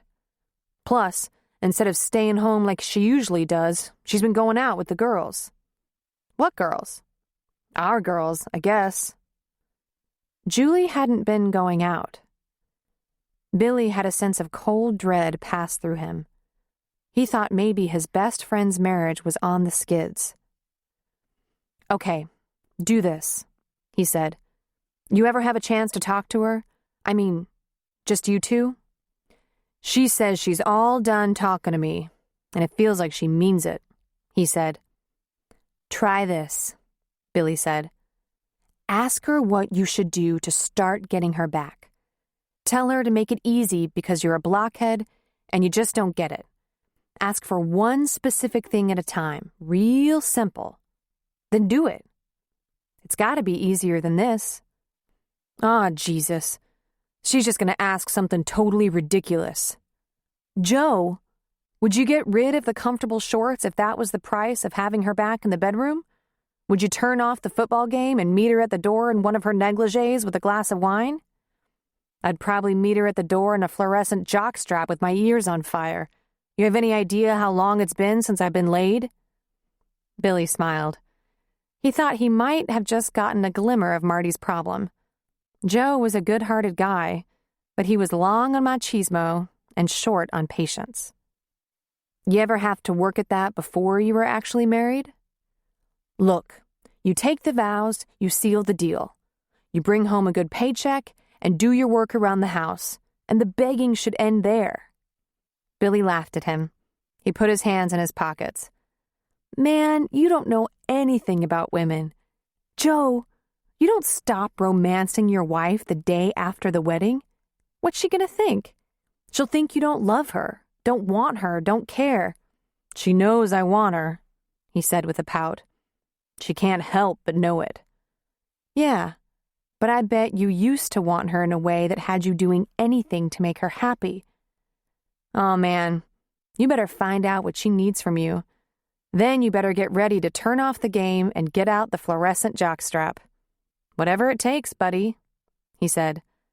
I mean, if you want this to work. I don't know, maybe you don't really care that much. I want her back where she belongs. Where she belongs. He had a real property thing going on. Take my advice, pal. Let her tame you. Let her domesticate you. Let her tell you what she wants and give it to her. It's a totally whipped life, and it's fucking fantastic. Sounds like you're saying the secret to happiness is letting the woman run things, Joe said, surly. Joe, she's already running things. She moved out of the bedroom. Aren't you paying attention? Trust me, you give her whatever she needs. She'll not only be your girl again, she'll probably treat you like the king you stupidly think you are. I think you're full of shit, Joe said. Yeah? Well, I've known Marty a long time, about 20 years now. And usually her problem is not expecting enough, not asking too much. I remember her dating guys who walked all over her before she finally moved on. I never did that, Joe said. I know. She said you were a prince. You still a prince now, Joe? Billy asked, lifting his eyebrows. He shook his head. Hey, I didn't take my own advice a couple years, and I paid for not listening, believe me. But my wife never moved down the hall. Have it your way. Good luck. Billy could see that Joe was preoccupied, sulky and quiet all through dinner. When they were at the firehouse between calls, he was serious and thoughtful, not his usual active and playful self. But maybe he was thinking about things, about what he could do. Billy sure wished he'd listened to Jules. Maybe he'd have gathered up all those bills sooner, gotten that monkey off her back, accidentally gotten advice quicker. John's words, "Your marriage and family is your greatest asset," kept ringing in his head. He knew that. He felt that. But it was still hard for him to figure out how you kept that asset safe when all the less important obligations had bigger hammers. When he got home in the morning, he found Jules in the kitchen, making a list with her morning coffee. He gave her a kiss and said, "What's up with Marty and Joe? He says she moved out of the bedroom." "She did?" she asked, shocked. "I had no idea it had gotten that bad." "He's been loaded for bear all week. I just got that out of him last night." "What's up?" "Tell me. I want to know if the advice I gave him is worth a damn." "Well, she's had a few complaints lately. Starting with he won't shower or shave before bed and just rolls over on top of her like she's a blow-up doll. She says foreplay at her house is, 'You awake?' Oh, man. How does that not surprise me?" "What advice did you give him?" "I told him to listen to his wife. Advice I should have taken a long time ago." When Beth was a week post-op and moving around comfortably, Cassie told her, "It's time. We have to tell the girls." "Okay, I can do that," she said. "And then I have to go over to my parents' house. I've been putting this off for when I can go to them, but I'm pretty close to 100%. I know they mean well, but I don't want them trying to help me out over here." She took a breath. "I just dread getting sick and weak from chemo and having them trying to prop me up. I sound like a serpent's tooth, don't I?" "Nah, I understand. I saw them in action growing up. You can handle them any way you like, and I'll even run interference for you if I can. But I want you to call the girls." She called Julie and Marty at 5 and 5:30. By 7, they were both at Beth's, sitting in her small living room with her, getting the details. "If you don't want to talk about this, it's okay. But are you getting a prognosis?" "According to the doctor, it's good," she said. "It's kind of hard to accept that when you're facing it the second time, but I understand the theory. When breast cancer spreads, the first sites are most often the lymph system, lungs, spine, etc. They're treating this as another primary site, a brand new cancer that we got to early. The surgery was super aggressive, and so is the chemo, but it's what I agreed to do. Kill this bastard before it can kill me. It appears I could be prone to breast cancer, but there's no indication I'm prone to all types of cancer." "Are you scared?" Marty asked. Yeah, but more angry than scared. It would really piss me off to have worked this hard for my MD, my OBGYN certification, only to die in my early 30s before I really get to experience it. If I'd known this was coming, I might have just traveled or something, played with dolphins maybe, done less taxing things that were more soothing and comforting. But didn't you always want this? Jules asked her. To be a doctor? I guess I did, but I didn't know it for a while. I like a difficult study, a big challenge. I'm such a nerd. When I started med school, I thought I'd end up in research like my dad. But I'm good with people, whereas my parents are more solitary, bookwormish intellectuals. But when I did my OB rotation, it found me. I was hooked right away. I fell in love. It's funny. A woman who loves delivering babies but might never have one. Make that probably. Will probably never have one. But why couldn't you tell us? Beth looked down and shrugged. It was about me, not you. The last time was so awful, with everyone running to me as if my days were numbered. And then, as if to prove they probably were, Mark left me.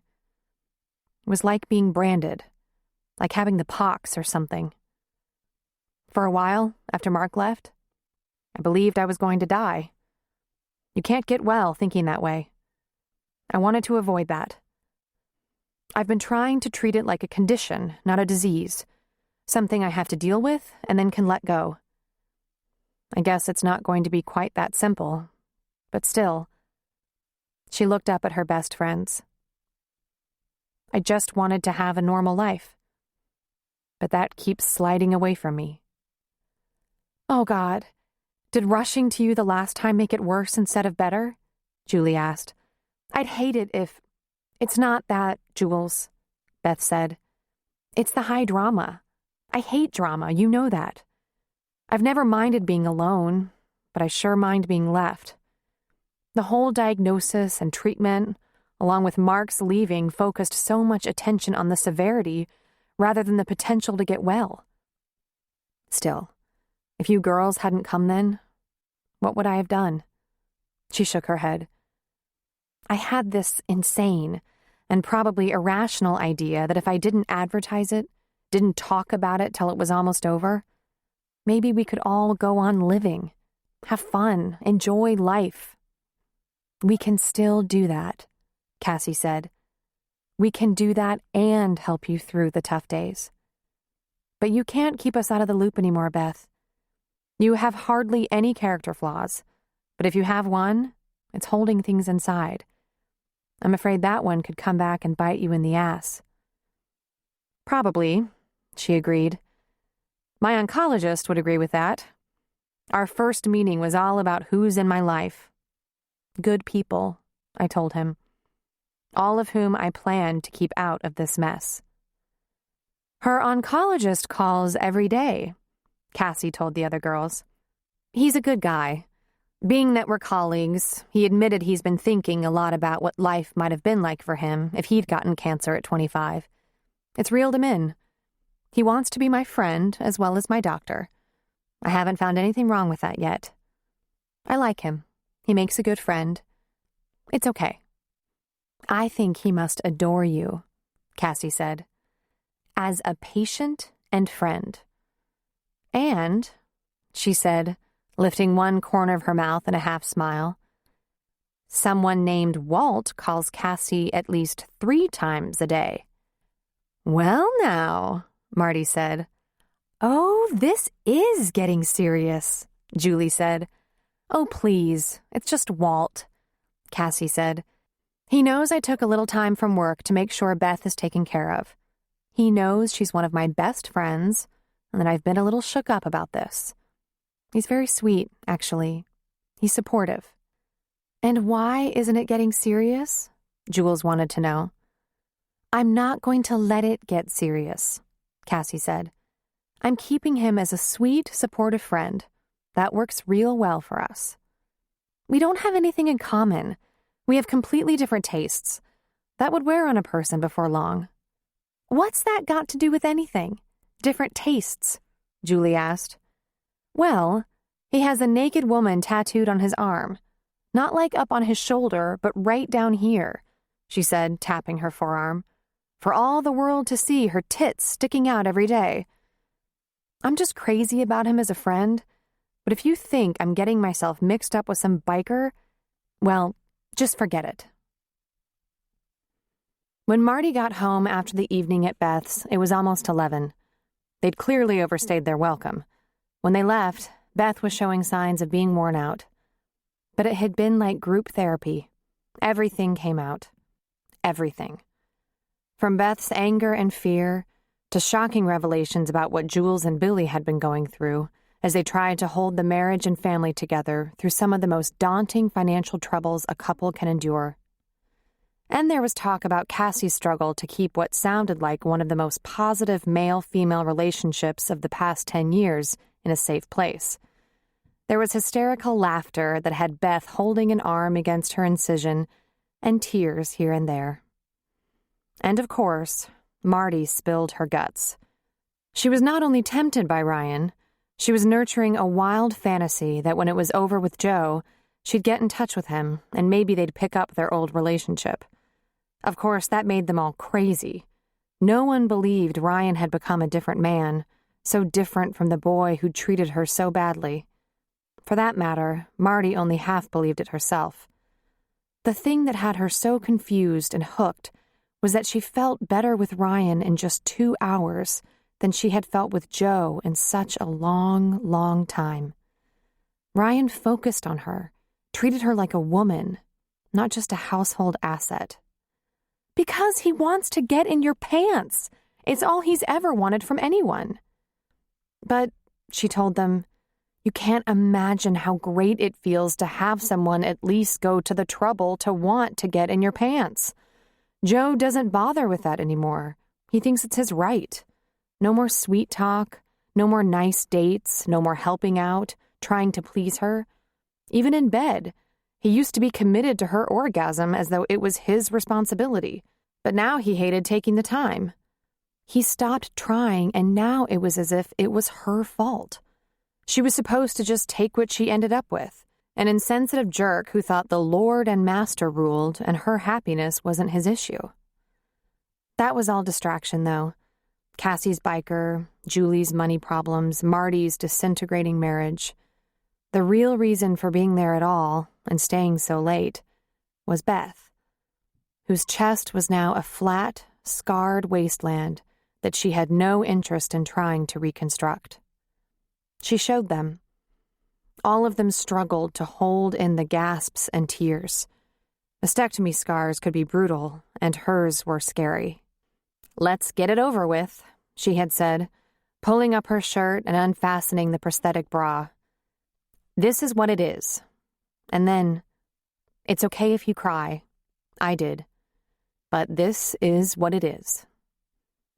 They didn't dare cry. She was clear about what she needed, to move on, hoping the harsh treatment would get her past the danger and eventually be able to live on without always being afraid. They didn't have any trouble getting the message. She needed strength and acceptance on her side, not pity, not fear, no high drama. So while some of them might have teared up, they held it in and told her, "Good. Be rid of the damn things then if they're cancer catchers for you. Let's make this pay off. Let's trick the fucker. Live to 105. A lot of great things can happen without boobs." But when Marty got home and went into the kitchen of her darkened house, she saw that although she'd moved down the hall, Joe had left a nightlight on for her in the kitchen. Even though she'd have to get Jason to her mom's in the morning and get to the shop by 9, she was a long way from sleep. All alone, the tears finally came. Beth was the one they'd all envied, all secretly wanted to be. How can a woman so young and vital, so beautiful and brilliant, be stricken by a thing like this? A thing that could kill her after punishing her so much. And if the disease didn't beat her down, the treatment was harrowing. It was so wrong. They'd talked for a long time about how people died young all the time. They were stacked up on U.S. freeways to the tune of almost 50,000 a year, in which case no one had time to get their heads wrapped around the passing, the loss. They couldn't clean out their files or straighten the underwear drawers and get rid of any nasty undies with stains. They couldn't decide what their survivors should do with their things. The only thing different about this was time. And Beth said that time, in its own perverse way, was worth something whether you were 29 or 99. But that had done nothing to soothe Marty. The idea that one of their clique who'd really made good could be swiped away devastated her. There hadn't been any alcohol at Beth's. She wasn't drinking with her meds and chemo. She was focused on keeping her body as strong as possible. And if Beth wasn't drinking, none of them were. They had a round of orange juice instead. But, she said, if there's ever a wake, I want everyone to get drunk and obnoxious. Marty got up in the high cupboard and dug out the good bottle of Grand Marnier, tears spilling down her cheeks. Now was as good a time as any to get a little drunk and sloppy. This is what it'll be like when I have major life hurdles to get through. Alone in a dimly lit kitchen, figuring it out over a solitary drink. But then, how would that be any different than it had been since she got married? Joe never noticed if she was mad or sad or just getting in. She looked up when she heard his voice. He stood in the entry to the family room, looking across at her. Even sheathed in darkness, she could see he wore the nasty, smelly gym shorts. He took a couple of steps toward her and revealed his heavy growth of whiskers. "Yeah," she said, sniffling back a tear. "Go back to bed." He came toward the kitchen and stood across the island from her. "You crying?" he asked. She wiped at her tears and took a sip from her glass. "I'm fine. Just go back to bed, Joe. We don't have anything to say to each other right now. It's late. I'm tired." "Tired and screwed up about something," he said, and not gently. "Maybe you weren't out with the girls. Maybe you got something going on the side, huh?" "I was at Beth's," she said, hotly, loudly. "Her cancer's back. She had her second breast removed, and now she has nothing except maybe a shot at living till she's 35. And yeah, I'm a little screwed up about it. Now just leave me alone." "Oh, Marty," he said, reaching toward her and then stopping himself before he actually touched her. "Ah, geez." Her chin dropped, and she just looked into the glass, silent but for the barely audible sobs that shook her shoulders. Then she lifted her glass, took a calming swallow. Why wouldn't he just go? "Marty, come on. I'd like to do something to help you through this." "There's nothing you can do, Joe. We hardly even live together anymore." "Babe, I've been thinking. If you just tell me what you want." "You're too late, Joe," she said. "I've been telling you for a long time what I want, and I'm sorry, but now it's just too late. There isn't anything you can do to make up for at least 3 years of not hearing a word I've said. Go on, get your beauty sleep. I'll be going to bed soon myself, and I don't want to talk about it." "That why you're crying? Beth?" She laughed humorlessly. "Yes, Joe," she said patiently. What an idiot, that he would even have to ask. That's how unconnected they were. "She's one of my best friends, and this is the second time in 5 years. That's why I'm crying. I can't stand the thought her life might be in danger from this. She's so brilliant, so perfect, so young." "Yeah," he said, scrubbing a hand over the back of his neck. "Yeah, that's awful. I'm sorry, Marty. Really sorry." He took a breath. "Listen, Marty, tell me something I can do." "There's nothing you can do," she said. "Nothing I can do." "Tell me one thing I can do to make you feel better. Anything." "Forget it. I'm all done counting on you. I've been stupid. I see that. I guess I wasn't taking this seriously, but you have my attention. Tell me something, please. I want you to help around the house, she said, tiredly, feeling sucked in by the question, like winning would make a difference. Marty, I have been, he said. Every time you bitched, I tried harder. I spent every waking minute on the yard, the cars, the house, the boat and RV, It pushed her buttons. Joe, are you brain dead? She nearly yelled. I want you to pick up your own shit. Your dishes, and the mess you make in the house all day when you're home.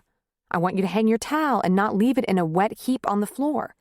Put your nasty underwear in the hamper instead of leaving it open-faced on the floor for me to pick up and wash. I want you to help with the dishes and wipe your spit off the bathroom mirror and your hair out of the shower and off the bathroom floor. What in the holy hell is the matter with you? The look on his face was priceless. He was in shock. It took him a moment to respond. You want me to work inside the house? Oh, for Christ's sake, she muttered, looking away and taking a sip of her drink. Inside the house? He repeated. She looked at him levelly. You cannot be this stupid. He swallowed, shook his head.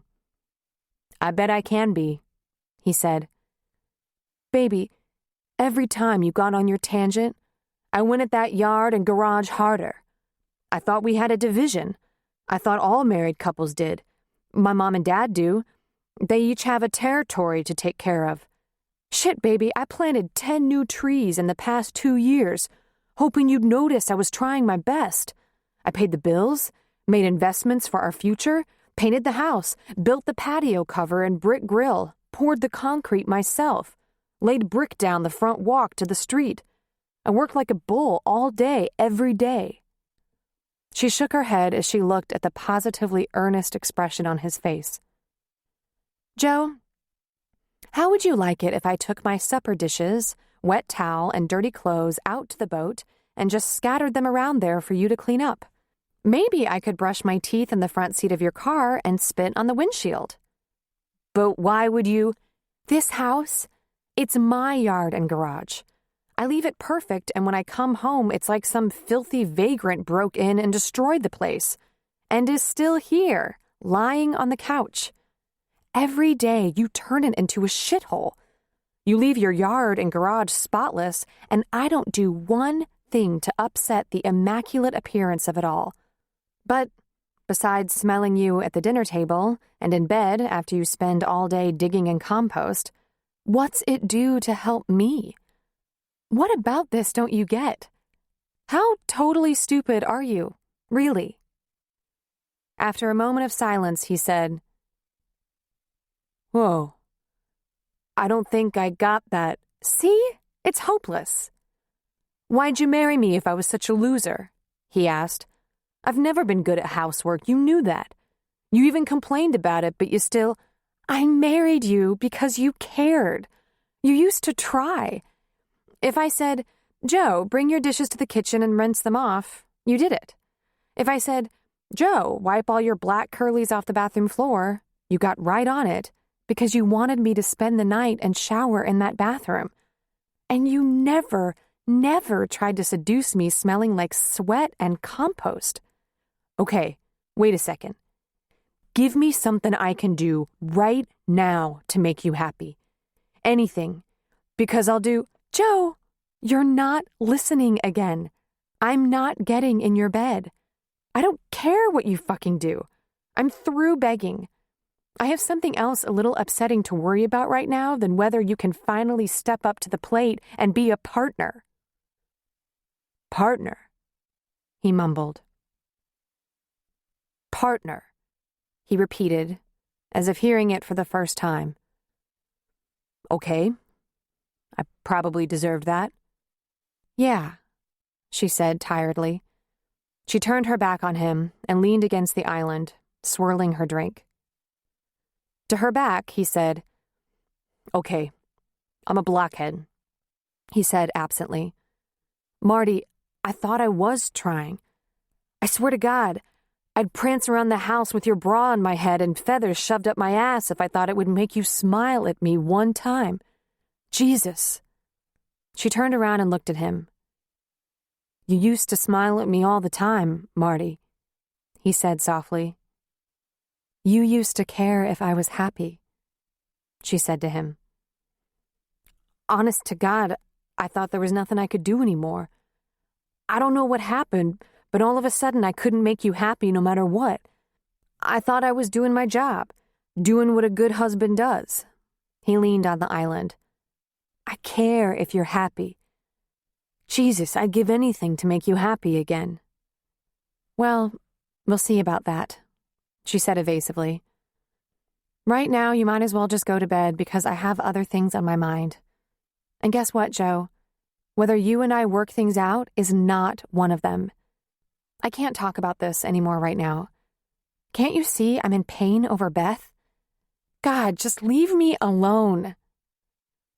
He straightened up and got a look on his face like he was hurt, cut to the quick. And the thought that came into her mind was, so what? Fuck you for thinking about what you can get from me when I'm wondering how I'm going to deal if one of my best friends since childhood dies. But she didn't say it. She was too angry. Angry with him, with Beth's disease, with the way things sometimes turned out. She just lifted her chin, stared him down, and bit on her lower lip to keep it from trembling.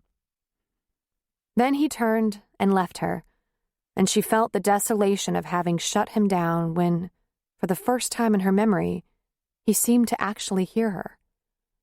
But she couldn't deal with that now. Tears rushed to her eyes anew, and she wasn't entirely sure why. It could be that she'd given up on her marriage and knew it. It could be about what Beth was going to go through, trying to beat this beast that got to her again.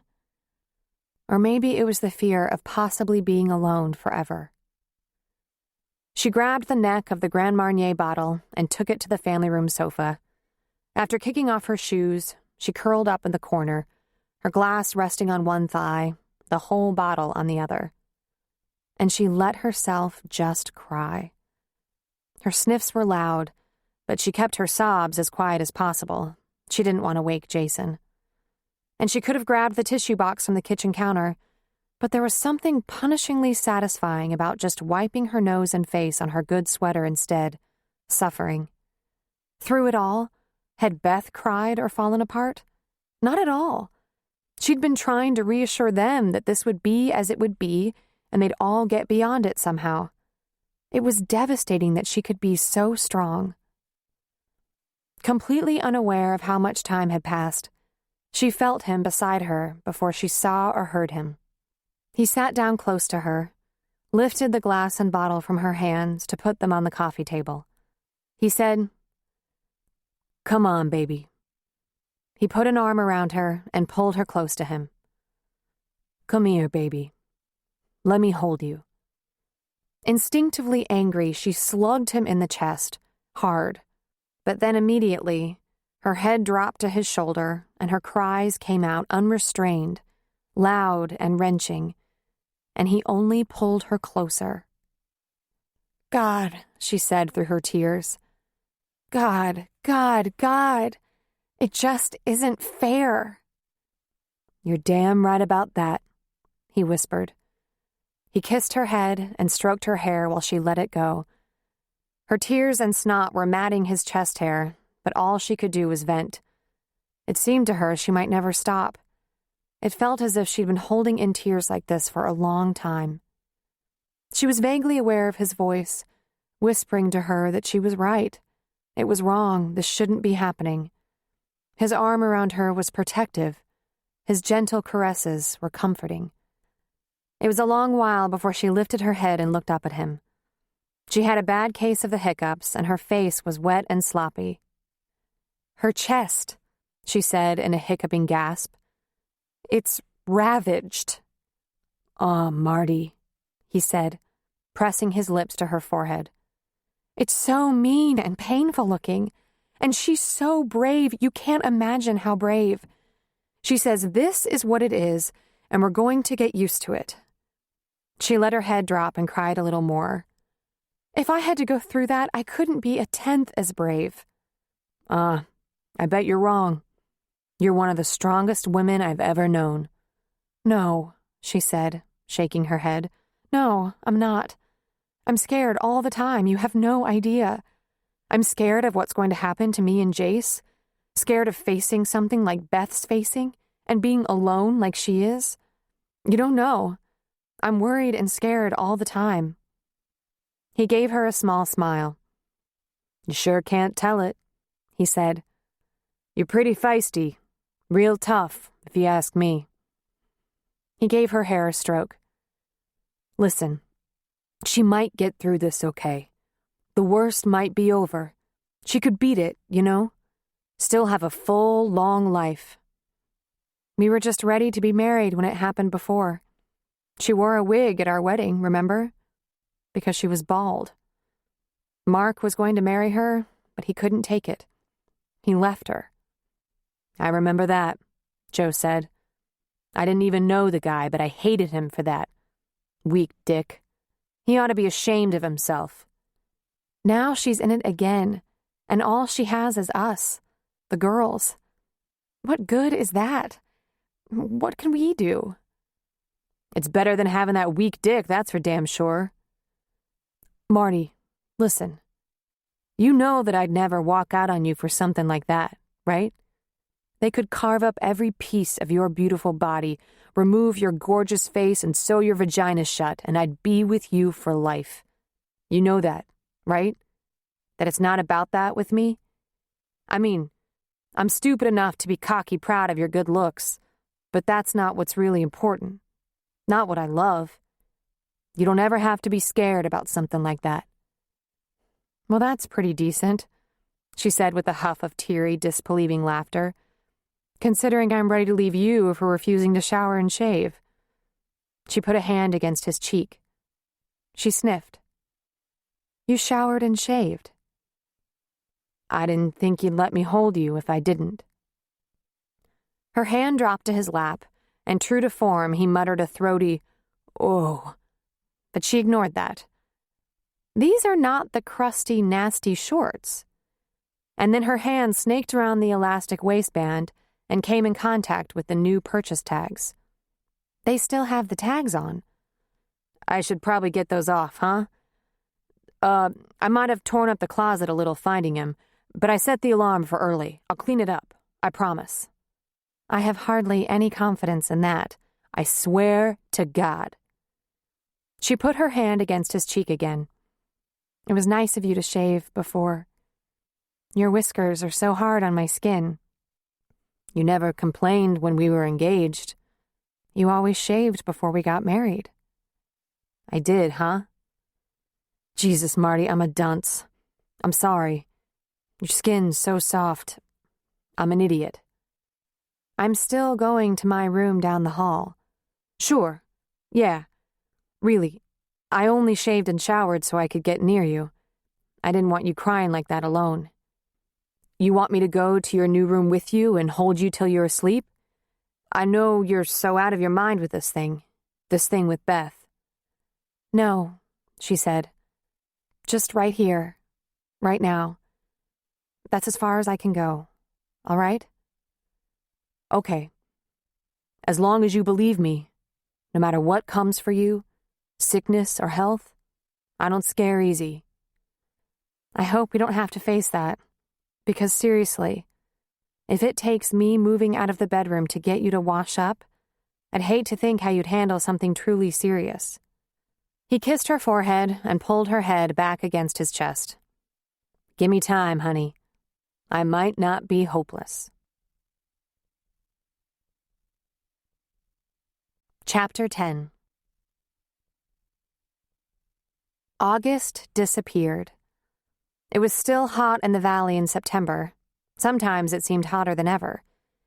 Billy and Jules finally had a meeting scheduled with their credit counselor after weeks of waiting, not knowing if the news would be that they had to file for bankruptcy, or if they'd be presented with a recovery program that was even more tight and stressful than what they'd been going through for years.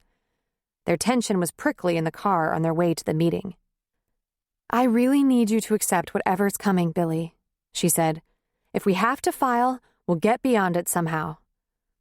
I don't want to do that, but I will, he said shortly. I'll do whatever it takes. You know that. I want you to like me again. That's not part of the problem. I love you. It's just hard to swallow that I couldn't make it work. I handled the money. Don't you think it's hard to swallow that I couldn't make it work? Be fair. It's a team effort and we did the best we could. I need you. I hate it when you're gone, and now even when you're with me, you're still gone. He reached over and squeezed her thigh, but his eyes stayed on the road. I'll work on that. I don't want you to feel that way. When they walked into John's office, an impersonal cubicle, they took chairs in front of his desk expectantly, fearfully.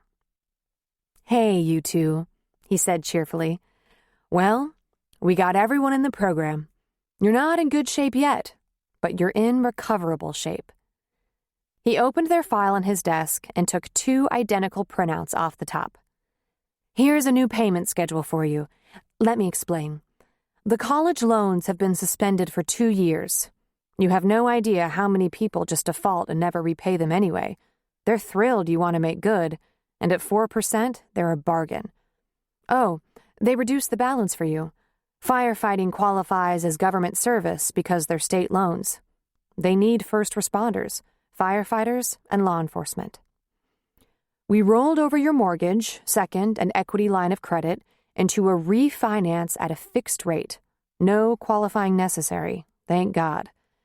A first and second at 80% and 15%, which gives you 95% debt-to-equity coverage but eliminates PMI.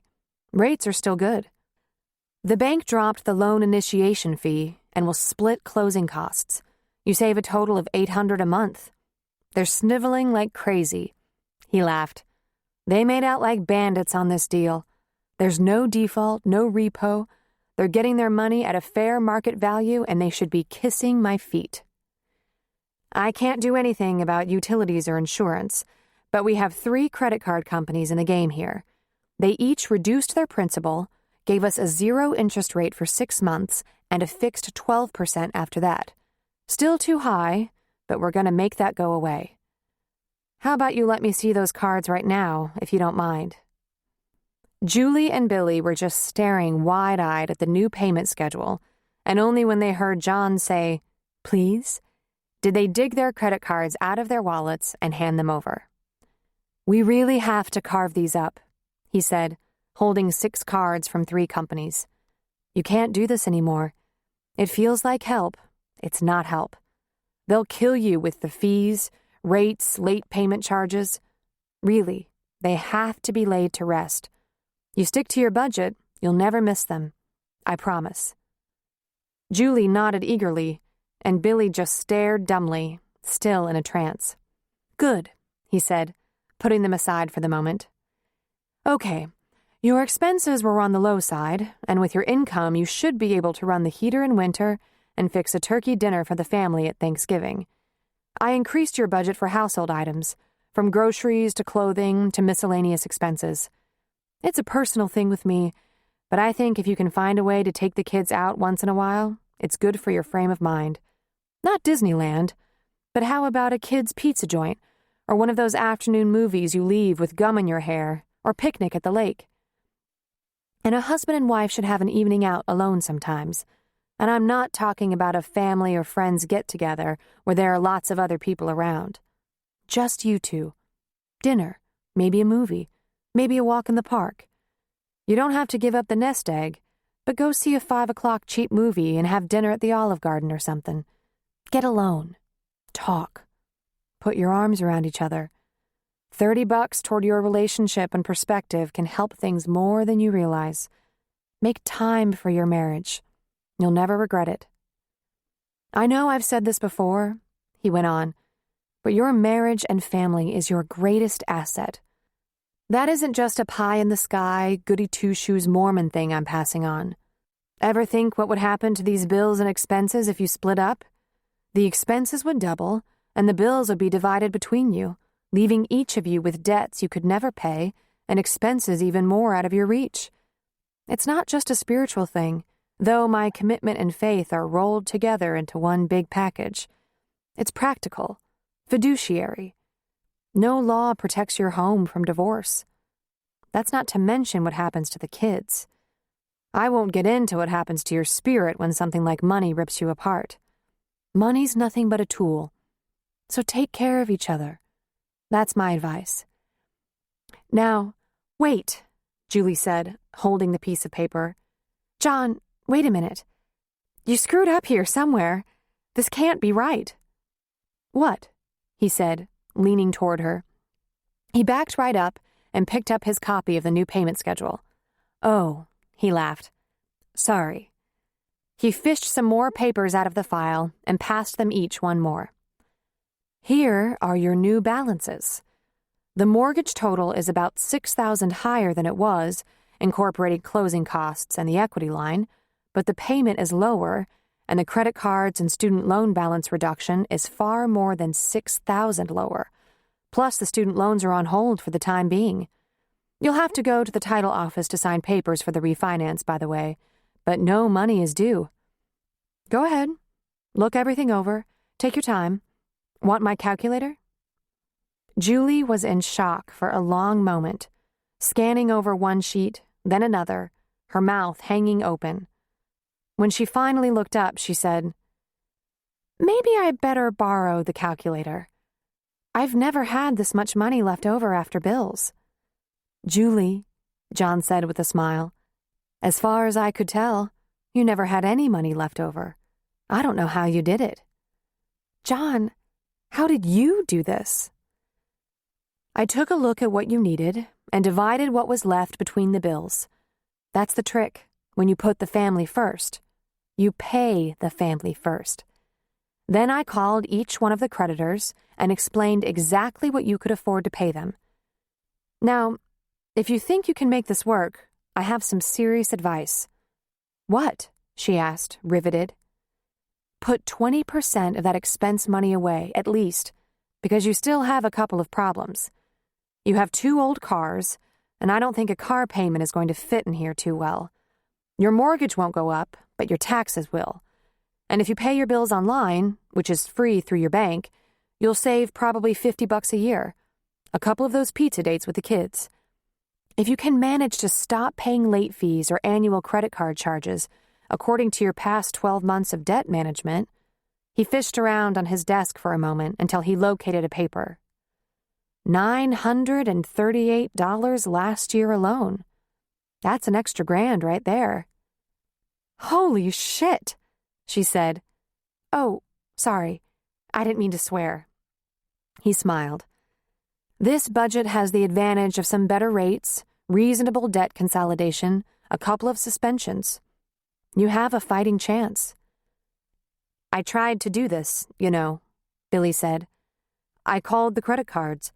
I went to the bank. I've spent 10 years developing a relationship with some of these creditors. Sometimes we have to suggest to our clients they file for bankruptcy. Then no one gets paid. If we can't get a level playing field, that's what we do. The client is the important factor. So by now they know that when I call, I'm not bluffing. But these reduced rates, I feel like I'm cheating them or something. They've gotten their money out of you tenfold.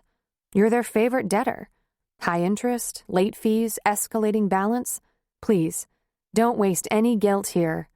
I'm a real stickler for ethics. No one got screwed. Well, he said, you did. Sort of. I mean, you bought into the programs, but that was because you hadn't studied and practiced this aspect of management. I've been doing this for years. That's why I'm here. Billy was quiet for a moment. Then he said, I think we owe you a lot of money. It's all on there, he said, pointing with his pen. I don't hand out services for free, but it's my goal that you think it's the best money you ever spent, and that the product is worth it. Oh, God, Julie said, getting a little teary. Oh, yes.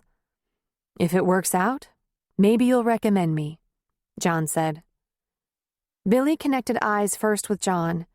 Then he put an arm around Julie's shoulders, pulling her close. You happy with this? He asked in a whisper. Oh, yes, she whispered back. Billy looked at John. How long before we're out of this mess? John shuffled papers again. If you can keep those cars running, in 4 years you should have only ordinary expenses, plus a mortgage, and hopefully a savings account. I don't know where your salary will be by then, but county employees get pretty good pay as they get seniority. Starting out takes commitment, but 4 years is good. Bill, I based this budget on you working your part-time job 2 days a week as opposed to 4. You gotta check in with the family, man. It's the most important thing you'll ever do. Billy stared. He held his lips tight, but his eyes watered. Julie was less controlled. She almost collapsed against him, openly crying. She hadn't seen this light at the end of the tunnel in at least 8 years. Billy turned away from John and held her to console her, but he couldn't stop at least one tear from running down his cheek as he did so. It took a few moments for them to compose themselves, and finally Billy looked up and wiped his nose. Sorry, John. We've been fighting this monster for such a long time. Hey, think nothing of it, John said. Happens all the time. I appreciate the relief. I felt exactly the same way when I found a potential solution. You realize it's up to you now. You go out and get another loan, another credit card. This whole program falls in the tank. You understand that, right? Sure, absolutely, he said. You have no idea what kind of gift you gave us here. This is so incredible. Sure I do, he said. Why do you think I do this? You think it's making me rich? It's making me happy. He grinned very largely. You just don't know how well I sleep at night. That's what's incredible. Now, what do you say? Can we cut up this plastic? Because it's not doing you any good at all. Go for it, Billy said. If riding along the beach in summer was refreshing, riding into the mountains in the fall was miraculous. It was Cassie's favorite time of year to start with, and it seemed the leaves were more stunning this year than ever before. Maybe it was being on the back of a bike rather than in a car that made all the difference. They took a ride every week. On a weekend if she was off, and if she only had a weekday, Walt took that day away from the shop to be with her. The last 2 weeks in September had given way to October, and the hillsides had become stunning, on fire with color. They drove a little farther north before getting in the hills. Most of the color was in the foothills, thankfully. As the elevation increased and the temperature lowered, pine, fir, and ponderosa took over, which maintained their rich, dark green. Walt had memorized hundreds of trails over the years, and he always had a stopping place in mind that was comfortable, scenic, and private. Plus, he had favorite restaurants everywhere. After a couple of hours of enjoying the crisp fall air, he pulled off to a grassy place. We're stopping? She asked, pulling off her helmet. Isn't your butt asleep by now? Usually is. Since I met you, my butt has gotten even better padded, she told him, dismounting. This is gorgeous. I thought you'd like it. Coffee? Great. Blanket? She asked. Coming up. He first spread the blanket on the cushiony ground, then produced the thermos and cups. He poured for them and said, By the way, I think your butt's looking real good. You're not supposed to be looking at my butt. I'm not? He asked. Gee, Cassie, you should have told me. I've been looking at your butt for about 4 months. I'm not sure I can just stop now. She laughed at him and took her coffee. We've been riding almost that long, and you come up with someplace new every time. You amaze me. I told you, there's lots to see around this world. We'll never run out. I guess we'll have to stop pretty soon, she said, leaning back and bracing on her elbows. Why? Cold? Rain? You know me. I'm not into roughing it. There will be plenty of sunny days, and we'll pick a softer climate. You should be an expert on Sonoma by now. We'll go south when it gets cold. I never stop. I take days off, but I never stop. You must have ridden through some pretty incredible weather during your 18 months on the road. Oh, yeah. I came real close to a hurricane once, in Louisiana. I got out of there fast. I didn't think I'd ever get dry. See? She said, turning toward him. I don't want to ever do that. Ever. He laughed at her. Cassie, by now you should know I'd take much better care of you than that. Here, he said, taking the coffee out of her hands and setting it with his on a flat rock beside the blanket. Then he said, Come here, and his arms went around her waist. He flipped her deftly onto her back and covered her lips. Her arms immediately went around him and held him, moving under his mouth. When he kissed her like this, she was lost. His kiss was always careful, tender, but there was power in there that she was not only curious about, but extremely tempted by. What does it mean, she wondered, when you have a person in your life you can't imagine ever being without, and yet he doesn't fit into your life at all? This was supposed to be something interesting to pass the time, a nice person to enjoy, but not get too involved with. He lifted his head and looked into her eyes. You worrying about Beth or something? He asked. No, she's doing very well. I was just wondering, maybe it's not a good idea for us to do all this kissing. I thought it was a great idea. It might be taking us in a direction I'm just not ready to go. Maybe we should put a halt on the making out. I thought you liked it.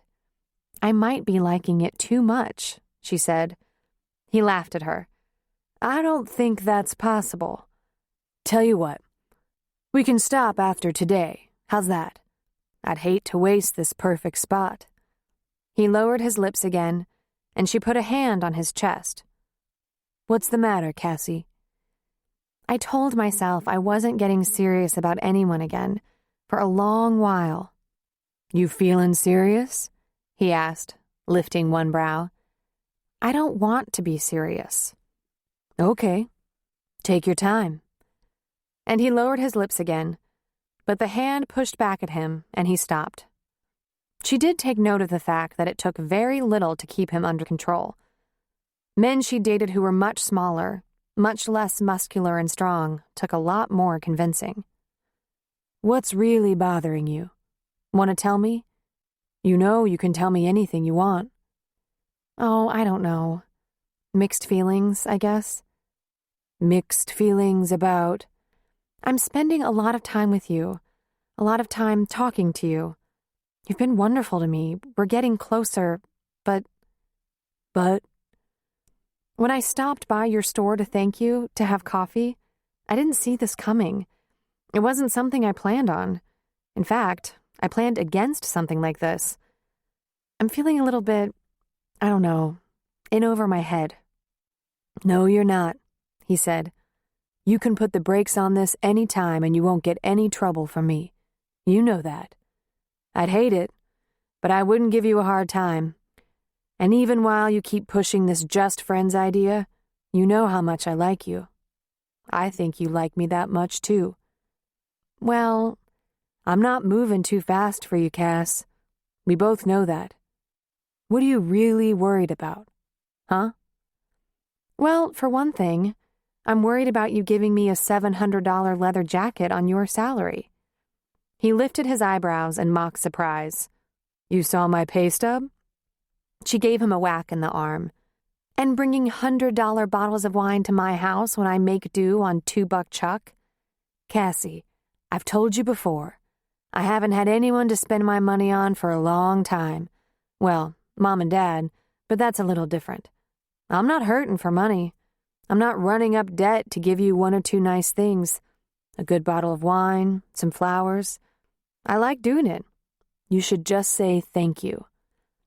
Thank you, but it worries me. Worries you because you're trying to take care of my finances for me, or worries you because you're afraid it makes you committed to something? She pushed him away and sat up. Maybe it was time to confront it. Both, she said. Well, rest easy. I can afford it, or I wouldn't spend it, and it doesn't lock you into anything. It's one thing for you to say that, and another thing for me to believe it. I think if I said we should stop getting together so much, you'd be unhappy. You're damn right about that. I'd hate it.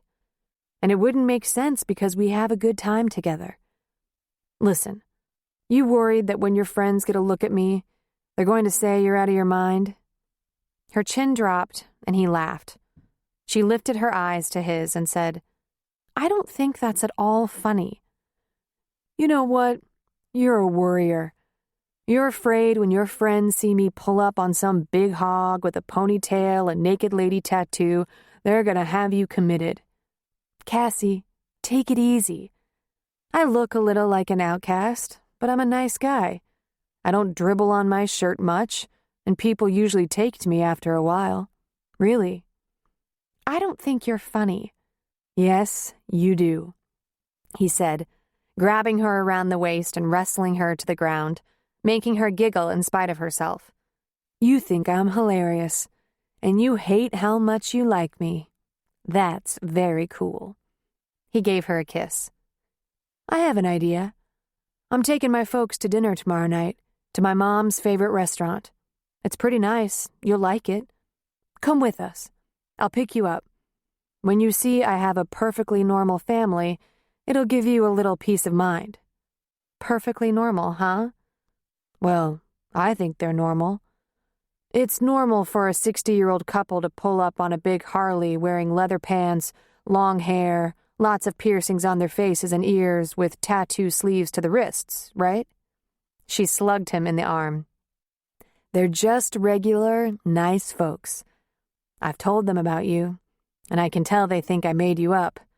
They keep asking when they're going to meet you. What did you tell them? That I met this gorgeous emergency room nurse who I've been seeing at least once a week for months now. Seeing?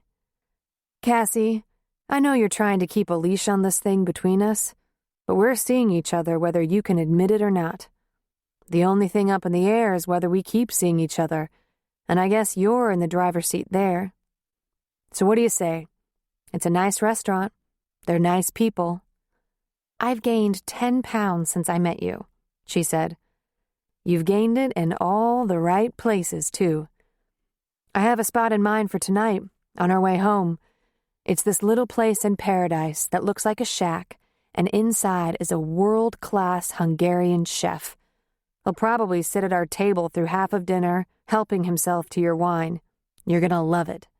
She sighed. Really, I don't know what to do with you. Yes, you do, he said, grinning. And then he went after her lips again, and she thought, oh, what the hell. He felt very good, tasted better. And it was positively remarkable to her that they'd been friends all through summer and were well into fall, and he hadn't pushed her to go further. Why haven't you tried anything? She asked between kisses. Because you're not ready. You telling me you're ready? No, she said. That's why. When you're ready, I'm ready.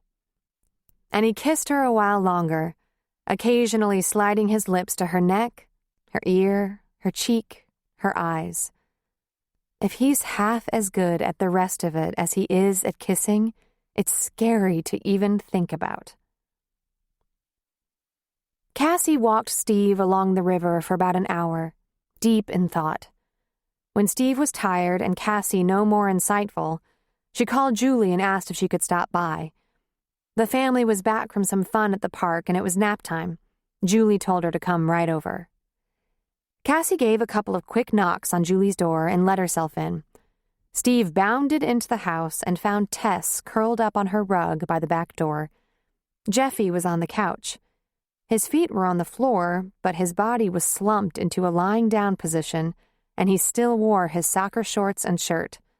They must have kicked the ball around for a while at the park. Julie was in the kitchen, puttering. "What's going on?" Cassie said by way of greeting. "It's quiet time for the little ones," and Jeff crashed. Billy wore him down. Cassie tilted her head and listened. There was the sound of children laughing and what could be toys or balls flying around the room, furniture moving, an occasional squeal or giggle. Quiet time? Is that what you call it? Well, we couldn't call it nap time anymore. They're bouncing off the walls in there. I've thought about yelling, but what the heck? If they keep it in there and out of my hair for an hour, that's all I need. What are you doing? Julie put one hand on some apples, the other on a bowl that appeared to have flour and other ingredients in it, and said, I'm going to make Billy an apple pie. I hope I remember how. I haven't done this in a long time. Special occasion? Yeah, I'm cooking a real dinner. Want to join us? Thanks, but I have plans. I guess the new budget is working out. It's like a miracle, she said. I've been shopping cheap for so long. I don't even have to think to keep it in the range. In a couple of weeks, I saved enough for Jeffy's birthday party next month. Now I'm working on Christmas. And that isn't including this brand new thing we have. A savings account. An actual savings account. She sighed deeply. It's very small, but wonderful. Wouldn't you love to get something better than a red candle from your best friend for Christmas? I don't want anything better than that, she said. Get on your feet, all the way on your feet, and we'll go to Paris or something. How about we drive to the Bay Area for lunch, Julie said, or maybe Placerville. And we better take your car. She picked up an apple and started carving away the skin. So, what are you doing tonight? Well, I'm going out to dinner with Walt and his parents. Really? Julie asked. Sounds like this is getting interesting. Through the family room window, Cassie saw the ladder lean up against the house and Billy climb up. Chores, she thought. Weekend maintenance. Something he rarely had time for before he cut back his part-time schedule a little bit. It surpasses interesting. I've never been up against anything like this before. I'm very confused. Why? Okay, here's the deal.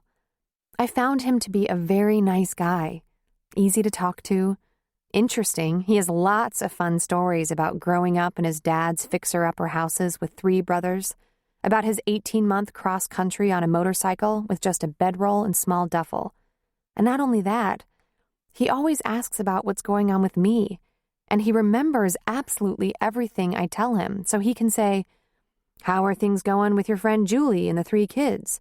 Or, how'd Beth's last chemo go? He's just plain thoughtful. This is a problem for you? Julie asked with a raised eyebrow. Yeah, it's a problem. What does it mean when you like someone so much, you can't imagine ever having a week or a month you wouldn't get together for dinner or go for one of those bike rides, but at the same time, you can't imagine being with him for life? You like that riding, huh? I'm amazed to say, I really do. It's great. I've seen more of this area in the past few months than I've seen in 20 years. I did it as an experiment, you know. I never expected to take to it. You've got a guy, Julie said with a grin. Sounds like you've got yourself a good one this time. I don't want him to be my guy, Cassie said. I've never felt like this before. I've never met a guy I didn't get all excited about, filled with silly expectations and lots of ridiculous hopes and dreams. This is so completely different. I'd like to keep him as just a casual friend, but... Julie, I've been seeing him since last June, and all he's done is kiss me. Really? In 4 months? Uh-huh. I wasn't even sure that was a good idea, but I couldn't resist. I mean, I'm still a girl, right? Everyone can use a little romance here and there. Kissing, cuddling. Good kisser and cuddler, is he? Whoa, Cassie said. I've considered myself completely in love within 24 hours of knowing someone, and crushed when it doesn't work out. I'd call a guy 10 times before I got the message he wasn't going to call back. I've bought guys little gifts, made out on the 2nd date, and jumped into bed on the 4th. This one? I keep trying not to get too close to him. but it's getting bigger than both of us. I don't know what to do." She sighed. "He's just about as good at kissing as talking, and he's very good at talking. He hasn't even slipped a hand under your—" "He said he can tell I'm just not ready. And when I'm ready, so is he," Cassie said. "But really, I just don't think I can go any further with this." "You don't find him attractive?" Julie asked. "Not really, no. Well, I mean, he's not one of your classic pretty boys, like Billy. I've described him to you. He's different looking. But he's kind of growing on me. I notice things about him, like his eyes. He has the most amazing blue eyes. And he thinks everything is funny. He laughs all the time, and he has a great big laugh and a really nice smile. I guess if you look at him real closely, imagine him without the hairy face and tattoo, he's probably handsome." She shook her head. "I have to end this before it goes any further." "Okay, you're having a mental breakdown or something, right? He's great. You're crazy about him. He sounds extremely decent, so you better get rid of him? Are you on drugs? Okay, here's my dilemma. Help me out here. This is a guy I want in my life, but I'm not sure I want him in my future. Does that make any sense?" Julie rested the apple and knife on the counter and looked hard into her best friend's eyes. At long last, she said, "No. He doesn't have much of a job. He works in a bike shop. He looks like a Hell's Angel reject most of the time. He can clean up pretty good, but that beard, ponytail, and naked lady aren't going anywhere. He likes that biker look. But I want a normal life. I want a normal future. Not a flashy one, but a solid one. I want a family. And it's real hard for me to picture Walt standing outside the nursery window at the hospital, gazing dreamily at the newborns. I can't see him at one of our get-togethers. I bet the guys wouldn't like him so much. He's very sweet, but he looks like a thug." She sighed. "When I think about what the family Christmas picture would look like, I kind of shudder." Julie just stared at her, her mouth slightly open. "Cassie Rasmussen, I've never heard you talk like this before in your life. You don't think he looks right? He's perfect in every way, but he doesn't look like your typical guy? That's part of it. He's just not the kind of guy I thought I'd end up with. Is that a little like a guy not getting to know a woman with a fat butt?" Julie asked. "He thinks I look great. He's probably just lying, but did that Dr. George, what's his name, look like what you'd end up with? That skinny, snotty little nerdy guy with the great big glasses and bald head?" "Sorta," she said. "He fit a picture of where I thought I was headed. He did belong to a country club." "He was an ass," Julie said. "Talk about someone the guys couldn't relate to. He was a braggart, and he was rude, and treated you like it was your lucky goddamn day he asked you out. I hated him." "Yeah, he didn't turn out so good," Cassie admitted. "At least I didn't sleep with him. Also, if I'm going to let myself get into a relationship, I want it to be with someone who can share the financial load with me. So if there's a family, there's a future. Besides," she said, sitting back, "I'm not sure that's what I'm feeling. I like him. I really like him. But I don't feel madly in love." "You can't imagine a week without him in it, but you're not in love? You're very confused. Tell me about it." "You don't know what you're talking about." "I don't?" "You don't. I think you've been infatuated a million times and haven't had a good, solid, dependable man to love even once. I think you wouldn't know one if he bit you in the ass. And I have a feeling one just did." "Well, didn't you know you were madly in love with Billy? When I was 15? Oh, hell, I was madly in love with love. But a few years later, I realized I was just in lust, and true love came after that. I can depend on him to always be there for me, to be a partner, a friend, a team player. He makes me laugh, holds me when I cry, is as committed to the kids and our life together as I am. He's a good person, and I don't just love him. I like him and respect him. I like Walt very much, Cassie thought. I respect him. I could love him if I'd let myself. Well, I don't know what to do, Cassie said. Cassie, you've been bringing around guys for 10 years, and sooner or later they treat you bad or disappear. You think that's more acceptable than one who treats you like a queen but has a ponytail? Jesus, I think you're all hung up on his image, and you ought to just get over it.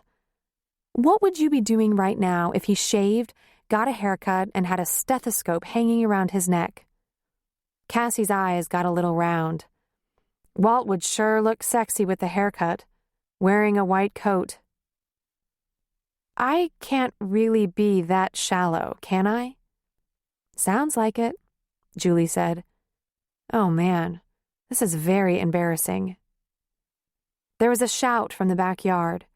Both women looked at the window to see the ladder moving away from the window. Then there was a loud crash as it hit the ground. Oh God, Julie said, dropping the apple and knife. Not again. Julie beat Cassie to the door and ran to Billy, who lay on the ground. She knelt beside him while Cassie shouted, "Don't!" But Julie lifted his head immediately, and by that time Cassie was kneeling on his opposite side. I thought I told you, never lift a person's head like that, Billy said. Hi, Cass. Did you fall off the ladder again? Not exactly. I kind of threw it to the ground and laid down, just to see if you would listen to me. I could have had a spinal cord injury, you know. Julie dropped his head. Asshole. He grabbed her and pulled her down on him, then rolled with her until she was underneath. Then he tickled her, and then kissed her. I'm going home, Cassie said. I don't know what's worse. You two fighting or being all gushy kiss-kiss? Why can't you just be normal people sometimes? What's got her so cranky? He asked. She's trying not to fall in love, Julie said. As Cassie got ready for Walt to pick her up for dinner, she realized she'd never even asked where they were going. Walt had a lot of favorite dives, from truck stops to diners, but every now and then he'd walk her into an elegant restaurant, like the one they'd visited at the vineyards on their first ride. They'd entered that one in their dusty jeans and windblown hair, so asking Walt what she should wear probably wouldn't be of much help. Walt was beyond unpredictable. And then she realized no guy had ever wanted her to meet his parents. Not once. And even though she wasn't sure she wanted this to last, she was suddenly very eager that they think she was well put together. They're just regular, nice folks, Walt had said. His dad was a grocer, his mom a teacher. She chose a pale green pantsuit and wore her hair straight down her back, the way Walt loved it. She forgot about the fact that this potential relationship didn't seem to have the kind of appearance or security she was after. As she put on her makeup, she hoped Walt thought she looked pretty tonight. When Walt arrived for her at 6, he looked just fantastic in tailored pants and a blue silk shirt that brought out the deep color of his eyes. She couldn't find a thing wrong with his looks. He must only own boots, but these were low-heeled, black leather, expensive-looking. His thick hair was pulled back in the usual ponytail, and his sideburns and mustache were neatly trimmed. I think you've had a little emergency fluff and buff for your mother, she said, running her fingers across his mustache. You look very handsome, she said. How do your parents feel about the ponytail? I think they've gotten used to it. My mother wants this arm amputated, though, he said, sticking out the naked lady. Her first words were, very classy, Walt. He said they were going to a small French restaurant on the river, and once again, Walt was greeted as though a frequent guest. There were fewer than a dozen tables in the place, plenty of waitstaff, and a dimly lit ambiance that bespoke exclusivity. There was good art on the walls, crisp linens on the tables, fine china, candles. When they walked in, A handsome couple of about 60 stood from a corner table, and Walt urged Cassie forward. To say they were not what Cassie expected was an understatement. Walt introduced them as Dick and Judy. Dick was just shy of 6 feet, bald and striking with expressive brows and handsome smile. Judy was ravishing, a knockout, tall and perfectly proportioned, not too thin, svelte, and healthy with a dazzling smile. She stood at least 5'10" in short heels, had honey blonde hair in a rich, smooth pageboy cut that reached her shoulders, perfectly manicured nails, exquisite makeup, and there was no mistaking a chocolate brown Chanel suit with a peach-colored silk blouse under the jacket. Not to mention a diamond ring that should prevent her from lifting her hand to shake Cassie's. And that's where Walt had gotten those wonderful blue eyes, from his mother. The moment they took their seats, Judy said, "Walt tells us you're an emergency room nurse. I can't wait to hear all about it." Mom, you might not want to hear about Cassie's work at dinner. She has stories about guts falling out, bones sticking through the skin, brains on the floor, that kind of thing. Judy's eyes glittered. She said, "Fascinating. How long have you been doing this?" Cassie went into a kind of trance. Dick and Judy kept her talking about herself, and she found it impossible to get an explanation for why they were so sophisticated, so richly dressed, without asking crude questions. They were brought menus without prices. Walt asked her if she would mind if he selected the wine, and Judy complimented her lavishly. Could Walt's mother be 60? Because she didn't look it. But if she had a college degree and her oldest son was 34, she was probably that or close. Yet she looked so young and fresh, stately and mature, flawless. Finally, as they were finishing their entrees, Cassie said, "So, Mrs. Arneson, do you ever ride on the back of Walt's bike?" She laughed. "Not on your life. I could be coerced onto Dick's from time to time, but I don't like those long rides." "Really, Cassie? I fought this motorcycle business almost to my last breath, but all 4 boys have the bug. Walt's the worst, of course. And Dick doesn't have time to putter around or take long cross-country rides. I have my own bike," she said. "Pink. I don't ride it often." As Judy talked, out of the edge of her ear, Cassie heard Dick ask Walt, "You go into the store today, son?" "Just for a few hours. Everything's in order." "You hear anything back on that offer?" "Not yet. We will in plenty of time." Cassie refocused on Judy. "If you don't mind me saying so, it's hard to imagine you raising 4 sons." She answered with a pleased expression. "Are you saying I seem to have gotten through it intact?" 4 boys is a big load," Cassie said. "It was my fault," Judy said. "I wanted a girl.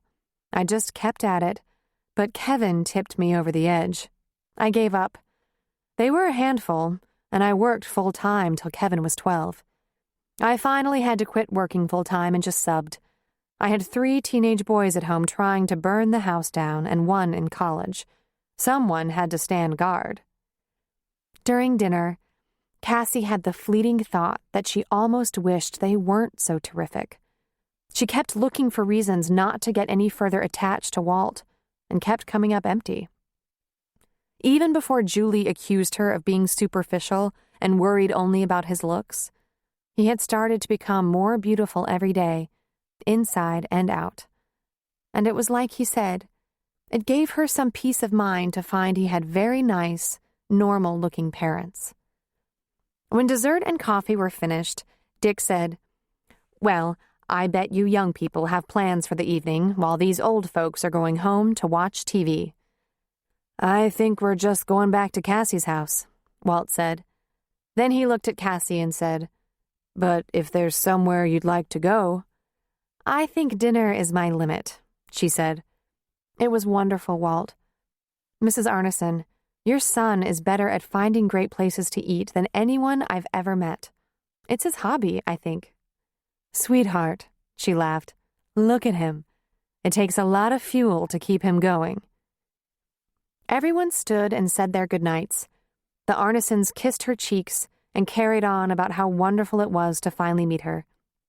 She was very quiet as they walked to the truck, which Walt had parked himself despite the fact there was valet service for this tiny, elegant restaurant.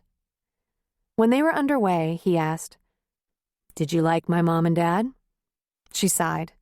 "Walt, they're wonderful, although not what I expected." "No?" he asked, glancing at her, smiling. "They're very sophisticated, chic, rich." He laughed. "Well, my dad will be the first to admit he's been real lucky. He had that small grocery, a couple of rental houses, and a couple of kids, and he was stretched to the limit. But he really went a long way with his investments. Then he got in the franchise business. He's done real well for himself. He's a shrewd businessman.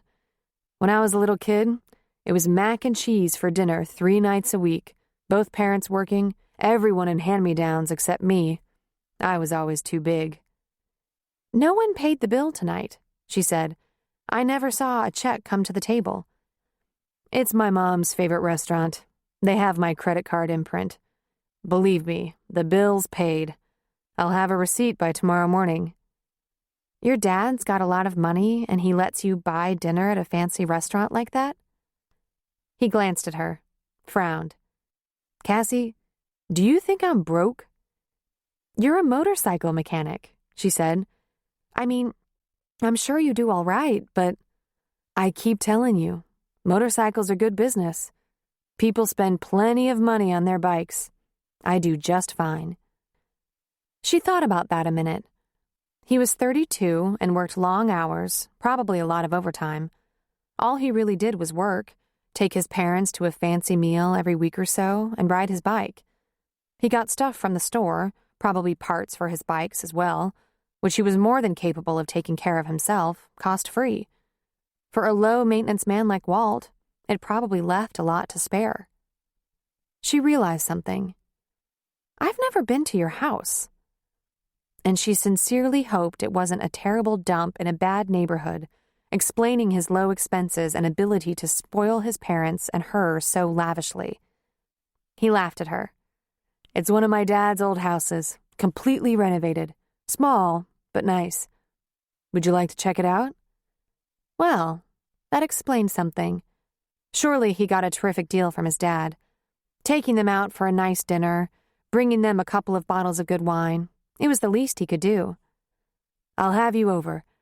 I'd have invited you over before, but I'm always picking you up. And you know I don't cook at all." When they got to her house, he walked her to the door. He put that big hand on her waist, pulled her close, and covered her lips in his wonderful kiss. She loved this part of their routine. She was starting to lose her grip on the lie that this was just friendship. Maybe Julie was right, and she was just a shallow snob.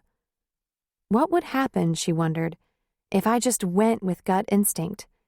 If I just followed the feelings? When he let go of her, she wobbled a little bit. "Thank you, Cassie." She said, her eyes still closed. "No, thank you. I'll call you." He walked away and she closed the door. She was halfway to her bedroom when there was a knock at the door. She went back, opened it, and he stood there. "I don't want to leave you yet," he said. "Can I stay a while?" She lifted her arms to his broad shoulders and her lips to his. And there it was, that power and passion she'd barely had a glimpse of. He swooped down on her and devoured her, taking complete control of her mouth, her tongue. He lifted her to bring her up to his mouth, his arms closing around her. She dug her fingers into his long hair and moved her lips under his. Uh-oh, she thought. Walt seems to be running out of all that patience. And then she laughed against his lips. "I kiss funny?" he asked hoarsely. "No," she said, shaking her head. "I was just thinking, this friendship is totally screwed."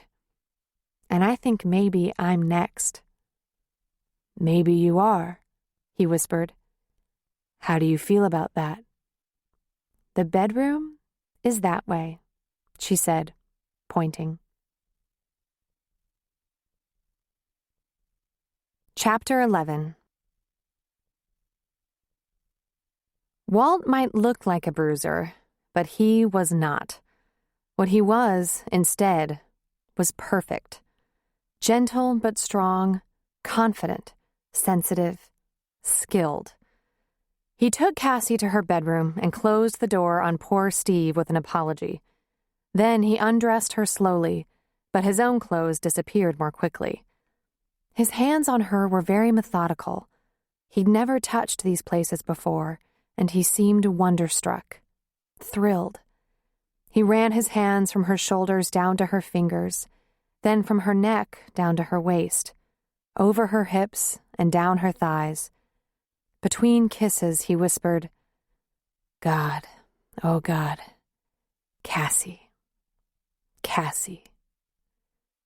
This was a huge man, and Cassie was only 5'3", but she was amazed by the way he could handle her and avoid crushing her, moving her with one big hand around her waist or beneath her butt.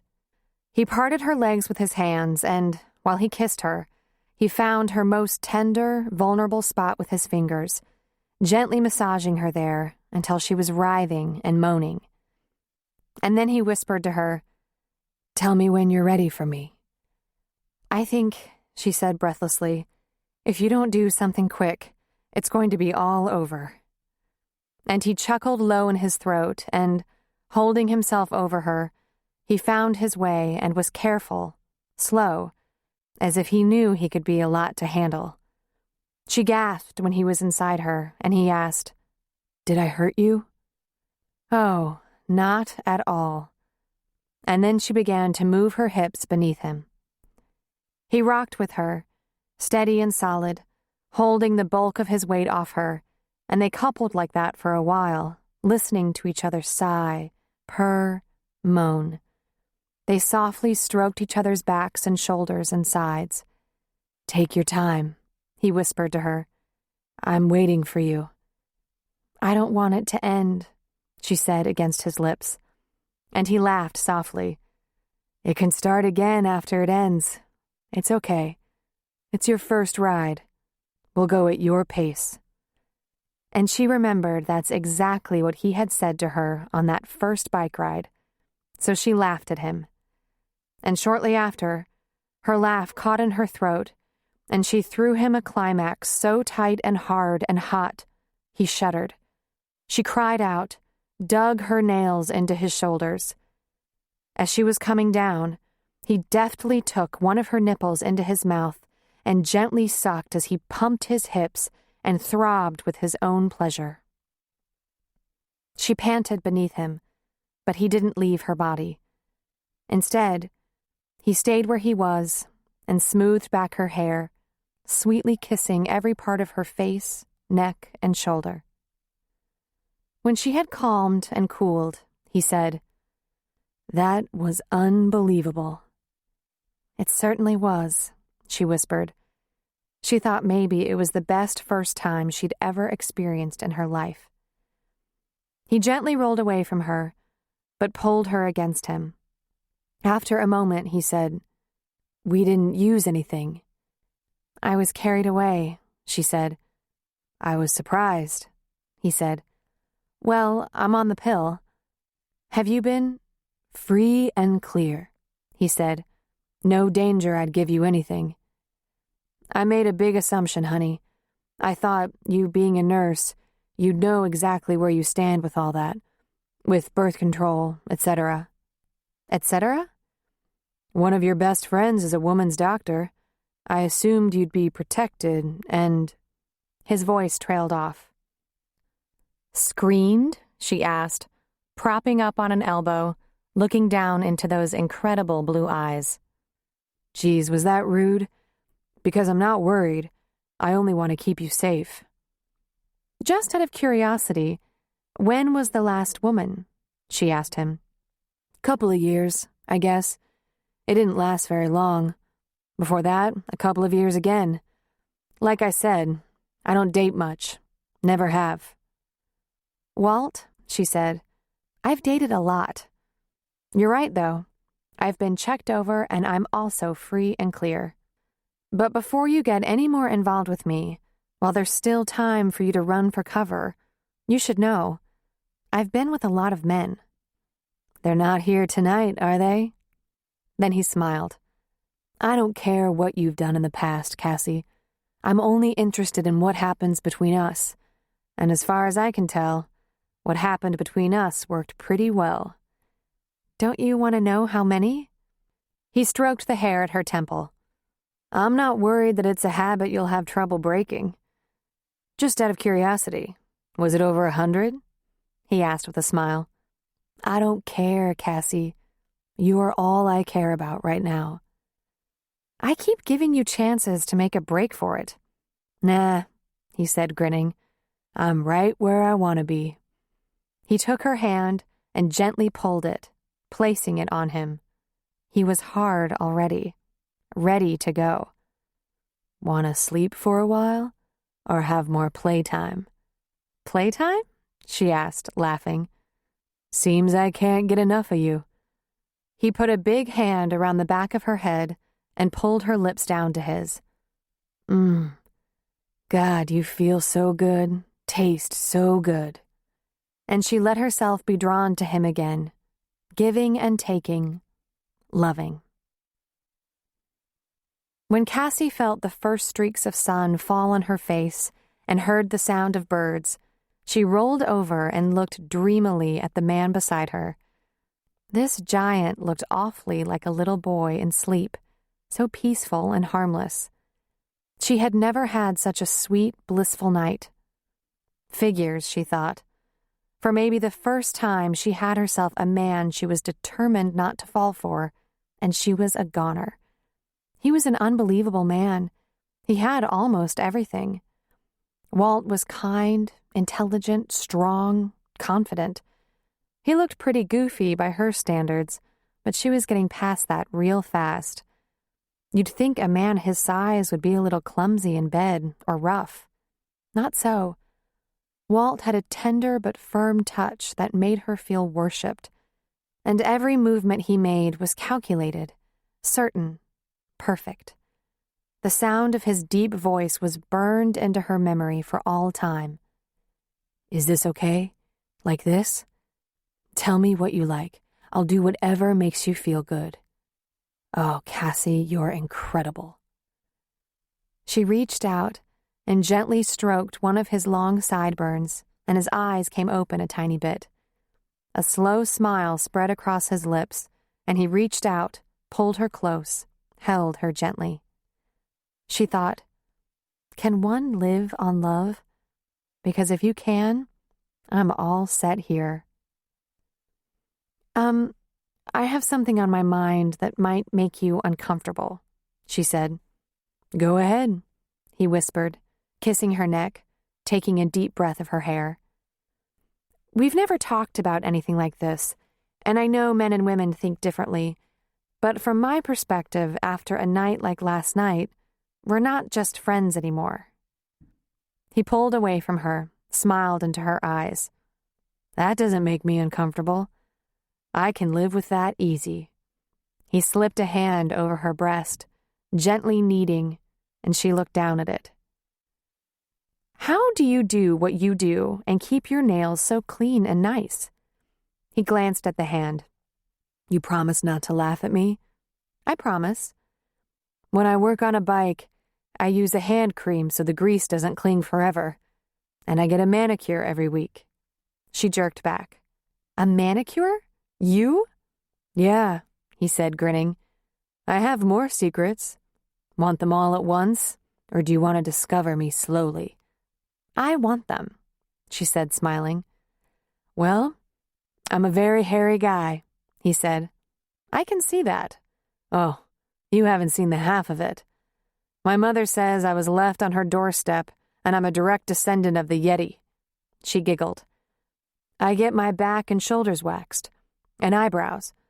And when I get a haircut, which is more often than you'd expect, The barber has a little machine that whirs around in my ears and nose. Stop, she said, laughing. Are you kidding me? Guys don't do those things. Some do. Did you do that in case you got me in bed, so I wouldn't shriek? Nah, I've been doing that just a few years, I guess. But it started when my mother sat me down after a day in their pool and said, Walt, there are simple things you can do to keep from looking like King Kong. She wrote down 3 phone numbers complete with instructions and said, They're expecting you. No way! Oh, yeah. I sulked a little, but then I checked it out. And before you ask, I wasn't doing it for a woman. He grinned. I'd have done it for you, though. He gave her a kiss on the lips. I love you, Cassie, and you know it. For a second, she was stunned, stricken. If it wasn't bad enough, she was down for the count. So was he.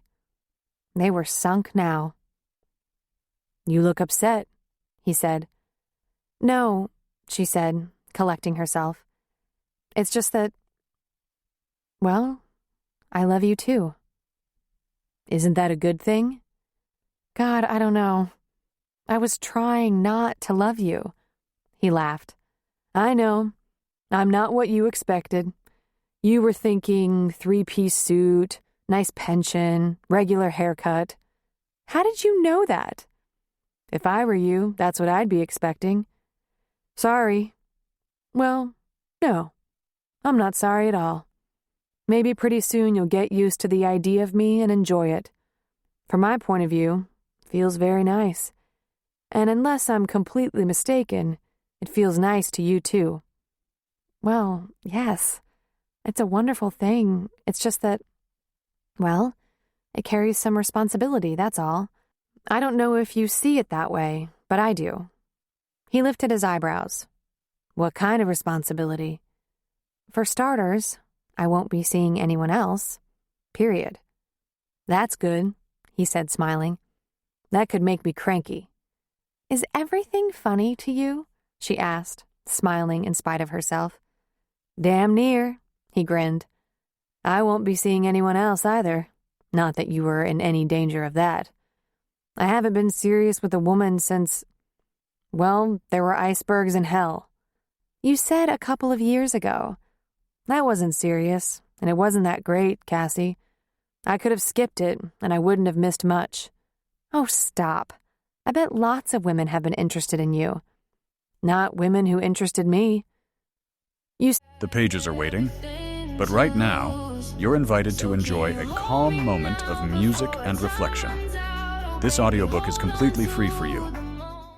Can we be safe and sound, playing the music loud? No, please don't tell me where you're going. Save me in your heart, built to fall apart. Oh, call it what you want, but save me in your heart. Oh.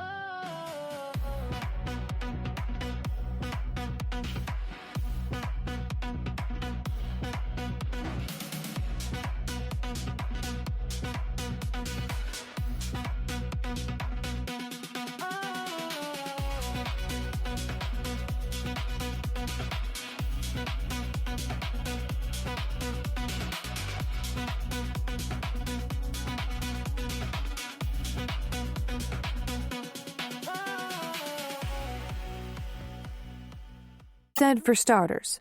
What else? Nothing we need to worry about now, she said. Can I ask you something? When did you think, that you loved me? She played with those neatly trimmed sideburns. I started to realize I needed you in my life pretty quick, she said. I thought I could mold you into my best friend. Then the deeper feelings started to come. I fought them real hard. You've really screwed up my moratorium on dating. I think I finally caved in completely right before you were taking my blouse off. He roared with laughter. I wondered if we were ever going to get to that part.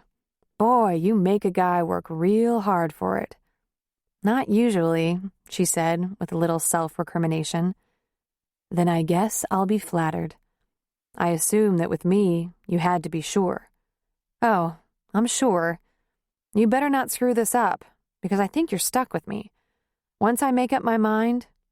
What made up your mind? He asked. Really?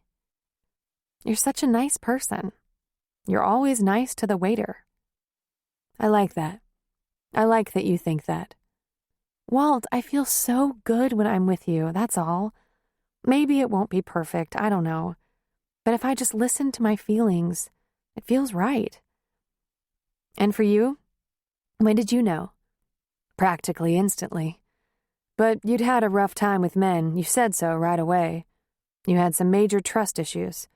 I had to give you time and patience. And then you had all that friendship stuff on your mind. I didn't want to scare you off. You still have lots of things on your mind. Nah, she said. Yeah, you do. You haven't asked me any of those practical questions to see if I look good on paper, as you girls like to put it. Like what? She asked, knowing exactly what. Like, am I interested in a committed relationship? Do I want to settle down? Would I like a family? Can I support a family? Am I stable? Those things. Something occurred to her. Do you want a family? Children? He grinned happily. I'd like a dozen, but I'd be real happy if I could have one. If I could do half as good as my parents did raising a family, I'd be proud of that. But if I don't end up with kids, I have a pretty full life. My brothers are hanging plenty of fruit on the family tree.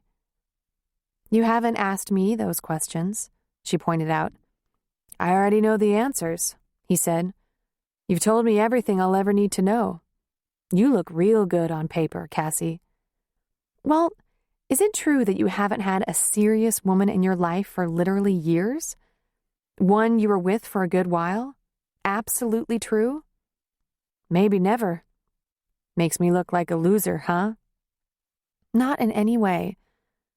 But it makes you look like someone who's been real solitary, independent.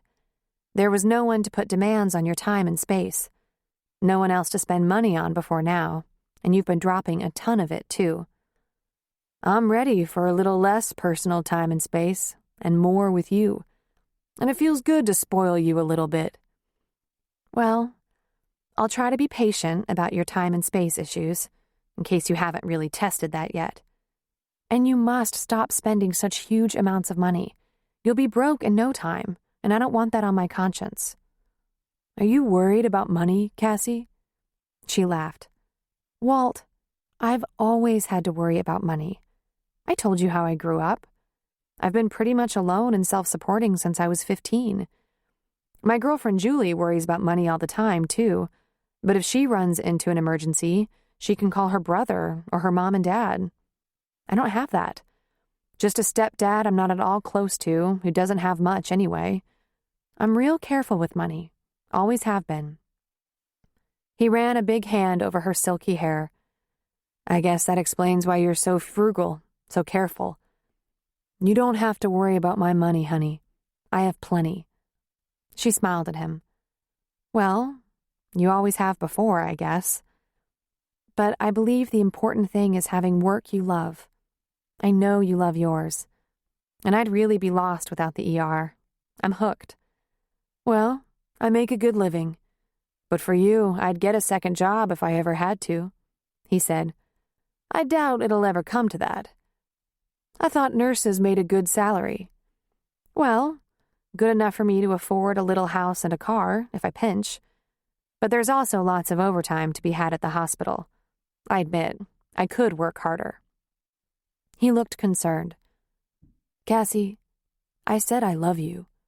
That means I'll do whatever it takes so you'll never have to worry. You understand that, don't you? You trust that?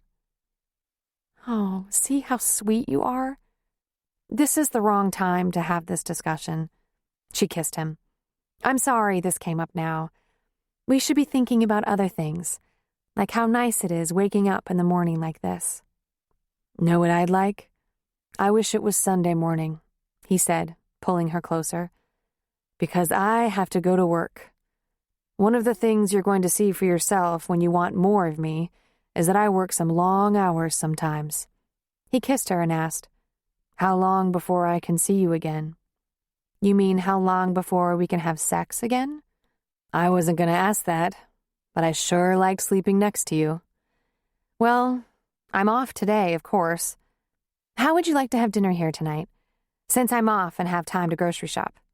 "I'd love that." "If I buy steaks, can you turn them on the grill? I destroy steaks."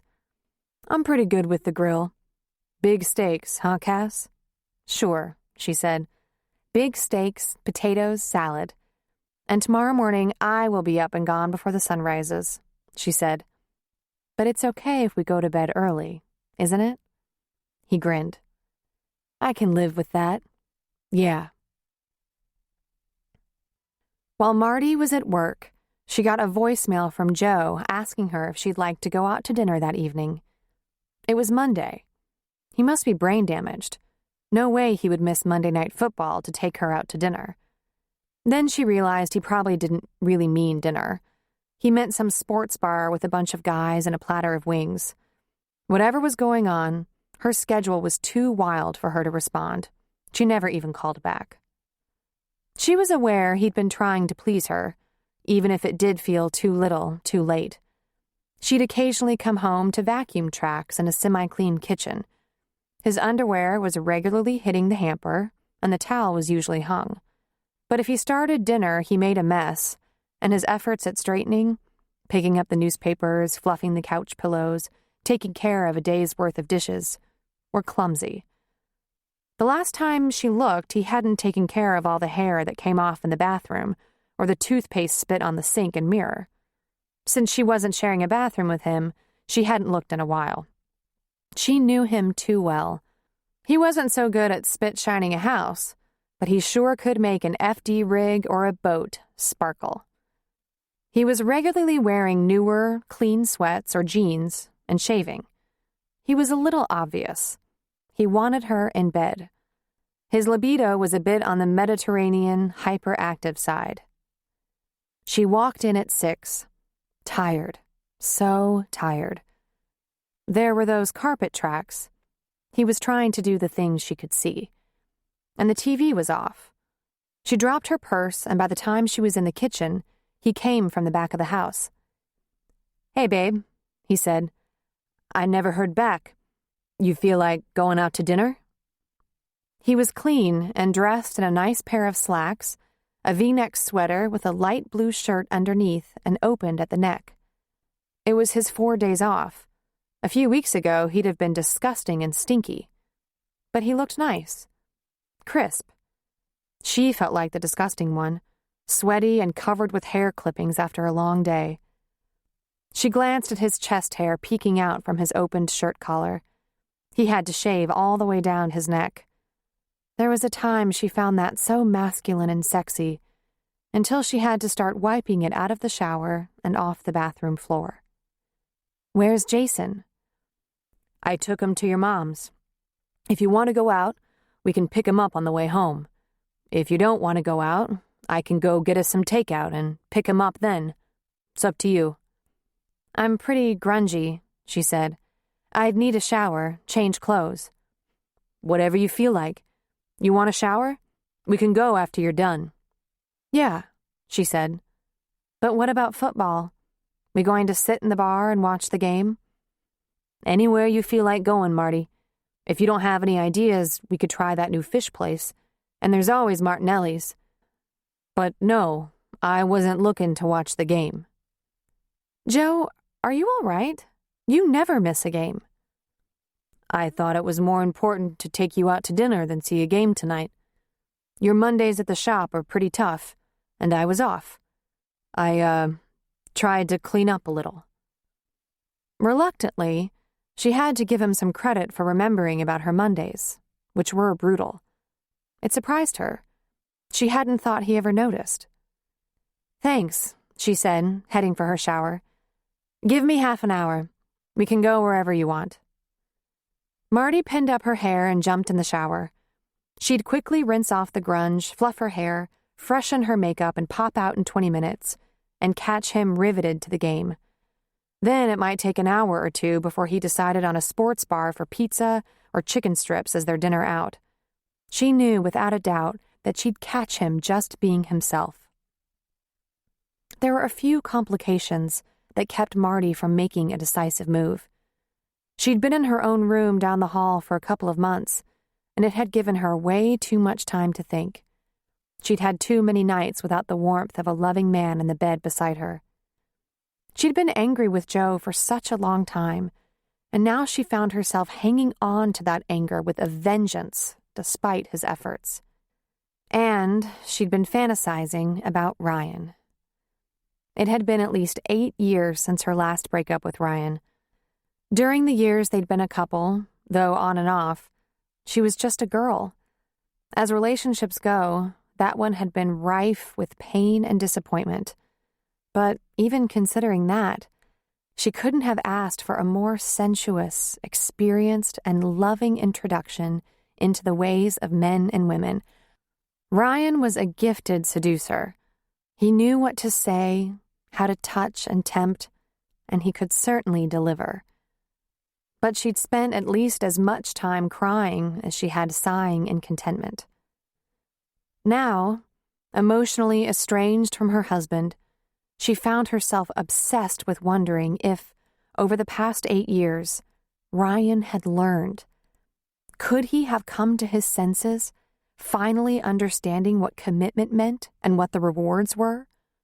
Because if she looked back at the time with him and subtracted the ache of betrayal and the tears of sheer loneliness, he would be the perfect partner for her. She kept asking herself why she didn't just leave Joe or ask Joe to move out and give her a divorce. It wasn't about finances. There was money in the bank, and she'd gladly trade all the toys for the home furnishings. She drew a decent paycheck, and she knew she could count on Joe to do right by his son, even if he hated her. And it wasn't the promises she'd made that held her in place. As far as she was concerned, he broke those when he started treating her like his maid. The single thing that was holding her was knowing that Joe was trying to put it back together, that he actually loved her. He was trying harder than she was. She thought that before too long she would have an answer. Either there was hope she could feel that way about him again, or no hope of getting it back. She was still in flux. When it became crystal clear, she would know. But there was no doubt in Joe's mind. She knew that. It had been like that since the very first time they met. When Billy introduced them, she saw it in Joe's eyes immediately. After they'd been out a few times, she overheard Joe say to Billy, "I'm going to owe you forever for this." He put every ounce of energy toward winning her, proving his love. He'd been a stupid slob for the past couple of years, at least, but he'd never looked at another woman, never once acted as though life with her was lacking for him in any way, even though she complained constantly. She'd become a shrew, at least as hard to live with as he was. Those two things, indulging fantasies about Ryan's potential that she suspected were ridiculous, and suffering under the pure knowledge of Joe's love and commitment, held her in a limbo she couldn't seem to escape. She finished her primping in just under 20 minutes, but Joe foiled her plan. He was sitting on the sofa, newspaper opened on the coffee table in front of him, TV off. He looked up and said, "That was fast. You look fantastic." And then he folded up the paper. "Joe, you're really confusing me. What are you trying to do?" "Give you some special attention, Marty. Isn't that what you said you needed?" She just shook her head. "Where would you like to have dinner?" he asked. "Surprise me," she said, testing him, and she went to the car. 20 minutes later, they were seated in a spacious booth in an upscale restaurant. It being a Monday night, it wasn't terribly crowded, and the service was prompt. Opposite from them, the dining room bled into a lounge where there was indeed a TV with the game on, but this being a pricey place, it wasn't full of shouting, beer-guzzling men. Rather, It seemed to host several couples seated at high tables, and the TV was not in Joe's view. They ordered drinks and were given menus. "This doesn't seem like your usual place," Marty said. "I was expecting pizza or wings." "See anything there you think you'd like?" he asked. "Lots of things," she said. This was the kind of place she would have chosen and had in fact argued for many times. Now, when she'd rather not be in an elegant place quiet enough to have a conversation in, it was what Joe had chosen. And conversation was exactly what Joe had planned, she soon learned. When the drinks arrived, Joe said, "Marty, we should probably talk." She looked up from her menu. "About?" "About?" he mimicked. "Let's see. You live on the other side of the house, and every time you look at me, my bones freeze. That's a good place to start. What's your plan?" She closed her menu and sighed, searching for an answer, but she was saved by the appearance of a waiter. So they took a moment to order, and then Joe lifted his glass of red wine to his lips and looked over the rim at her, waiting. He could look so stern when he wanted to. Scary if you didn't know him. When you knew him, it was obvious he was decent and kind underneath his gruffness. He was the guy who said he'd never bolt if she got sick, disfigured. But Ryan? She wasn't sure he could even remain faithful. He could be counted on to be fastidious and smell good, but stick by a woman who was ill? Even she couldn't fantasize that far. "I don't have a plan, Joe," she said. "That's half my problem." He took a sip, put down his glass, and said, "See, I don't get that at all. Is there something more I'm supposed to be doing to get your clothes back in your closet? Because if there is, I don't know what it is." "You sure it's the clothes and the closet you're after?" she asked. "I want my marriage back.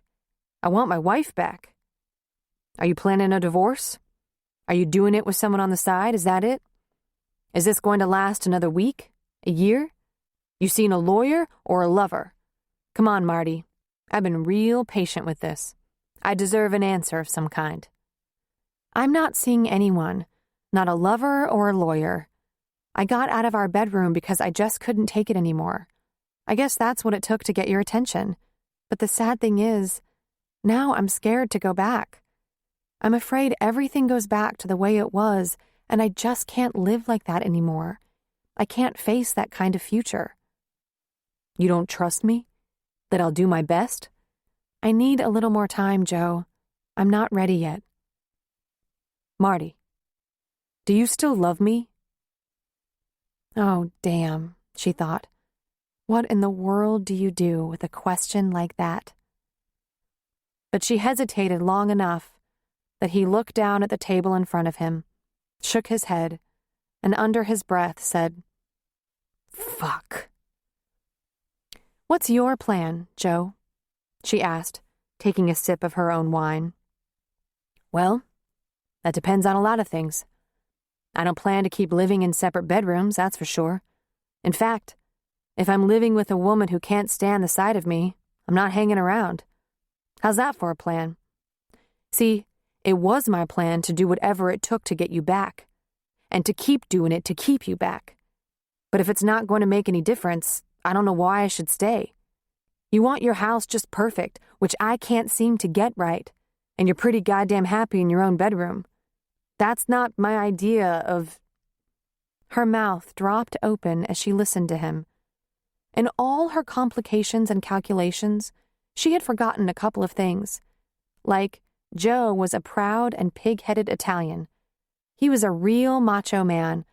It wasn't in his makeup to be whipped into shape by a woman. That loving side of him, that was the side that allowed him to make concessions and compromises, but he expected to be rewarded. She finally found her voice and interrupted him. "You'd leave me?" she asked, stunned. "Marty, I think you left me. You just haven't kicked me out of the house yet, that's all.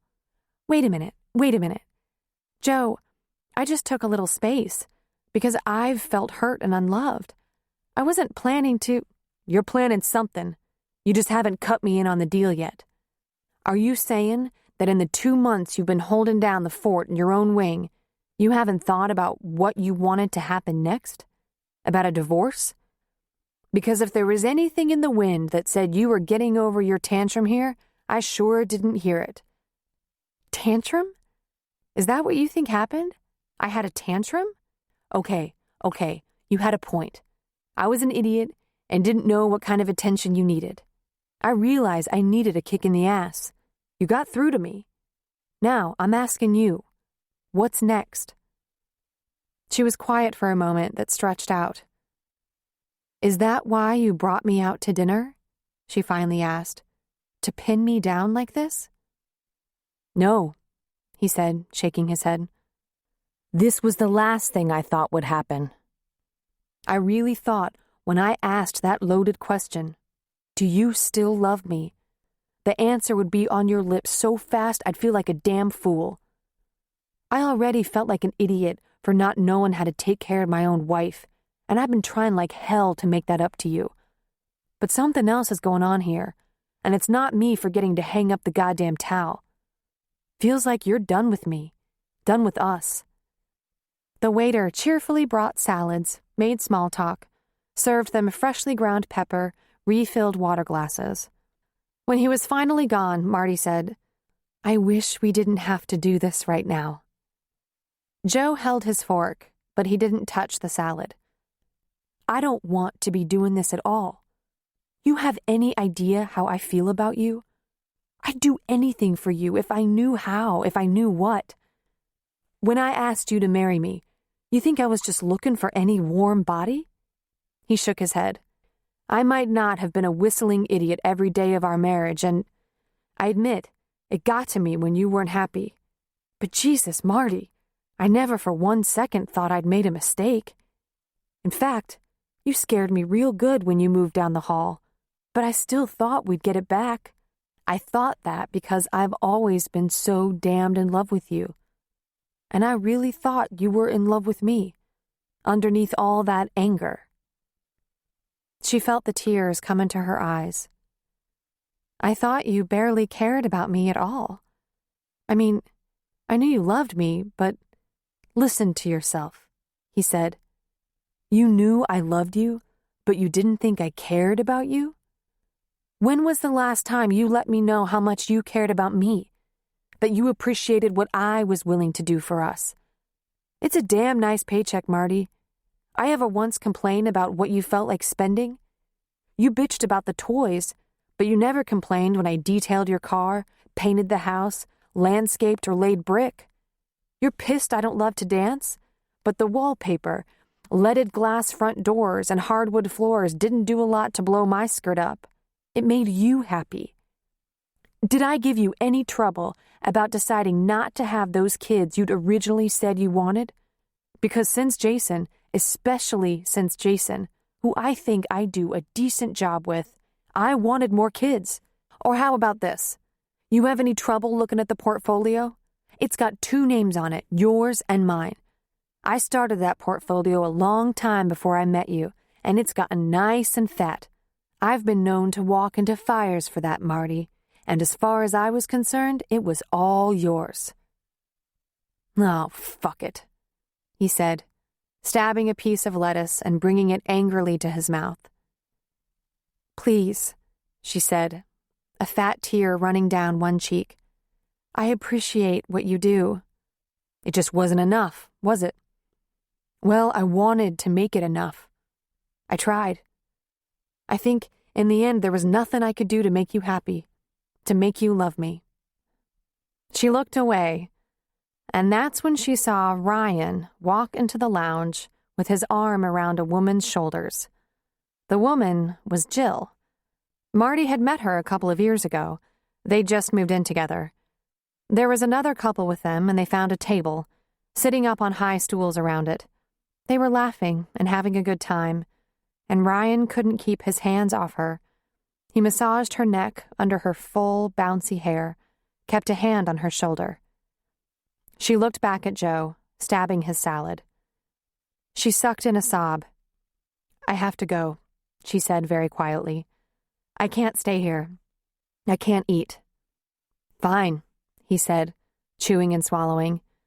He reached for his wallet and shuffled through the bills, pulling out a generous number, enough to pay for a full dinner they wouldn't eat, plus a tip.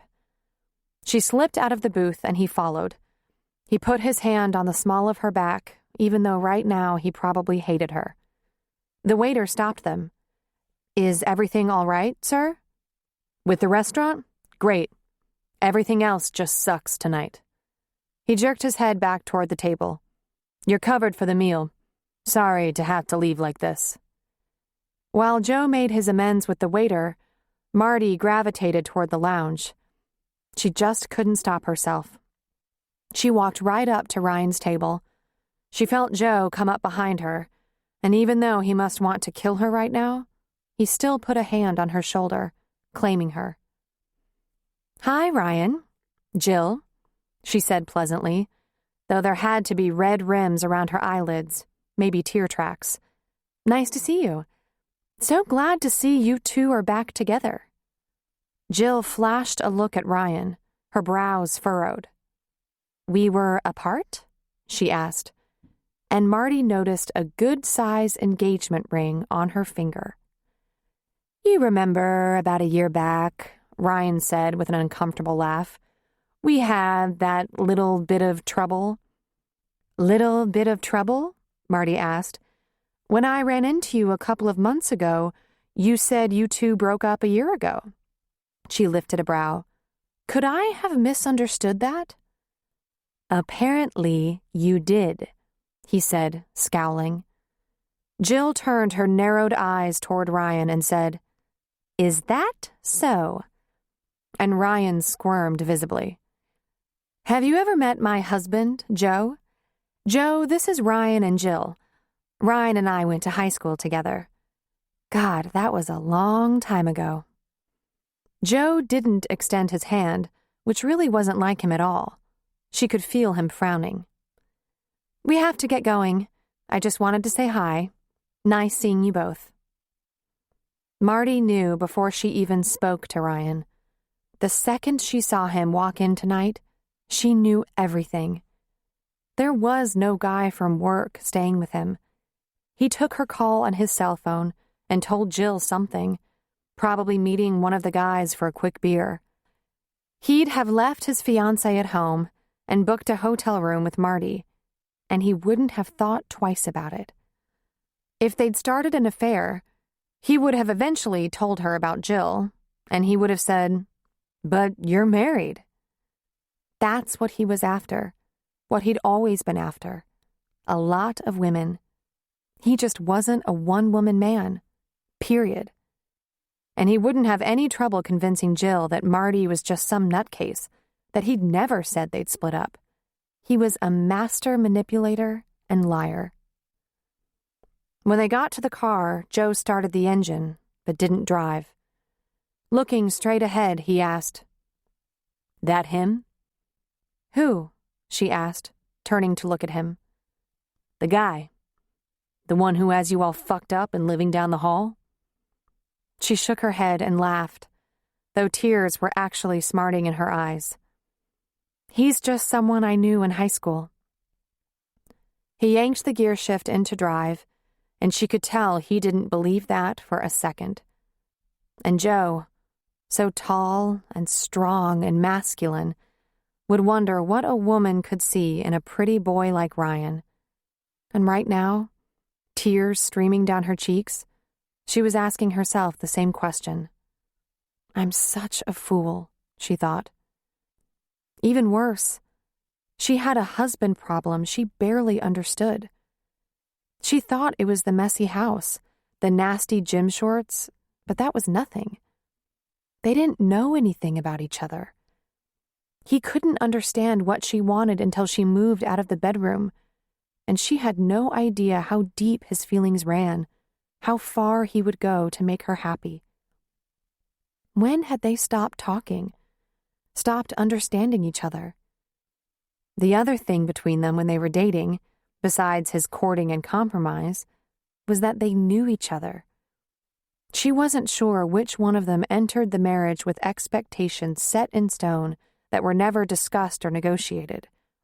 Possibly it was her. It was at least both of them, and not just Joe. But she cried.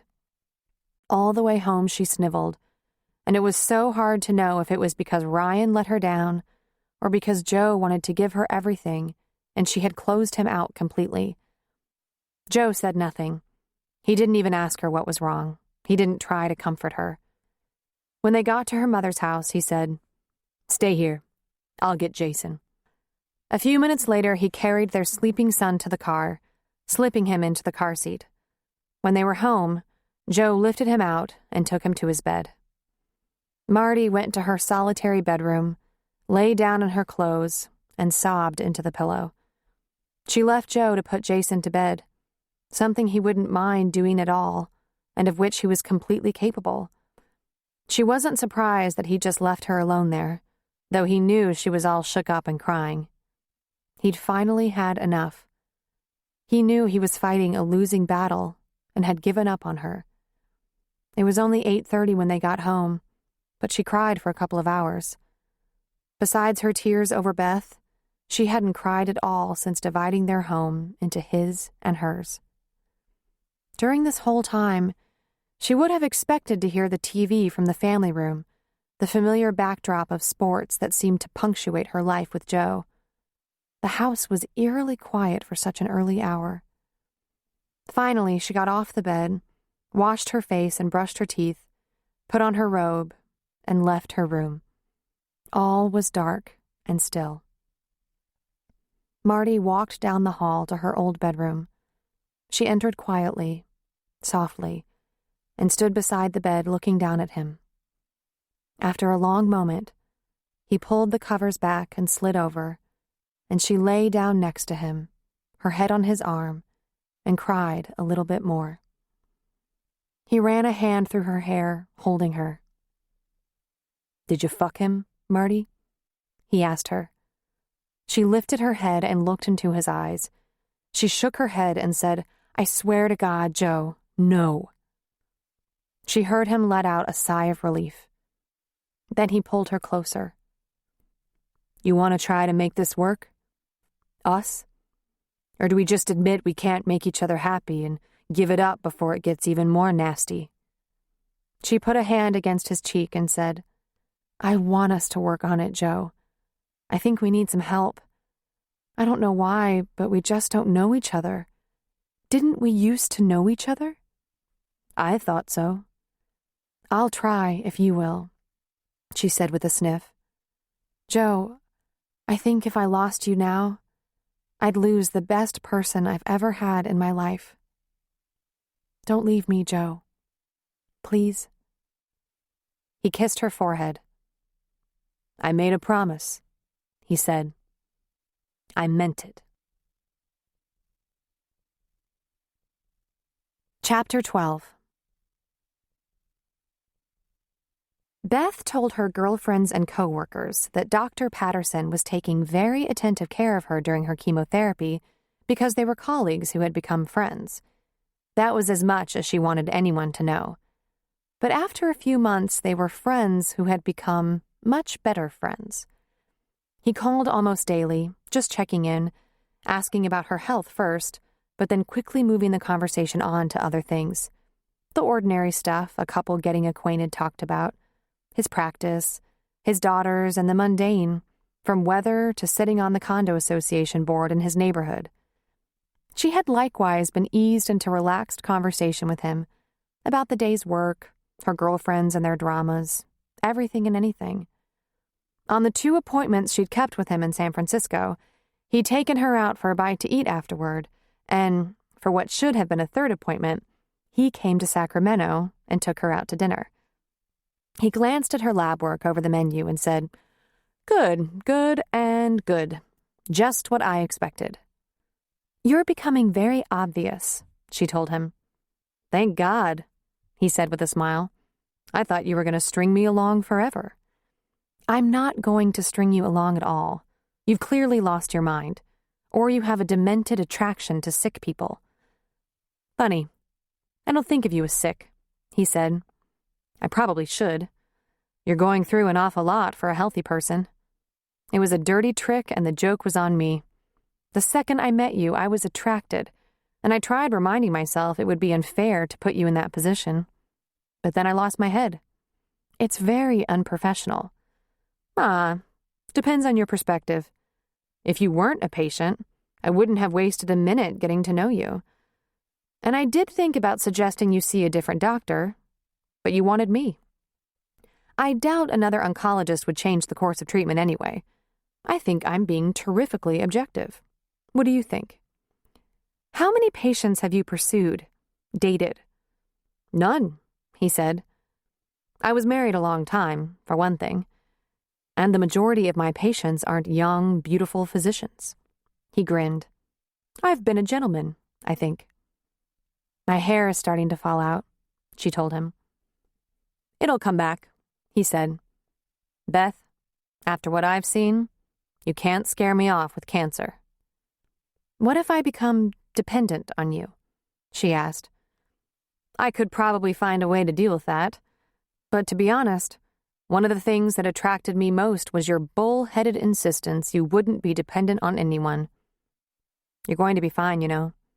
Complete the chemo, grow your hair back, get on with your life. There are still a lot of things to enjoy. Maybe I should caution you against being attracted to a 50-year-old man. What makes you think I am? I'm gaining ground, that's what. The next couple of months could be tougher, he said, growing serious. You might want to cut your schedule back, even consider a short leave. But after that, we're done and you can concentrate on renewing your strength. Early in the new year, you'll begin to feel like your old self. I hope so, she said, taking a long sip of water. I breezed right through the first couple of months, but I can feel it wearing me down.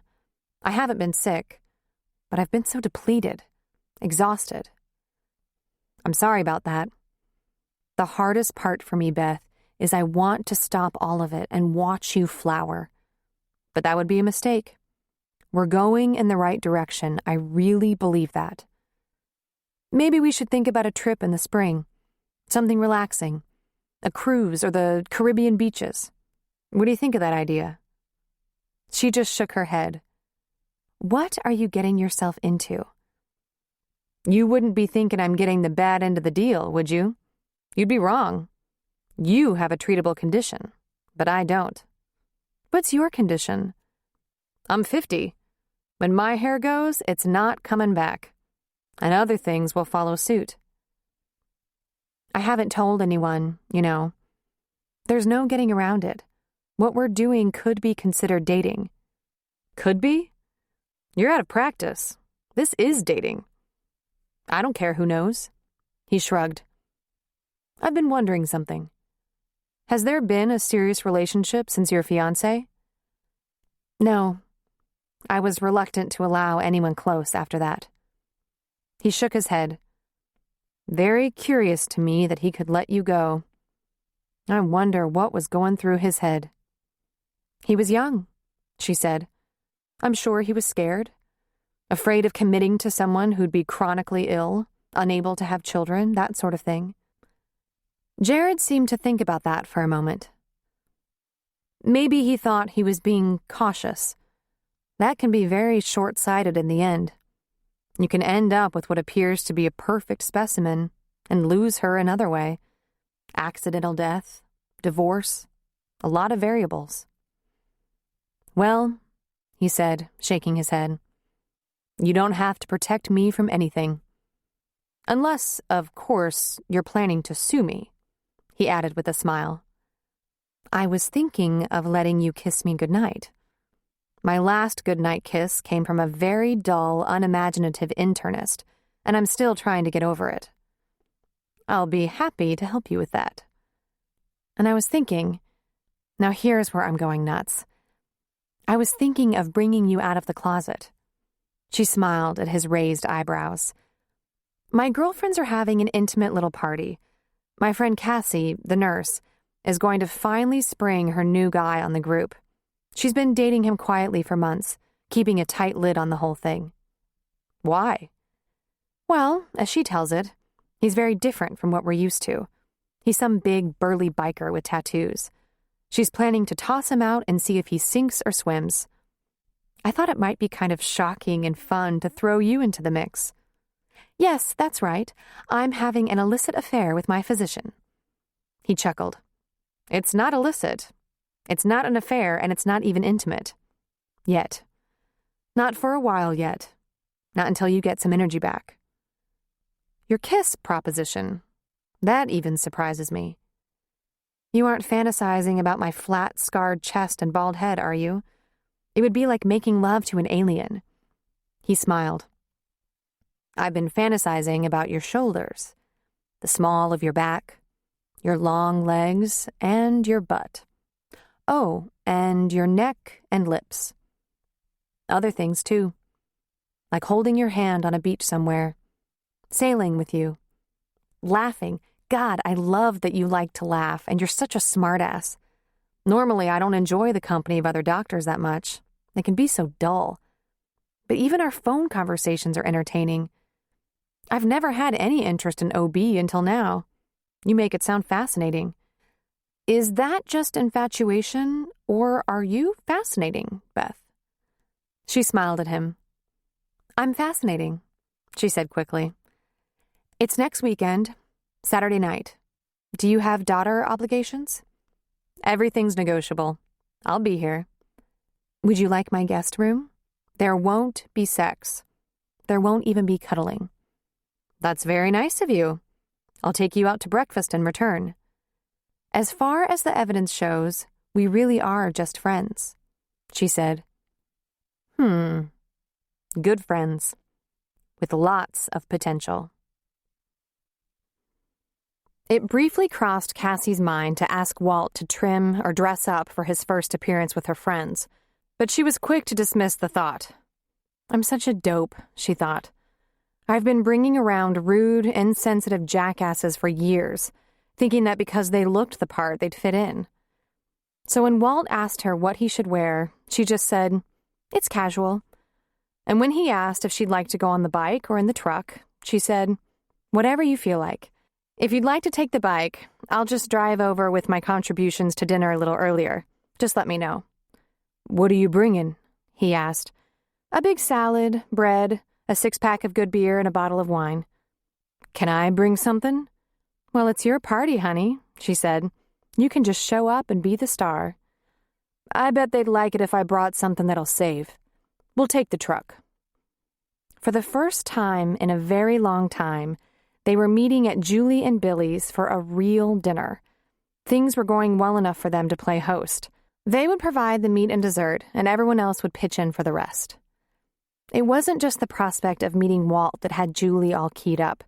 She was thrilled to feel as though she and Billy were among the living again, actually having people over and contributing more than a loaf of day-old French bread, a few dollars worth of salad, or a 6-pack and $2 bottle of wine.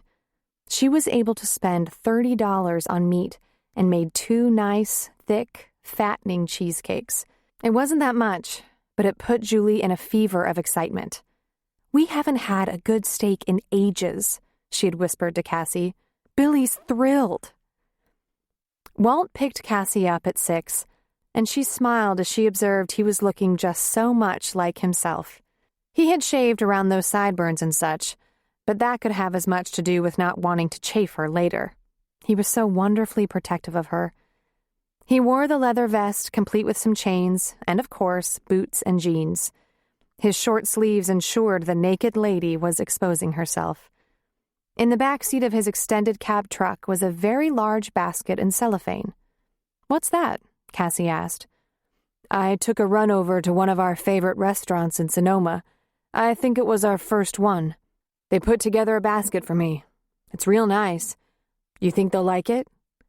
Walt, is it full of $100 bottles of wine? She asked, frowning. No, he protested. There's a couple of nice bottles in there, but I was after some good beef and salmon they can freeze. Then he grinned. If I pass the test, Billy can invite me back and grill it up. You're such a suck-up, she laughed. Well, I just hope you like them. Except for Marty's husband, Joe, they've all been my best friends since I was a kid. I like 'em already, honey. They gotta be real decent people to put up with you all these years. And then he grinned at her. They entered with arms laden, Walt with his basket, Cassie with her dinner offerings. Joe and Marty were already there, helping to put out some snacks. There were quick introductions, and Walt insisted Julie get into the basket. She pulled out a big tenderloin and large salmon fillet, along with 4 bottles of wine. "Oh, my God," she said. Walt leaned toward her ear. "I thought it would freeze nice for the next time you have company over. With any luck, me." "This is just too much," she said. "This is my debut. I might have gotten a little showy." "You think?" she said.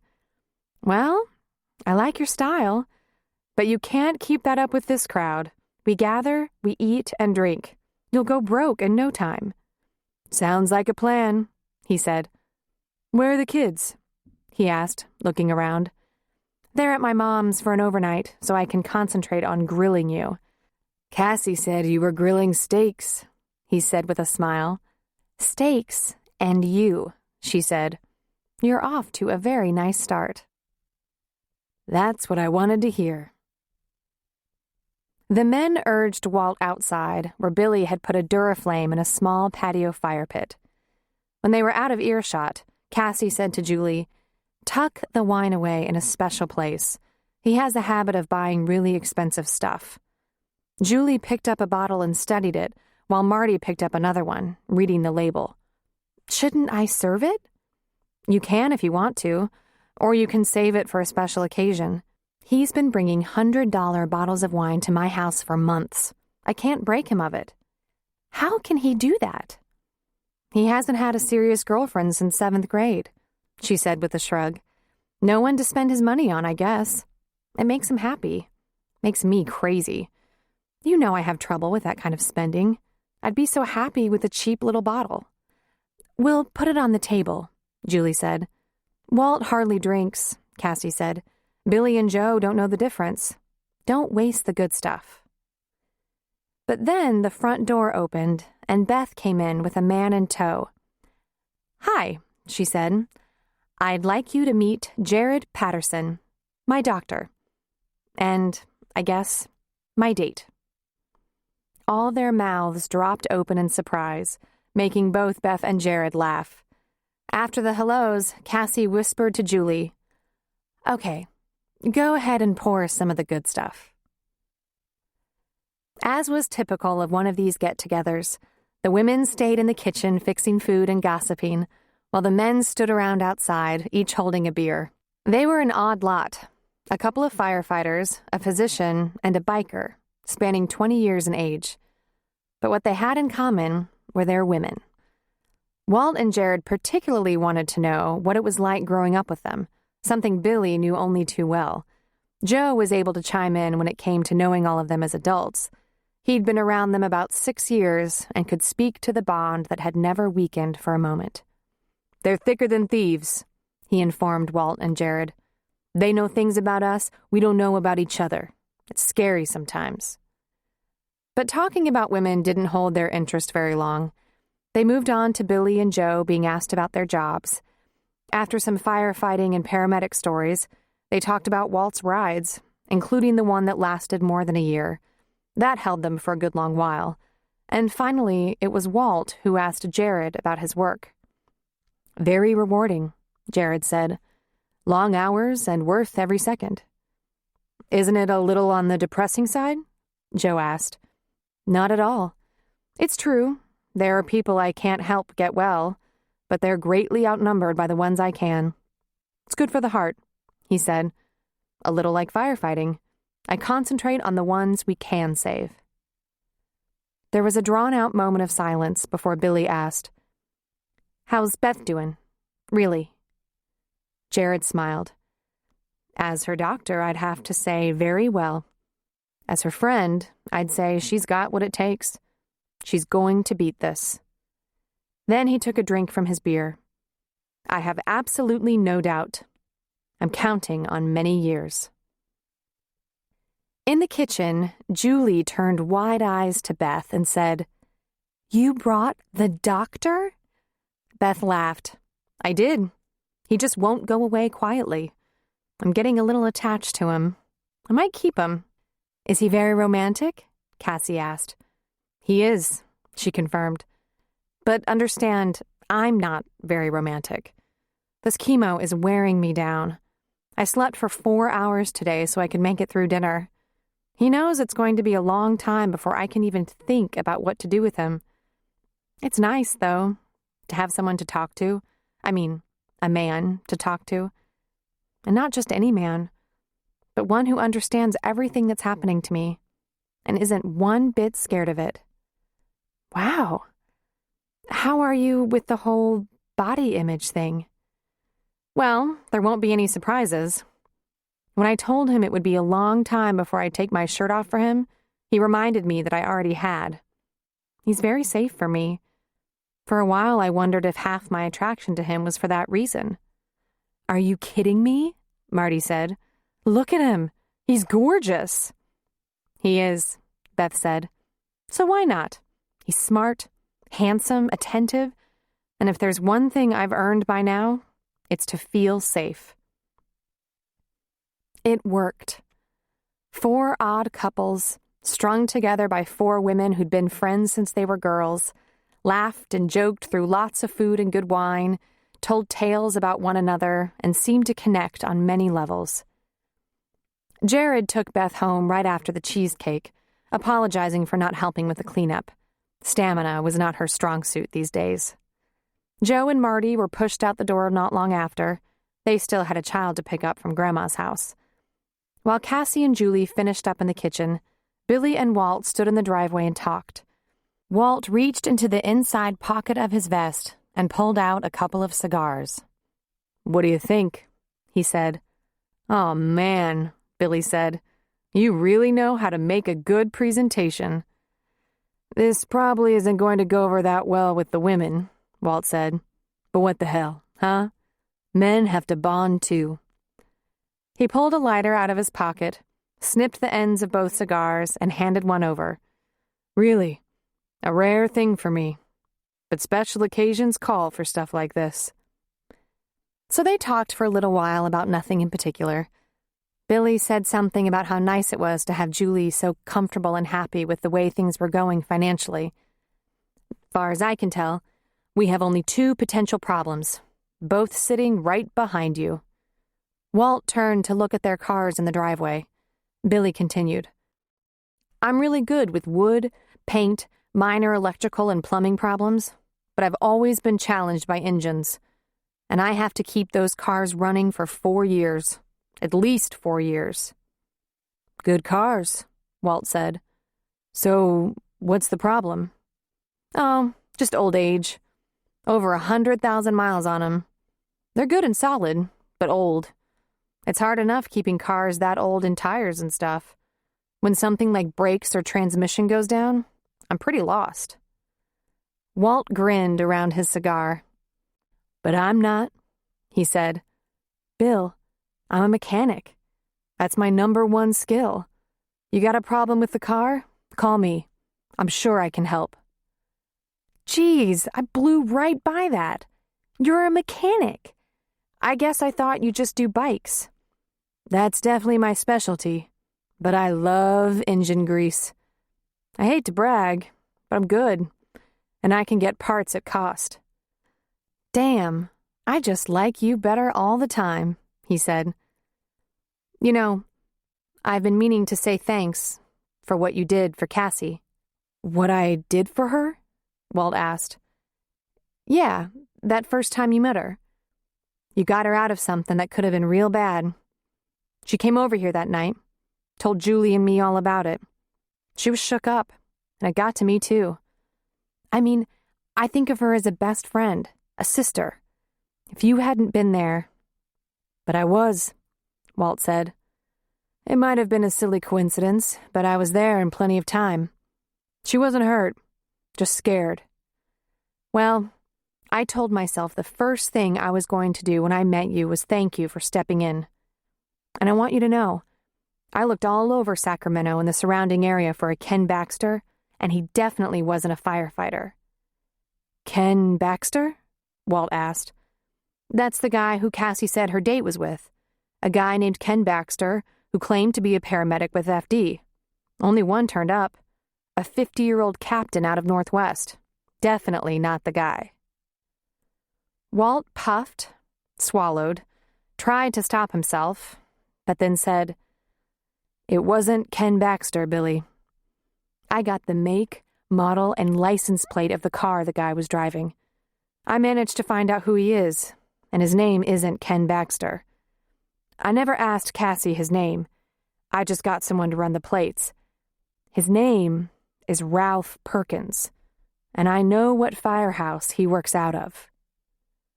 Billy's face had grown dark as Walt spoke. "I know that firehouse, too," he finally said. "Ken Baxter is his captain. I know Perkins. Not well, but I've seen him around. I didn't like him before you even told me this. You do anything with that information?" Walt looked down. "Kind of," he said. "I drove by there a lot till I was sure he saw me. Then I stared him down for a while. I thought it wouldn't hurt if he knew I knew. Anything more than that would be making trouble with the police. And Bill, I haven't talked to Cassie about it. She wants to forget it. She's not scared of him anymore. She doesn't have anything on him that would get him arrested, and she'd like to move on. Think about that." "Yeah, but think about it," Walt said. "You go talk to him or something, it could come back on Cassie. It could come back on her when I'm not around. We can't have that." The drive from Julie's to Beth's wasn't far, but Beth was fading fast. Jared put a hand on her thigh. "You've just about had it," he said. "It's so annoying," she said. "Where the hell does this fatigue come from? I felt fine until an hour ago." "Your body's working hard," he said. "Don't fight it. You'll be home soon and can go to sleep." She started nodding off in the passenger seat, and he said, "It's okay, honey. Settle back. Close your eyes. I'll wake you when you're home." He pulled her car into her garage, and even the sound of the car door didn't bring her immediately around. He pulled off her seatbelt and carefully roused her, though she was very slow to wake. Finally, he just pulled her gently out of the car, lifted her into his arms, and carried her into the house. "I can walk," she said, wriggling a little bit. "Be still," he said. "You weigh nothing at all. Pretty soon we'll get some meat on your bones, fatten you up." She yawned. "I never liked being fat. Now it's starting to sound good." He took her to the bedroom and sat her on her bed. She flopped back and he chuckled at her. "I should have gotten you out of there sooner. You're completely out of steam." He knelt beside the bed and pulled off her shoes.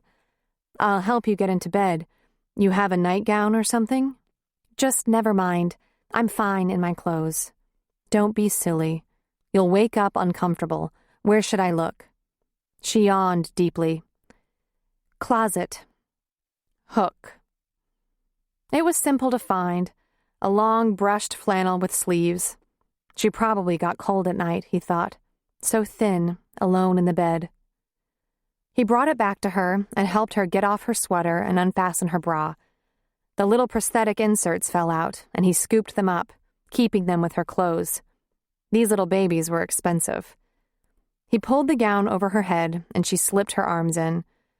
Then he put her arms around his neck so she could stand, and he got off her pants, sitting her down to remove them the rest of the way. He pulled back the covers for her, and she climbed right in, sighing so gratefully. He bent down and put a kiss on her forehead.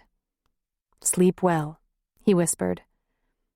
He was just about out of her bedroom door when she called, "Jared?" He went back to the bed. "You need something, honey?" "No," she said, shaking her head. "Would you like to lie down beside me?" "I wouldn't mind." "I don't want to bother you," he said.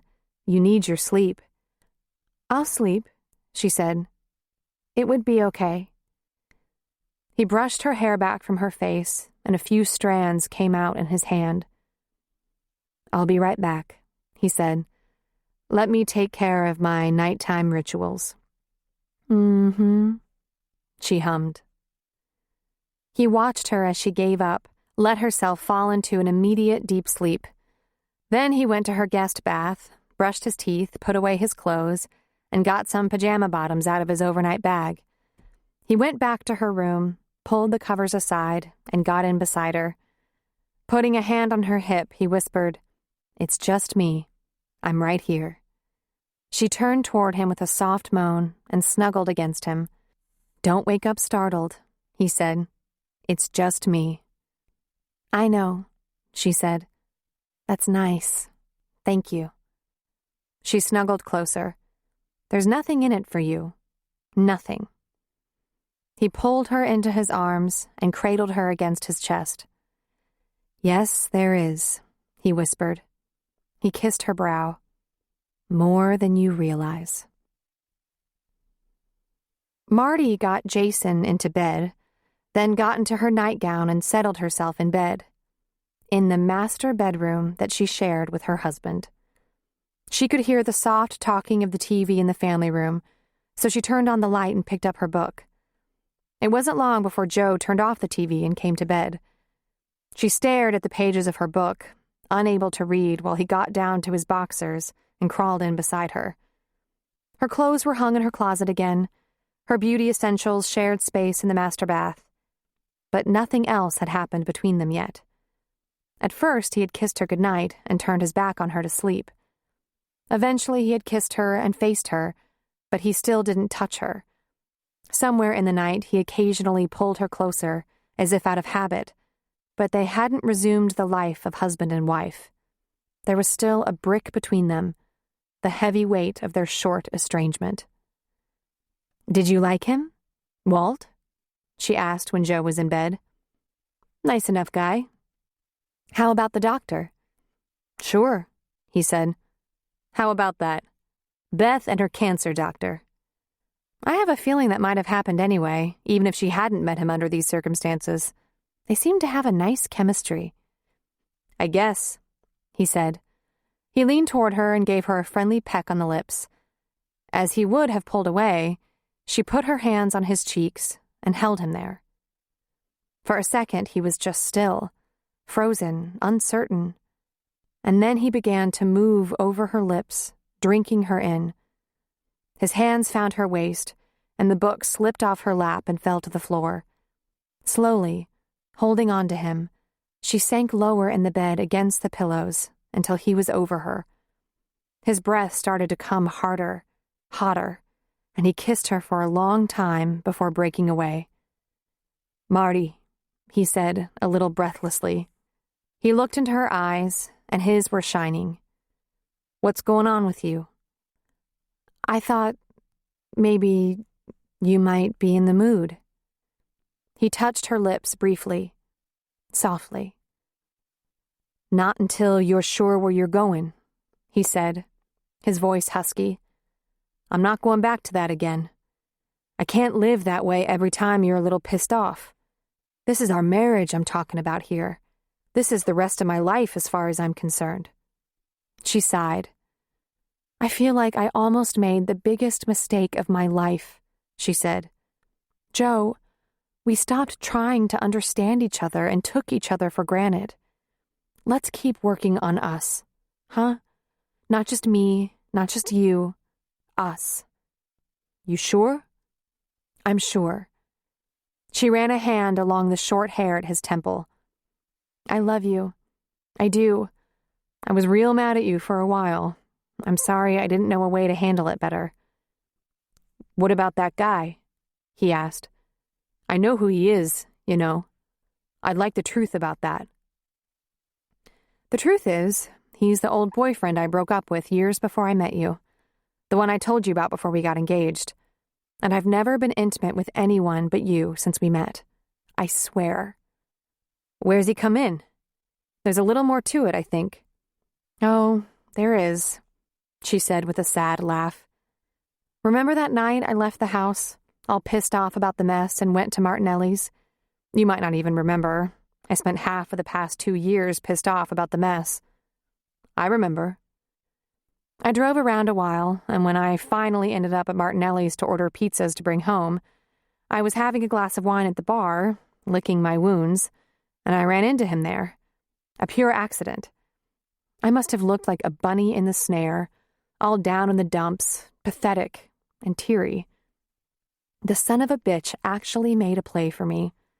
He said all the things a woman who's upside down and miserable wants to hear. That he'd never gotten over me. We were always so good together, etc. I asked about his girlfriend.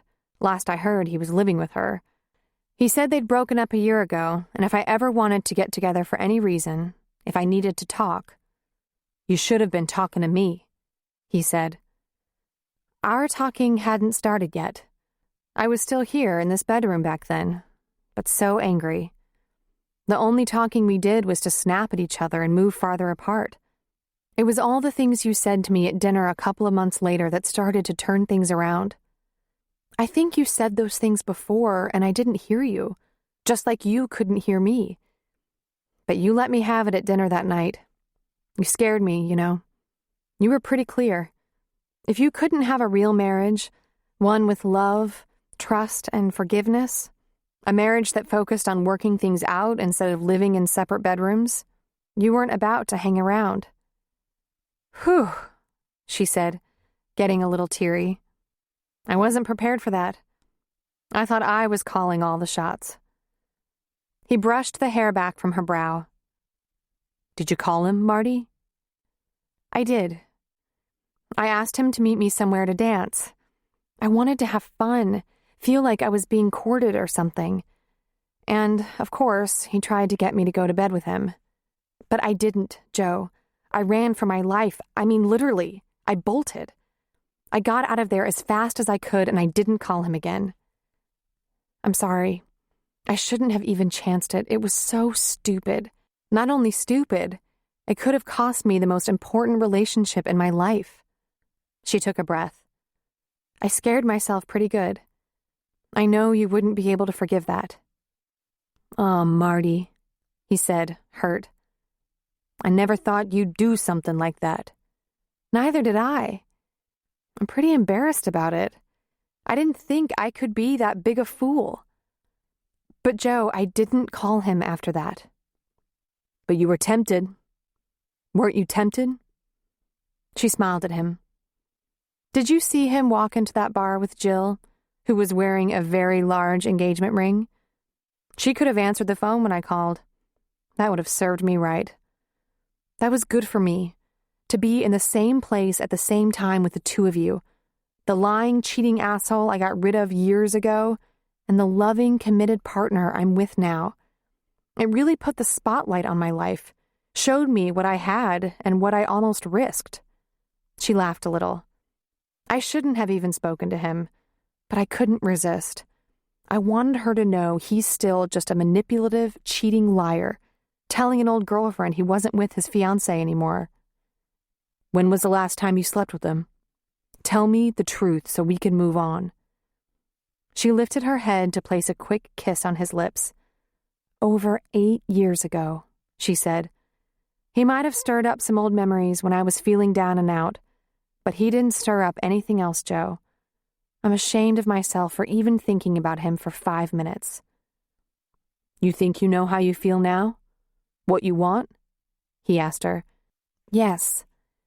I want us to talk like we used to be considerate of each other's needs, to compromise and make our marriage better every year instead of angry and confused and unforgiving. And I love it when you shave and shower before bed. You'll get a better lover that way." He grinned. "I thought women liked that rugged look." "This is better. It doesn't hurt my skin, for one thing." He ran a knuckle along her cheek. "We gotta be careful about that," he whispered. "Your skin is so soft." He gave her a short kiss. "Can I trust you now, Marty?" "You can. You always could. I wasn't going to cheat on you, Joe. There are 2 reasons I'd never do that. Because I know how it feels to be betrayed like that, and because I know you'd never be able to forgive me. It would be the end for you, and I might have been scared and lonely, but I wasn't ready for us to be over. I'm not going to go backward, he said, his voice a little hoarse. I thought I lost you. I can't feel that way again, Marty. You're everything to me. I can only move on if I'm everything to you too. I love you so much. Oh, Joe, it feels so good to hear that. Believe me, you're everything. Show me, he said, with a devilish smile. She smiled back. No. You show me, Joe. He grinned. Brace yourself. Julie was washing her face when Billy came up behind her, slipped his arms around her waist, and kissed the back of her neck. You did a nice job on dinner tonight, he said. I didn't do much, she said. I bought the meat, made the cheesecake, brewed the coffee. He started kissing down her back. And you looked more delicious than the food. Billy, she laughed. Have you had too much to drink? No, and I haven't had too much of you lately either. Can I dry my face? She asked through laughter. I don't care. Do whatever you want, and do it fast. She grabbed the face towel, dried off, and turned in his arms to meet his demanding kiss, his hands running up and down her back. When their lips parted, she said, You smell like cigars. He went after her neck. It's that manly, musky, sexy smell. Give it a second. It'll turn you into a wild woman. Do you think we could move out of the bathroom? If you want. I want, she said, pulling his hand, flipping off the light and heading to the bed. Before she could get there, she found herself literally thrown on the bed with her husband on top of her. For Pete's sake, she muttered. I had a feeling you were in the mood, but you act like we haven't had sex in a year. I feel like I haven't. I'm getting so much sleep these days, I'm sure I'll be better than ever. Try me. I don't need you to be better than ever, but it might help if you were a little slower. Okay, he said, tugging at her nightgown. Let's get you naked and then I'll slow down. I promise. She let him pull her gown over her head and fling it away. And then it began. The kissing and caressing, the sweet yet powerful physical love that had kept them so perfectly intimate since they were very young. I will still want him like this when I'm 90, Julie thought, as his hands on her body brought all the familiar and delicious sensations that would culminate in a fiery satisfaction, leaving them soft and perfect in each other's arms. Then he would stay with her a while, holding her, whispering to her, praising her beauty and warmth, telling her how much he adored her. Hang on a second, baby. Let me get the condoms. I threw them out, she whispered. He was jolted upright. He flipped on the bedside lamp. You what? I want one last shot at one last baby. Oh, God, he said, rolling away from her. I'm in hell. That's what this is. What are you talking about? She rolled onto her side and looked down into his eyes. Before the last of those little sperms leave the last of our babies behind, I want to see if there's just one more in there. He was quiet for a long moment, looking up at her, no longer as powerful as a steamroller. You're totally out of your mind, right? No. This is the first time I felt like I'm sane. It's the first time we haven't been in desperate financial trouble. I'd give it a little more time, but there isn't more time. Jules, you'll just be upset again. She shook her head. I'm grieving that baby we lost. I feel so much regret, and it broke your heart even though it shouldn't have happened in the first place. I know we can't get it back. I understand that. And I also know this might not work. You probably only have 5 or 6 more chances before that vasectomy has your sperm count down to 0. She shrugged. If we get a baby out of it, I'd love that. If we don't, it won't change how much we love each other. Julie, you're nuts. What if some disaster hits and we're strapped again? I have it all worked out. I even called John, talked to him about it. You asked John if we could have another baby? Well, not exactly. But I did tell him we'd lost a baby recently, that you'd had a vasectomy and there was still time to squeak one more baby out if we were quick, and that I wanted to try very badly. He said what I knew he'd say. He understood the feeling. He and his wife have 4, and they'd have 4 more if they could. So we talked about the money a little bit. I knew we were on the same page about that. Our medical is good, and for at least a few years, another one isn't likely to make a significant financial impact. If it was the first baby, it could really trip us up budget-wise. That's one thing about a big family. You already have most of what you need. Billy, I even do my own diapers. Disposables for grandma and outings only. Our kids go from the breast to the table. We don't even buy fancy baby food. I know how to boil down carrots and mash peas. You've lost your mind. You don't want to? Wouldn't you like to see what I'm like when I'm actually all excited about a baby? I have, he said. You're always excited eventually, even when you know it's a bad idea. I wish I'd tried everything to keep that baby instead of taking the chance I took. Billy, I was just so scared. I'm so sorry. He ran his fingers through her hair. Baby, I'm not mad at you. You did the best you could with what you had on your plate. Nobody could take better care of our kids than you, even when the circumstances were impossible. I promise, I'm not upset with you. Okay, then we'll give it one last shot. No, he said. I'm not touching you till I have a chance to think about this in the clear light of day. Damn, you spoiled a potentially great roll in the hay. I think I really had my game on. All right, she said somewhat morosely. Really, I didn't think it was a bad idea at all. If I hadn't been so overwrought, we might be pregnant right now anyway. She gave him a kiss. And you love me pregnant. I love you not out of your mind and totally pissed off, too. Well, I thought I'd give it a try. Why didn't you talk this over with me when you had your clothes on? He asked a bit testily. I meant to. We were kind of busy. Well, this is a shock. I have to think it over. I'm not sure it's a good idea. But if we hadn't lost that baby, you'd be happy. It's a weakness, he said with a shrug. There's something about us, even broke and scared, giving life to that thing we have together. He rubbed the back of her neck. Jules, I don't think anyone else in the world has what we have. I have never, for 1 minute of one day, wondered about how much we love each other. I'd take that over $1 million any day. When Joe told me Marty had moved out of their bedroom, I felt my gut just cinch in a knot. If that happened to us, I'd die inside. We won't let that happen to us. I don't know why we were this lucky. It's not as if either of us was old enough to know anything. Well, we're this lucky. I don't know if we should tempt fate. We could get another wild lunatic like Clint. Or a nutcase like Clint in a girl suit. Julie, what's the matter with you?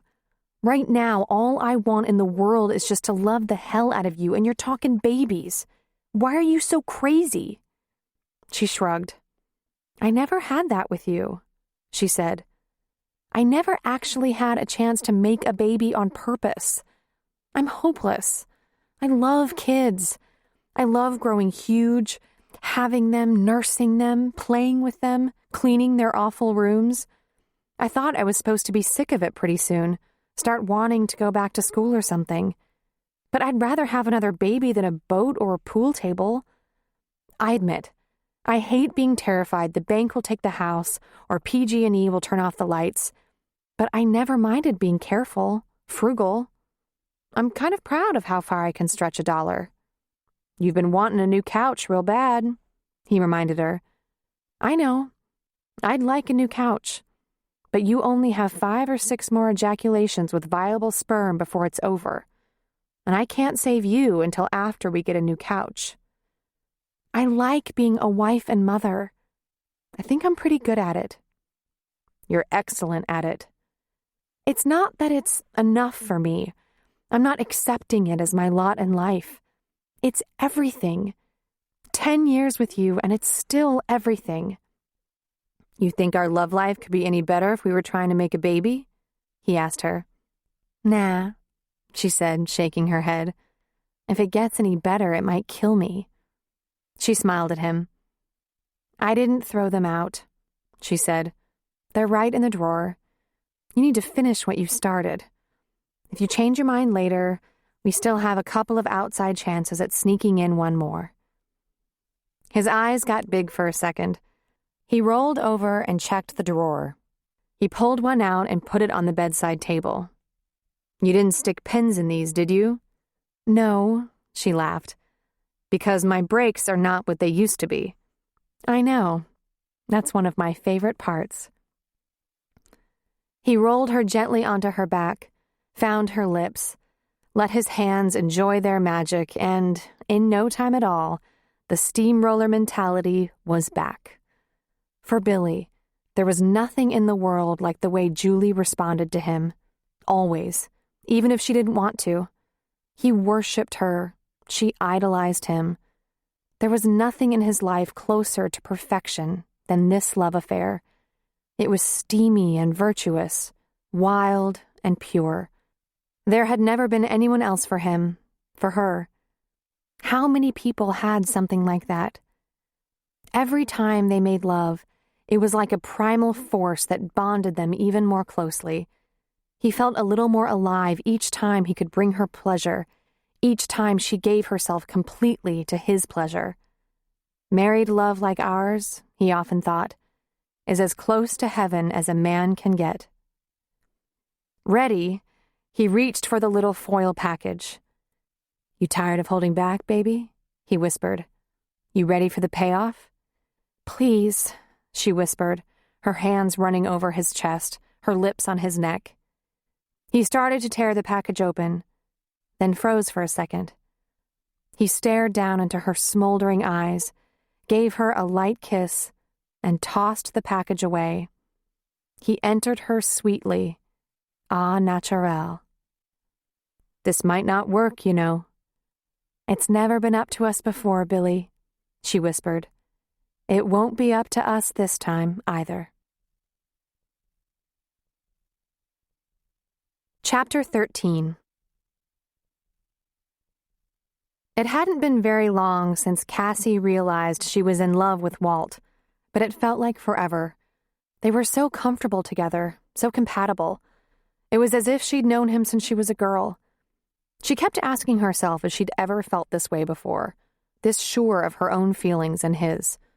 She had a problem with rushing into things, but she hadn't done that this time. She'd kept Walt waiting a long time. This was so different than any relationship she'd ever had. This time, rather than hoping to develop trust and confidence, it began with both already firmly in place. Instead of starting out with lust and infatuation, those things had followed a special bond, a deep friendship. And oh, did the lust ever follow. Walt was a wonderful, tender, yet powerful lover. When she was in his arms, no doubt in the world could disturb her. Never before had she felt so cherished, so secure. There was talk of a gathering of his family soon, so she could meet all of them. Thanksgiving at the latest. In the meantime, they'd been out to dinner with Judy and Dick once more, and had a Sunday brunch with Walt's older brother, his wife, and 3 kids. Getting 4 boys and their families, plus Mom and Dad, all in one place at one time, seemed to be something of a challenge with their schedules. But so far, Cassie was very comfortable with everyone she'd met. She'd finally been to his house. Small, but very nice, just like he'd said. It was an older home. It had about 50 years on it, but it was reconditioned just beautifully with fresh paint, shiny hardwood floors, and new appliances and countertops. And it was so tidy. That had shocked her. I admit, I went to a little trouble for the first showing, he said. It's almost brand new inside, she said, looking around. I had some pretty good training at fixing up an old house, he said. It might be in my blood. So she and Steve had spent a couple of nights because, no matter what their work schedules, they couldn't stand to be apart. But typically they were at Cassie's house. She was the one with an early schedule in the ER most days. She'd get up at 5:30, and by the time she was dressed and ready to leave for work, Walt would be rising, heading for the coffee pot first, then into the shower. When they both had a day off, those bike rides didn't start so early. On a not very typical day for them, Walt was the one up early.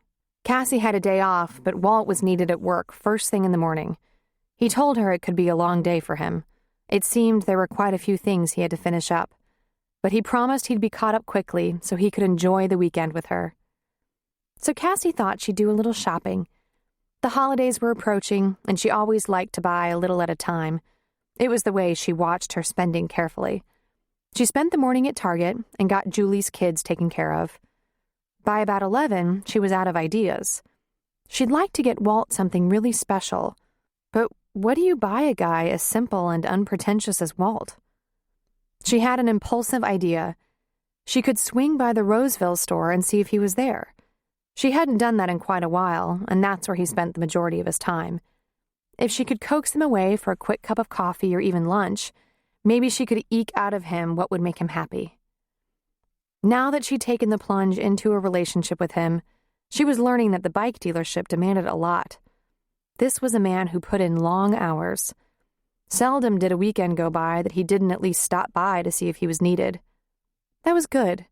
He never seemed worn out, and he clearly loved it. Plus, he liked to spend his money, so he had to be about the business of making it. Walt was not afraid of hard work, and being a hard-working girl herself, that impressed Cassie. He was a rare bird. When Cassie was on her way to his store, she wondered if he told anyone at work about her, about them. It was possible some of his coworkers knew, and she was glad she wore her most expensive jeans, heeled boots, turtleneck sweater, and dark wool jacket. Her hair was shiny and straight down her back, just the way he liked it. Walt loved scrunching her hair up in his big hands. She hadn't been by there in a long time, but she recognized the same salesman on the showroom floor from months before. "Hi," she said. "Do you know if Walt Arneson is here today?" "He sure is. I saw him," the guy said. "Let me ask about him." He went to a phone on the sales counter, called someone, and went back to her. "Someone's coming out to talk to you." "Oh, great," she said. A woman in her 50s or so came out onto the floor. The salesman indicated Cassie, and the woman approached her. "Hello," she said. "How can I help you?" "I was looking for Walt Arneson," she said. "He's not expecting me. I thought I'd surprise him. Is that okay?" "I'll have to know your name," she said, somewhat frostily. Cassie immediately thought, uh-oh, I'm going to get him in trouble. "Cassie Rasmussen," she said. "Really, I don't want to interrupt his schedule. I just thought if he could see me for a minute." "I'll check. Stay right here." The woman whirled away and was gone. Cassie approached the salesman again and asked, "Excuse me, who was that woman?" "That would be Clarice, Walt's gatekeeper. Secretary." He smiled. "He has a secretary?" she asked, totally shocked. "Oh, yeah, and look out.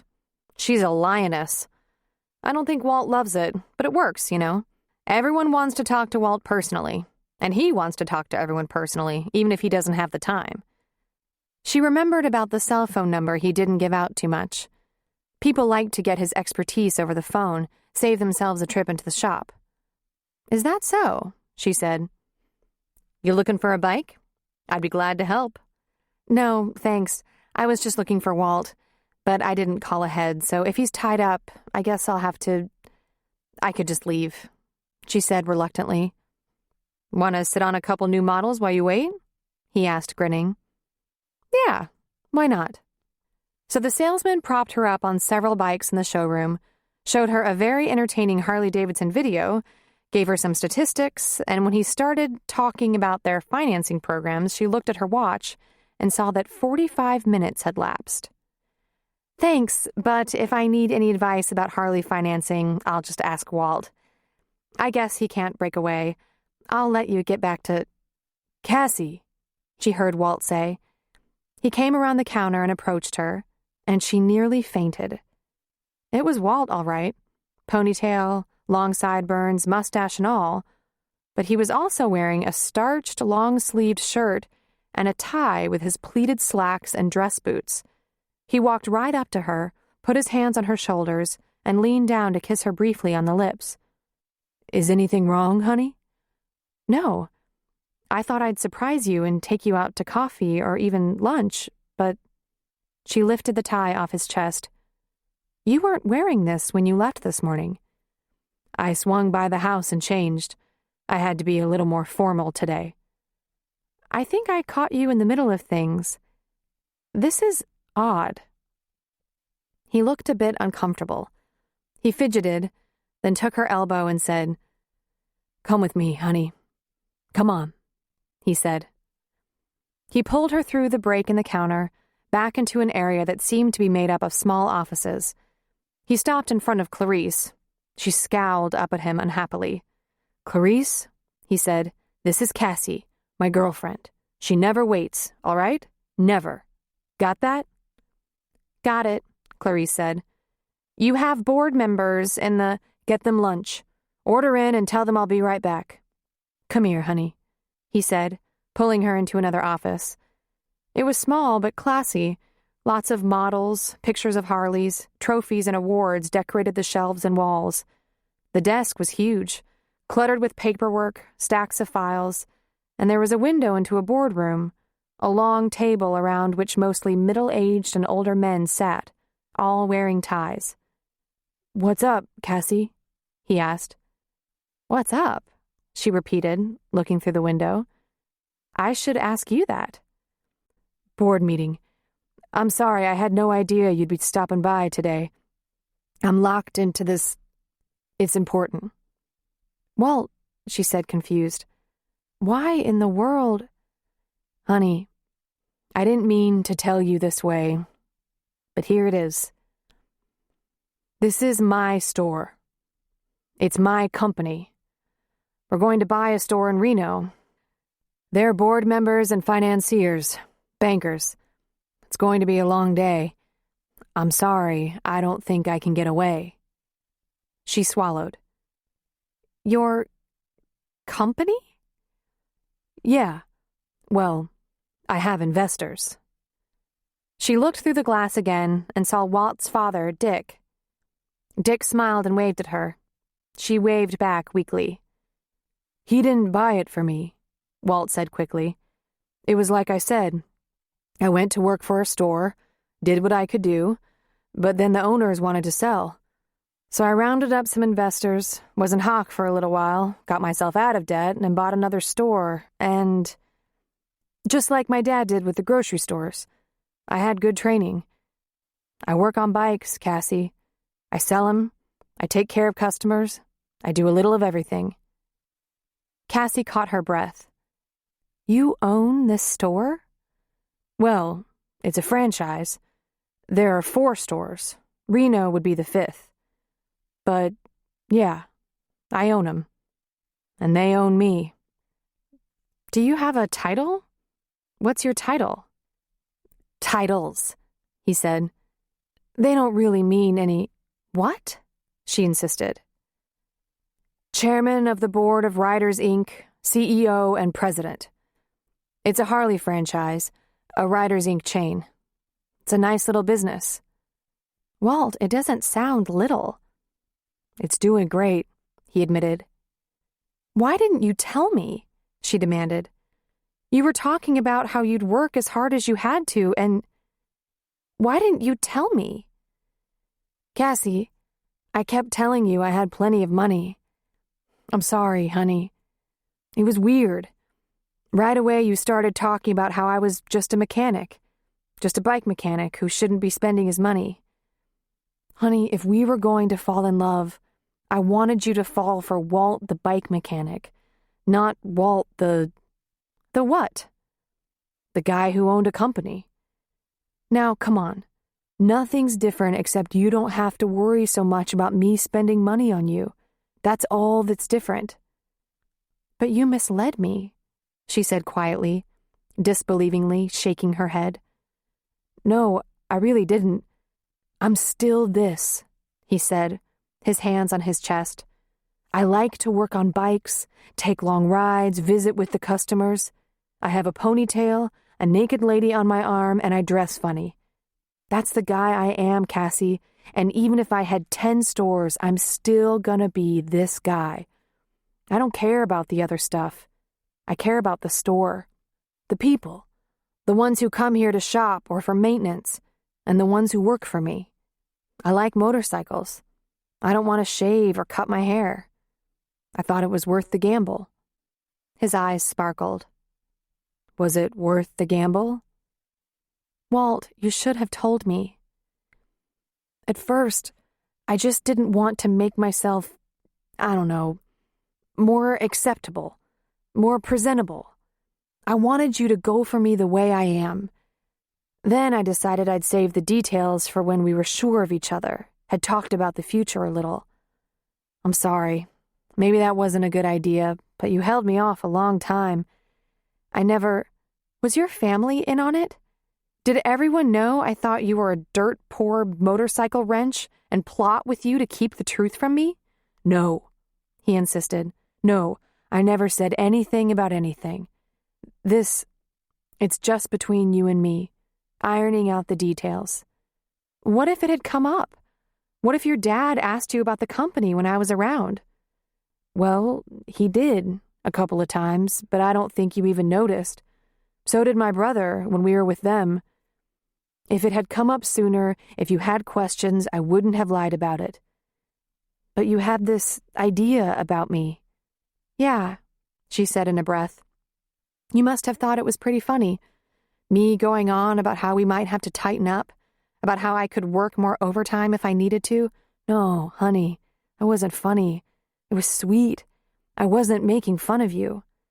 There were a dozen times you could have stopped me and said, "Don't worry about the big check, Cassie. I'm loaded."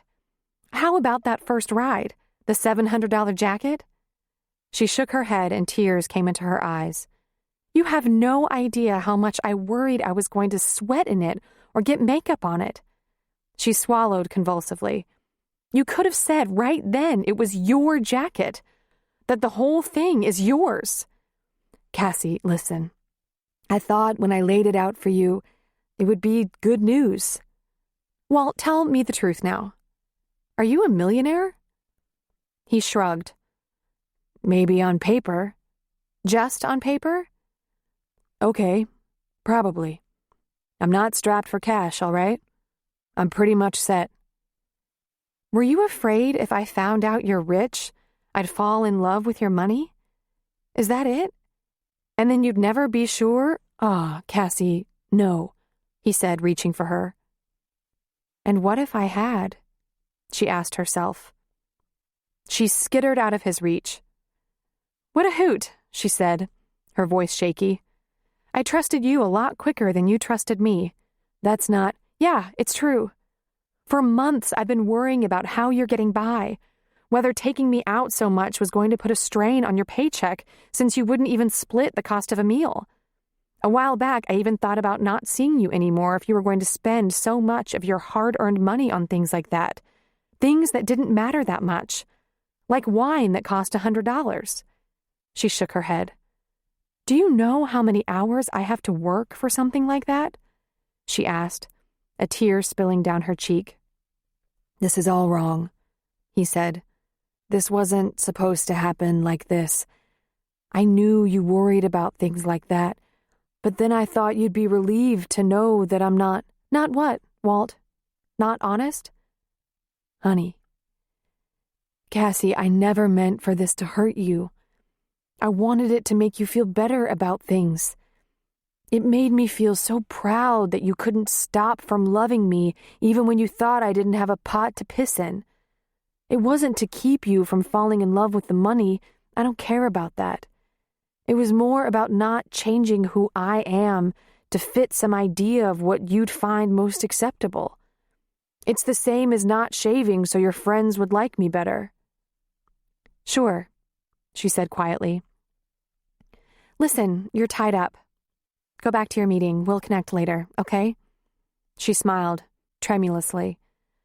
I should have called ahead. I just didn't realize who you were. Cassie, come on. It wasn't a game. It just wasn't the most important part about us. Don't hold this against me. I didn't want to sidetrack you with stuff. What we have... I'm going to go, Walt. I might need to think about this a little bit. I'll talk to you later. Get back to your board. She turned away from him and made fast tracks past Clarice, past the salesman into her car, where she put her hands over her eyes and cried. It was only seconds before her cell phone rang. She plucked it out of her purse, and there he was, on the caller ID. Well, she just couldn't deal with him now. She had to think. She turned off the phone.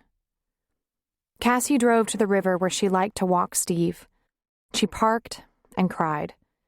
He knew, she thought. The whole time he knew I was trying not to get involved with him, that he just wasn't the kind of guy I saw myself with. It wasn't as though he had to guess. Eventually, she told him. And the truth really stung. If she'd found out 5 months ago he was a millionaire, it might have changed her whole perspective. There's a great deal of difference between an eccentric and a loser. She'd had trouble seeing he was neither. It had taken her months. For a girl who'd been searching for that forever man, that perfect partner, he might have been too much to resist if she'd known the truth about him. Of course, it didn't hurt that he was also wonderful. But wonderful or not, she'd been held back by a tattoo and a ponytail for a real long time. Julie had said so. What if he shaved, cut his hair, and had a stethoscope hanging around his neck?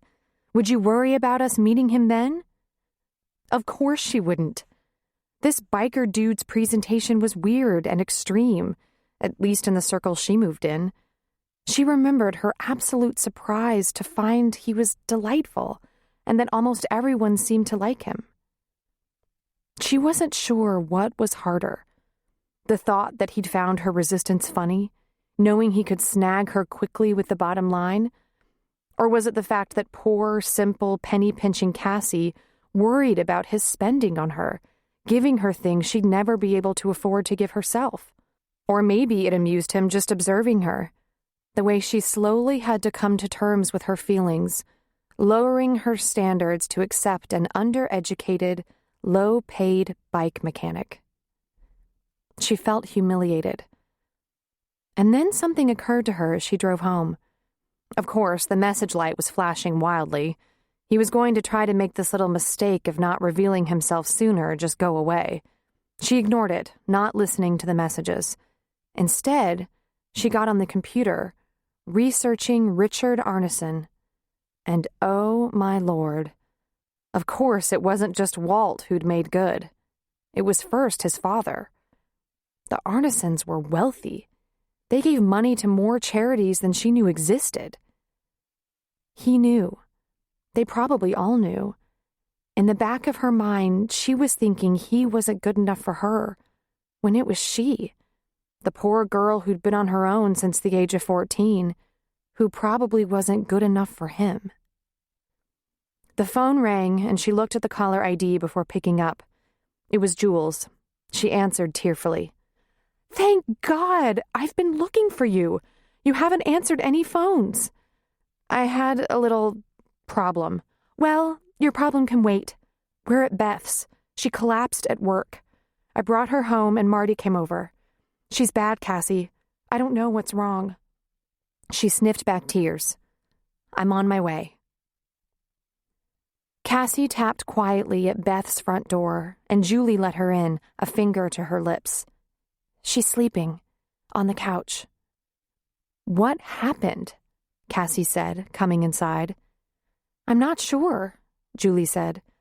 She collapsed at the clinic and didn't come to right away, but she wouldn't be admitted. She called me to come and pick her up.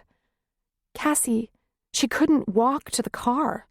I had to take her in a wheelchair. I called Jared. He's on his way over from the Bay Area. He's called twice from the car to see if she's all right. Let me see her, Cassie said, shedding her jacket and handing it to Julie. She went immediately to the small living room where Beth lay pale and still on the sofa.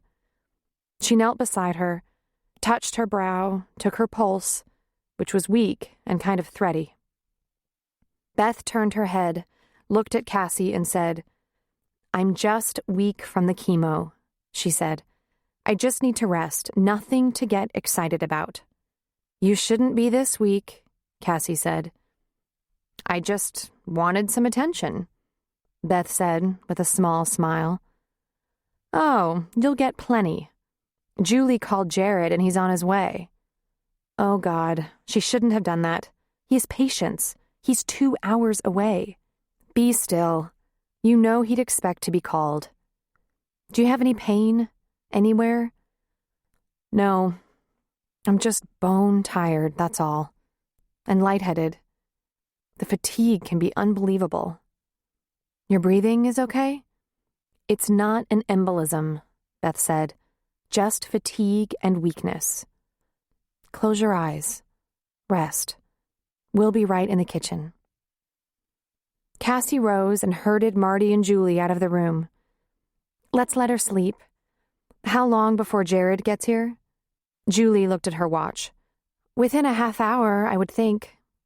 Come on. We'll leave her alone, and I'll check on her every 5 minutes." They went to the adjacent kitchen where Marty had brewed a pot of coffee. She got herself a refill and went to the table where Julie sat behind her own cup. "When did this happen?" Cassie asked, going to the cupboard for a cup. "A couple of hours ago, I guess. She's not, you know." "What?" Cassie asked. "She's not..."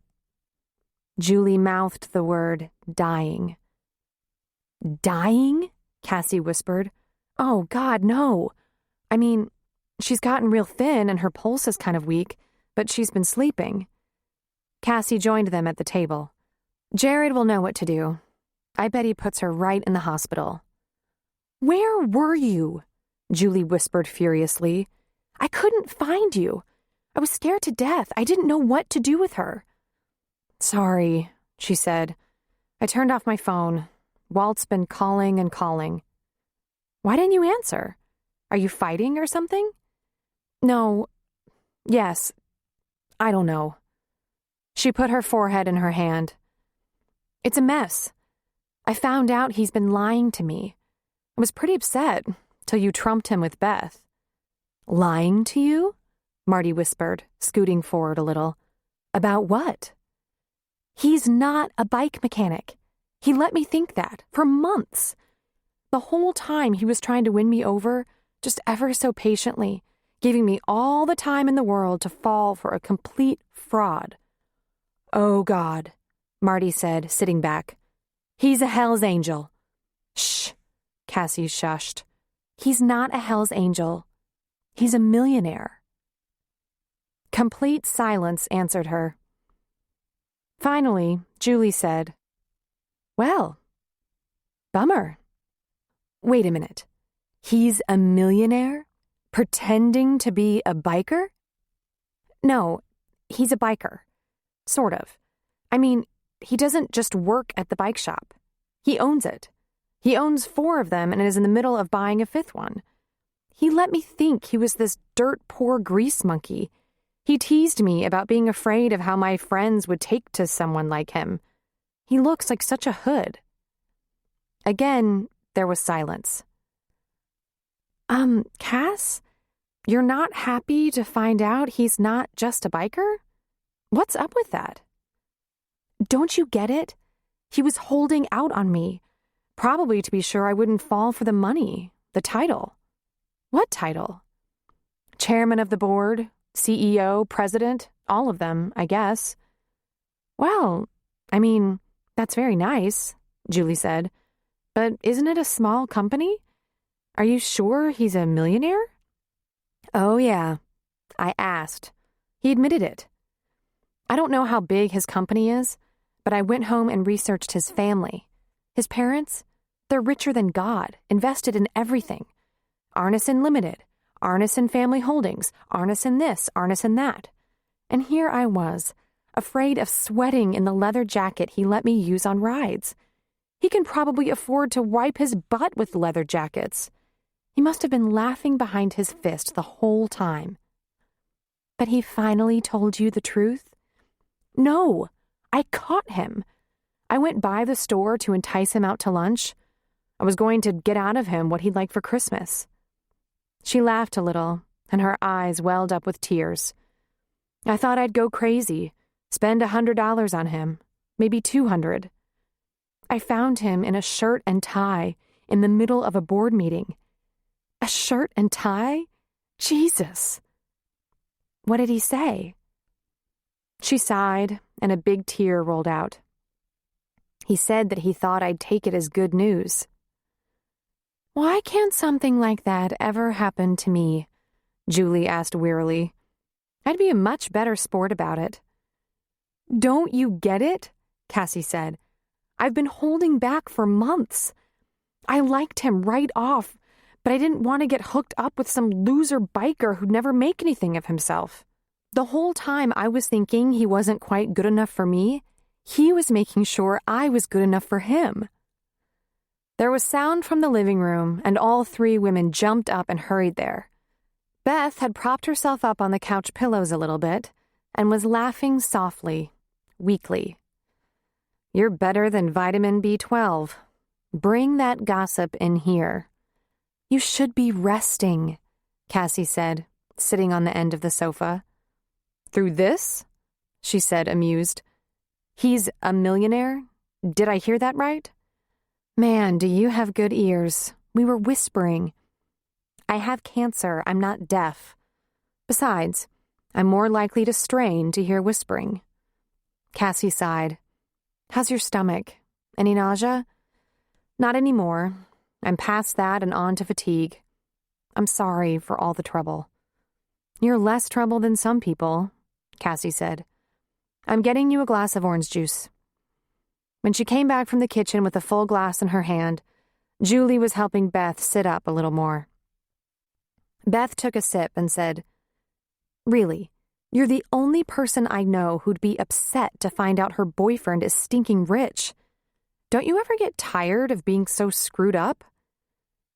I was just thinking, I could probably learn to live with that, Marty said. Is he tidy? Clean? Very, Cassie said. He looks like he should be a wreck, but he's not. He even gets manicures to keep his nails and hands nice after working on bikes. Apparently, he really does work on bikes, but he lied to me. God, a chairman of the board who actually works on the bikes? I like him better all the time, Marty said.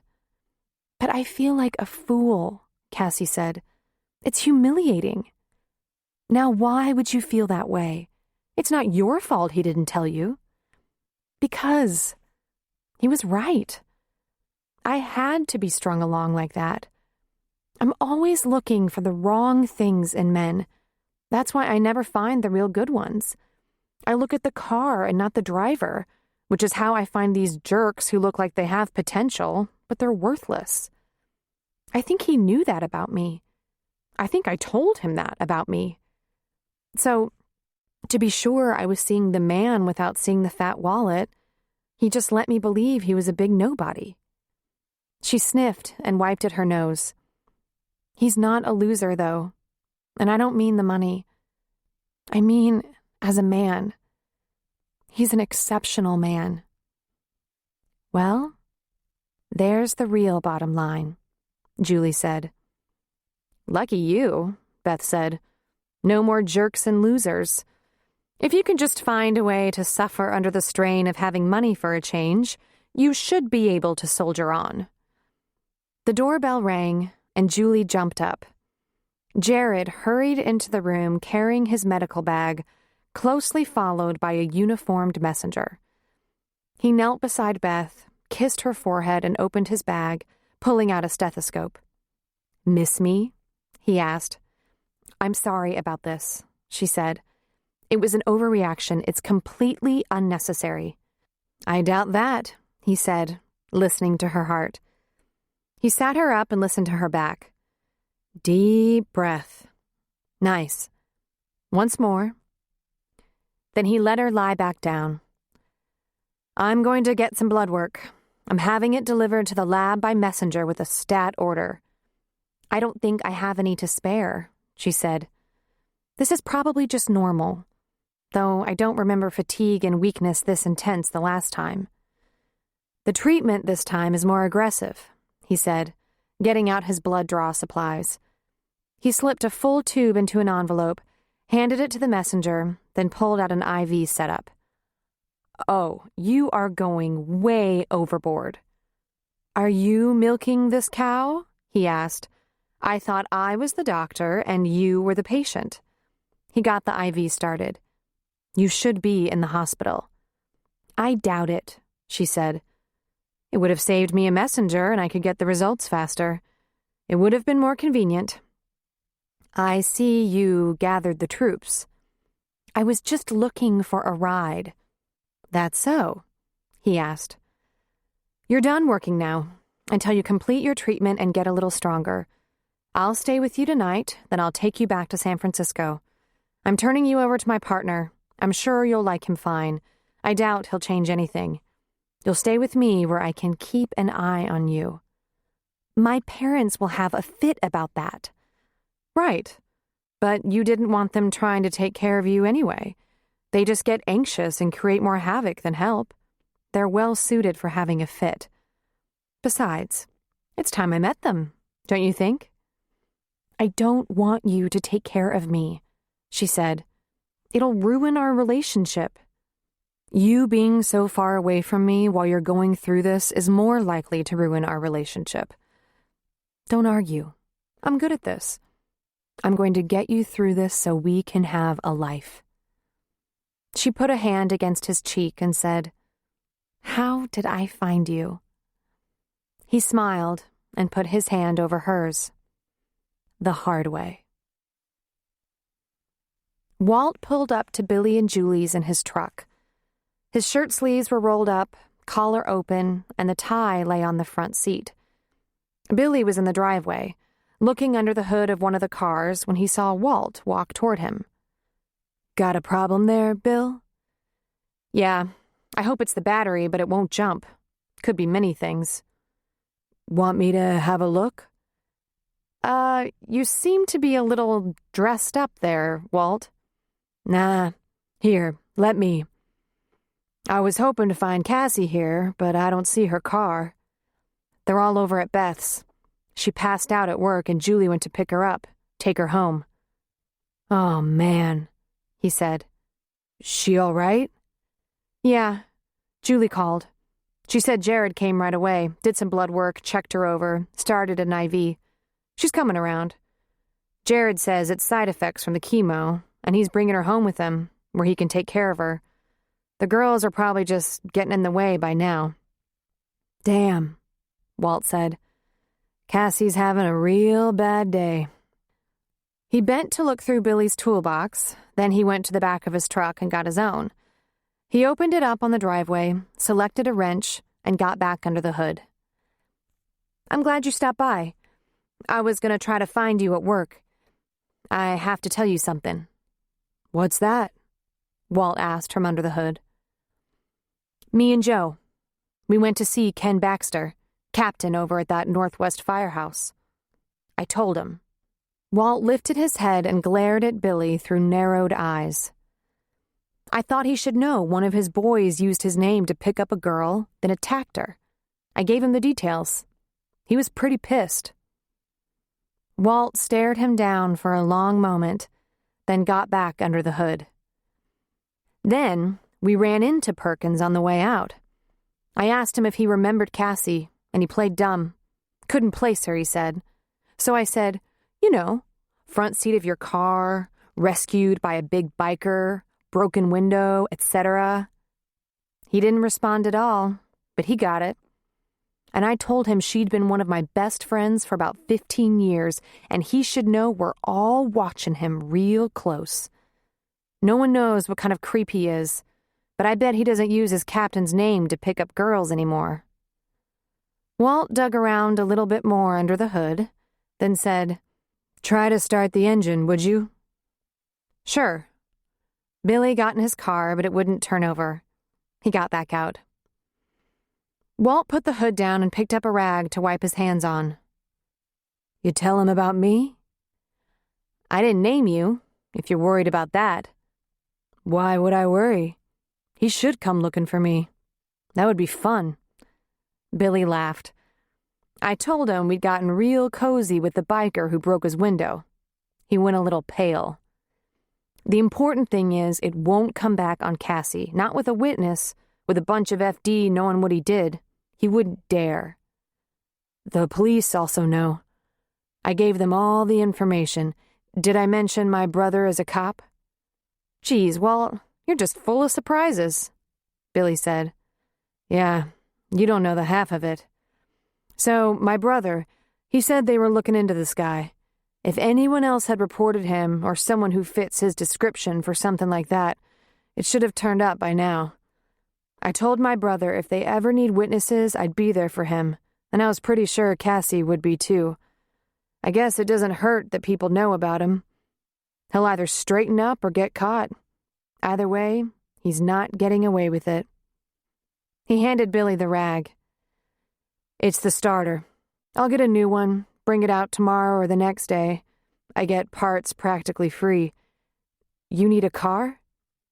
No, we're okay with the other one. Gee, that's awful nice of you, Walt. I hate to take advantage of you. You're not. I like this stuff. Glad to help.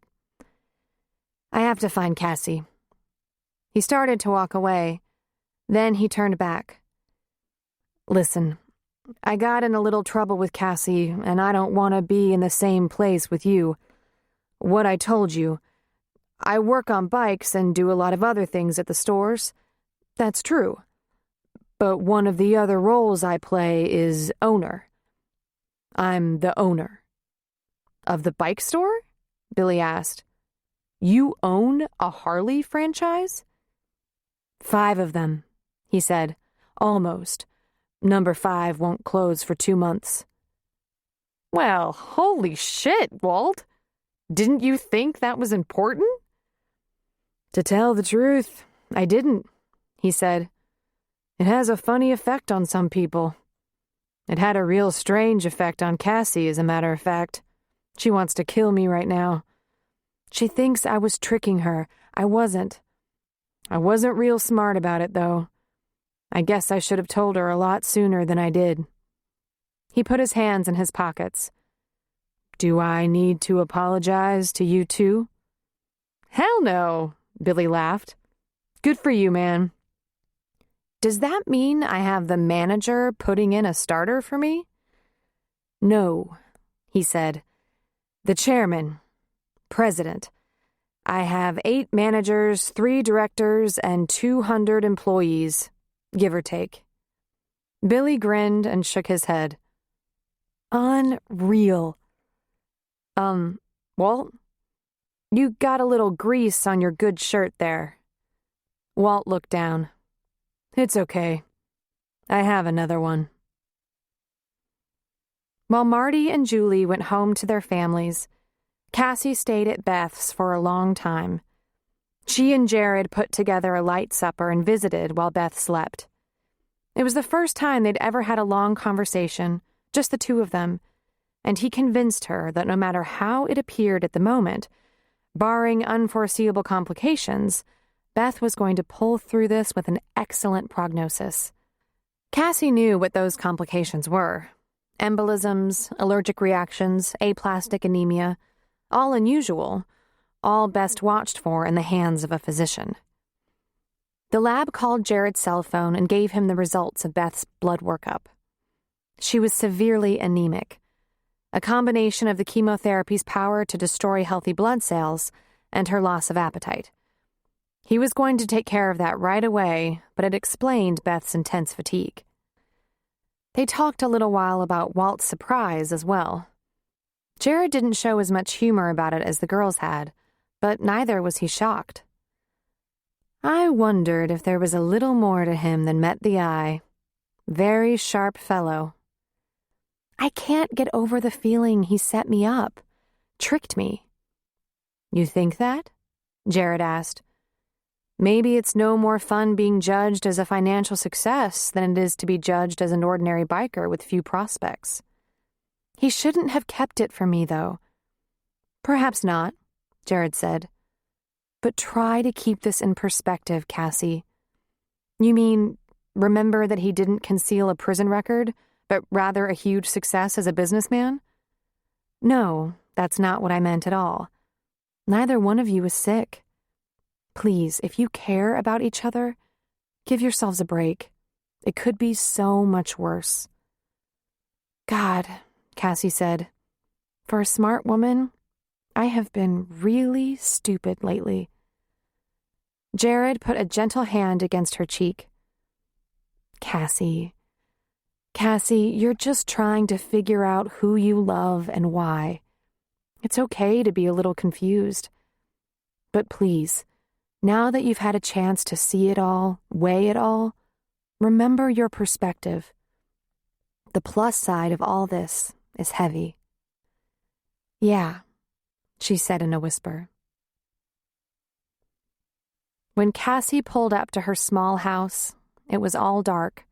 She should have left a light on for Steve. Then she saw someone lurking around her front door, and her heart almost stopped.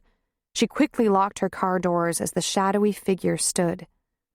She let out a sigh of relief as she recognized Walt, slowly rising from the front step. Parked not very far away from him, partially concealed by a tree and some shrubs, she saw his bike. She got out of the car, but stayed right by it. What are you doing here? You won't call me back, he said. He lifted his hands. He was bearing gifts again. I had to at least see you, Cassie. I wanted to say I'm sorry again. How long have you been here? Waiting? I don't know, he shrugged. Since 5 or so. What time is it? You've been sitting there for hours? I guess. My butt's asleep. What have you got there? Flowers and wine. Grocery store flowers, jug wine. No cork. I'm not a fancy guy, but I like you to have the best. You and my folks. You know. She laughed a little bit. Grocery store flowers? They look pretty shitty to me, but if that's what you want. I thought maybe we could put 'em in water, have a couple glasses of this bad wine, and talk things over. Well, you don't drink wine when you're on your bike.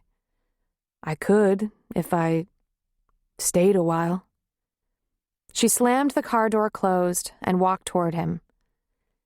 If you give me another chance, I promise not to keep anything from you again, he said. Would you dress the naked lady? For you, I would. If I dress her, she'll be wearing a nurse's uniform. He grinned largely, and I could get Property of Cassie tattooed on my biceps. He made her laugh. He always made her laugh. I was a little upset, she said. I know, and you were right to be. I shouldn't have done that. I never mentioned this, but women kept trying to fix me up. My mom, women in the office, they probably all think I'm hopeless. I hated it. It never worked. It was kind of fun getting to know you on my own, having you think I was, just a simple guy who worked hard and would probably never amount to that much. And you went for me anyway. It was wrong, but it was cool. Made me feel special. But I shouldn't have. I was embarrassed, she said. I thought I was seeing you for exactly what you were, and it turned out I wasn't seeing you at all.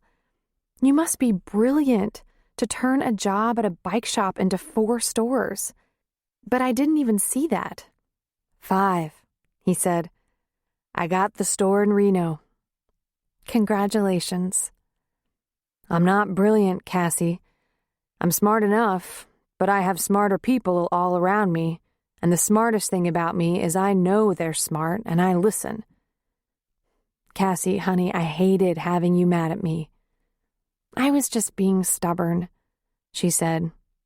I think I might be over it now. She looked at the flowers. Yeah, I'll get over it. I can get used to better flowers, too. Yeah? Wait till you taste the wine. Cassie, I want to marry you. Get married, have kids, get a playmate for Steve. I want it all with you. You over being mad enough to do that? Marry me? When? She asked. As soon as we can. Maybe when Beth's better. We can't get it done without your girls. Your girls are as important to you as my family is to me. You're thinking of Beth at a time like this? She asked. Sorry, he said. Yeah, I was thinking about her. We're so lucky, Cass. Our worst problems aren't that bad.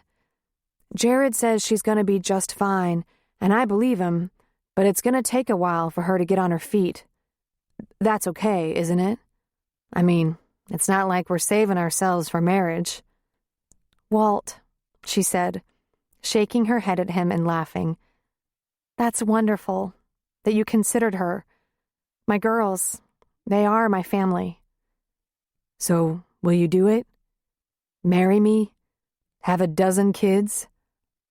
I'll marry you, she said, because I adore you. And I'll start with one and see where we end up. But I don't think I have time to squeak in a dozen. Thank God.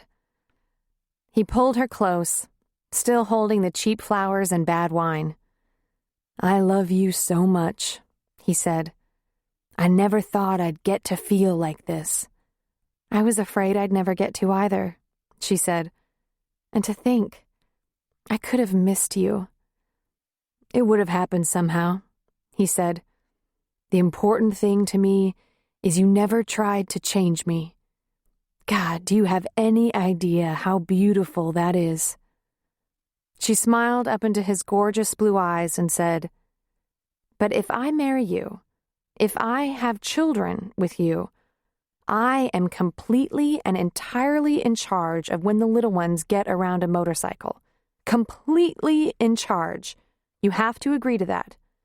Aw, Cassie, I wouldn't take any chances. Like, how much do you want to marry me? Because I'm an ER nurse. I'm going to stay one, and that's a deal breaker. Are you going to be ridiculous about it? He asked. Because I own a bike company. Possibly. How bad do you want to marry me and have children with me? He didn't have to think long. I guess if you have 'em, you can pull rank on certain things, after going through labor and everything, he said in something of a pout. You know, my mother already likes you, but I have a feeling she's going to really love you pretty soon. Yeah, she told me. She fought that bike stuff, but she lost. Walt, I'm not going to lose. I'm the last word on that. You'll wait for me to approve. Yes? Yes, he said slowly. Anything else? She grinned at him, tightened her arms around him. That's pretty much everything. You don't even have to dress the naked lady. I think she's growing on me. She got on her toes to kiss him. Really, you're just right. We hope you've enjoyed this unabridged production of A Summer in Sonoma, a novel by Robin Carr, performed by Kate Turnbull, presented by Mira and Harper Audio. Executive producer Jennifer Lopes. Text copyright 2010 by Robin Carr. Production copyright 2021 by Recorded Books. All rights reserved. Thank you for listening.